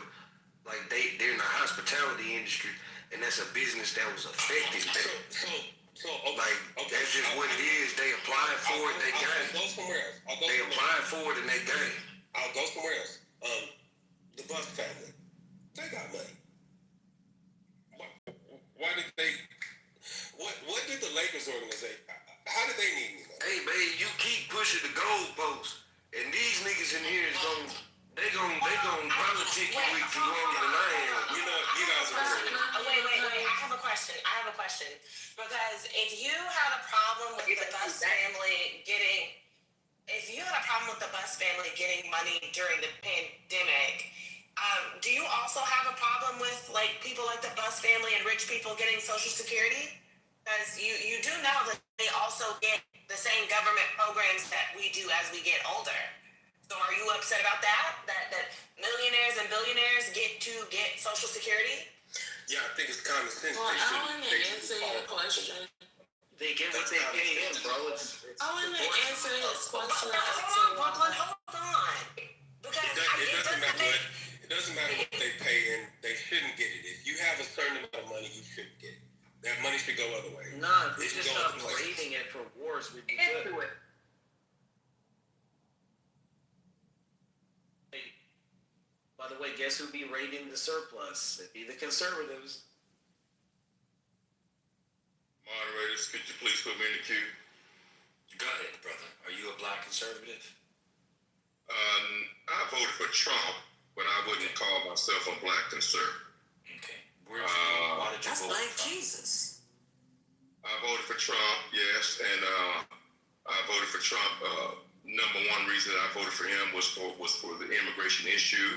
I think the Democrats and the liberals have failed us on that issue. So I'm all gung-ho for that. Of course, I'm disappointed in other things. But hey, you're not going to win every time. Usually the Democratic Party versus the Republican Party, you have to choose the better of two evils. Which part? I'm not going to sit up here and worship conservatism or worship liberalism. There's racism on both sides, and surely the conservative movement has always been about the rise of the Confederate South. It's about the rise and the retribution of the Confederate South. It has always been about that. It is still about that to this day. And the ruling class, the elites, the billionaires, the multimillionaires, the billionaires, both on the liberal side and the conservative side have been playing the people against each other while they get away with crime after crime after crime, bailing out their businesses and their corporations with the crimes that they commit over the years, the bank bailouts, the corporate bailouts, all orchestrated because of the crimes they committed, and none of them, even Obama, during that time, during the loan scandals from all the banks, the mortgage loan scandals and all that, nobody goes to jail. Just like nobody so far is past not going to jail behind the Epstein saga. And we're talking about millionaires and billionaires. There is clearly a distinction between the one percenters, the elites who are controlling, who really control our politics and our nation. It's not the Democratic Party, Republican Party. It's the billionaire class. It's the oligarchy in every nation, in every country, who are masquerading behind these labels that are controlling us, pitting us against each other, and we're the ones coming up with the short end of the stick. Okay? I appreciate that. So I agree with a lot of what you said, but I'm confused. So based off of that, you decided to vote for the party that is dedicated to the rise of the Confederacy as a black man? Of course I did. Break it down. And I also voted for Clinton. And I voted for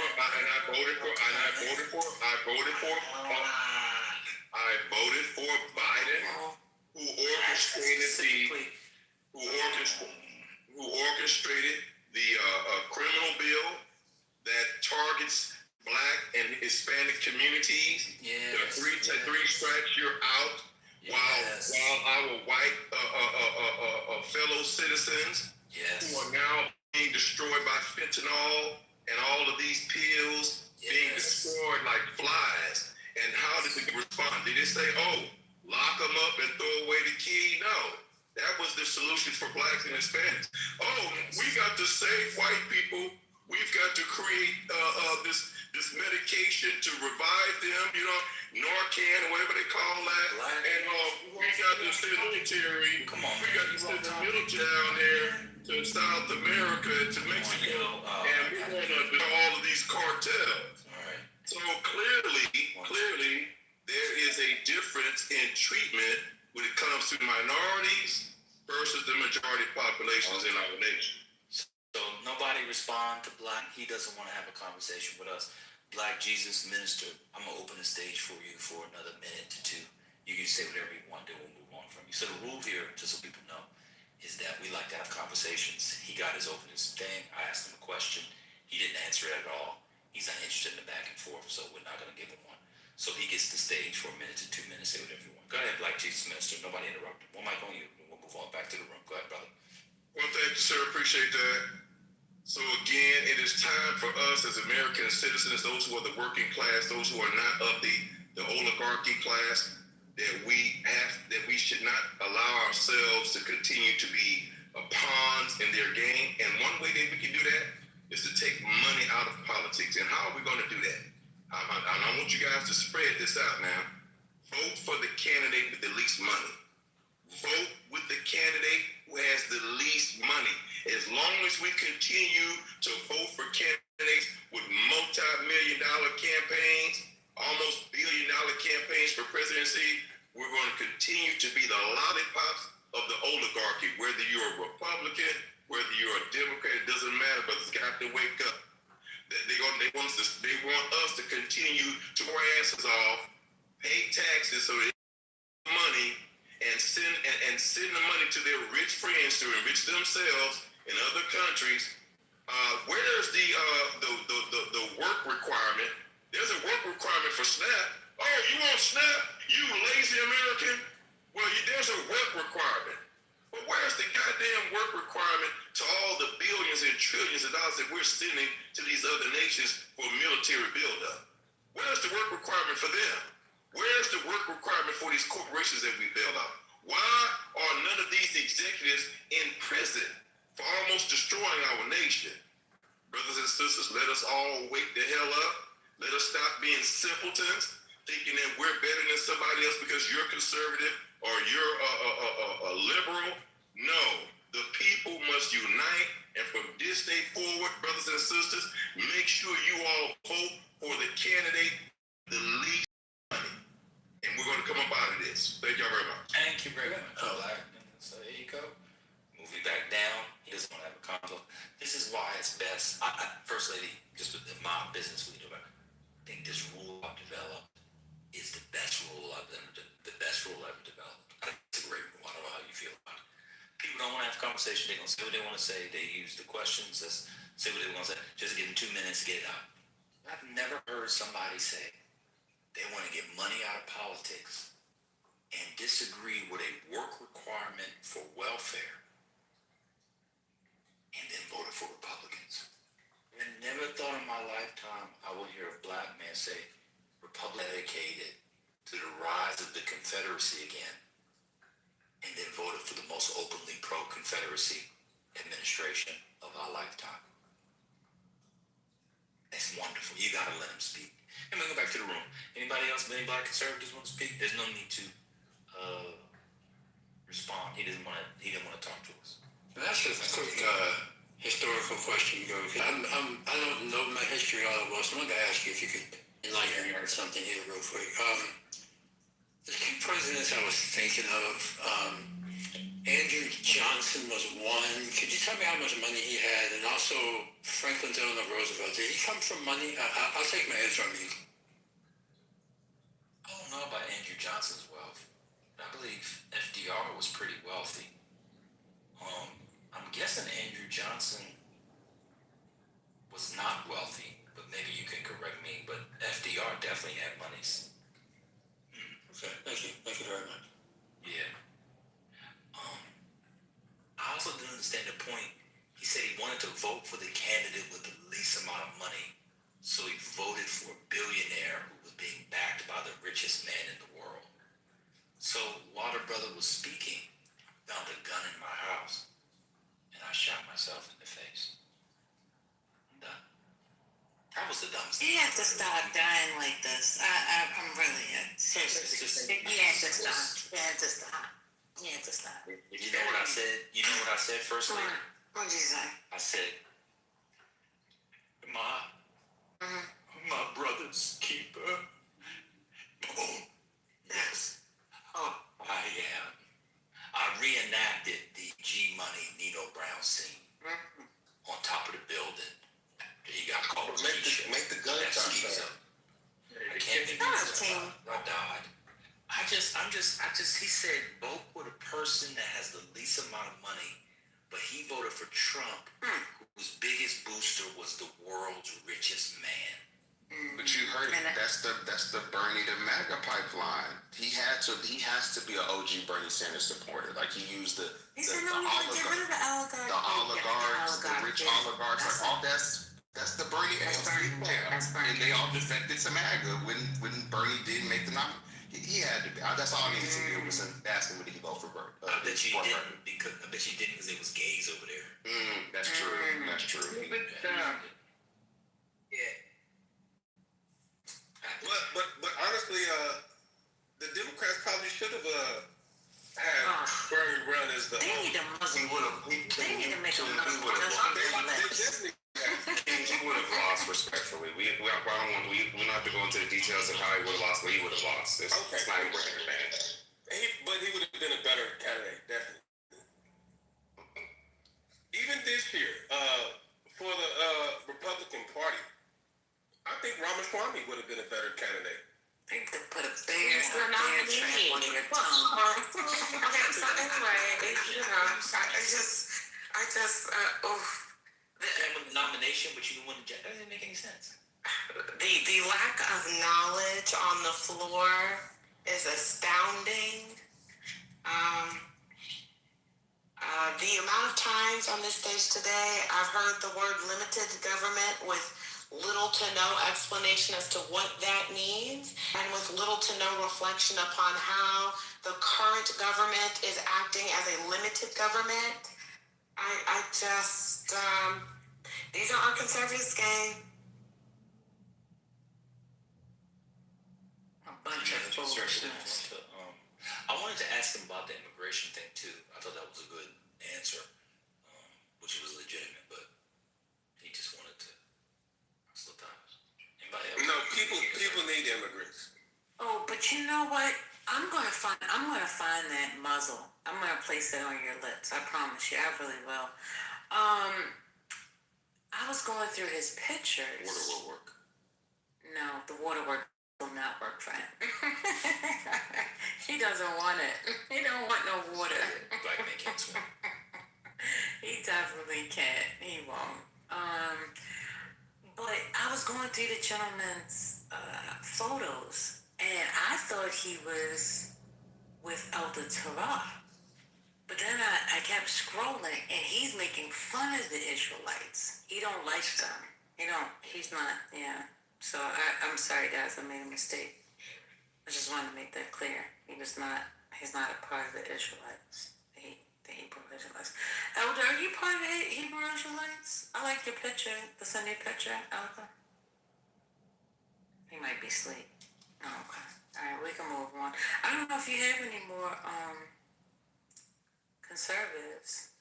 Is the movie recording this? I don't even know why he's still here. You know why? Because he wants to be in the movie. I wonder if he got his fix. Is he better now? He's calm now. Yeah, he re-up. Got it. Sipping on that Newport soda, whatever that is. Newport drink.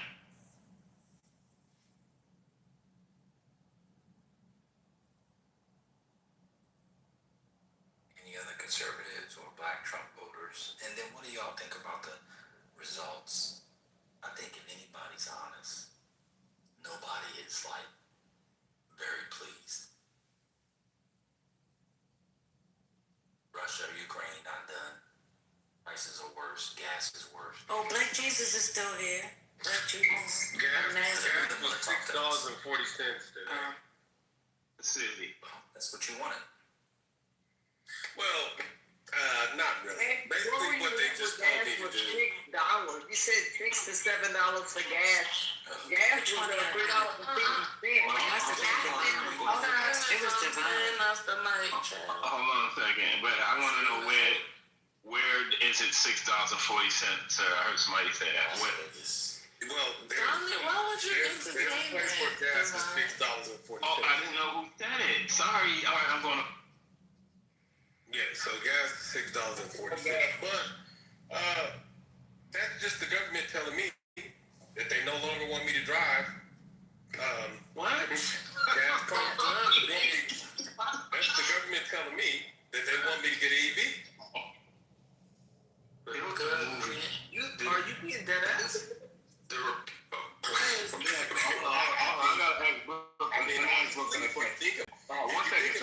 riding around with a 36-gallon tank. You're filling up the muzzle. Oh my God. Brooklyn, you ever heard of a movie called One Flew Over the Cuckoo's Nest? I don't really watch TV. I'm talking to Brooklyn. Lord, okay, I thought that was out of your age range. All right, just want to know if you ever saw that. My mom loved that movie. You should get off that crap. Wait, Mr. King. Mr. King, how old are you? Mr. The King. Listen, there's no need to even, that's irrelevant. Like, Well, no. Listen, wait a minute, hold up. The reason why I'm asking is because somebody said you was 50-something and you corrected them. I thought you said 60-something. So if I'm wrong in hearing you, I want to make sure that I'm right so I don't get it wrong again. That's all. I continuously give people different ages. Oh, let them have, okay. I could be 18 years old. Nobody believes not with that voice. Yeah, nobody You ain't never, that ain't even possible, nigga. That was a long time ago, sir. You're never getting back to that. That was many moons ago. We're not going back. How much is the Beijing where you at? Did that go up? How do you know that? You might have real good. What is Beijing? What do you call it? What is Wait a minute. So wait a minute, Mr. King. What area do you live in, Mr. I King? drink Heaven Hill. I don't know what you're talking about. I don't drink any of that Hennessy and shit. What the Beijing. I drink Heaven Hill. Do you get your hair cut at a Supercuts or? He's funny. He's trolling us. No, he's I from know. the West Coast. He's not trolling. Why is he talking about Beijing drinking? I don't drink Beijing or whatever they're talking about. I like those drinks that drink Tennessee. I don't drink Tennessee, bro. I drink Heaven Hill. You guys, these West Coast, I say it all the time, it's a different black culture out there. Okay. He's from the West Coast. Well, I'm sorry, I cannot give him DEI because I don't understand his needs. He said he was 62. Now he's saying he's not. So I'm just gonna wash it up as schizo. They don't use Beijing. They use just for men. All right. Well, I'm gonna call it schizo because I can't have a conversation with somebody that wants to constantly go back and forth and change their age. I don't know. I was trying to connect with you, Mr. King. I wanted the robots, but see, that's what it is. I remember you want that woman robot. That's the reason why you don't want a real woman to come into your refrigerator because you want the robot. Didn't you say something about the robot woman and stuff like that? So that part of life, when it comes to humans entertaining robots, that's upcoming. That'll be our new world. Right, but that's what I'm saying. You want that. You subscribe to that. I think everyone should. I think everyone should. I think we're not talking about everyone. I'm just asking you. Everyone should embrace what's new coming in the world. I believe so. Yeah. But you shouldn't go against it. You shouldn't fight against it. Muzzle. Are you done trolling us now? Because I don't know. I think he's being genuine. You're not trolling. But none of this is conservative. Like embracing the new, So everything. About to say, hold on. It's gonna happen. Don't fight. Hold on, King Boy. Y'all let the toughest meat get away. Cypher.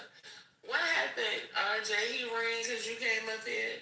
Because y'all let the toughest of the meat get away. No, it's still some tough meat up here. I wanted to tear into that one right there. Brooklyn, he was offended that we kept interrupting him to get clarified. Yeah, so he disengaged. He couldn't stomach it. I consider that an escape for myself, and I'm fortunate. I did that all for you. I set that plate up right for you. I know you did. I know you were. I was like, just hold off, and then. Brother Messy's here. Missy, you missed so much. Brother, you missed a good day today. You was with them AI kids. You missed everything. Now, what's crazy is Brother has been in the room today. Brother's been in here. Brother's just been in the goo. Brother's heard y'all at y'all's best and at y'all's worst today. Well, I needed that laugh a few times. You know that hilarious laugh that you laughed, brother? We needed some moments today. I've been on my best behavior today, brother. That's all right. I'm showing love. I just told you quick. You know she lying. I believed her completely. Pinocchio in the house. The movie, you're back. Are you gonna play nice this time, or you don't crash on the ladies, please? I'm not. I mean, that was all right. Oh yeah, I got it. Did you re-up? So we done unpacked. I think he came down, Mr. DeVar. He came down. We done unpacked how the Mississippi school system is failing the niggas. And niggas with the name King have lead poisoning. And none of these niggas is conservative. We've unpacked all of that. What else is next? So I do want to say this. And this one needs a muzzle. ASAP. When it pertains to and like the AI brothels and that nature.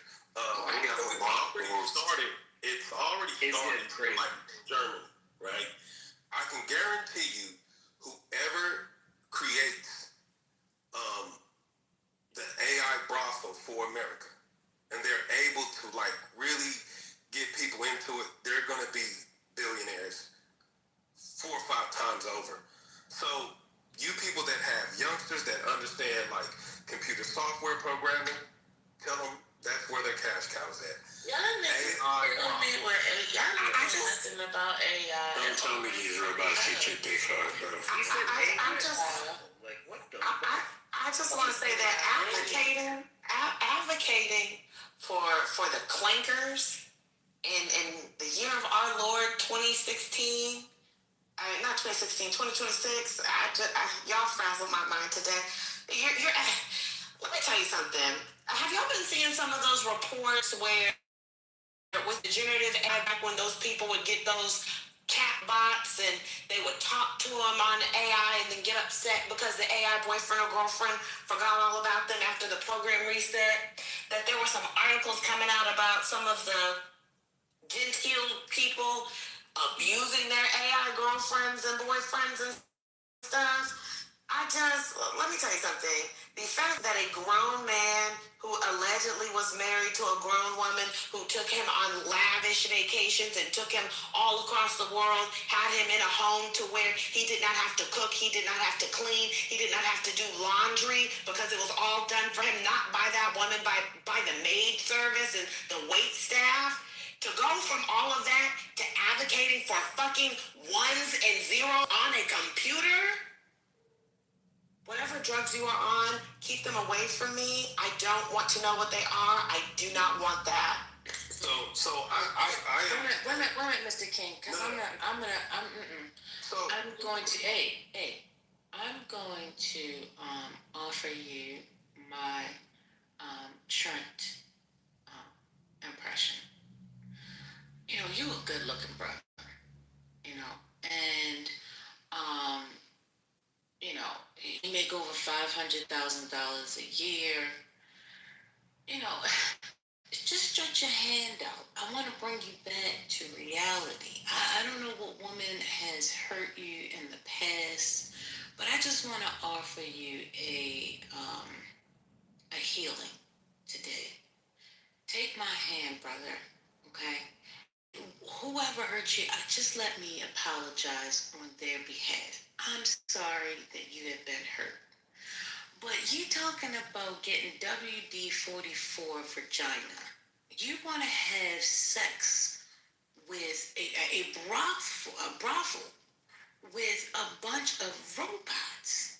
I need you to come back. Come out of that, whatever it is. I don't know exactly what it is, but there's definitely a lot of hurt there, you know, and I can help you see the way if you want to get back on the yellow brick road. But you're a nice looking brother. I'm sure there's some women out there that will want you. You know? So I understand that like you're joking, but I'm being dead serious when I say this. AI is going to take over. All right. Even this app that we're on right now, it's like the social experiment.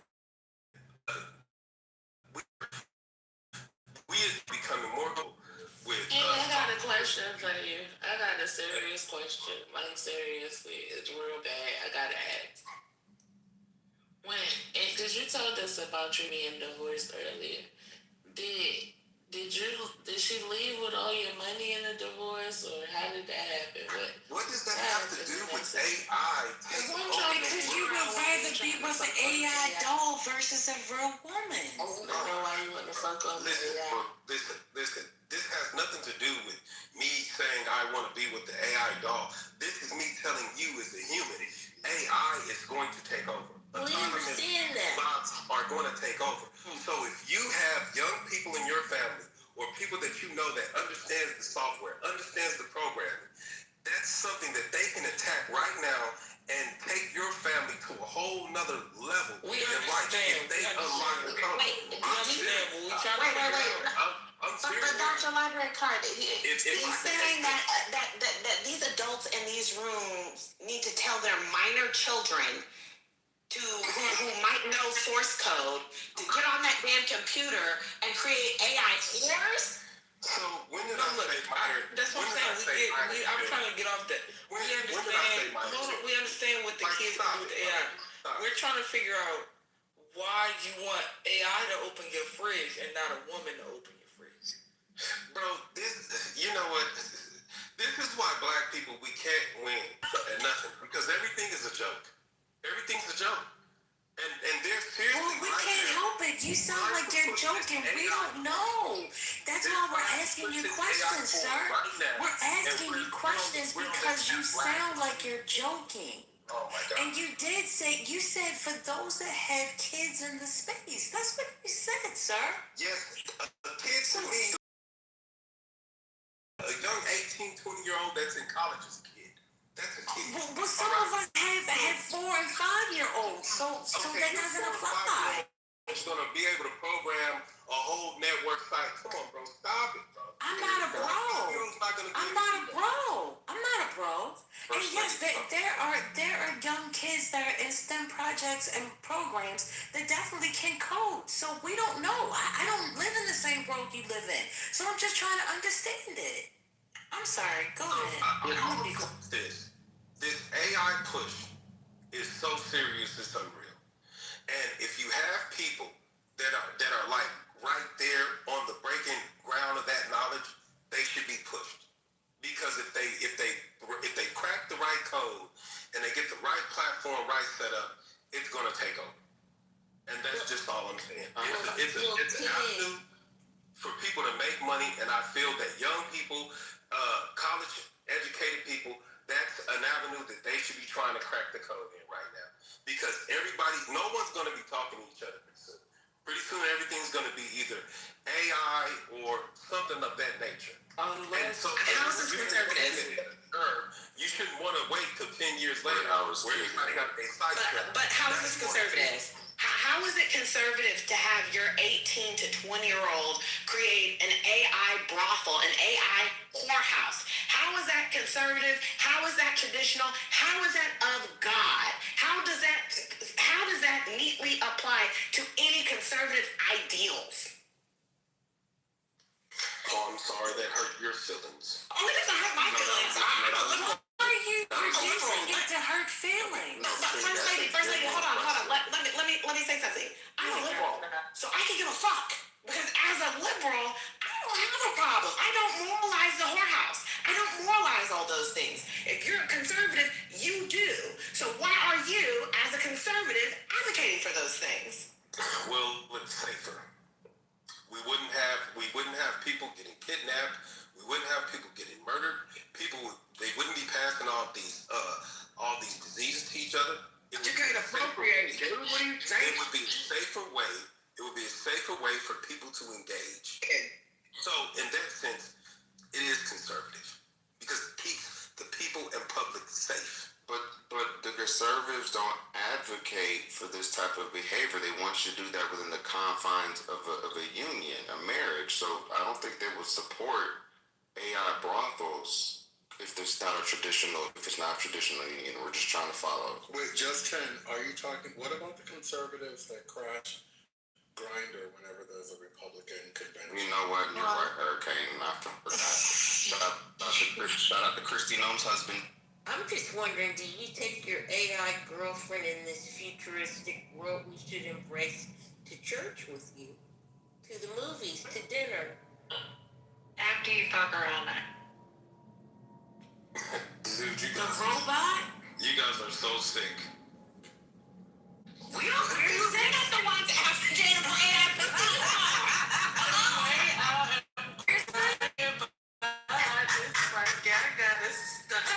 You didn't come on here talking about how they can use, AI to cut our grass.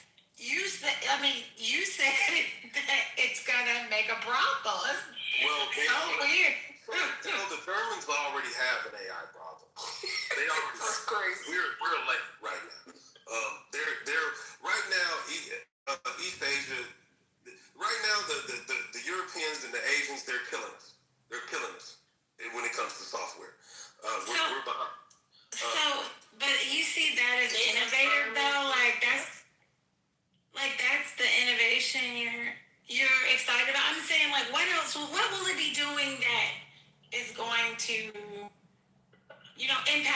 lives, change our lives other than that. Well, the great thing about AI is we know it's sentient. So with AI being sentient, we don't know what it's going to do. It's going to have a mind of its own. Is this a serious conversation? It may go to. I was just trying to. I was just interrogating a little bit, but I'm back off. Go ahead. Hey, how are you? I think You're messing up the vibe. Yeah, but who will program this AI? It will be us humans. So why would you say it will have a mind of its own? It's God. So we will give it. Hold on. Wait a minute. I done heard you talking. I think we gave you too much, and you're still growing. We should kill it. But I'm interested on who's going to give them their mind. To be the AI, we have to give them the mind of their own. And if we have their mind of their own, that means there's going to be malfunctions. Malfunctions mean there's going to be danger. So tell me who's going to do this? Who's going to give them its mind? So do you ever remember when the guy that worked for Google, he recorded his conversation with Lambda? Yeah, I remember that. And yes. So he basically showed the world that Lambda is now sentient. It's self-knowing. So what I'm saying is this: yeah, we will program it, but there's going to come a time when these robots are going to become sentient, and at the point that they become sentient and self-knowing, their ability to learn is they will far more be superior. We will definitely be slaves to the robots. Oh, you see, you get ready to catch yourself. Now you just can't. Hold on, you get ready to catch yourself. Hold on, you just catch yourself because you just said there won't be no killing, there won't be no type of crime.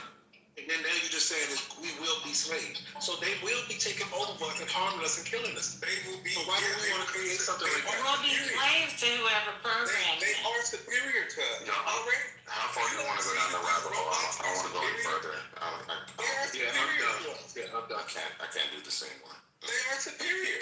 You seem excited about it. I ain't gonna lie. I'm tired. The only thing that I want to say about this whole thing about the because I'm about to bring this back about the robots being sentient and everything. Okay, so then when the AI brothel becomes sentient and they realize that actually I don't have to do this because I'm just ones and zeros and I don't really like you because you're a loser, then who's going to be employed in the AI brothel when all the AI whores leave? We'll cross that bridge when we get there.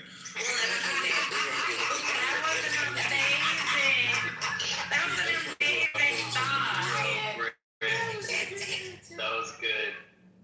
Wait, so I just want to let y'all know, I'm tired. TIDE, not tired. I'm tired. These people have worn my brain out today. I don't know what's happening, but this wonderful gentleman, I thank you so much for sharing your heart and sharing your Legalize weed and AI is what's happening. It is a full moon tonight. It is a full moon, I think. But that's my theory. I have to do some additional research. Instead of working on his social skills and trying to adapt to a real life human, he would rather plug in his vagina for the night. And say it again. How do you say that, Bart? His vagina, plug in the vagina. He wants to plug in vagina. It's amazing to me. I mean, instead of you just doing the work and rising above AI coochie is insane.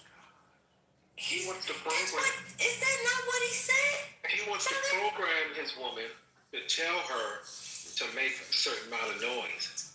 He wants to program his woman to say, "Scratch and hold me harder." He wants to program his woman to how to please him in the bed. Instead of having a natural woman. Who said this? I am God. Why are you reading one for later? What's the name of this scrap? Hold me harder.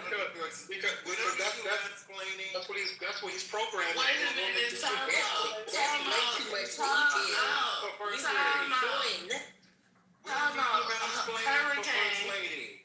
Hurricane, hold on. What was the name of the game that they need to play now? I need to know. What's the name of the game? Rap and Hold Me Harder? What's the name of it now? Say it again. Damn. You almost be bored. I mean, I don't know if it's boredom or if everybody's brain has been so thoroughly scrambled, they're just deranged at this point. Let me tell you something. I did my best keeping this shit going. I asked all the conservatives about how they conservative, and they have given us a show, okay? Y'all. No, when you was at Hurricane, I went. wasn't Listen, here. I saw an opera. I went to dinner and came back, and y'all are still in this room talking about bullshit. You know what? And you came back to the swamp. Wait a minute, hold up. To the 149 people that are here, you all turn to your neighbor and say goodbye, because Hurricane has just shut this party down. We all need to go on about our business. No, don't shut it down. And go, no.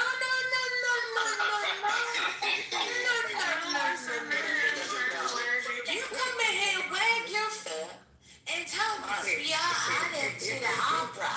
Then I want to get to the restaurant. And you peasants are still here, sitting on this wonderful, dumbass conversation. So, Gangsters don't dance, they boogie. Nigga, mean that. I mean, First Lady, now you know that I'm for the shits too. You know, I've enjoyed bullshit myself. I'm just saying that, you know. You missed all the good shit though, and now you hate it. He's saying I'm not hating. he didn't listen, because he was at the all. Jasmine in the mute up. Oh Lord, he coming down again. The movie, make sure, whatever. When you high. Yeah, whatever. Don't come back when you're coming down off the high. And I like you when you're high. You're nicer when you're high. Coming back. Got that I desert can't do the coochie. movie again, child. The movie is This not. nigga can just kill himself for all the fuck I can. Ooh, please don't do that. I tried to hold my breath, but I couldn't kill myself. Nigga, try harder. Brooklyn, come on now. That's ridiculous. If you close your eyes, everybody black, except you. We care about black Did y'all select your new space y'all want to go to? Hurricane said we on a 5-second warning. I didn't say no, First Lady. Yeah, Hurricane said y'all better find a new spot. Y'all better find a new spot, because this place is Man, hot. don't listen to him. Just having the show. They be hot because it's desert Gucci. Oh my God. Oh, God. I swear, bridge find it. You haven't touched any vagina, so you don't know whether it's desert or whether it's wet. You don't know whether you're in the desert or the rainforest. No, sir. You said He it. in the whole time of sworn fights with his roommates. That's what Look at your little compadre. Listening. She be panicked.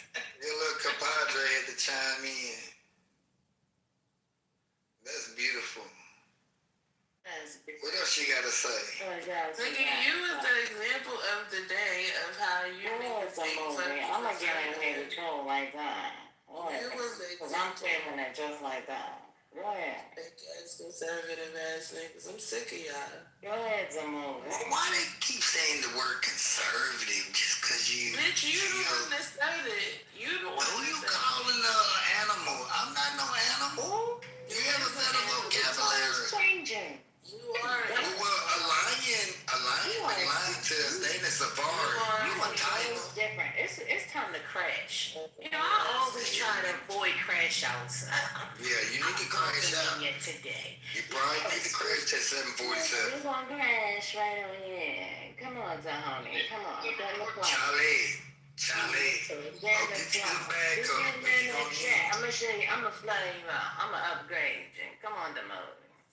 You wanna be upgraded? Send me your cash app. I'll give you $4 keep playing this game. No. And give an EBT card if you hook me with your auntie. So you can eat better today. I'm gonna send you the money. No, I'm gonna give you my EBT card so you and your man can eat better today. No, I'm gonna treat you. Eat better today is crazy. I'm gonna treat you, the movie. Hey, that made you laugh though. Tell the truth though, sweetheart. When was the last time you had a Make date? the one that laugh. You can't The do movie. When was the last time you had a date? a date, man. I don't even celebrate my birthday no more. When's your birthday? Yeah. 1008. Guess what the iconic thing about it? I was born on 1008 at 1008 and I weighed 10 pounds, 8 ounces. I took the most time out the clock. You a Libra? Oh my God. Yes, ma'am. How old You is don't it? have no air. You don't have no air. I know, because all my women be choking on something. Oh my God. You just told us My bad. everybody's breathing. Everybody, all women don't have a job, but I do Lord. Get the fuck out of here. You ain't got no women. You got men. I got a college in my backyard, man. I just posted an AI. Brooklyn. You better not be messing with him, young. He do that. He got Hold on. Bill Belichick, y'all don't get mad at him. No. Mute up. First of all, Hurricane. Hold on, tell me Yeah, you getting the money? Mute up. Hey, The I nigga is posted. hold on, let me explain. The nigga is 48 years old, never been married, no children. He got 2 male roommates. What are you talking about? No, one of them moved out today. That's gay. Wait, and I thought you said your birthday was that day, but you said you just turned 48 earlier Gay this year. shit. No. Now you say, so you gonna be 49 this year? I make $450 a room. I was making $900 a month. That nigga. No, he's definitely a homosexual. You gonna be 49? Would you say Michael Jackson? He's He gonna be definitely a 49? homosexual. He's not a homosexual. What happened to this heterosexual man? Where did this cis and all this shit come from? I can't just be a man. Heterosexual, man. I'm a man. Don't be a bitch. He's a hobo. So he's saying he's a 25th crop. Yeah. My family been in business since 1880. I'm a businessman. What's going on? Why y'all can't understand the man is trans? Man, fuck you, little white. I ain't trying to tell it, motherfucker. You said you was gonna be nice to Like that, act movie. like I'm You so- said you was gonna be nice to movie. Y'all keep playing with this man. Lo siento, señorita. You say he's trans? Yeah, he got a hairy pussy. What's going on? May I, First Lady? May I, First Lady? I don't know. Do you think you? Oh, you're not gonna let me respond to that? No. Oh, no. I'm just saying. Oh, you want to know him now? Come on. May I, to the help and the hyena that said that you so nasty, your crab legs be butt jumping off your tampon. Oh, that's You nasty little hoe. that's all you got was your yeast infection pussy. I smell it while you talking. Close your legs, you nasty motherfucker. Ew, stinking pussy nigga. Hey, so this is what I wanted to say. I posted an AI channel in the chat. Not this trans Wait, I know that's not. Your segment is over, sir. This Your segment trans is man over. again. Your segment is over. You go find the First California Lady, black. may I change the subject? No, The hip hop to like hip hop or something? No. Go rub your hemorrhoids. The movie. Well, see, I was gonna tell you to take your middle finger and shove it up your ass.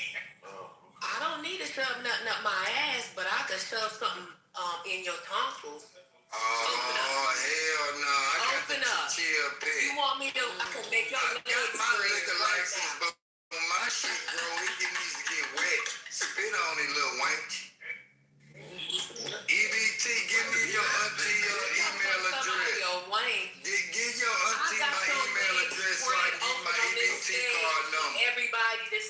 broke ass spread.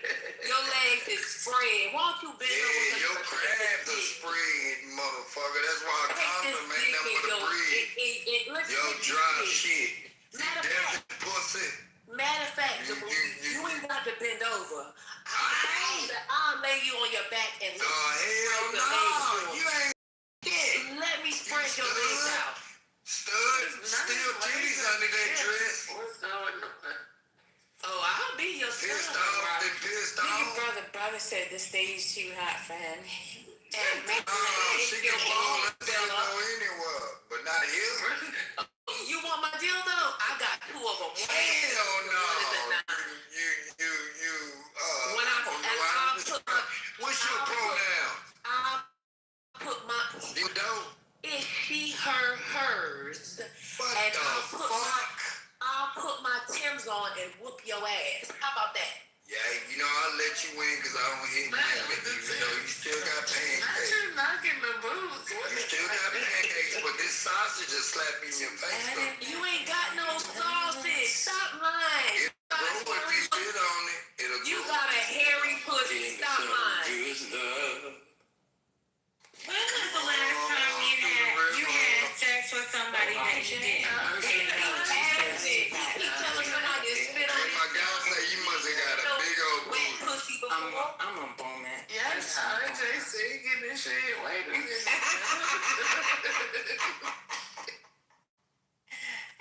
Y'all some weirdos. Yeah, we are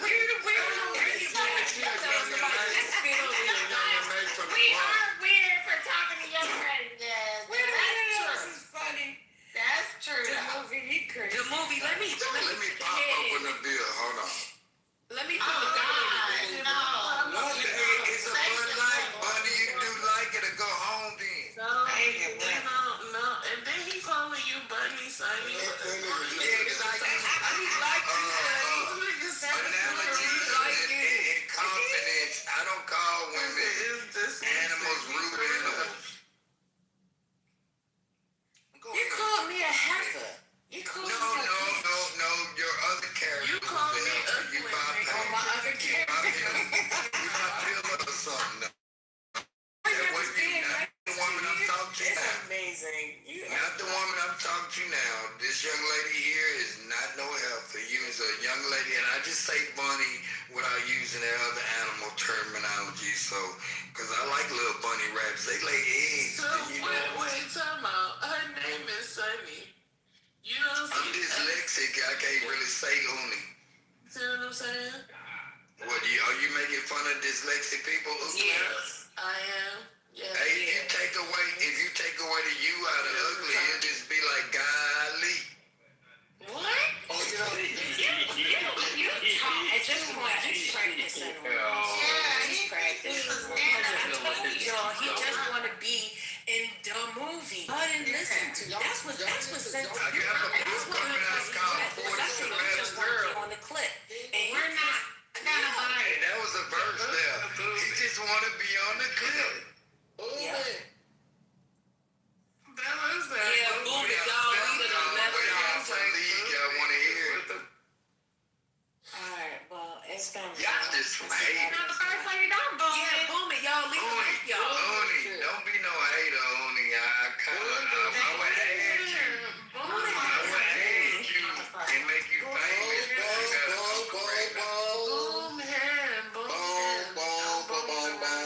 Boom it. Yeah, just remove him from the all the night.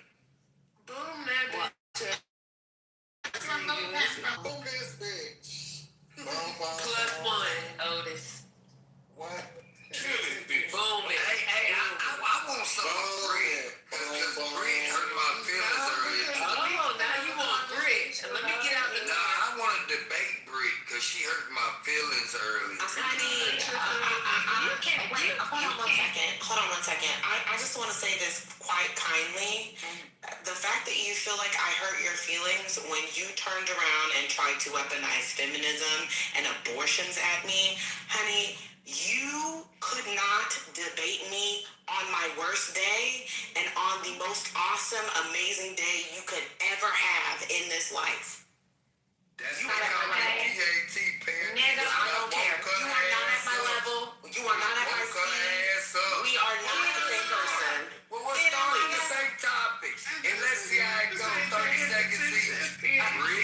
honey, let me wait, hold on, because when I said that earlier, you got upset with me, so let me just say this way. No, it hurt my feelings. I bill for what you're asking for. I bill for that.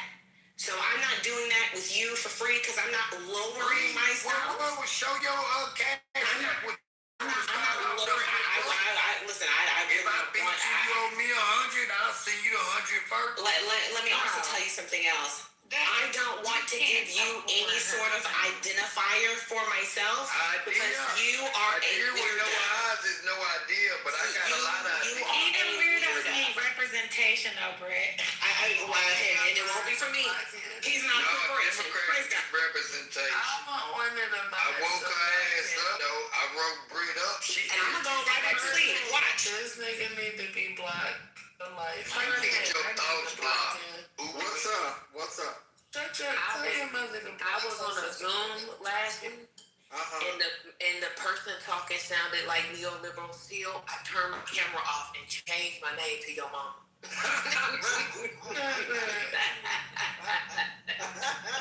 You know why black folks like playing basketball? Because there's a lot of shooting and stealing going on. Yeah, because you moving. No, this is not the stand-up room. I don't want this. This is not the Somebody laugh. comedy room. Y'all need a little sense of humor, y'all dry ass shit. No, we don't want to take it. I bet you they do have dry pussy though. That movie, I agree with you on that. Man, my girl, man. Shit, that's the time somebody told the truth. Can't stand smiling right now. You on type shit. What my nephew told me to say when I get nervous? Type shit. I said, toilet paper, you know it's dry, man. Shit, these motherfuckers got dry ass attitude. First lady would have been kicked me out, but she got to know me a little bit. I love her. Look, I added her now, and she gonna be famous. I got the baby. Hey, man, be quiet, bro. I'm talking on the phone. No, he's not talking on the phone. He's standing. He's trying to do stand-up comedy. He's bombing. Come get him. Oh, let us speak to your roommate. Come grab the phone from her. Come grab the phone from her. Hey, Blue, they want to Come get her. She's dancing like a stripper. Hey, don't call her that, man. You got no better vocabulary? They want to speak to you. No, we want him to talk to you. No. Don't play with me. Put your roommate on. Hold on. Hey, Blue, they want to hear you. That ain't my roommate. He stay down the road. He just come visit on weekend. Oh, that's your boyfriend. He got slow. Stop playing with me. I have to call it. Boy, I tell you, I boy. smell that pussy from Boy, far. I'm gonna say something. You calling your ass gay like you my boyfriend. No, we calling your ass gay. Oh, all of they did this. I gotta mute up, bro. You tripping. The movie. You got drunk. The movie. Yes. You Blue on the phone. Blue about to come tell the truth. Come here, Blue. You be bending it over or you be bending Blue, he gotta pay for pussy, don't he? There you go, Blue. What's up, Hey, Blue. Oh, that's a sweet nigga that one to watch out.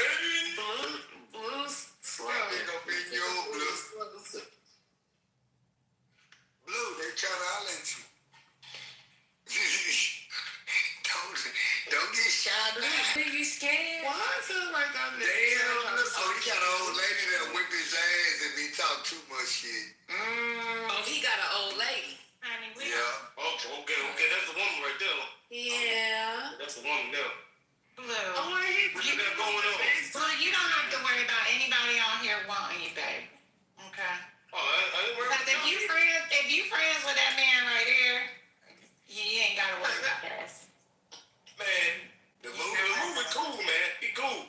Y'all gotta come down here. The movie's crazy. Where No, thank you. no, the fuck we don't. Y'all gotta come down here to Alcorn, man. University. No. Man, you have a I great time. hope they have a poster on campus. Wait a minute, he said we can come to the fish fry Sunday. What'd you say? What school is it by? Fish fry. Alcorn. What did he say? That's where Barking. Steve McNair went. Y'all got paid that $50. I get Y'all from Mississippi? Yeah. We right down the street. They from Idaho. Where y'all from? Idaho. Where y'all from? I'm from Wisconsin. Oh shit! I told you they hit that I'm race. from California. Cheese steak. Oh, that's what they do, y'all. They gave first. Y'all got Gavin. Y'all got Gavin Newsom. Y'all got Gavin Newsom. They got Gavin Newsom out there. No, what else? Woman name? I'm from her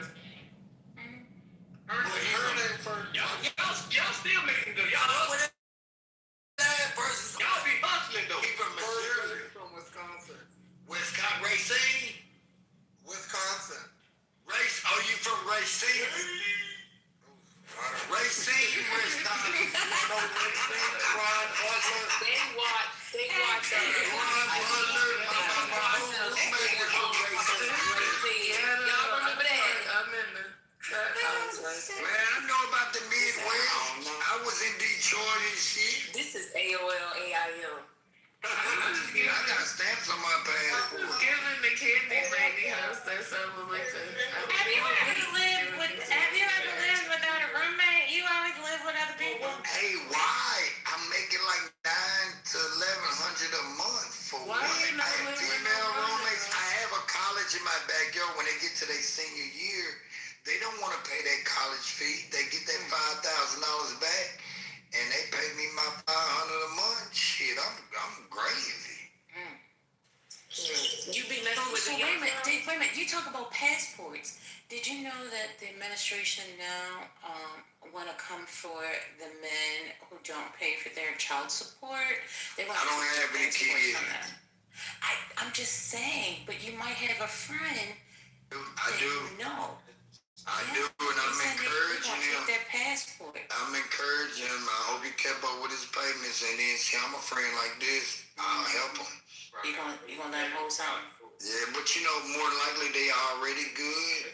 It just be that women shit. That's just hearsay. Just like when they said they were taking EBT away from Mississippians and it was gonna get cut off.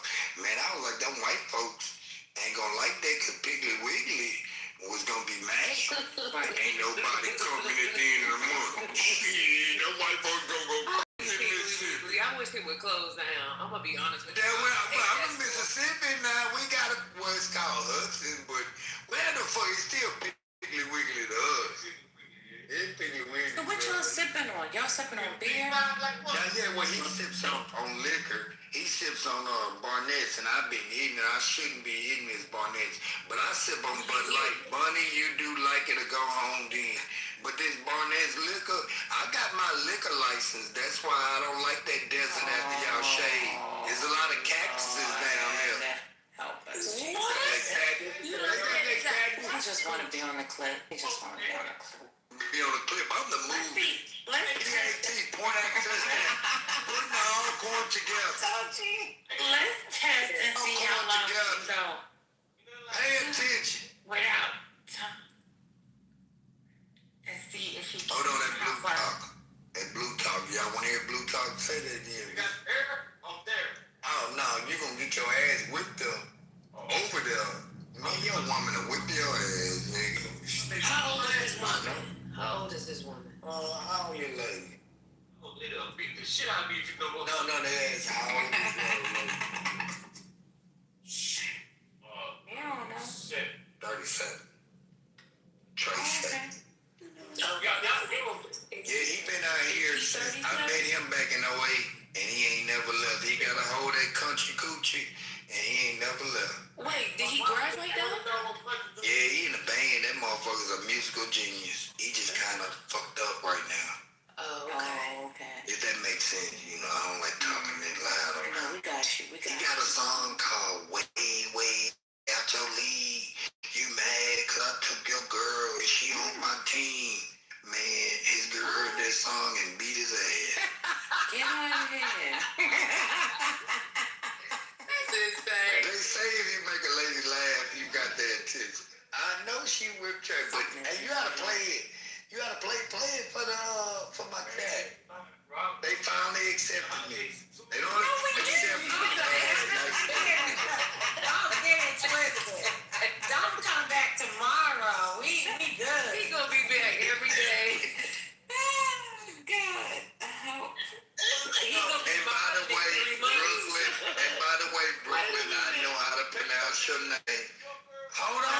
second, I Blue. can't get over. Hold on, Blue. The fact that you said they finally accepted me. In Brooklyn, this room been, and that's my band. He always accept me because I cut up in this motherfucker. But y'all got good vibes. Ben Y'all got likes good talking vibes. to idiots. Like that's his thing. So I don't know. Now, only you tripping now. I tried to come.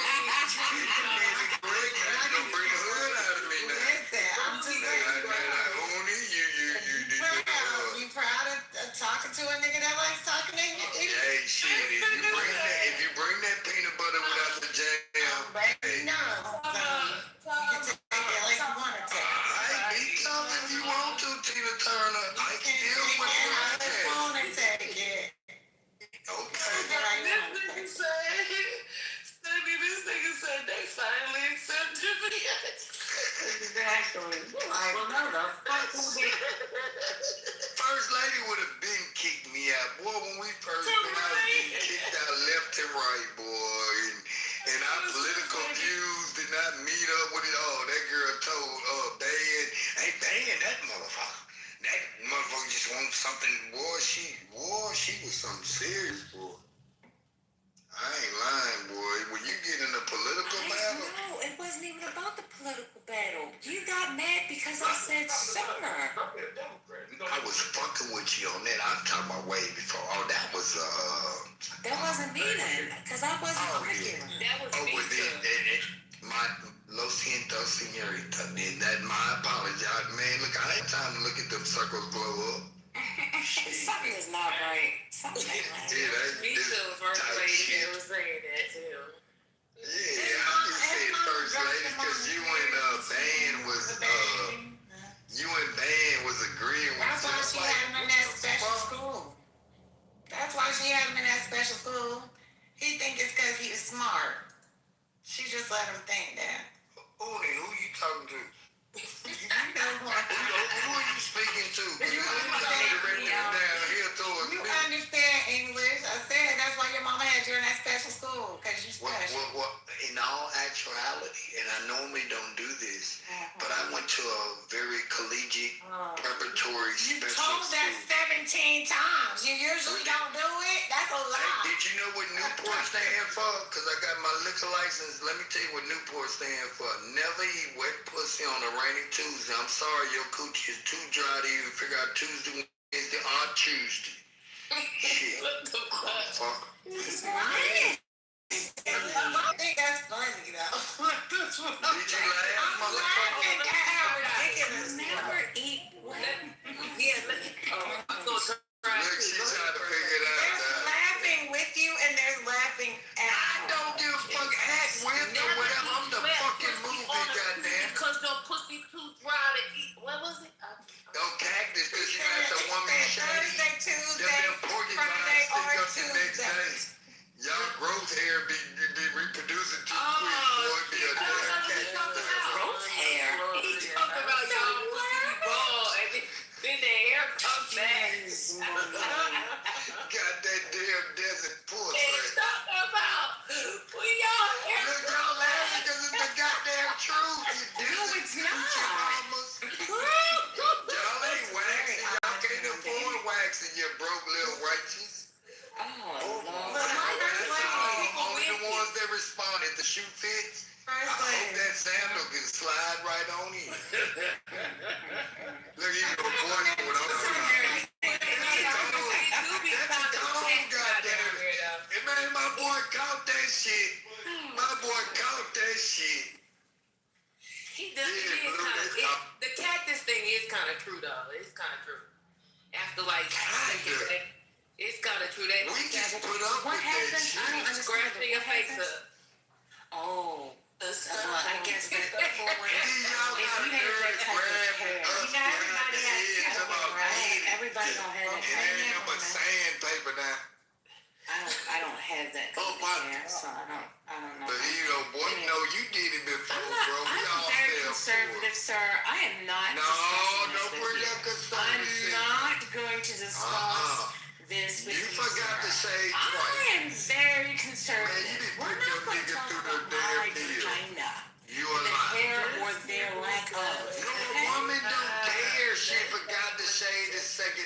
she horny, her man gonna go down there with that nigga license and put up with it.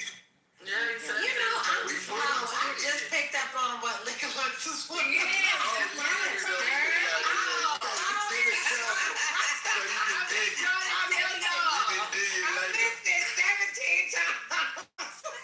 said my liquor license. You know, I was like, what is he keep saying that? I swear, my own shit that I ever heard so far was they finally accepted me, and everybody was like, no. Why is this nigga Yo, hey, Brooklyn, I gotta pronounce your name right because your chopping beauty is beautiful. If I close my eyes, I can see you twice. That's a doll, nigga. Oh, my bad. It's a good representation of who I am, though. I'm not like, oh, no, you faking the phone with the eyelash and everything. Hell no, you look like Great Jones. Oh. With a gun. The gun part is always. Oh, you're a young nigga type shit. Yeah. Why then? Hey, give your auntie my email address. You can call me Uncle tomorrow. It's 420 open going on. So now you done got to where the hoes won't even pay them to do it with them no more. No, I've been after auntie since I got on this Uber app. I'm like Black Planet. You know you have to. I want your auntie. And I'm going to give you for giving me your auntie's email address or giving her mine to move in iCloud. I'm going to give you my EBT card so you can feed your boyfriend, but half y'all women got girlfriends, so if you like pancakes. How much do you have on your card? I get $3 a month. Oh. $300. I just say $3 for short term, but it's $300. Okay. Yeah. And look, I got 40 left over from last month, so I'm gonna get 3. So when it re-up? When it renew? Bob Nancy on Publix. What's today, the 9th? So what are you doing with your? You know, I can get delivered to you. I can get delivered to you. Thinking about he's talking about his education. He's EBT card deliver? Yeah, you can do Walmart shit and get it delivered. But you can't get no refrigerated goods. You gotta get noodles and shit. The movie, you got a new point. Never eat what? Oh yeah, I do. I'm finna fire. Hey, pass me the new. You do 100s? No, short, all packed. No, I really am curious. So what are you doing with your education? You live, you got a roommate's page where you rent, and then you get EBT. What are you doing? Are you doing something for your community? Are you doing something for your community? Yes, like, ma'am. You also sitting here talking about with conservative values, you're telling people to vote for Trump. Like, what are you doing to help black people? I never said all that, but I would explain this. I do have a college in my backyard. My family been in business since 1880. I love my neighborhood, and when like, say if you went to college out here 10 years ago or 12 years ago, you be like, hey P, my nephew down there or my niece down there, I'll look out for them, give them mentorship. Now, can I help all their friends? No. And for my neighborhood, personally, for I guess what you're saying, public service, no. I go direct to the person in need. Like, it just comes to me naturally. But no, do I go to all the meetings in the neighborhood and try to do this DARE program? No, I don't do all that. No, man. But every time somebody asks you what you do, you say my family had a business. What do you I was just giving a background. No, I know, but you didn't mention this family business like 6 times. What do you do? Not living off what your family do. Oh, that's a doctor. Okay, doctor, you know my initials PhD. What I do is, see me, PAT, I'm the face with the case, you know what I'm saying? I'm like the mouth of the South. When my people come around me, they love some PAT. You know what I'm saying? They No, love we me. don't know what you say. I'm seriously curious. Like, what are you? Like my mom passed away 2 years ago. So So these last 2 to 3 years, these last 2 to 3 years, I haven't been on the porch of the store and in the family business like I should be. I'm still in but I'm such a hustler, even though Hustling doing what though? Like what is you doing? That's what we trying to Well, that's what I'm saying. No, I don't sell anything. What I'm saying is if I'm making $2,000 a month, I don't buy fancy shoes. $2,000 a month is cool for me. I'm just giving you a number for conversation. What do you do for your community? And I told you, when it's individuals, because I have a college there, I know when the community is, I love my hood. I love my hood, but they doing their thing, you know. But when there's an elderly in the hood, they need their grass cut, I go cut it, no cost. If that's what you're saying, but I don't have like no community service, but But what's your day to day? Like you wake up, you do what? Can you say that one more time, please? What's your day to day? Wake up, smoke. No. First of all, you gotta correct your vocabulary. That was a song. That's a song. I know, but fuck that song. But you gotta. Okay, so go ahead. Chill out. You look. When I wake up, I sip. When I wake up, I puff. It's the vocabulary. I'm just saying words or spells. But continue. What do you do? When I get through sipping, I pee on the left tree on the right on my property. About what the fuck? Like you really don't do nothing all day. Like, hey, but that's to your conception of that I do. I'm asking. I'm trying to understand. Okay, you come visit me at Alcorn State doing homecoming, or when we play Jackson State. You know where Deion Sanders for a football game. I'm familiar. You won't have to pay $50. Don't interrupt me like band says. See, y'all don't do band. You ain't band. Fuck him. Y'all interrupt band like that. Y'all need to stop coming in get here. game free. Y'all need to stop coming in here to look for band. Y'all not coming in here to talk to that man. Yes, ma'am.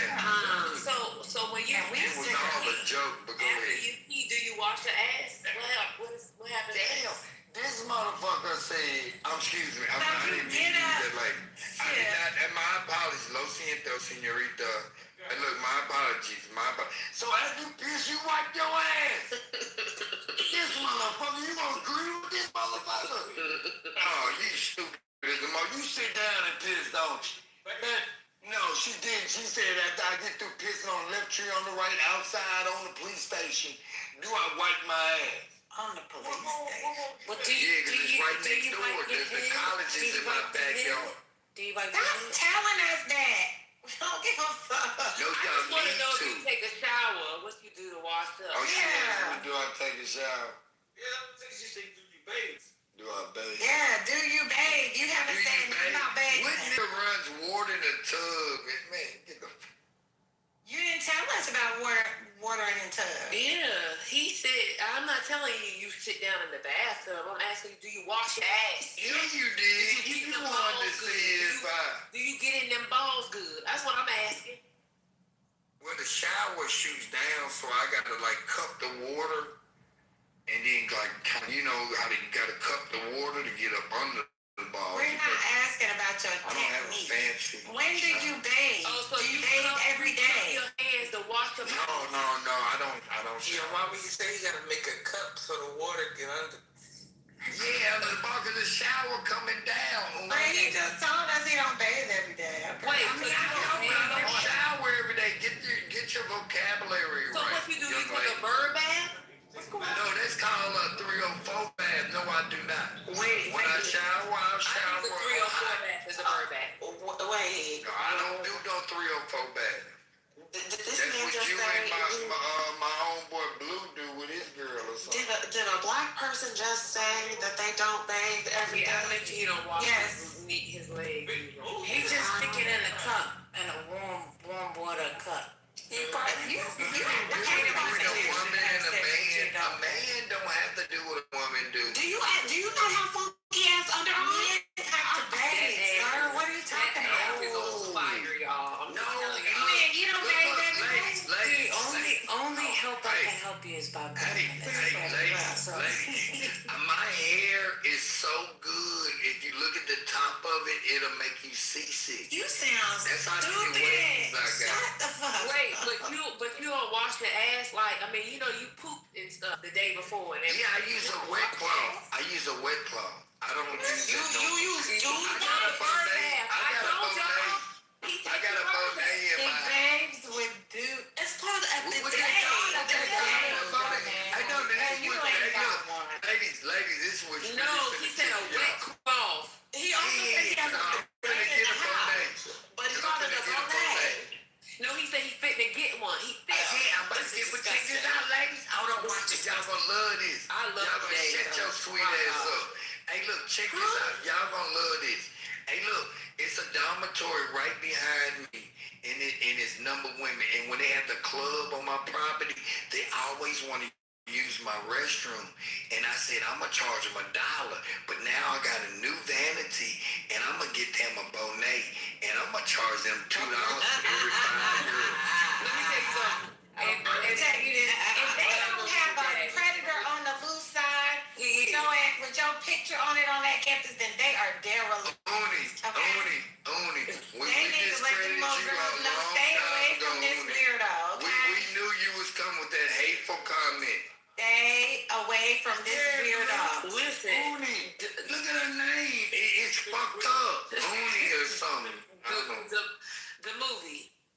In order for you to get married, you got to wash your ass every day. He already 48, and he lived with roommates. You think he's not Sonny, he still thinks he has time. Yeah, and he still thinks he has time to get a wife. Because as a man, he feels like his retention will last forever, and he can make children until forever. And he said his father was 50-something when he was born. So he can. So he feels like he has unlimited time. Y'all eggs. But Kendra. You sound like Kendra. Hold on, listen. When you leaking out like that at an old age, you know the baby could come out like, you know. Hey, the string gonna run out, but that whole not you saying he's in terms of your mama, please. Y'all got You need to start doing Kegel. I'm just saying, do you who that is in my yard? Listen, the movie. I'm sorry about that. The movie. Do you work out? You know, I do. Look. When I crack open, check it out. When I crack open that Bud Light, I lift it from my waist to my lip. So the movie, you got a pot belly. No, that's why all the ladies are confused. I don't. I got a six-pack. You a liar. I don't believe you. All right, look at me on my video. Go Google the video. I'm lit by Papa Hussein at 151. That's me. No, thank you. All right, so you don't want to believe what you're talking about. You're a liar. I don't have to lie, Uni. I just want to say. Rick gonna Google it. I'm not gonna Google shit. Rick don't give a fuck. Get my views upside, get my residual income. Let me Google you. I'm lit video. I'm lit by Papa Hussein, but go to 151. But go to like 148 so you can watch me make my entrance. Okay. Oh, you in it? So are you real skinny? Hey, So you got a six-pack. I can slide right through you, baby. I am not fucking up my algorithm. What I imagine is a real skinny, someone who cannot eat whatever they eat. And I got ways to make you seasick. You need a life vest. What you wear? Do-rag on your head? No, I got natural ways. I'm mixed up. Yeah. What mixed? Portuguese, French, Black, Indian. What country in South America is your family from? French Guyana. Okay. West Indies, young So lady. I got that. And that is not the West Indian. That's not West Indian. You are not West Indian. I just want to let y'all know. Cheat time. Yes, it is. Cheat time. Michael Jackson movie. I daddy talk got a little Portuguese in him. It was great. I heard it was good. Ain't no Greek, man. Y'all know I'm not a movie person. I really don't like the movies. Oh, you don't like the movies, or you don't like cute? Yeah, I don't like movies. I don't really like movies like that. Well, then pay attention. What is like that? That's what PA No, not like that particular movie. I don't really like most people. I'm saying I'm not. You don't care for watching movies. Yeah, I'm not. Gotcha. Oh, he lying like a motherfucker. I didn't know. She watched Kunta Kinte get his ass whipped. He told CBS that he wanted to be on MTV, and CBS made it happen. Cause yeah, in the beginning, MTV. Are you talking about Michael Jackson? Okay. I remember when that Thriller came out. Now, do you remember when that happened? You remember that? When Thriller came out? That's what I'm saying. Yeah. He had created Thriller and about Eminem shit when Eminem tried to talk about. I remember watching it. The first time I watched it, I watched it on a black and white TV. Doesn't matter. That's just right. Just beat it. He had created Beat It as well, and he wanted them to play that. And Billie Jean, he had this thought to create like these movies along with his songs. Yeah. R. Kelly and shit. And if you know, notice that Jew Me, Sue Me, Black that song in Booze in Brazil in a bad gang, in a gang neighborhood. And when he said Jew Me, they made it anti-Semitic. You know what I mean? He was just black or white. I think that's a song, but he was in the hardest gangland in Brazil. And the Brazil gang lord did, hey, he ain't gonna get touched. That's it. And I want to add to 10 more seconds. Take a break. No, 10 more seconds. I don't give a fuck. 10 more seconds, motherfucking wank. No, you don't. Look, I went to Europe and I saw three people. I saw three people there. I saw 50 states. Where's your friend? He don't want to talk. And I saw, I'm outside taking a piss. That's why he's not here. I saw 50 states. And I saw Tupac on a t-shirt. And then everybody loved Michael Jackson when I was in Europe. And they be laughing. And that was in 05. Shut up, woman. You ain't got no stamps in your passport, your cat. Right. I sure don't. Never been nowhere. You got a cat at home. Well, I believe that we should savor the rest of our energy for tomorrow. It's been real. It's been really good. Fuck that. I might not be here tomorrow. The way y'all got me feeling. Hey, where your gun? Please don't come back tomorrow. Wait a minute. No, where your gun? That blue. Let me get that, man. No, fuck that. Y'all gonna remember me. Listen to movie. I just wanted to say, you know, I wanted to wish all the wonderful moms, all the wonderful aunts. Will you stop?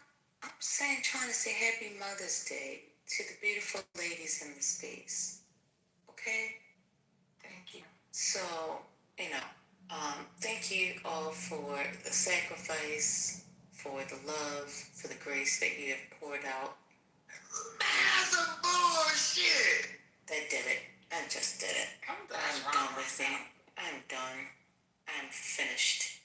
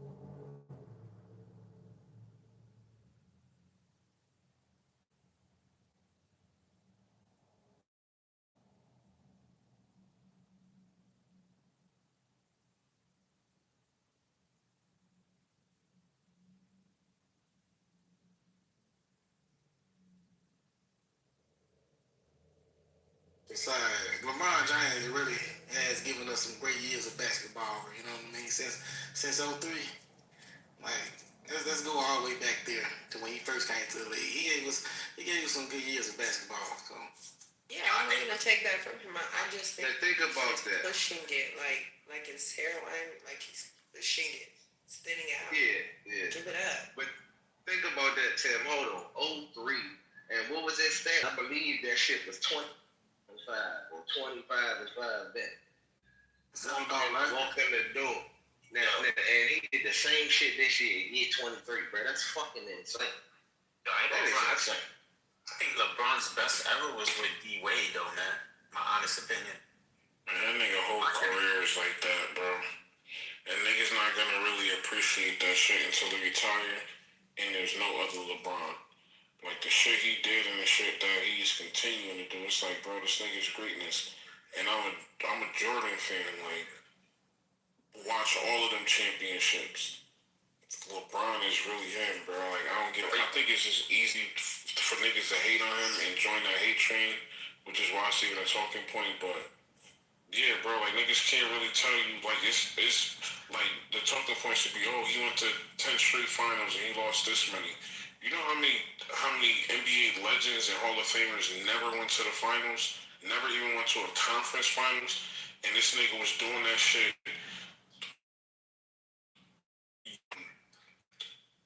every fucking year. Bro, like the nigga's greatness, man. I can't hate him. Yeah, it was like a 10-year segment that he was in the finals. Like a 10-year block. I mean, you know who I want to see get traded to a better team? LaMelo, bro. I ain't gonna lie, son. LaMelo be playing with niggas. That motherfucker's nice, son. That ass, bro.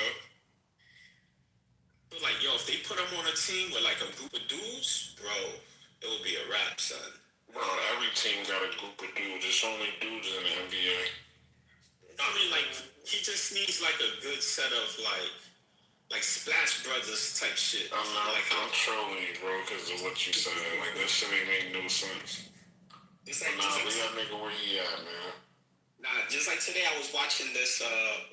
Whose podcast? They were talking about the beef between Draymond and what's that guy's name? Austin Rivers. Yeah, bro, that shit is wild. But I don't know, son. I mean, I'm gonna be honest. I think Draymond did his thing while he was playing on. Like, yo, he played his role, bro. You feel me? You know. But he was saying how he feel like the team hindered him. But I don't know. I mean, I feel like everybody knew their role. You feel me? You know, because when I was watching the team, I always felt like it was Klay Thompson, Steph Curry, and Draymond. You know, this was before old boy came into the group. AD. Always felt like it was those three.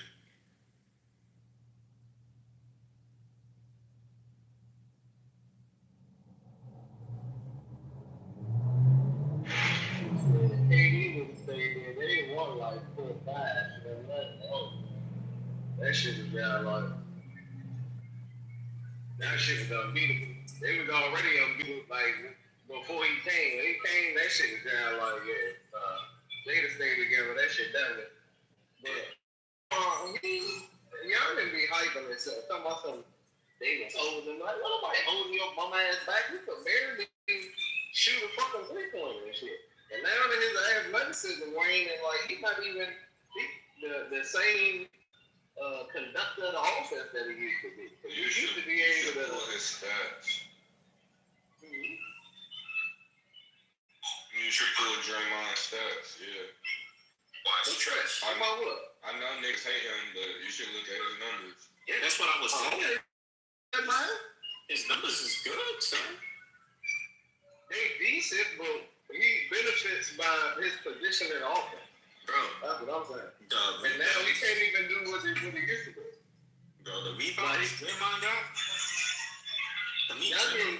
His greatest aspect need to be his defense. He's not even the same defender that he used to be. That's why the team struggled. Yo, to me, Draymond played just like, I wouldn't say like Dennis Rodman, but like a Charles Barkley, son. That ass. He played like a Detroit player.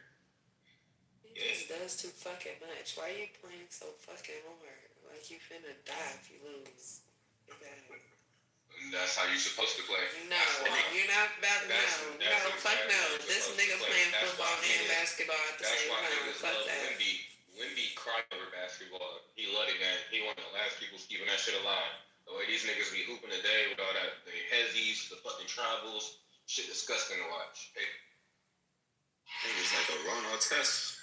Right. The thing is, Draymond has never been a best shooter, right? Always benefited by the space he was given because you had to honor Steph and Clay, right? And the thing is, like I said, with his athleticism waning, he can't conduct the offense like he used to. He used to be able to just run that triangle motion shit, hit off Clay when he get open, Steph when he get open, anybody else, and then dominate, and then dominate that smaller point guard because he used to run up, and he used to be the ball handler. And the point or one of the other guys would be at the top of the key. And he could dominate them with his size and his athleticism. But now that his athleticism is waning, he can't conduct the offense the way that he used to. And that's why they struggle the way they do. Because they still trying to run that same shit. But you can't do it with a player whose athleticism is waning the way Draymond did. That's why they're looking the way they are now. Right? And they should have done several things instead of keeping Draymond. They should have actually kept KD, made him happy. They should have kept Jordan cool. And they should have traded Draymond's ass like right there when all that shit started happening with KD. It was stupid. It was dumb. It was dumb. And look at where they at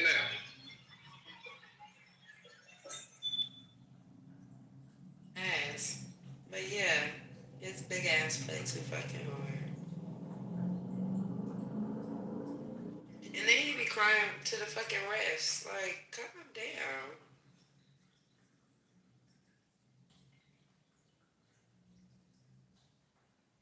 Now, one thing I've noticed about basketball, though, I don't think we'll ever see a LeBron anymore. I think players now are more focused on shooting, like threes and shit.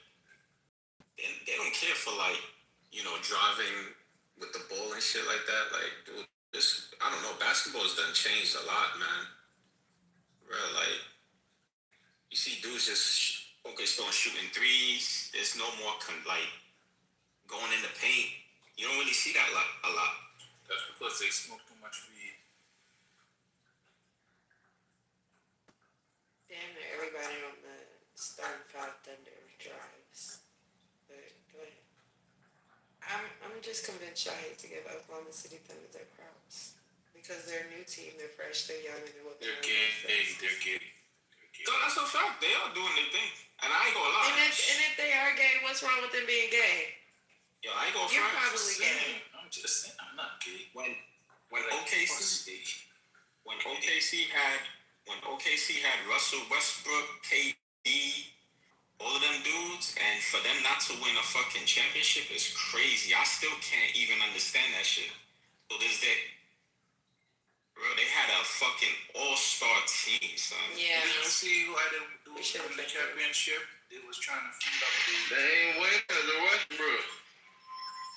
Westbrook and Harden never been a good playoff player. And he's still struggling with that shit.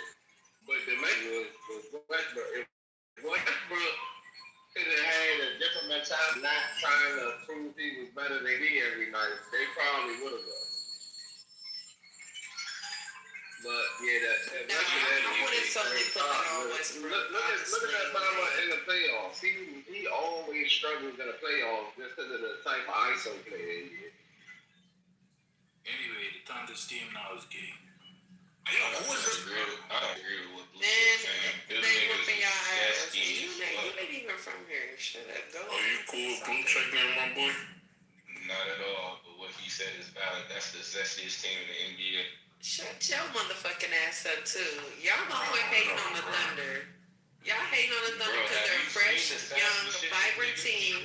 They have a player that has openly come out, and just because you want to I want to go on record and let the whole room know when the Thunder lose and I'm on Lynn Ash, nobody throw no cape on or else we got a problem. Fuck. Enjoy it, Lynn. We're not gonna lose. Alright, cool, enjoy it. Yo, wait.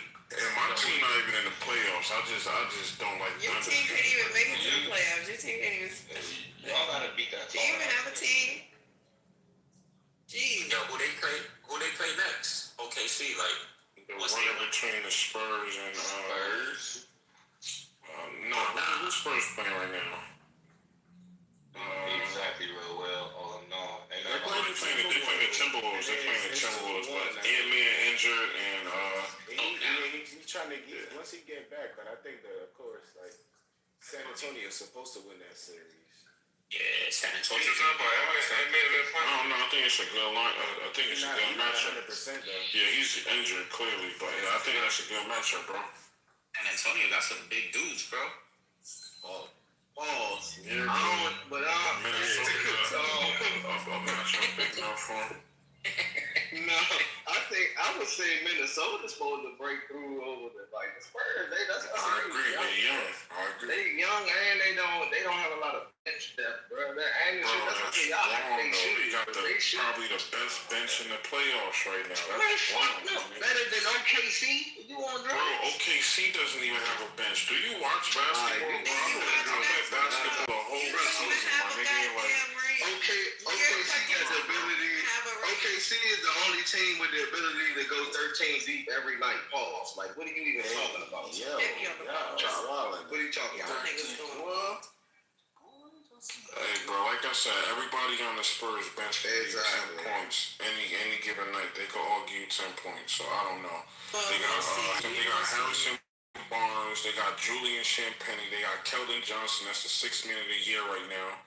They got Luke Cornett that could give you 10. Like, again, their whole bench could give you 10 any night. I think the Spurs and OKC is like the perfect matchup from a betting perspective, from a marketing perspective from the NBA, and for entertainment perspective, that's like the best matchup you're going to get because Ant-Man injured and the Lakers don't have Luka, so it's best to get both of them niggas out the playoffs now and let that be the matchup. But that shit could go either way. Niggas just thinking OKC just got a clear shot to the finals. Like, I don't think so.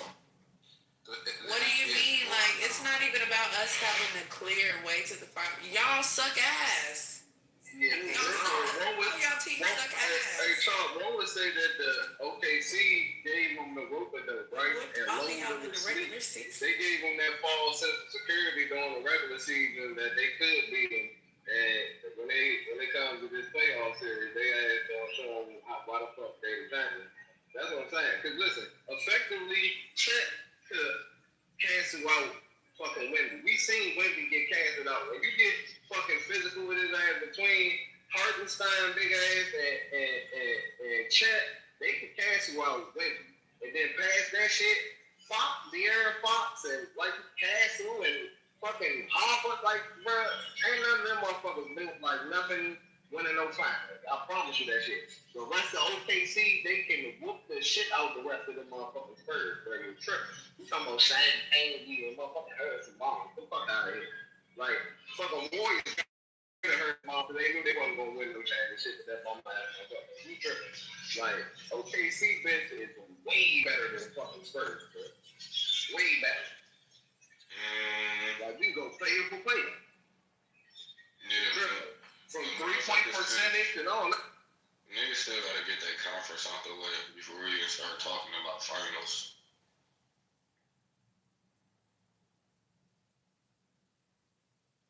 Because niggas claiming New York, but New York been getting whooped throughout the year. Like, they're doing straight. Bro, what are you talking about? In these playoffs right now? No, pre-playoffs. New York, yeah, it's niggas in the playoffs right now who beat New York in the regular season. Niggas in the playoffs right now who beat every team. The Spurs are undefeated against OKC this season, ain't they?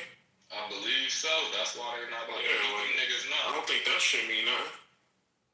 It's good enough to say that if the Spurs and OKC line up, unless them niggas gonna play real different against them, they gonna get whooped again. Shit, I hope so, bro, because I'm tired of seeing it. But now I know how niggas feel about the Patriots and shit like that. I'm just tired of seeing that shit. And these niggas just keep getting tired of the year, Joe? You know what? I said, how you got fatigue in the year? You said how I got my team in a what? I said how you got fatigue in a year. Like there's only been one. Oh no, it's not even about that. So it's a mixture of the fans. It's what are they, 2-1? 4-1. That's even fucking worse. They beat y'all that 4 out of 5 times. Yeah, don't give a fuck. Like that's cool, but like bro, like they've been clapping y'all cheeks the whole season. Well, and the time y'all beat them was Wemby playing, because the only time OKC ever beat the Pistons, like K in this season, K was injured. Anytime K was playing, them niggas got beat. So shit. Yeah, I need to be the Knicks versus OKC in the finals, or the Knicks versus the Spurs in the finals. One of those. This ain't going nowhere either. Bullshit. You whooped their ass too regular season. Bro, y'all only play them twice. How y'all whooped their ass regular season? You only play them twice. Matter of fact, let me look the game up, see if you lying just a lie. If you lying, I'm never listening to your basketball takes. He beat them March 29. 1-1-1 to 100. We beat them 101 to 100. So yeah. Barely. What were you saying? That's barely a fucking win. Okay, so you're right about that one. And then what's the other one? March 4th, y'all beat them by 3 points. Yeah, let me see. It's not doing. Yeah, so you're right. I'll take it back. I want to say whoop their ass, but y'all beat them twice, so I'll take it back. Bro, if it's that close, like anything can happen in them games. Like it's hard to really call them true wins, even though it is. Like we know it's still a W on the board, but in final seconds, it's different to just be like, yeah, this team's super cold. Not if you getting rammed down by 1 fucking point. We beat them 101 to 111 to 100 on March 29th. Yeah, you can't look at that regular season shit and think that shit gonna translate to playoffs. We beat them like 2 or 3 times. Oh, and then that's like who is playing? People be injured. And then that's a whole different monster, bro. The motherfucker shrink the floor. A lot of them same shots that was in the regular season, that shit ain't there in the playoffs. Like, shit get real different. I'm just making that point because DJ trying to make it seem like, oh, the Thunder got lucky by 1 point. No, we've been smacking ass all season. Literally been smacking ass all season. And no one wants to give the Thunder their credit. What's y'all regular season record? All y'all want to say is, well, guess what? Y'all get your ass whooped by a gay team. Nah, I'm about to say, them niggas low-key tweaked this season, DJ. I'm about to say, you tricked. Nah, it was 64 and 18 in the regular season. I think that was the best record in the NBA. I ain't no hater now. I'm gonna keep it 100 at all times. I don't think the niggas about to win another trip. They're definitely winning. You gotta look. Think about it, bro. Shea ain't even turned up. Hey, bro, we'll see in a month. Literally a month. He ain't even giving you 30 points. And then Jalen Williams ain't played at all. Like, that's a whole another 20 points that ain't even been on the floor. They've been fucking with their bench. They bench been doing all this shit. The fucking people who don't even get shots out. Because, you know, hamstring injuries lead to Achilles injuries. And if you might as well just wait until they at least try to make it to the championship. Because I would only put them in this. Yeah, if you need them. Fuck that. Like the Lakers, they need fucking what's his name? I don't give a fuck. What the fuck hurt? Get your ass in this game. You about to lose. Luka, shut the fuck up. I don't give a fuck how bad it hurt. Get your ass in the game.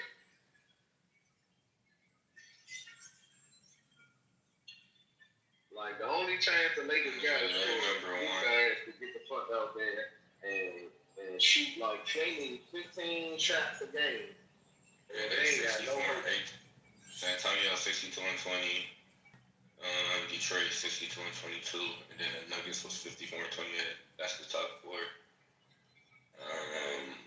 top three all averaging is 7.8, 7.5, 7.3. Some good records. But like I said, OKC got to beat the Spurs. I don't really see that shit happening. I do. I'm sorry. Y'all victim of that little couple of games from the regular season. Like I said, that playoff shit, that shit gonna be way tighter. They defense is gonna way more vicious, bruh. You gotta think like the Spurs, they literally rely on feeding off the Wemby, playing off the Wemby.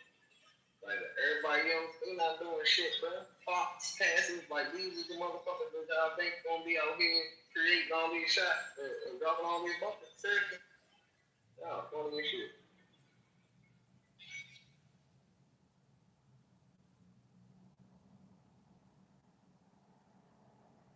I'm not even just thinking about him offensively, defensive.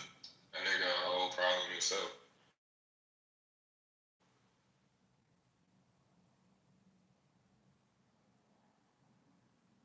Nigga low key get away with goaltending all the time.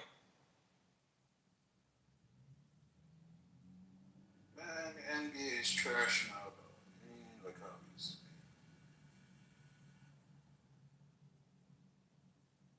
The way it used to be was crazy. Isaiah Thomas just used to punch niggas in the middle of the fucking match, bro. Just like haul off the stick. Nigga could be just dribbling, bow, punch in the face. Shit was wild. The NBA needed to get better. I understand that part there, but the other part is these dudes become a bunch of pretty boys, and they trying to do these difficult maneuvers and shit, injuring themselves, twisting their ankles and fuck. I don't know why you think that's a new thing. You ever seen Deion Sanders? But that dude was making shots. He was driving the key. These dudes just shooting threes.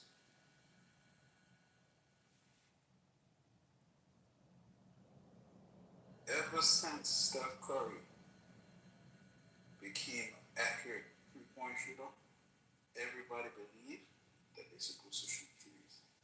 And it is annoying me though to see grown-ass men trying to follow another grown-ass man to do the same shit that he do.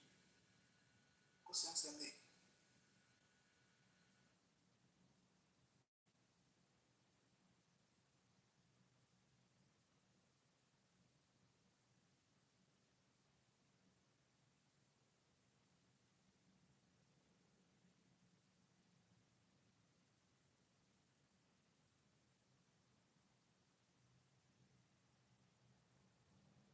That's like if Shaq was around and Shaq was driving the key, keep dunking. Everybody keep driving the key, keep dunking.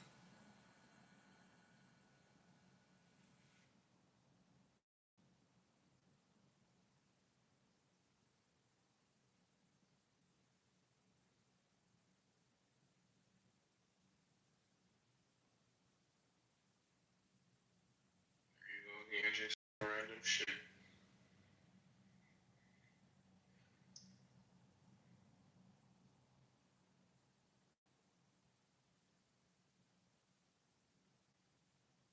It's the truth, dog.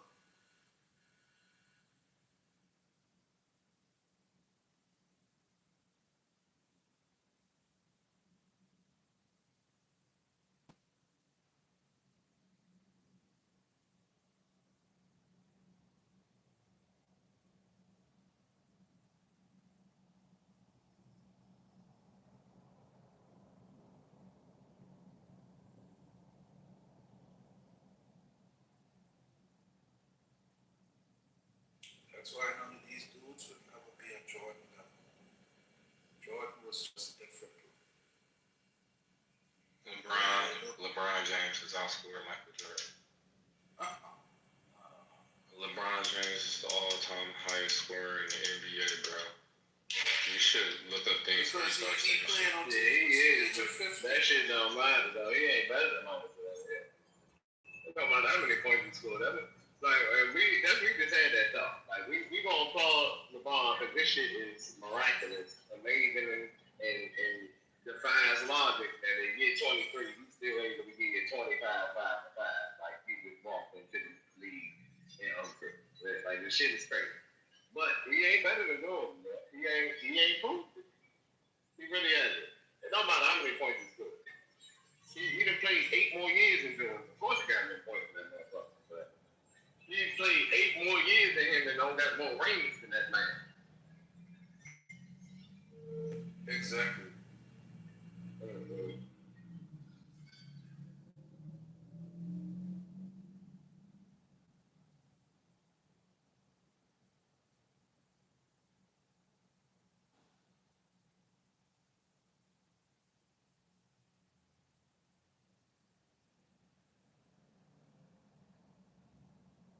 Number one, Michael Jordan was aggressive. I mean aggressive, that super aggressive. People, they hate Michael Jordan.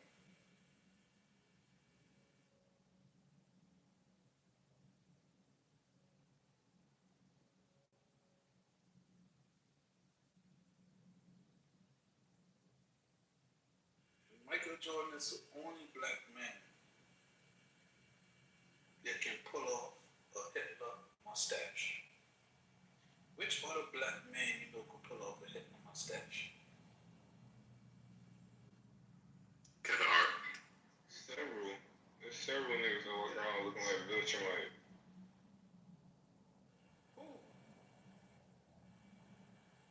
Shit, Coleman Domingo.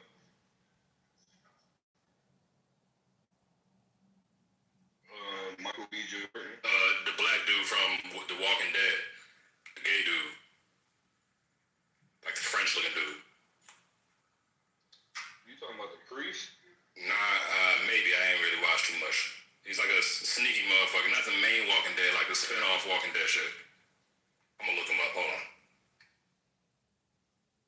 Oh yeah, I forgot, what's his name again, the comedian? Eddie Murphy. Yeah.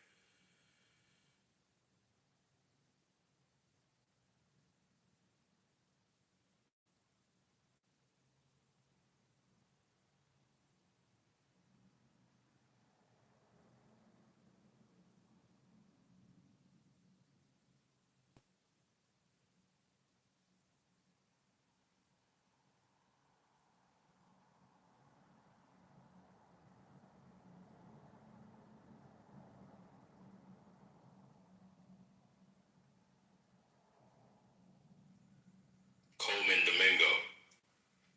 Yeah, that's the first person I mentioned. Oh shit. Man, I ain't know until right now.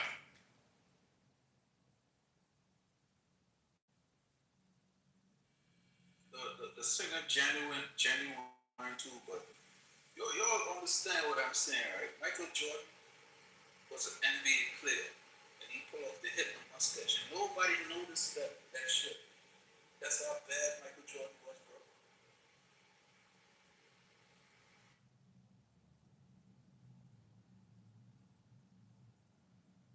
DJ, are you there?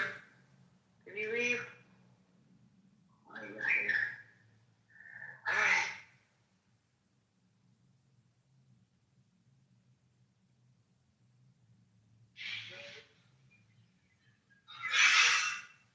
Oh yeah, nah, I was just arguing with my coworker, man. Like y'all really need to go here with that Jordan versus Mom shit. Like it's not even like, come on, man, seriously, come on.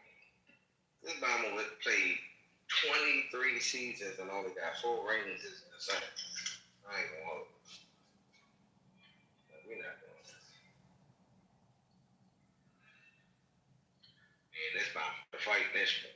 Talk about some, yeah, it don't matter how many rings you got. Look at how many points you scored. What are you talking about, bro? LeBron. Jordan versus LeBron. LeBron James. Why is that the topic of conversation?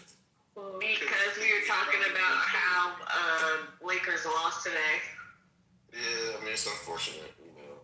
Okay, so Wynn's very happy, but she left. Their younger team, you can't. And Bronskin went to the game, and he's very upset. So there's a lot going on, a lot of emotions flying. But then I think we got to start factoring in other arguments when we talk about, you know, this whole Jordan era. You know, they didn't have a lot of superstars back in the day, bro.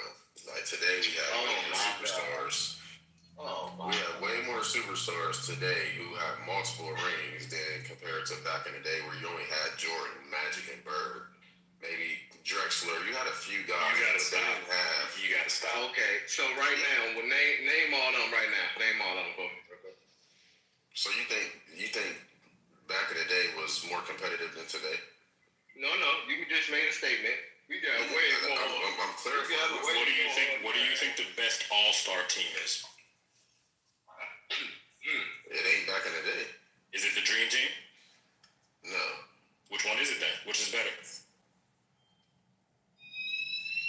The one with Kobe, LeBron, and fucking D. Which one, bro? They were on multiple. Which one? Name it. Both of them teams was better than Dream. It was more than two. Which one? Both of them. You don't know ball, bro. You don't know ball. You don't know shit, bro. Ball. You sitting here saying it's more competitive. You saying you're the one saying there's no superstars back then. How many rings did? What the fuck does that even mean, bro? No superstars back then? That sounds dumb. That sounds dumb. Rings. There's a lot of superstars who didn't get a ring. I'm not about to argue with a nigga that says there were no superstars in the NBA except Magic, Jordan, and Bird. No, I'm not saying you don't deserve an argument, superstars, bro. But how many of those guys? Okay, but the only reason why a lot of these motherfuckers got around is because they team the fuck up on super teams that are all forged and they all happened in a couple years and actually getting it. That shit me. So name all these people with all these rings. I already asked you. Bro, at the end of the day, bro, it's way more superstars and way more competition today than it was back in the day. Jordan, so why you keep sidestepping more than Jordan? Why Jordan couldn't do what he did at 45? LeBron did, bro. Jordan He was not that, bro. He was not that. He had a fucked up conditioning. Hey, let me ask you. It definitely was. Hey, besides LeBron, who's gonna finish highest on the best of all time list? Who's in the league today? Doctor. Did you understand the question? Probably Steph. And where's he gonna finish on that list? Oh, you said, hold on, you said higher than LeBron. If you were to list the best players of all time, 1 through whatever, who is going to finish highest on that list, who is currently in the league today besides LeBron? Yeah, Steph. And where is he going to finish on that list? What number? Shit, for real, he could be right there, 1A, 1B, not 1, I'm sorry, but, A and B with LeBron. And where do you have LeBron? Hold on. Right, that's what I'm saying, right there next to him. Because you can argue that this is actually Steph's era and not LeBron because he actually changed the landscape of the NBA with his three-point shoot. He's the reason why we have the current NBA game. So let me get it right. You have LeBron 1 and Steph 2? So why is nobody better than Jordan then, bro? Hold on. We gotta hear this nigga's list. You have LeBron first and Steph second? LeBron and then Steph. I just told you they both like neck and neck for real. Best of all time. You have Steph number 2. No, fuck That's no. what I'm asking you. That's what I'm asking you. You said right now. That's Jordan. I said of the players right now, where are they gonna finish on the all-time list? Oh, on the all-time list? Yes, on the all-time list.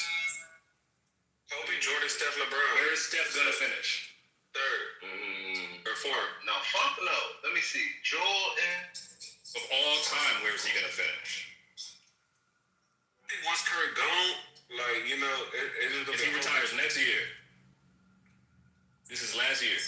Top 5 for sure. They probably be right outside the top 5. He'll be outside of the top 10. He'll be flirting with top 10, in my opinion. He'll be 8, 9, 10, 11. Okay, so give me your list. So what I'm getting at is, hold on, let me prove the point, right? So that's Steph. I asked you, of all the people playing now, who's gonna finish highest on the list besides LeBron? You said Steph. Who's the next highest that's playing right now? Who's gonna finish highest on that all-time list? Is it Durant? Is it Jokic? Is it SGA? Is it somebody else? It could be SGA. Where you think he's gonna finish? Higher than Steph or lower? Lower, right? It depends on how many rings he wins. Okay, but would it be fair to say somewhere around 10, maybe somewhere 10 to 15? Yeah. Why y'all not talking about So we could continue to do this, but let me land here by proving the point. So if you're saying that the best people in this era are only going to finish at the fringe of the top 10, you can't also argue that there were no superstars back then if they all make up the top 10 of your all-time list. Everybody in your top 10 is from back then. So you can't say there were no superstars back then. Hold on, I'm confused. We confused. All right, so let me slow it down. Your original argument was there were no superstars back in the day. Right now. No, wrong person. He's trying to reference what I said, but he's taking. Oh yeah, okay, B-Mac, my fault. Yeah, I fucked up. B-Mac. So yeah. So whatever, you get the point. There is no such thing as there are no superstars back in the day. Because if you actually make your all-time list and you start putting the current players in, you'll realize that you have more players from back in the day than you do now. And that's directed to whoever had the argument. You can feel free to refute it right now. That's why I asked him. I'm with you, bro. My fault, bro. I'm looking at the PCR. You was that nigga. You kind of had the same shit on. I asked B-Mac the same thing. I said, there's more superstars today than there was back in the day. I was under the impression that was your argument, B-Mac. Or one of you niggas' arguments. One of you niggas was saying there's more today than there was back then. I mean, because here's the thing. Y'all factor in, y'all keep saying championships, but a lot of those old superstars didn't have a lot of championships, but y'all still got them in the top 10. Were you the nigga that was saying there's more superstars now than back then? Let me just get that clear. Yeah, there's more superstars today with championships than superstars back then. Okay, so now you say with championships, now you saying that. I'm basing this, that's what the conversation, y'all basing the Jordan conversation. But it's not. Okay, so wait a minute. But it's not. So that's even more wrong than what we were talking about before. Because if you list out everybody that has championships, you're definitely going to get more people in the past than people that are currently playing. You definitely are. Okay. So what do you... Some research. So when you say now, do you mean this year or what kind of... Define your era. What do you mean by now? I'm saying in the last 10 to 15 years, there's been more superstars in competition in NBA than it was back in the day in the 80s and 90s. In the 80s, well 80s, 90s, and 2000s, because 2000s was now 20 years ago. That Lakers Shaq, Kobe Lakers Shaq was more than 20 years ago, so that's back in the day too. That counts. You still stake your claim? Even though Kobe and Shaq was back then? Probably not. Anyways, let's move on. Fuck no. That's what I said. Hell no. I'm eating. You ain't gonna find it. I don't talk to them. It's all good, bro. We're really talking about it right now, man. It's all good. Yeah, it's okay. Go ahead, eat, bro. We'll talk to you tomorrow. Y'all picking and choosing what y'all want to debate about when y'all talk about it, when y'all have this conversation. When it comes to LeBron and Jordan, it's all about rings. But when it comes to everybody else, y'all got pillars. You got me completely fucked up. I always have nuance in my arguments, and I don't have Jordan number one. So who you got better than Jordan then? This one I get off the bus. The question is who's the bigger? Who is it? But you see how you assume though, and that's not me at all. It's who made a bigger Who's your number one? Who's better than Jordan? That's why Jordan is number one. So I don't do 1 through 10. I do it in tiers. Tiers is the better way of ranking. And Jordan and LeBron are by themselves in that first tier with Kareem. That's the top tier. Yeah, they're all equal. What an NBA Jordan name? The reason, check this out. The reason why. That's not the easy way out, bro. Listen. So with Bill Walton, you can look at it on ABC. Bill Walton, but listen, Michael Jordan. I put LeBron over Jordan if I had to gun in my head. Michael Jordan is a part of the NBA. Like, Bill Russell. I know they don't give a fuck. That's why I keep talking too. Because when I'm speaking about the biggest impact, like LeBron actually would be the definition of what a complete basketball player. But Michael Jordan has that edge over him because of his impact. When you think about all of the teams, think about the jerseys. Michael Jordan, his actual logo, his logo is not only like coincides with Nike. It also, every time you see the Jordan logo, you think about the NBA. That's how deep he is. It's like Michael Jordan has that edge over LeBron. LeBron might be the most well-rounded player, but Michael Jordan is the most impactful basketball player ever. That's because that's he said the same shoes. And it's on all of the college teams. The difference between greatest and best. But that his act. I mean, the NBA wouldn't be the NBA without the impact of Michael Jordan. Agreed. You could also say that for a handful of other players. So LeBron, like there wouldn't be a LeBron without, but then we might say like there wouldn't be a Michael Jordan without Magic Johnson. That's impossible to say. But I'm not saying that. So this the concept of like Mike actually helped stabilize the NBA to the point where it's like we can be able to experience LeBron James. That's fair. Yeah, that's fair. So that goes outside of the game. So that's what I'm saying. That's like the greatest player of all time. But when you talk about strictly on the court, I think that's when you can use the term best player of all time. The only reason why like Michael Jordan ended up becoming so great was because Magic Johnson got AIDS. And like we can debate this or whatever, but if Magic Johnson never gets AIDS, Jordan only won his 3 to 4 rings. That's impossible to say, but even I wouldn't know. History would play out the same, I would guess. Yeah, he's on his way out the door anyway. I mean, at least 6 years at that time. Hey, I ain't gonna. Once I heard about this story, I gotta keep giving Kobe his props, bro. Kobe just made so much money off his final game. It's crazy, bro. And the Powerade. I missed what you said. You said what about his final game? The final game, Kobe actually wore a non-Gatorade product.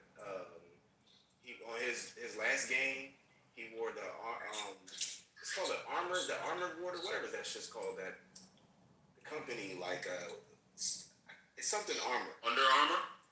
Nah, it's not Under Armour. It's a water. They actually make like sports drinks and water. His final game where he scored 60 points, he actually invested $60 million into the company, and in his last game, he got all the towels to be the actual brand of that water or that company. It's a very well-known company. And then you got this. Oh, you done? Brown mic is open. That's fuck. You gotta think about it, bro. Like, man, fuck no, bro. Like that Bama Joe, bro. He was just different. We ain't about to do this shit. Like, look at the team comparison. You talk about like Magic, and I'm like, man, bro, the Lakers was fucking like that, bro. Did you see the fucking team? That was a fucking super team. The fuck, James Worthy and all the motherfuckers, like that was a super team then. Fucking Kareem Abdul-Jabbar, like, come on, bro, we not doing this shit. Like, Jordan, yeah, he had some help, but his help pales in comparison to the fucking teams that was put together with LeBron. The super team of the Lakers, the conglomerate that was the fucking Celtics. Like, bro, motherfuckers had multiple all-stars. Like, this motherfucker Jordan played with one consistent all-star throughout his whole career. Scottie Pippen, that's it. And made magic happen throughout. Who was he playing against? On this shit. A rack of motherfucking greatest players of all time. 50 of them motherfuckers. We ain't doing this shit. And some of them that got edged out. Bunch of time and newer players, they edged out, but at one point, he played like the 50 greatest players of all time, man. Man, we need a topic.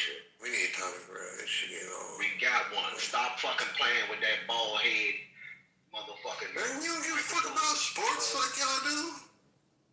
Stop playing. Yeah, we don't listen to that shit. Motherfucker.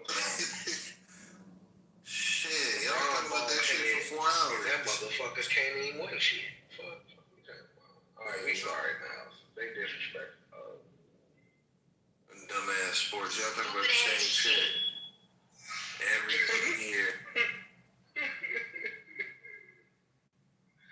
I mean, it is playoffs type of thing. Fuck that. The whole playoffs burn the fuck up. We can hear in your voice now. So you got no shit. Shall not come at now. I'm not. That nigga got 2 left feet, boy. Hey, we don't care about none of that dumb One shit. might say a layup drill. What kind of faggot ass nigga says sports are dumb? You could be in the audience. Don't come at now. I repeat, what kind of faggot ass nigga says sports are dumb? Y'all can shit out.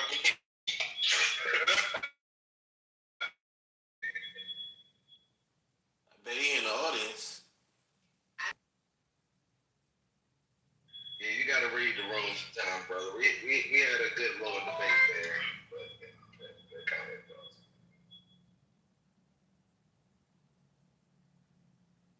Man.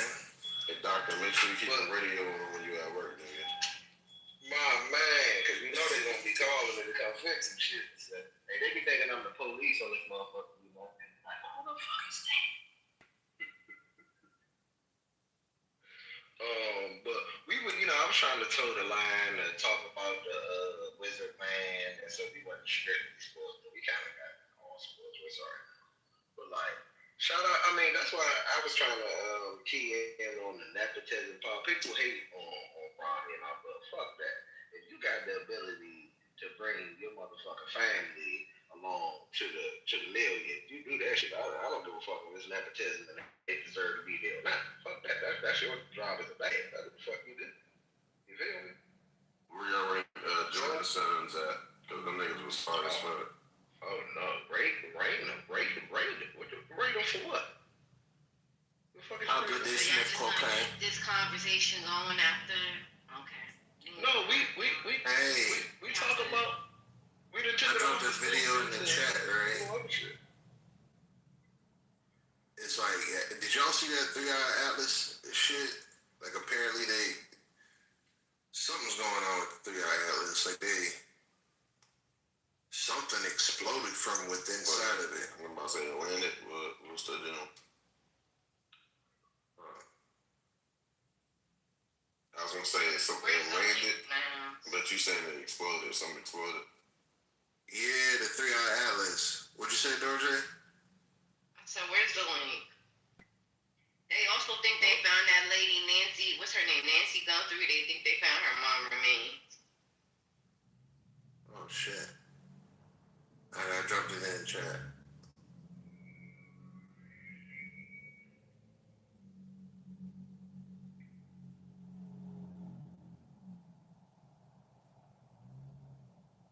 I'm trying to see it.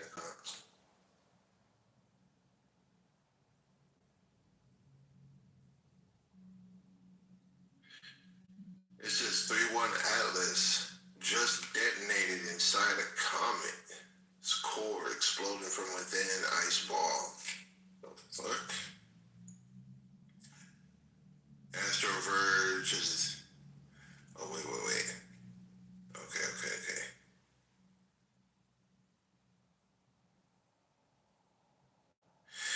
Yeah, but that's what happened apparently. Shit. Hold on. I'm about to check some news updates real quick.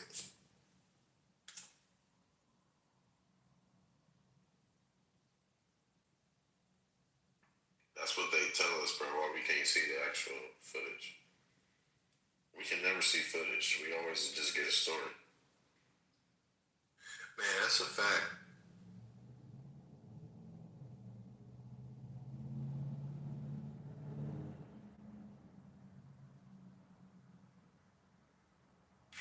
Alright, now it says interstellar comet 3-Eye Atlas contains strange water never seen in our solar system.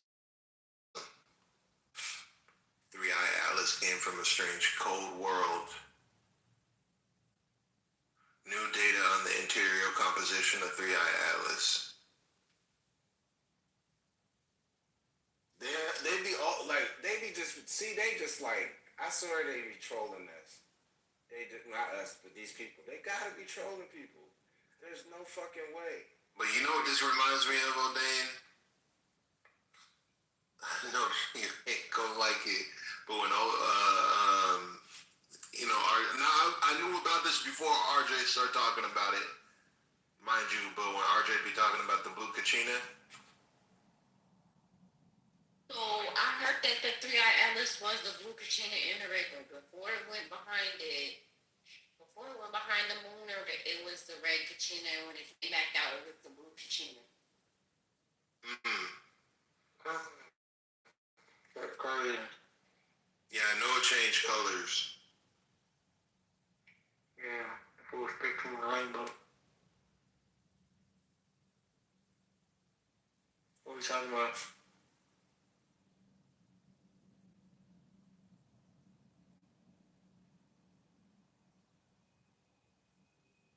Yeah, it says three-eye atlas was originally observed with a distinct reddish tint. That's fucking crazy, bruh. We talking about three-eye atlas. That's fucking crazy. So it went from red, green to blue. The comet continued to undergo dramatic, unusual color changes, fluctuating between bluish hue and unexpected gold color. They blow it up already? I'm still looking. I didn't see any news articles on that. I seen somebody say that the Subaru telescope has revealed that new data on the interior, but I'm still looking to see about this explosion.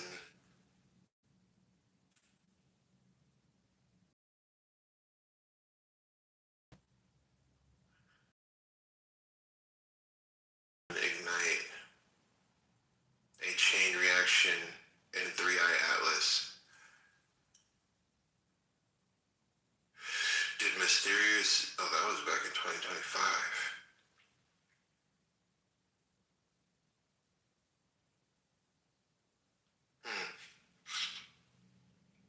Yeah, I don't see nothing about that.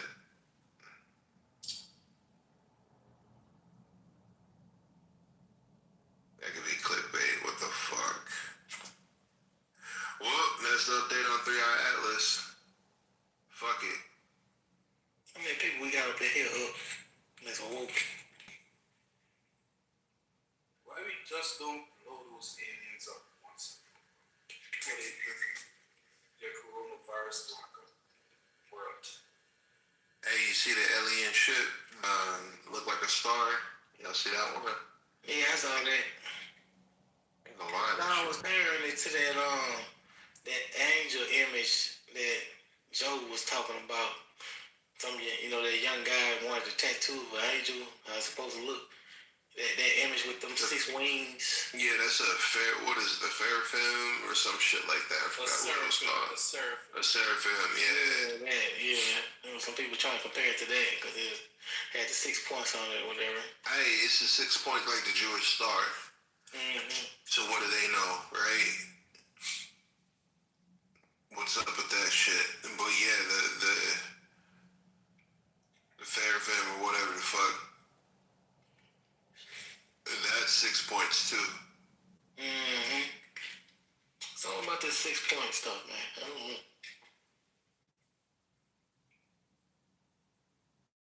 Man, my Twitter be going crazy. Market the beast. 666.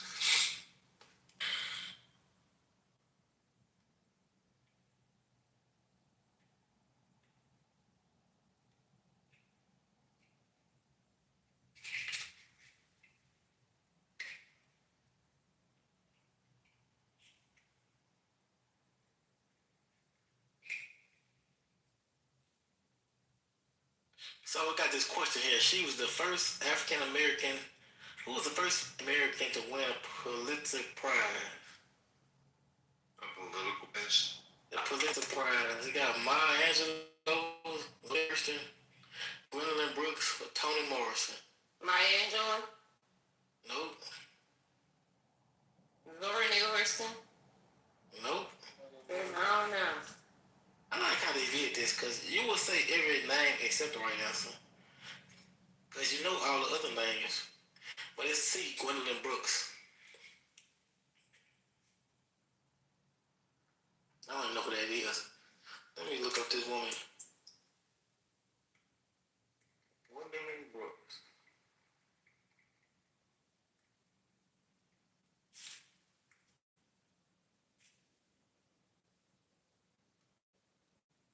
I don't know any of these works.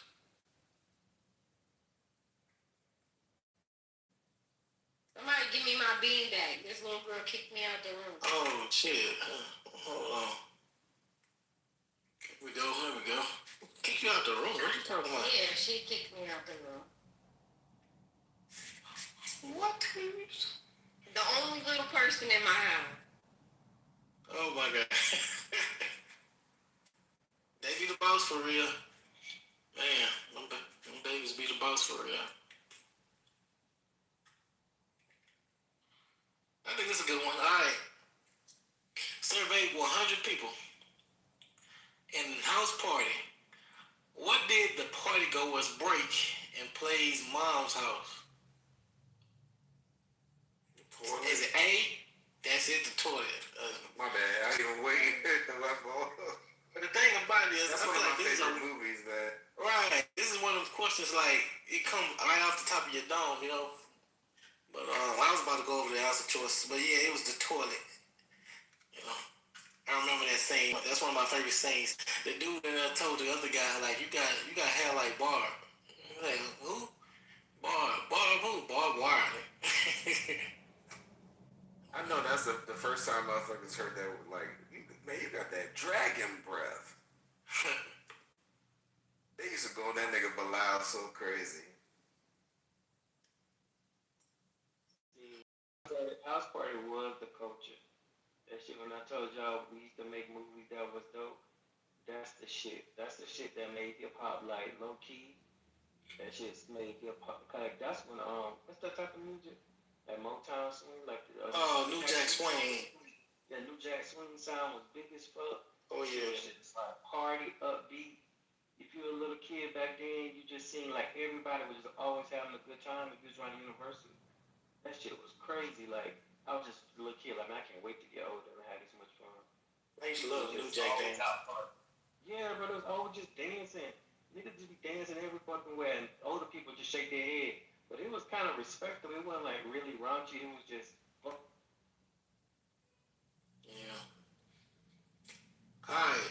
Next question. Survey 100 people. In the movie Friday, which person said playing with my money is like playing with my emotions? That's so easy. Is A, Hector, B, Big Worms. What is Big Word? C, Mr. There you go, Ernie.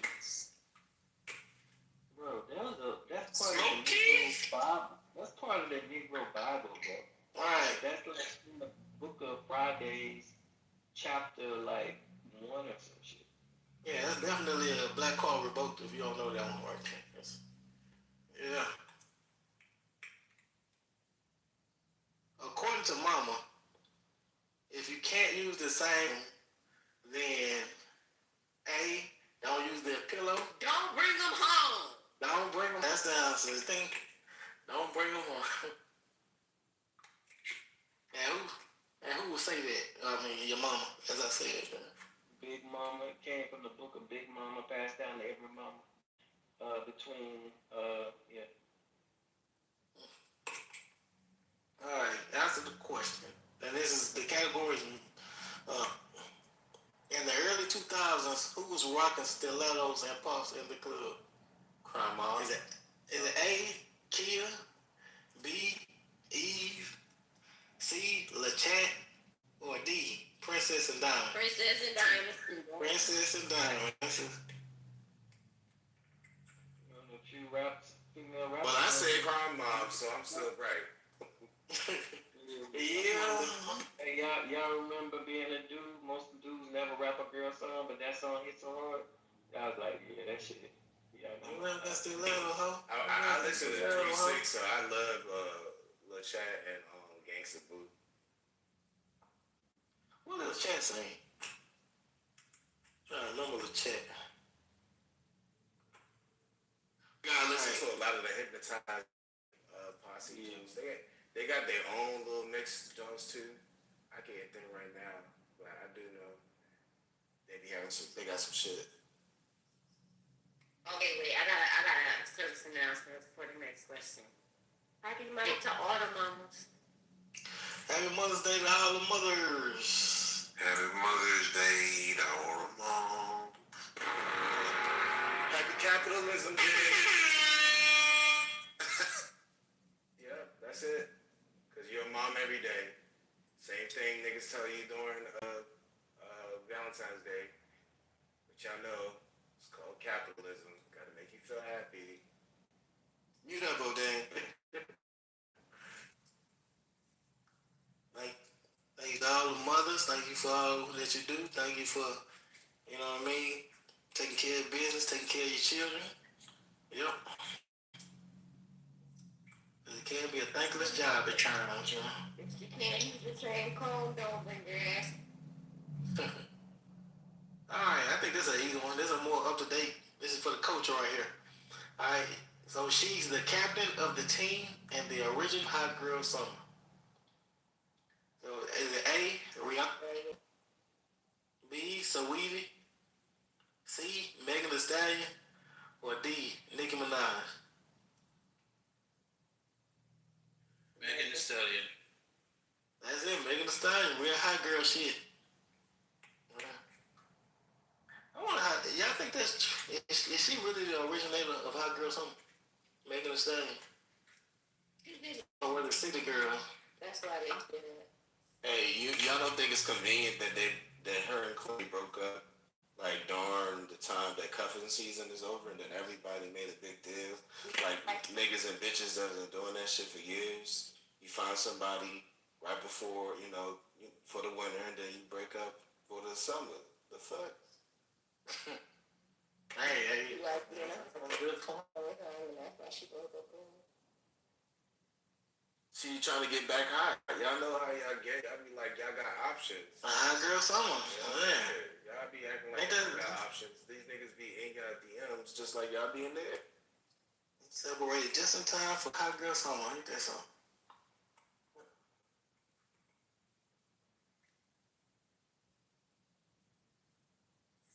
Let's see. All right.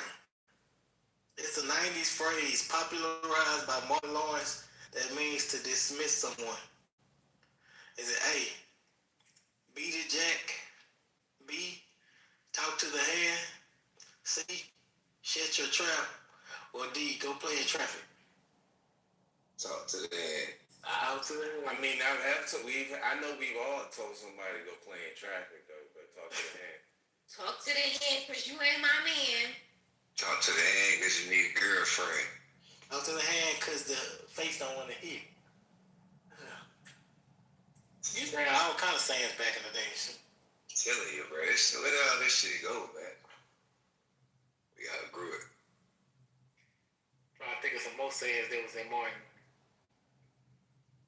Get this shit. They was about to say that shit. You better toe up from the flow up. I down there threw up. Shit. Alright, Shalane from Martin was an entrepreneur. What type of business did she own? A hair salon. A hair salon. That's an easy one. Remember, you had to go to work on Myra's feet. And then I forget the other woman. They fucked up her hair. That's Myra. That's Myra. It's still Myra. No, let's get it right. Gina fucked up her head. You guys, I'll be back. I'm gonna look for some ladies. Man, get out of here, man. You say you want to go get some ladies, man. You think you're a pimp? I said I'm going out to meet the ladies. Oh, you going out to meet the ladies? All right, man. Don't hurt nobody.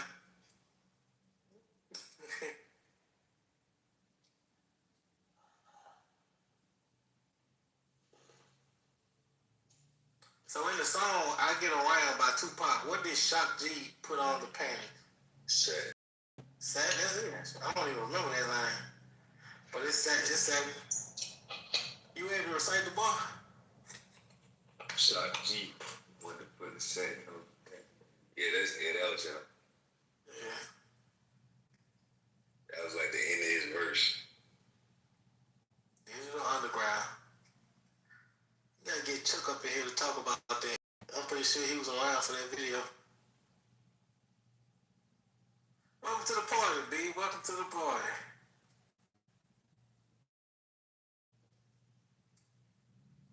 Oh, man. Who left you in, Sean? I ain't in charge. I'm just chilling, man. That's all I'm doing. What y'all doing? Playing the game? Yeah. Just going over some black cards revoke questions. That's all. What you say, George? I was saying what you were saying. What was I saying? That you was reading Black Card Road. Hey, here we go. Next question is on the Cosby Show. What city did Vanessa go to see the wretched? A, Philadelphia, B, Baltimore, C, Atlanta, or D, Boston? Repeat the question. On the Cosby Show, what city did Vanessa go to see the wretched? A, Philadelphia. I'm thinking either Boston or Baltimore, but I'm thinking. That's it, Baltimore. That's it right there. I knew it had to be close, because Baltimore is close to Philly. I'm gonna be honest. These cards need some better questions, in my honest opinion. I don't like some of these questions. So you need some like 50, 11 times. You know what I mean? Like how many times did the yin yang twins? You know what I mean? Like them type of questions.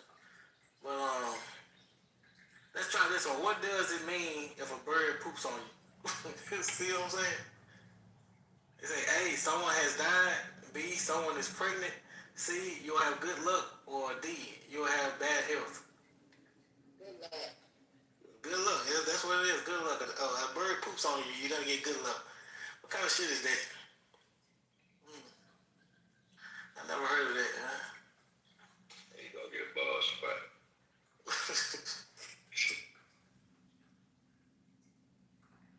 Which woman did Drake not ask if they love him?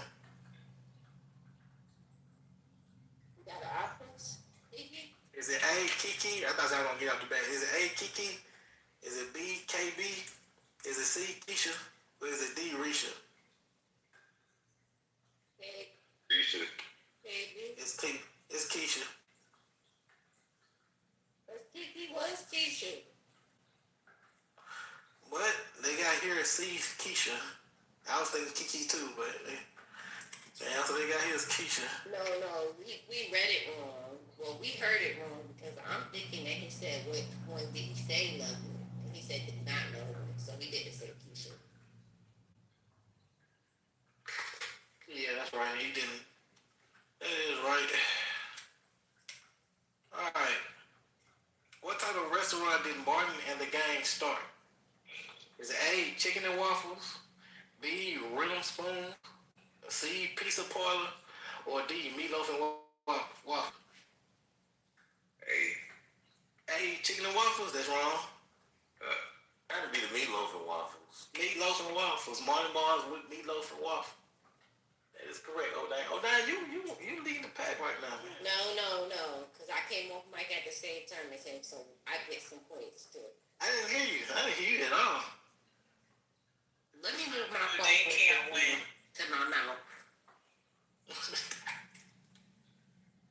All right, next question. This actress played the voice of Huey Riley Freeman on Boondocks. Regina King. Taraji. Yeah. What's that again? I said Regina King. See, I want my points. Damn, I said Taraji. It is. Yeah, you don't have to mute up on them. She played both of them. It is Regina King. It is Regina King. That point go to Dorji. Yeah, Dorji get that one. So Dorji. All right. She is the first black female senator of the state of California. Kamala Harris. That's Kamala Harris. Who said that? Oh, dang. Dorji. Oh, dang. Shit. Give it to Dorji. Yeah, because I let Odin have that one. She did. She was finna say it first. Okay. Alright, in the song Laffy Taffy, who was Mr. Chico Stick looking for? Mrs. Hey. No, back up, That one goes to me because I was saying it. I gave it to her telepathically. You want to da-da-da? Oh, he's so sick. He's up there. Alright, who is Bevo Lottie? He got more head than he got body. Is it A, Reverend Al Sharpton? B, Ice Cube? C. Martin Lawrence, or D. Craig Jones? Ice Cube. Ice Baby. Craig Jones. Craig Jones. I knew it. See a picture. See, I be trying to tell y'all, man. Look, man, my car is a mess. Brown got that before you though. I said it. This a hard one. Who was the first black female CEO of a Fortune 500 company? Was it A. Oprah Winfrey, B. Melody Hobson, C. Ursula Burns, or D. Madam C.J. Walker? Madam C.J. Walker. No. Ursula Burns. God damn. Oh, then go to sleep. I was gonna Ursula say Burns. that, but he wanna run to the. Yeah, Ursula Burns was before Madam C.J. Walker? That's what they got here. Who is Ursula though? I don't even know. The bitch that swim in the water. Only Ursula I know is from Friends. If I'm correct, she was doing the same thing as Madam C.J. Walker. Little Mermaid. Yeah, that's the only Ursula I know is the octopus from Little Mermaid. Yeah, she was. I remember her. If I'm correct, the same. If it's the same woman, she was doing same day service. Like she was like if you had an order, and you would get your order within the same day. Teachable moment. What was she selling? Hair products. Oh no, that's the other lady. That's the wrong lady. You're right. That's a different lady that Madam C.J. Walker had taken her place. Yeah, old dad, you might need to chill, man. Man, your black card is solidified, man. That nigga super black. All right. This rapper is famous for teaching us how to bounce right to left and let our shoulder ring. Is it A, Shawty Low? B, Bow Wow? Yes, Young Dragon. You kind of distorted, but I heard you.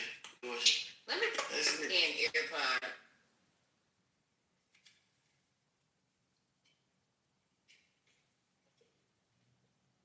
All right. Who is considered the father of Black history? Is it A, Jesse Jackson, B, Carter G. Woodson, C, Frederick Douglass, or D, W.B. Du Bois? B. Woodson. W.B. Du Bois. Really? Carter G. Woodson. That's crazy. Over Du Bois? Yeah, that's what they got. Yeah, that light-skinned nigga was a thief anyway. You talking about Du Bois? Yeah. Yeah, that's actually, I heard that too. I heard he was not for us. Sound better now? Yeah, that sounds clear. I kind of reclaim my spot over there. All right, I gotta be quick with this one. According to Mama, a hit dog will always. There you go. Got that one. We gotta split it, B. Damn, the only point I got and you want to take half. You got two of them. That's crazy. All right. It's a phrase meaning to do things for popularity. A, bag chasing. B, gold digging. Those clouds.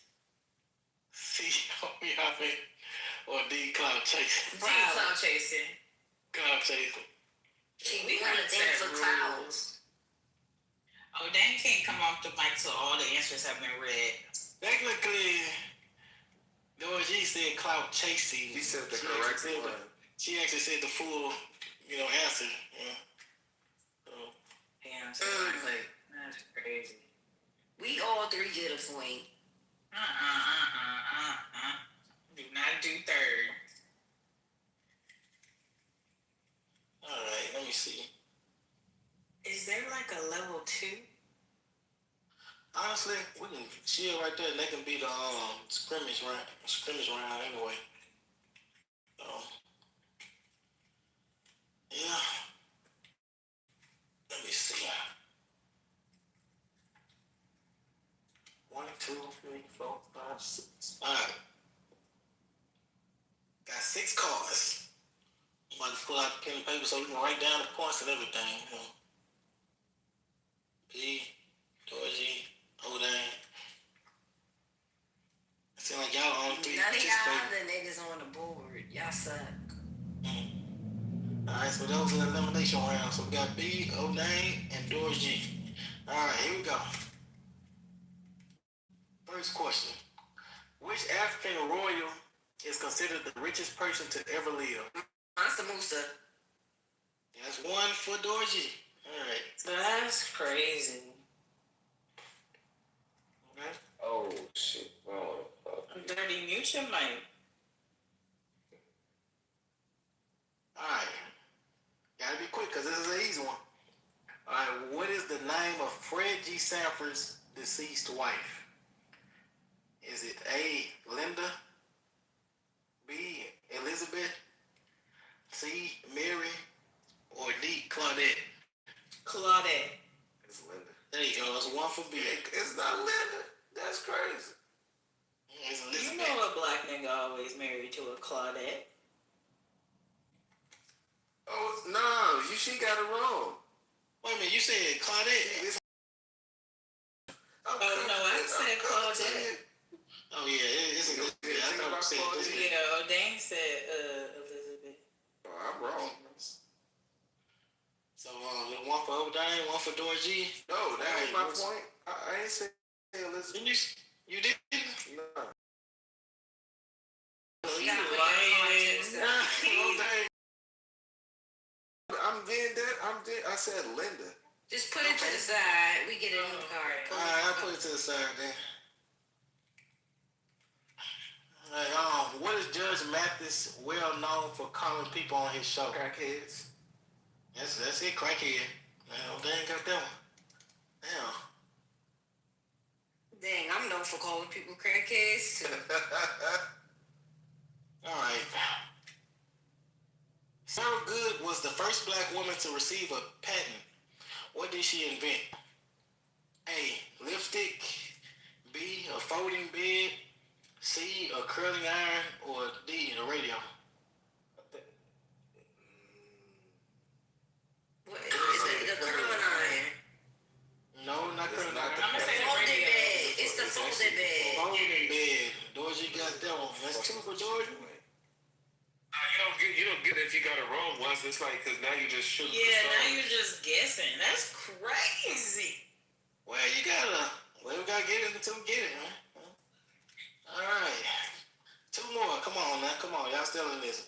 Which job did Julius have on Everybody Hates Chris? Trash man. Hold on. Let me say it again. Which job did Julius not have on Everybody Hates Chris? You got A, the fisherman, B, the security guard, C, the newspaper delivery man, or D, police officer? Police officer. Police officer. Police officer, Doris, you got it. No, I got it. I said, No, you did not. Because that was in there. I did what she did last round. She won.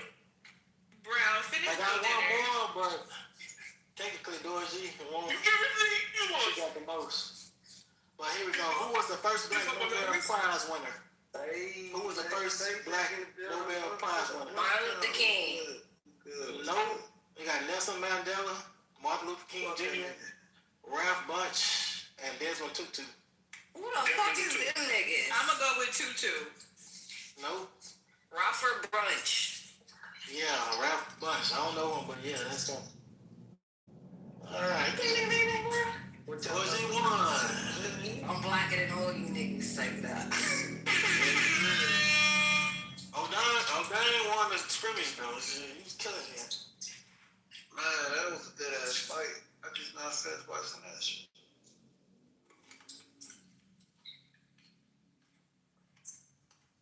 Anybody else want to go around? Y'all want some more cards or y'all done? Hey, what y'all playing? Black card revert. Okay. We playing what?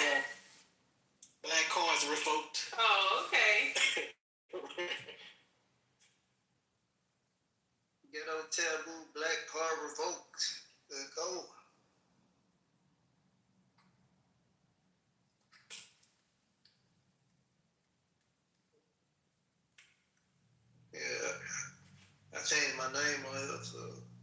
Y'all know this. Y'all know.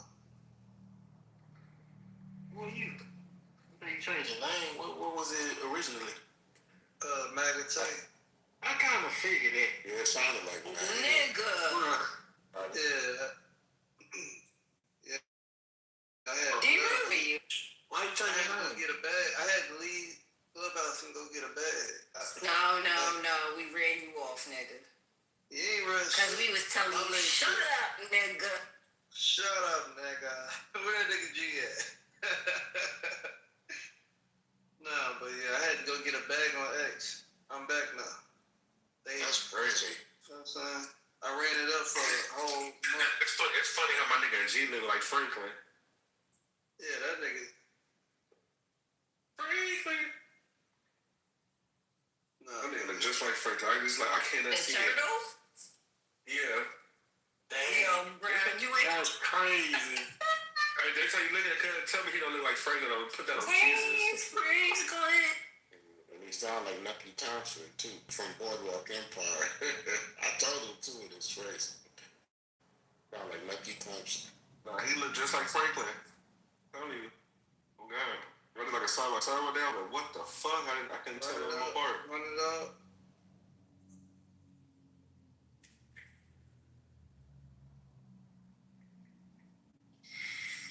Y'all black cards have been revoked if you did not play the game.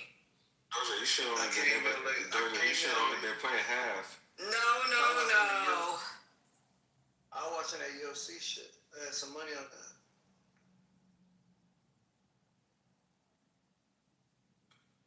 I got a black card question for somebody. You got Yeah, ask it. Because these cards, they ain't have enough of the multiple choice. The rest of them, it gotta be a majority vote.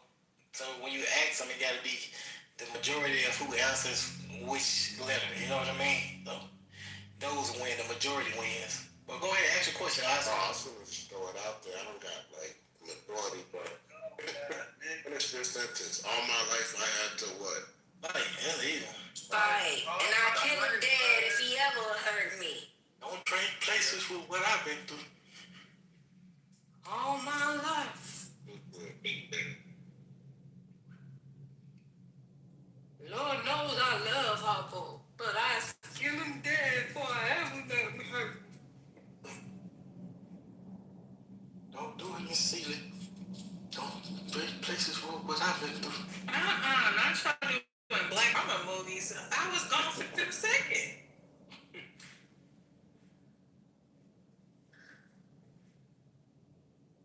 A, B. A, B, C. You want to time out now. A, B, C. E, F, G. D. H, I, J, K, L, M, Yes, Mr. Cambridge Watts. Now it's been in rare form for 30 days, 30 nights. Like, I don't know why hibachi and sushi go together so well. nigga, What kind of sushi you got? Yellowtail. if you don't have enough to share, just go ahead and not even tell us about it. Exactly. Yeah. You know, you should get you some. We should I have some sake.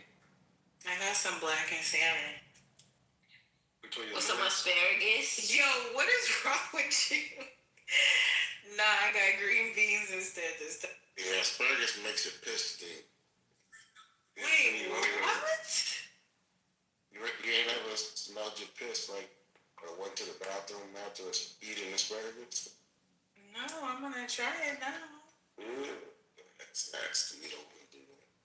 I don't know what it is. It ain't just me either. Just make sure you don't get none of the seed. So, I'm fucking dead. So what green vegetables do you eat Brussels sprouts? I eat every vegetable.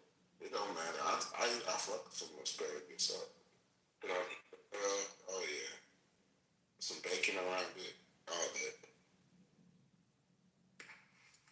But don't do that. My barbecue grill, though. You can't do that.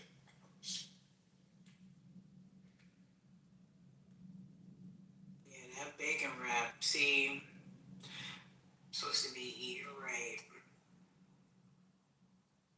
You gotta wrap your scallops and bacon. Yeah, that shit really. I don't eat pork like that, but I'm not. No, bro, just get beef bacon. Tastes exactly I'm not a the big same. fan of like scallops and motherfucking oysters and shit. Like I don't like the texture of it. Fuck me up. Yeah, it took me a while to like scallops. Yeah, it's just the texture of scallops. Scallops not. They're not nasty. It's just the texture. It's weird. Okay, I got another one for somebody. Hey, I found some too, but go ahead. This one is super quick. Eat your what anime? Hey. You quick, boy. And Dorje got that. Y'all both got that. I couldn't even I don't even know who said it first. Yeah, that's a classic movie right there. I finished this number. 281-330. 330-8004.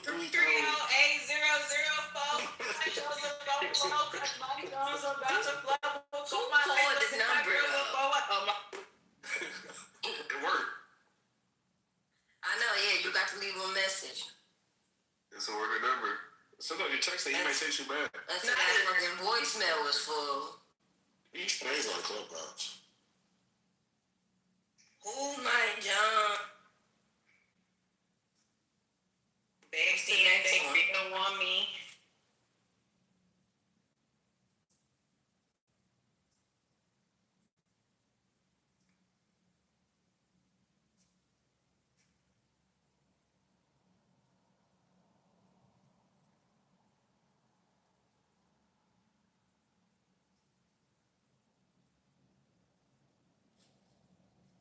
Okay, I got one. What movie was this? You give me the next girl. Give me the face. Chop, hiya, mamba. Listen to that. Love don't cost a thing. Yeah.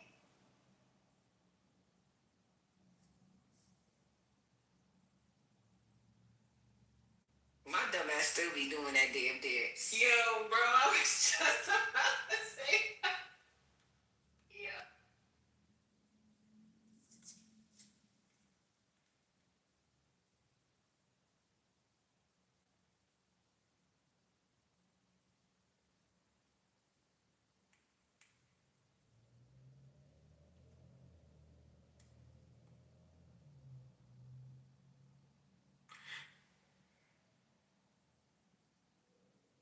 Is it 5-2 or 5-2? That's still a 5-2. 5-2. That's still a No, Lloyd let the internet bully him into saying that he said fine too. Like that is true. exactly, bro. He let the internet bully him into like changing his lyrics, and that shit is crazy as fuck to me. Exactly. It shouldn't be like that. But he said she's fine too, but I didn't. Why? He said she's fine. He said 5-2. Her We all heard it. Yeah. I got hearing aids. She's 5'2". Like if you even had the in there, you don't even go. She's fine. No. Y'all gotta understand where that nigga from. These niggas out here complete their sentences. They don't complete their sentences in Georgia. Like you be out here a quarter of their sentence, and then you just don't understand the rest of that shit. You just be like, okay. I heard what I heard, and I seen the lyrics before he switched it up. The Kitover is great. Hey, but ain't Lloyd from Louisiana though? No, he from Decatur where it's gravy. Thought he was Cajun. That's why he said, meet me on the south side, baby, we can, Okay, that's what's up. That's one of my favorite songs by him. Yeah, what the hell would a man get? He had a whole era, but then kind of stopped. I don't know what happened, but yeah, he was making hits for a little bit. What kind of fuck little bitch from Atlanta? Yo, that was so random. Way too scared. It's like Nacho was scared. Yeah, because it's like the age population, HIV population, I thought it was a motherfucker. and they have poor education. I think like a lot of niggas take the jab and they got AIDS. It's just too much going on. Atlanta didn't take the jab. I promise you that. A lot of people here ain't take that shit. This was a test subject. We was open the whole damn pandemic.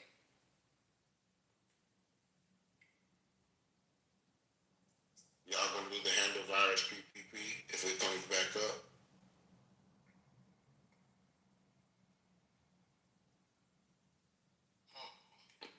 Yeah, I'll think about it. I know it's gonna happen because people freaking out this handle virus. You heard about the other shit that got the norovirus? Yeah, I was talking about the norovirus earlier. It's not really fatal. No, it's just fucking diarrhea. Did any more people? Yeah, I had the neurovirus, but I didn't have the diarrhea part. I had the vomiting part. It came out the other way. I was throwing up like all fucking day. Like that shit was crazy. Today? No, this was like last year, and I got that shit. A year ago. Everybody else, like I just had fever and chills, and then throwing up and shit. But I didn't have diarrhea. Everybody else around me had it though. Ew. If anything, I was constipated. I was dry as fuck. I was dehydrated. Would you drink Pedialyte? Okay, yeah, how you know? Pedialyte's I think that's like the best thing to drink. And I dropped the line of some syrup in that motherfucker too when I drank my Pedialyte. So I was like, that shit had me meteorite. Like, nigga, I fucking passed the fuck out. Hey, what's this thing going on? They say if a girl got a butterfly tattoo, she got herpes. Is that true? I'm fucking dead, bro. Is that I heard that was a thing. Like this is all. It's a lie. Nah. No. Go Twitter and type this in, and this is like a thing that's been going around. It's like everybody confused. There's like, what does this mean? Is this true? Like, because I know a girl with herpes, but then she does have a butterfly tattoo. So I don't know if this was a young thing they do, like they like label each other. Yo, bro. Well, I got a butterfly tattoo, and I know for a fact I ain't got no fucking herpes. Well, you probably have an anomaly. Like it's like it's a law. It's an anomaly. Okay. Yeah, because it's a big thing on Twitter right now. Like if you just type in herpes butterfly tattoo, and like all this shit will pop up. Everybody's like saying that shit. Like it's the thing. It's they like tweeting and say, if you got herpes, just get a butterfly tattoo like everybody else. I was like, damn, is that real? That's some real shit. Like.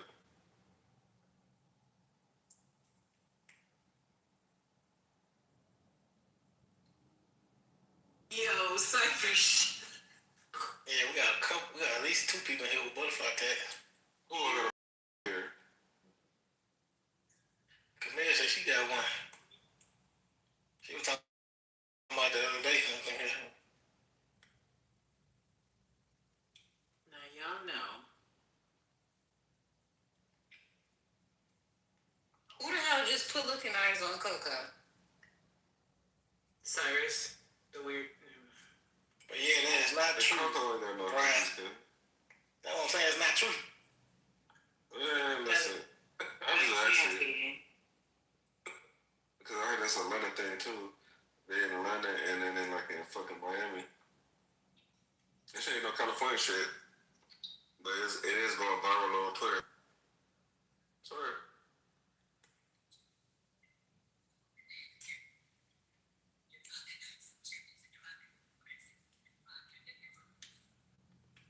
I think tattoos like that. It'd be beautiful with like when you black, I'm scared, and you get tattoos, and then like right before summer hit, the sun start getting hot, like how they pop off the skin. First ain't clean. That is so fucking addictive. That shit is like a fucking drug. I don't know the way I never. I don't know. I never. See needles across your skin, and then like went over it with white. Nigga, that's some real pain. Not for a butterfly tattoo. You got a butterfly tattoo? Not get that one. I've never been drawn to a butterfly tattoo. Fucking hella shit about girls with butterfly tattoos. I don't know what it is. Or the rose on the ankle. The rose on the ankle says a lot. Like what? The ankle rose for sure, and then like that shit be saying a lot. I don't know. I don't judge though. Because a lot of niggas got teardrops, but they ain't kill nobody. They said teardrops meant something else. It was like it meant. Somebody had told me a long time ago when people get teardrops, it meant they got their manhood took it, and then somebody was like that the teardrops meant that they killed somebody or niggas they killed. Then like, I don't know. And then somebody was like, how many life sentences? Yeah, and it's like how many life sentences they got. Yeah, I heard that one too. Yeah, it be a lot of shit going on. That shit crazy as fuck. So what does the rose ankle mean? The rose ankle mean that you're mentally unstable. What? Why? How did you get there? It is because think about it. All the fucking the Democrat, the liberal bitches with the pink hair and fucking like septus piercing, they always got the rose tat on their fucking ankle or their wrist. They be mentally unstable. You know, just like every girl that I've came across that got like a rose on their ankle, they mentally unstable. Like it's like it never meant. It's like a 95% like ratio. Like it's like damn. It's not even like it's undeniable at this point. So I'll be saying away if she got a rose on her ankle, I'm good on that shit. Maybe she got like a daisy or something. You know, I may think she's different. But if it's a rose, a red rose and it's faded. Stay away. Stay away from that. I got a naked lady. Yeah, on the back of my ankle. I got some crazy ass tattoos. Shit crazy. My next one though, I'm for sure getting a Donald Trump assassination attempt. Shut up, bro. I got Osama bin Laden on me. No, you do not. Swear to God, I got Osama bin Laden on my inner Why bicep. do you have him on you? And this better be a good reason. Because when we was growing up, they used him like as a symbol of fear. It's like they used him, okay, this right here, hate this, be afraid of this. They put cuz on tarot cards, they put cuz on every single thing, and they used Osama bin Laden's image. We never really heard cuz talk. It was just always him in a cave with a microphone. They translated it for us. And like it was a psyop to get the world to psychologically submit into a holy war. And Muslims against Christians. And since the year 2001 until now, which has only been 25 years, you have seen like the tensions heat up. We've seen like the tensions in the Middle East heat up over like the idea of Osama bin Laden, us going into the Middle East and like taking over. So I got Osama bin Laden because as we grew up, we found out that hey, it was actually the Jews and the Jesuits that did 9/11. So I got Osama bin Laden, in my inner bicep. So my arm is down, you can't see him until I raise up my arm to symbolize him in hiding. I know you lying, man. I know you lying. I swear to God, I got a portrait of Osama bin Laden in my inner bicep. To symbolize him in hiding took me to You gotta see, it's funny because people be like, "Why did you get it right there?" Because it's like in my inner bicep. You only can see it if I like flex my biceps, like or like lift my arm up, and then like, oh, so when my arm's down, like, oh, he's in hiding. And then like I lift my arm up, oh, boom, it's Osama bin Laden. Just side eye, bro. Get you look the other way. Then I got Candyman right next to him. That's funny shit, man.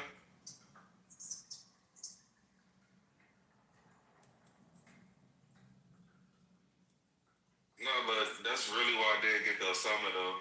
I got a picture on it. Do I got a picture on here? I took a picture. Somebody didn't believe me. I was getting it tatted. Tatted like Osama bin Laden. You lying? So I swear to God.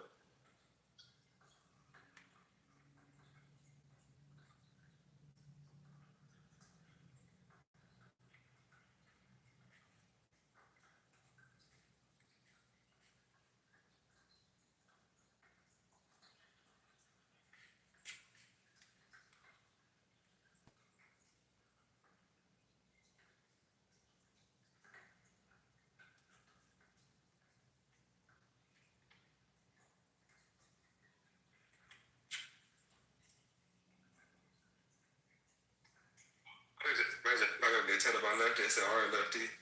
I want a picture of Scarface. And this nigga just do Black Jesus. Like, I'm like, this is not what I wanted. Like, lefty.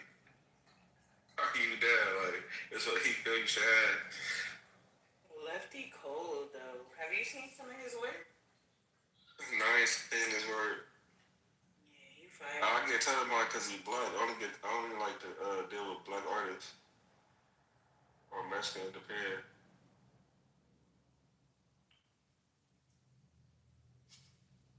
I gotta see Hill shit before I get tired of my nigga though. I seen some of Lefty old shit. I think it was like 2002, 2003. I haven't seen like his updated shit. Oh man, you definitely gonna have to see his new shit. If he was closer, I would let him tag me.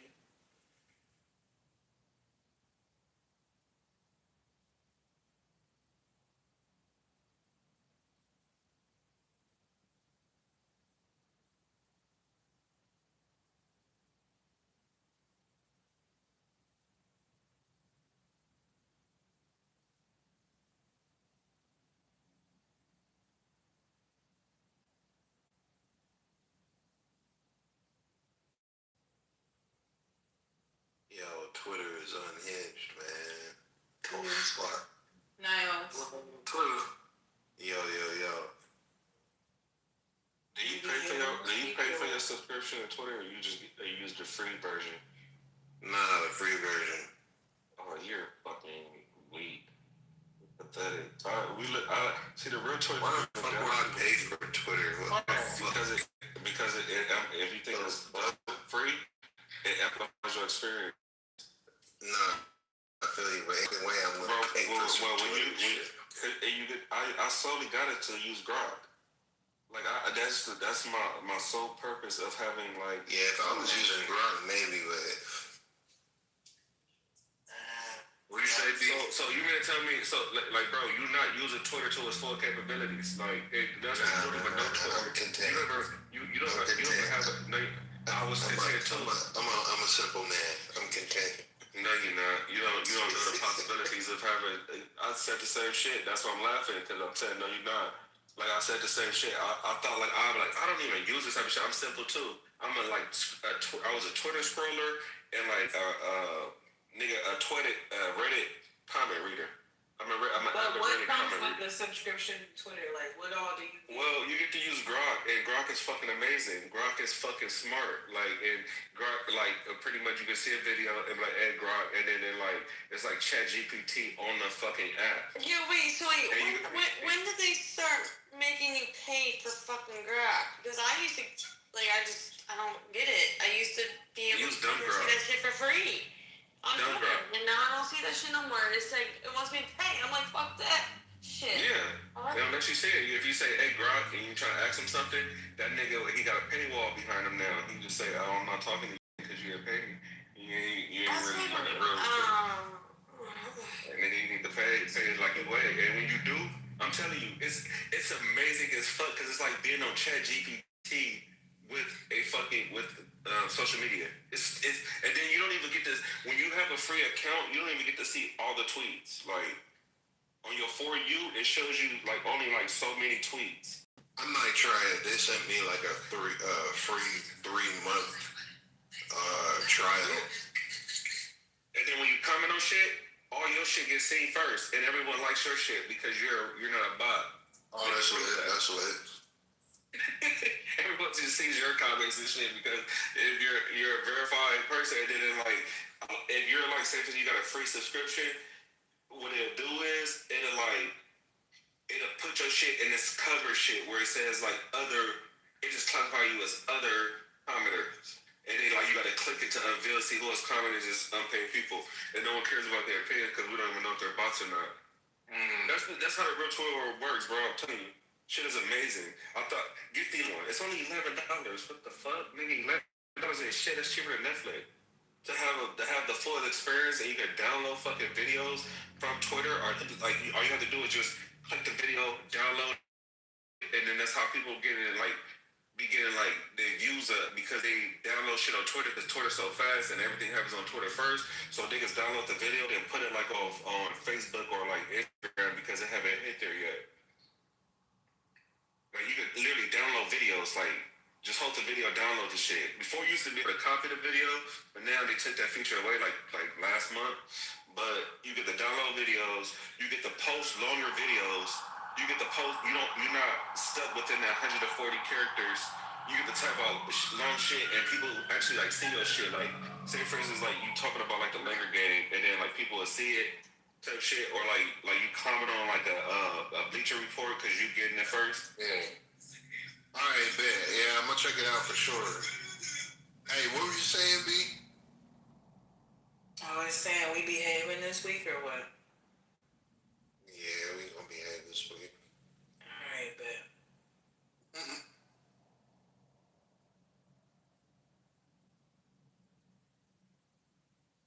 Yeah, I'm gonna try it though. I'm gonna see what's good. You're disgusting, bro. Shit, what door again? I said you lying because you're not behaving because somebody gonna end up pissing you off.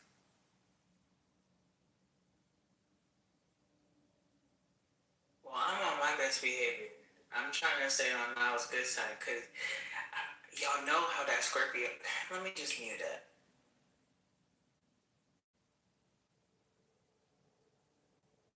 No, I'm chilling.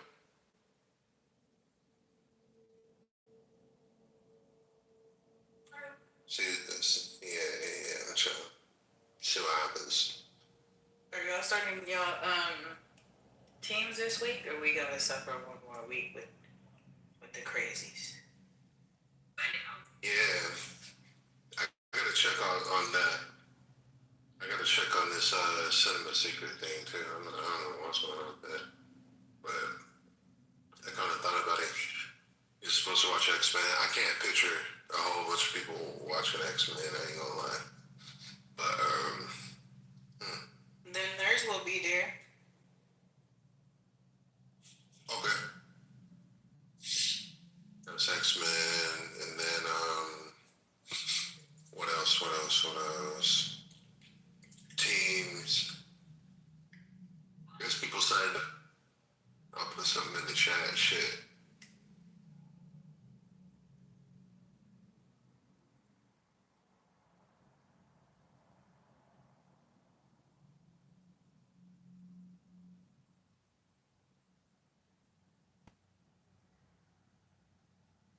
That's Facebook. That's how I'd be using Grok. That's crazy. You said what now? Oh. In the chat. Oh shit. Yo, X is unhinged. Yeah, it's crazy because like if you love X like more than Instagram and shit now, just a $10 paid subscription gonna make you love it even more. It make you not even really want to be on Instagram. I'm not gonna lie. On all the geopolitics, I get all that shit from X. Yeah, for the most part, me too. Yeah, but then it starts to repeat. Yeah, that should be hitting X way before it hits Instagram. By the time people start putting shit in the chat and what have you, I've already seen it on X. I heard about it through X. People on there be getting shit like before it even hits the news damn near. Yeah, that is the news. Yeah. My nigga Maze, she be throwing her rooms, she always be bringing me up. Like, you go on her rooms, you get gang of followers too on Twitter. Like, Maze run that shit over there now. Yeah, I'm gonna I just seen a post that said Kim Jong-un put in the Constitution that if he gets assassinated, to press that nuclear button to send a nuke off. Like, he really just did that. The news be coming out fast on X, man. Yeah, dude. And then all I'm saying is this: you will see even more people shit like if you pay, because they like it'll show you it because that's your algorithm, but it keep like once you get down to like the end of the algorithm, it like recycles it, then it like takes it back to the top. It don't just show you everything in real time that as people posted it. That's pretty good. And I'm following certain, certain pages, and they're pretty accurate. They're pretty quick. There's been plenty of times where I put information out in the chat up in here, and next thing you know, somebody else will come later and start doing the same thing or talking about what I just put in the chat. I the game a lot, believe it or not. So.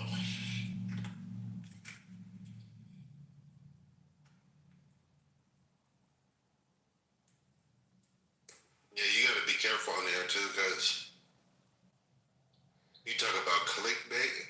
Like, damn, those guys, they have really mastered fake news and shit. Mm-hmm. You really gotta clean your thread. Like every time that happens, I'm not interested in this post or report post. Oh, okay. I'm gonna do that ASAP. I don't want no bullshit on my feed.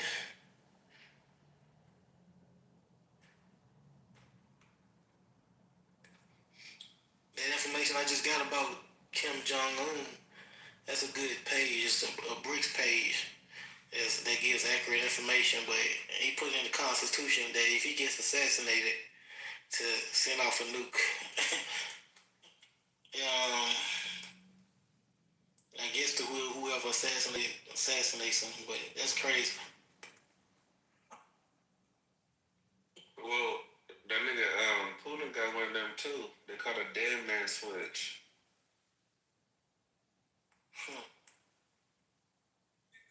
It says something about if there was a kill Benjamin Netanyahu, then it's like a chain of commands that has to be like fulfilled, I guess. And like if like they don't communicate with like each branch, then it symbolizes that the government is dead. I was like, oh shit. They said this shit launched off 4,000 nuclear warheads at once. I'm like, whoa. Yeah, man. Oh, that nigga, that's. Yeah. What the? Yeah, old boy had stopped by the room just not too long ago. Who is old boy? MAGA. Oh. Was he? Okay, so did somebody ask him what's going on? Nah, not yet. I was about to. So y'all just let him in the room and no questions? Nah. What questions was you supposed to ask him? Well, I mean, where's Art? I mean, he claimed he ran up a bag of mix. Wait, I can't hear you, Oscar. He claimed what? He claimed that he was on X running up a bag. That's why he wasn't around. Well, we heard that you was messing with little girls. Oh. See, that's why people keep doing it, because nobody call them out on their BS. All the men in here who heard about that stuff, and nobody said anything? Okay. Wait, what did I miss? I don't want to fuck up the details with it. I just pinged him back. No, he had left before I could say anything, but. No. MAGA. Oh. So allegedly, he got, I don't know, something with the Nicki Minaj group or something like that. I don't know. Allegedly on Twitter or something, one of his accounts got banned because they came after him for soliciting young girls, 17 and whatnot. That's the word on the street. So he hasn't been on, and nobody can find his account or anything, and he hasn't been in here. And he's under the name Tay. Okay, so now he has another account or something or whatever, because he's not using that other one. So maybe he started a whole new account because of what's going on. But the idea is he had solicited or messed with underage girls. Now, did that actually happen? Don't know. Nobody asked him about it. However, I don't think it's too far-fetched, considering he was on here bragging about all the prostitutes and everybody he's getting. Is that the same as being a pedo? Maybe not. But it's a suspect to sit up here and brag about you paid $160 for 2 different types of ethnicities. Like, that's wild. I'm like, so, and some of the other stuff could lend to him doing that. But the only way to find out, question. I thought, this is what happened. Is that true? Where you been? Everybody quiet, though. Okay. I asked him why he changed his name, so I ain't know what. What did he say? What was the response? He ain't really give a response. Yeah, exactly. See, nothing bad. I wasn't here, man. I would ask. That's right. I don't play with people, men messing with little girls and little kids, boys, period. I don't like any of that stuff. And if he hadn't done it, he could say, no, that wouldn't be me. But if he gets to stumbling and stuttering, suspect.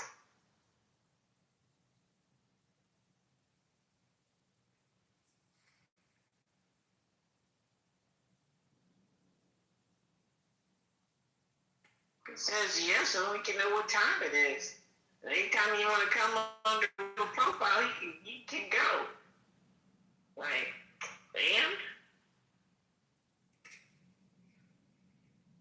I'll ask him if he comes that's back in. just like the uncle that comes around to the family reunions and people just say, don't let them kids go over there. No, why is he here?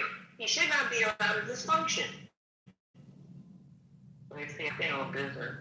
Oh, playing up bullshit.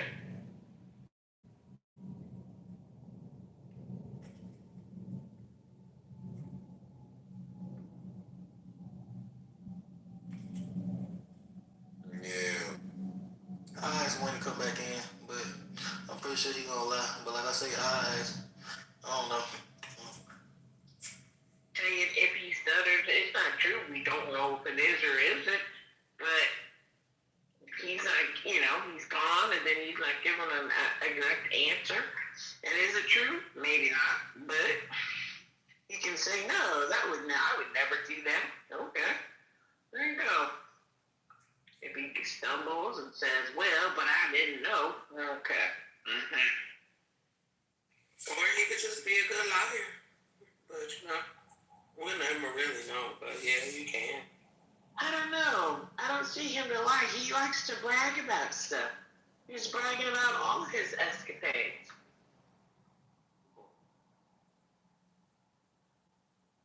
Well, if he was proud and he didn't give a fuck. Don't forget the 2 for 1. Exactly. Well, I guess this stuff could have got bad.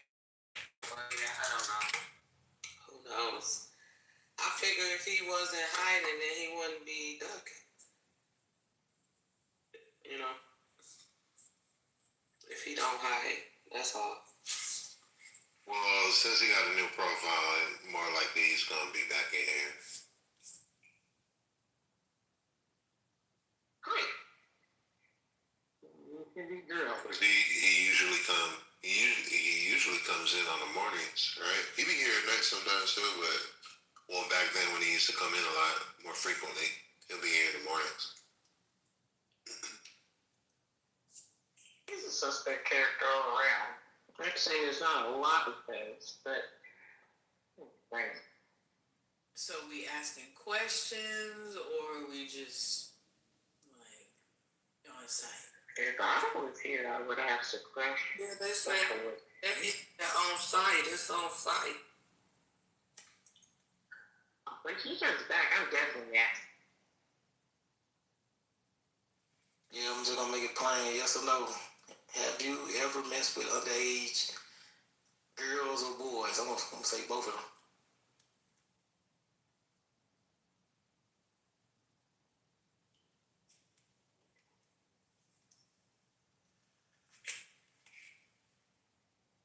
A flashback. I don't remember who, but I'm having a flashback that this was asked once before to somebody on Clubhouse, but I don't remember who it was.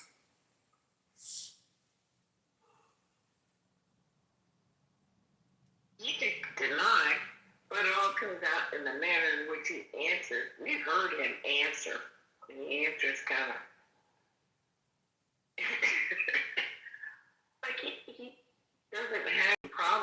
some things, some outlandish things, and he thinks it's okay.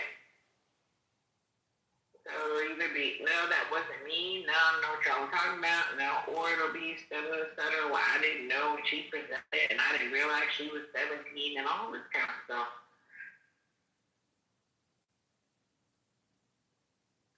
Or however old, who knows? And then Hey, Debbie, did she ever give you like? yeah, it was earlier today. Cause she mentioned it, yeah, because she came in, and then I asked, I said, like I said, the group of people, the shot was kind of like, well, I'm not so sure, I need to know, because that group, I forget who it is, the Nicki Minaj group or whatever, Barb's or whatever it's called. Anyway, they were saying stuff which is getting his Twitter or whatever other social media account banned, and him and being looked into, and all this different stuff. And then all of a sudden he was gone from here. So who knows?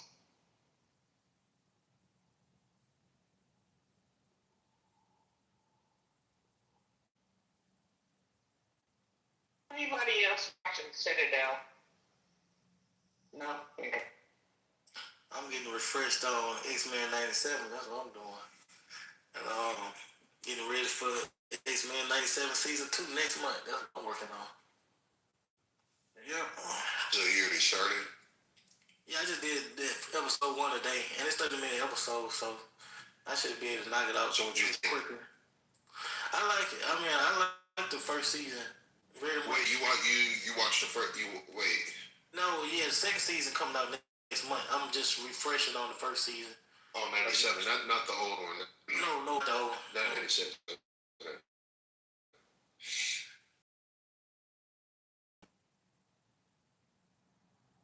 Can't keep up with y'all, man. Y'all watch so many shows.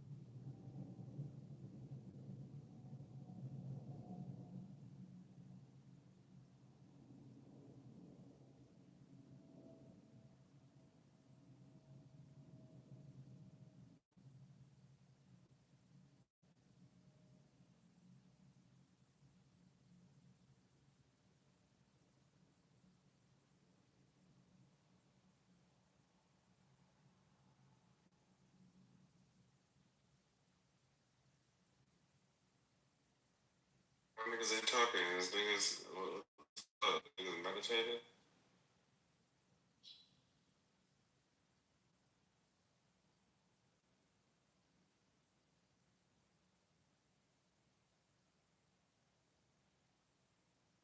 I don't know.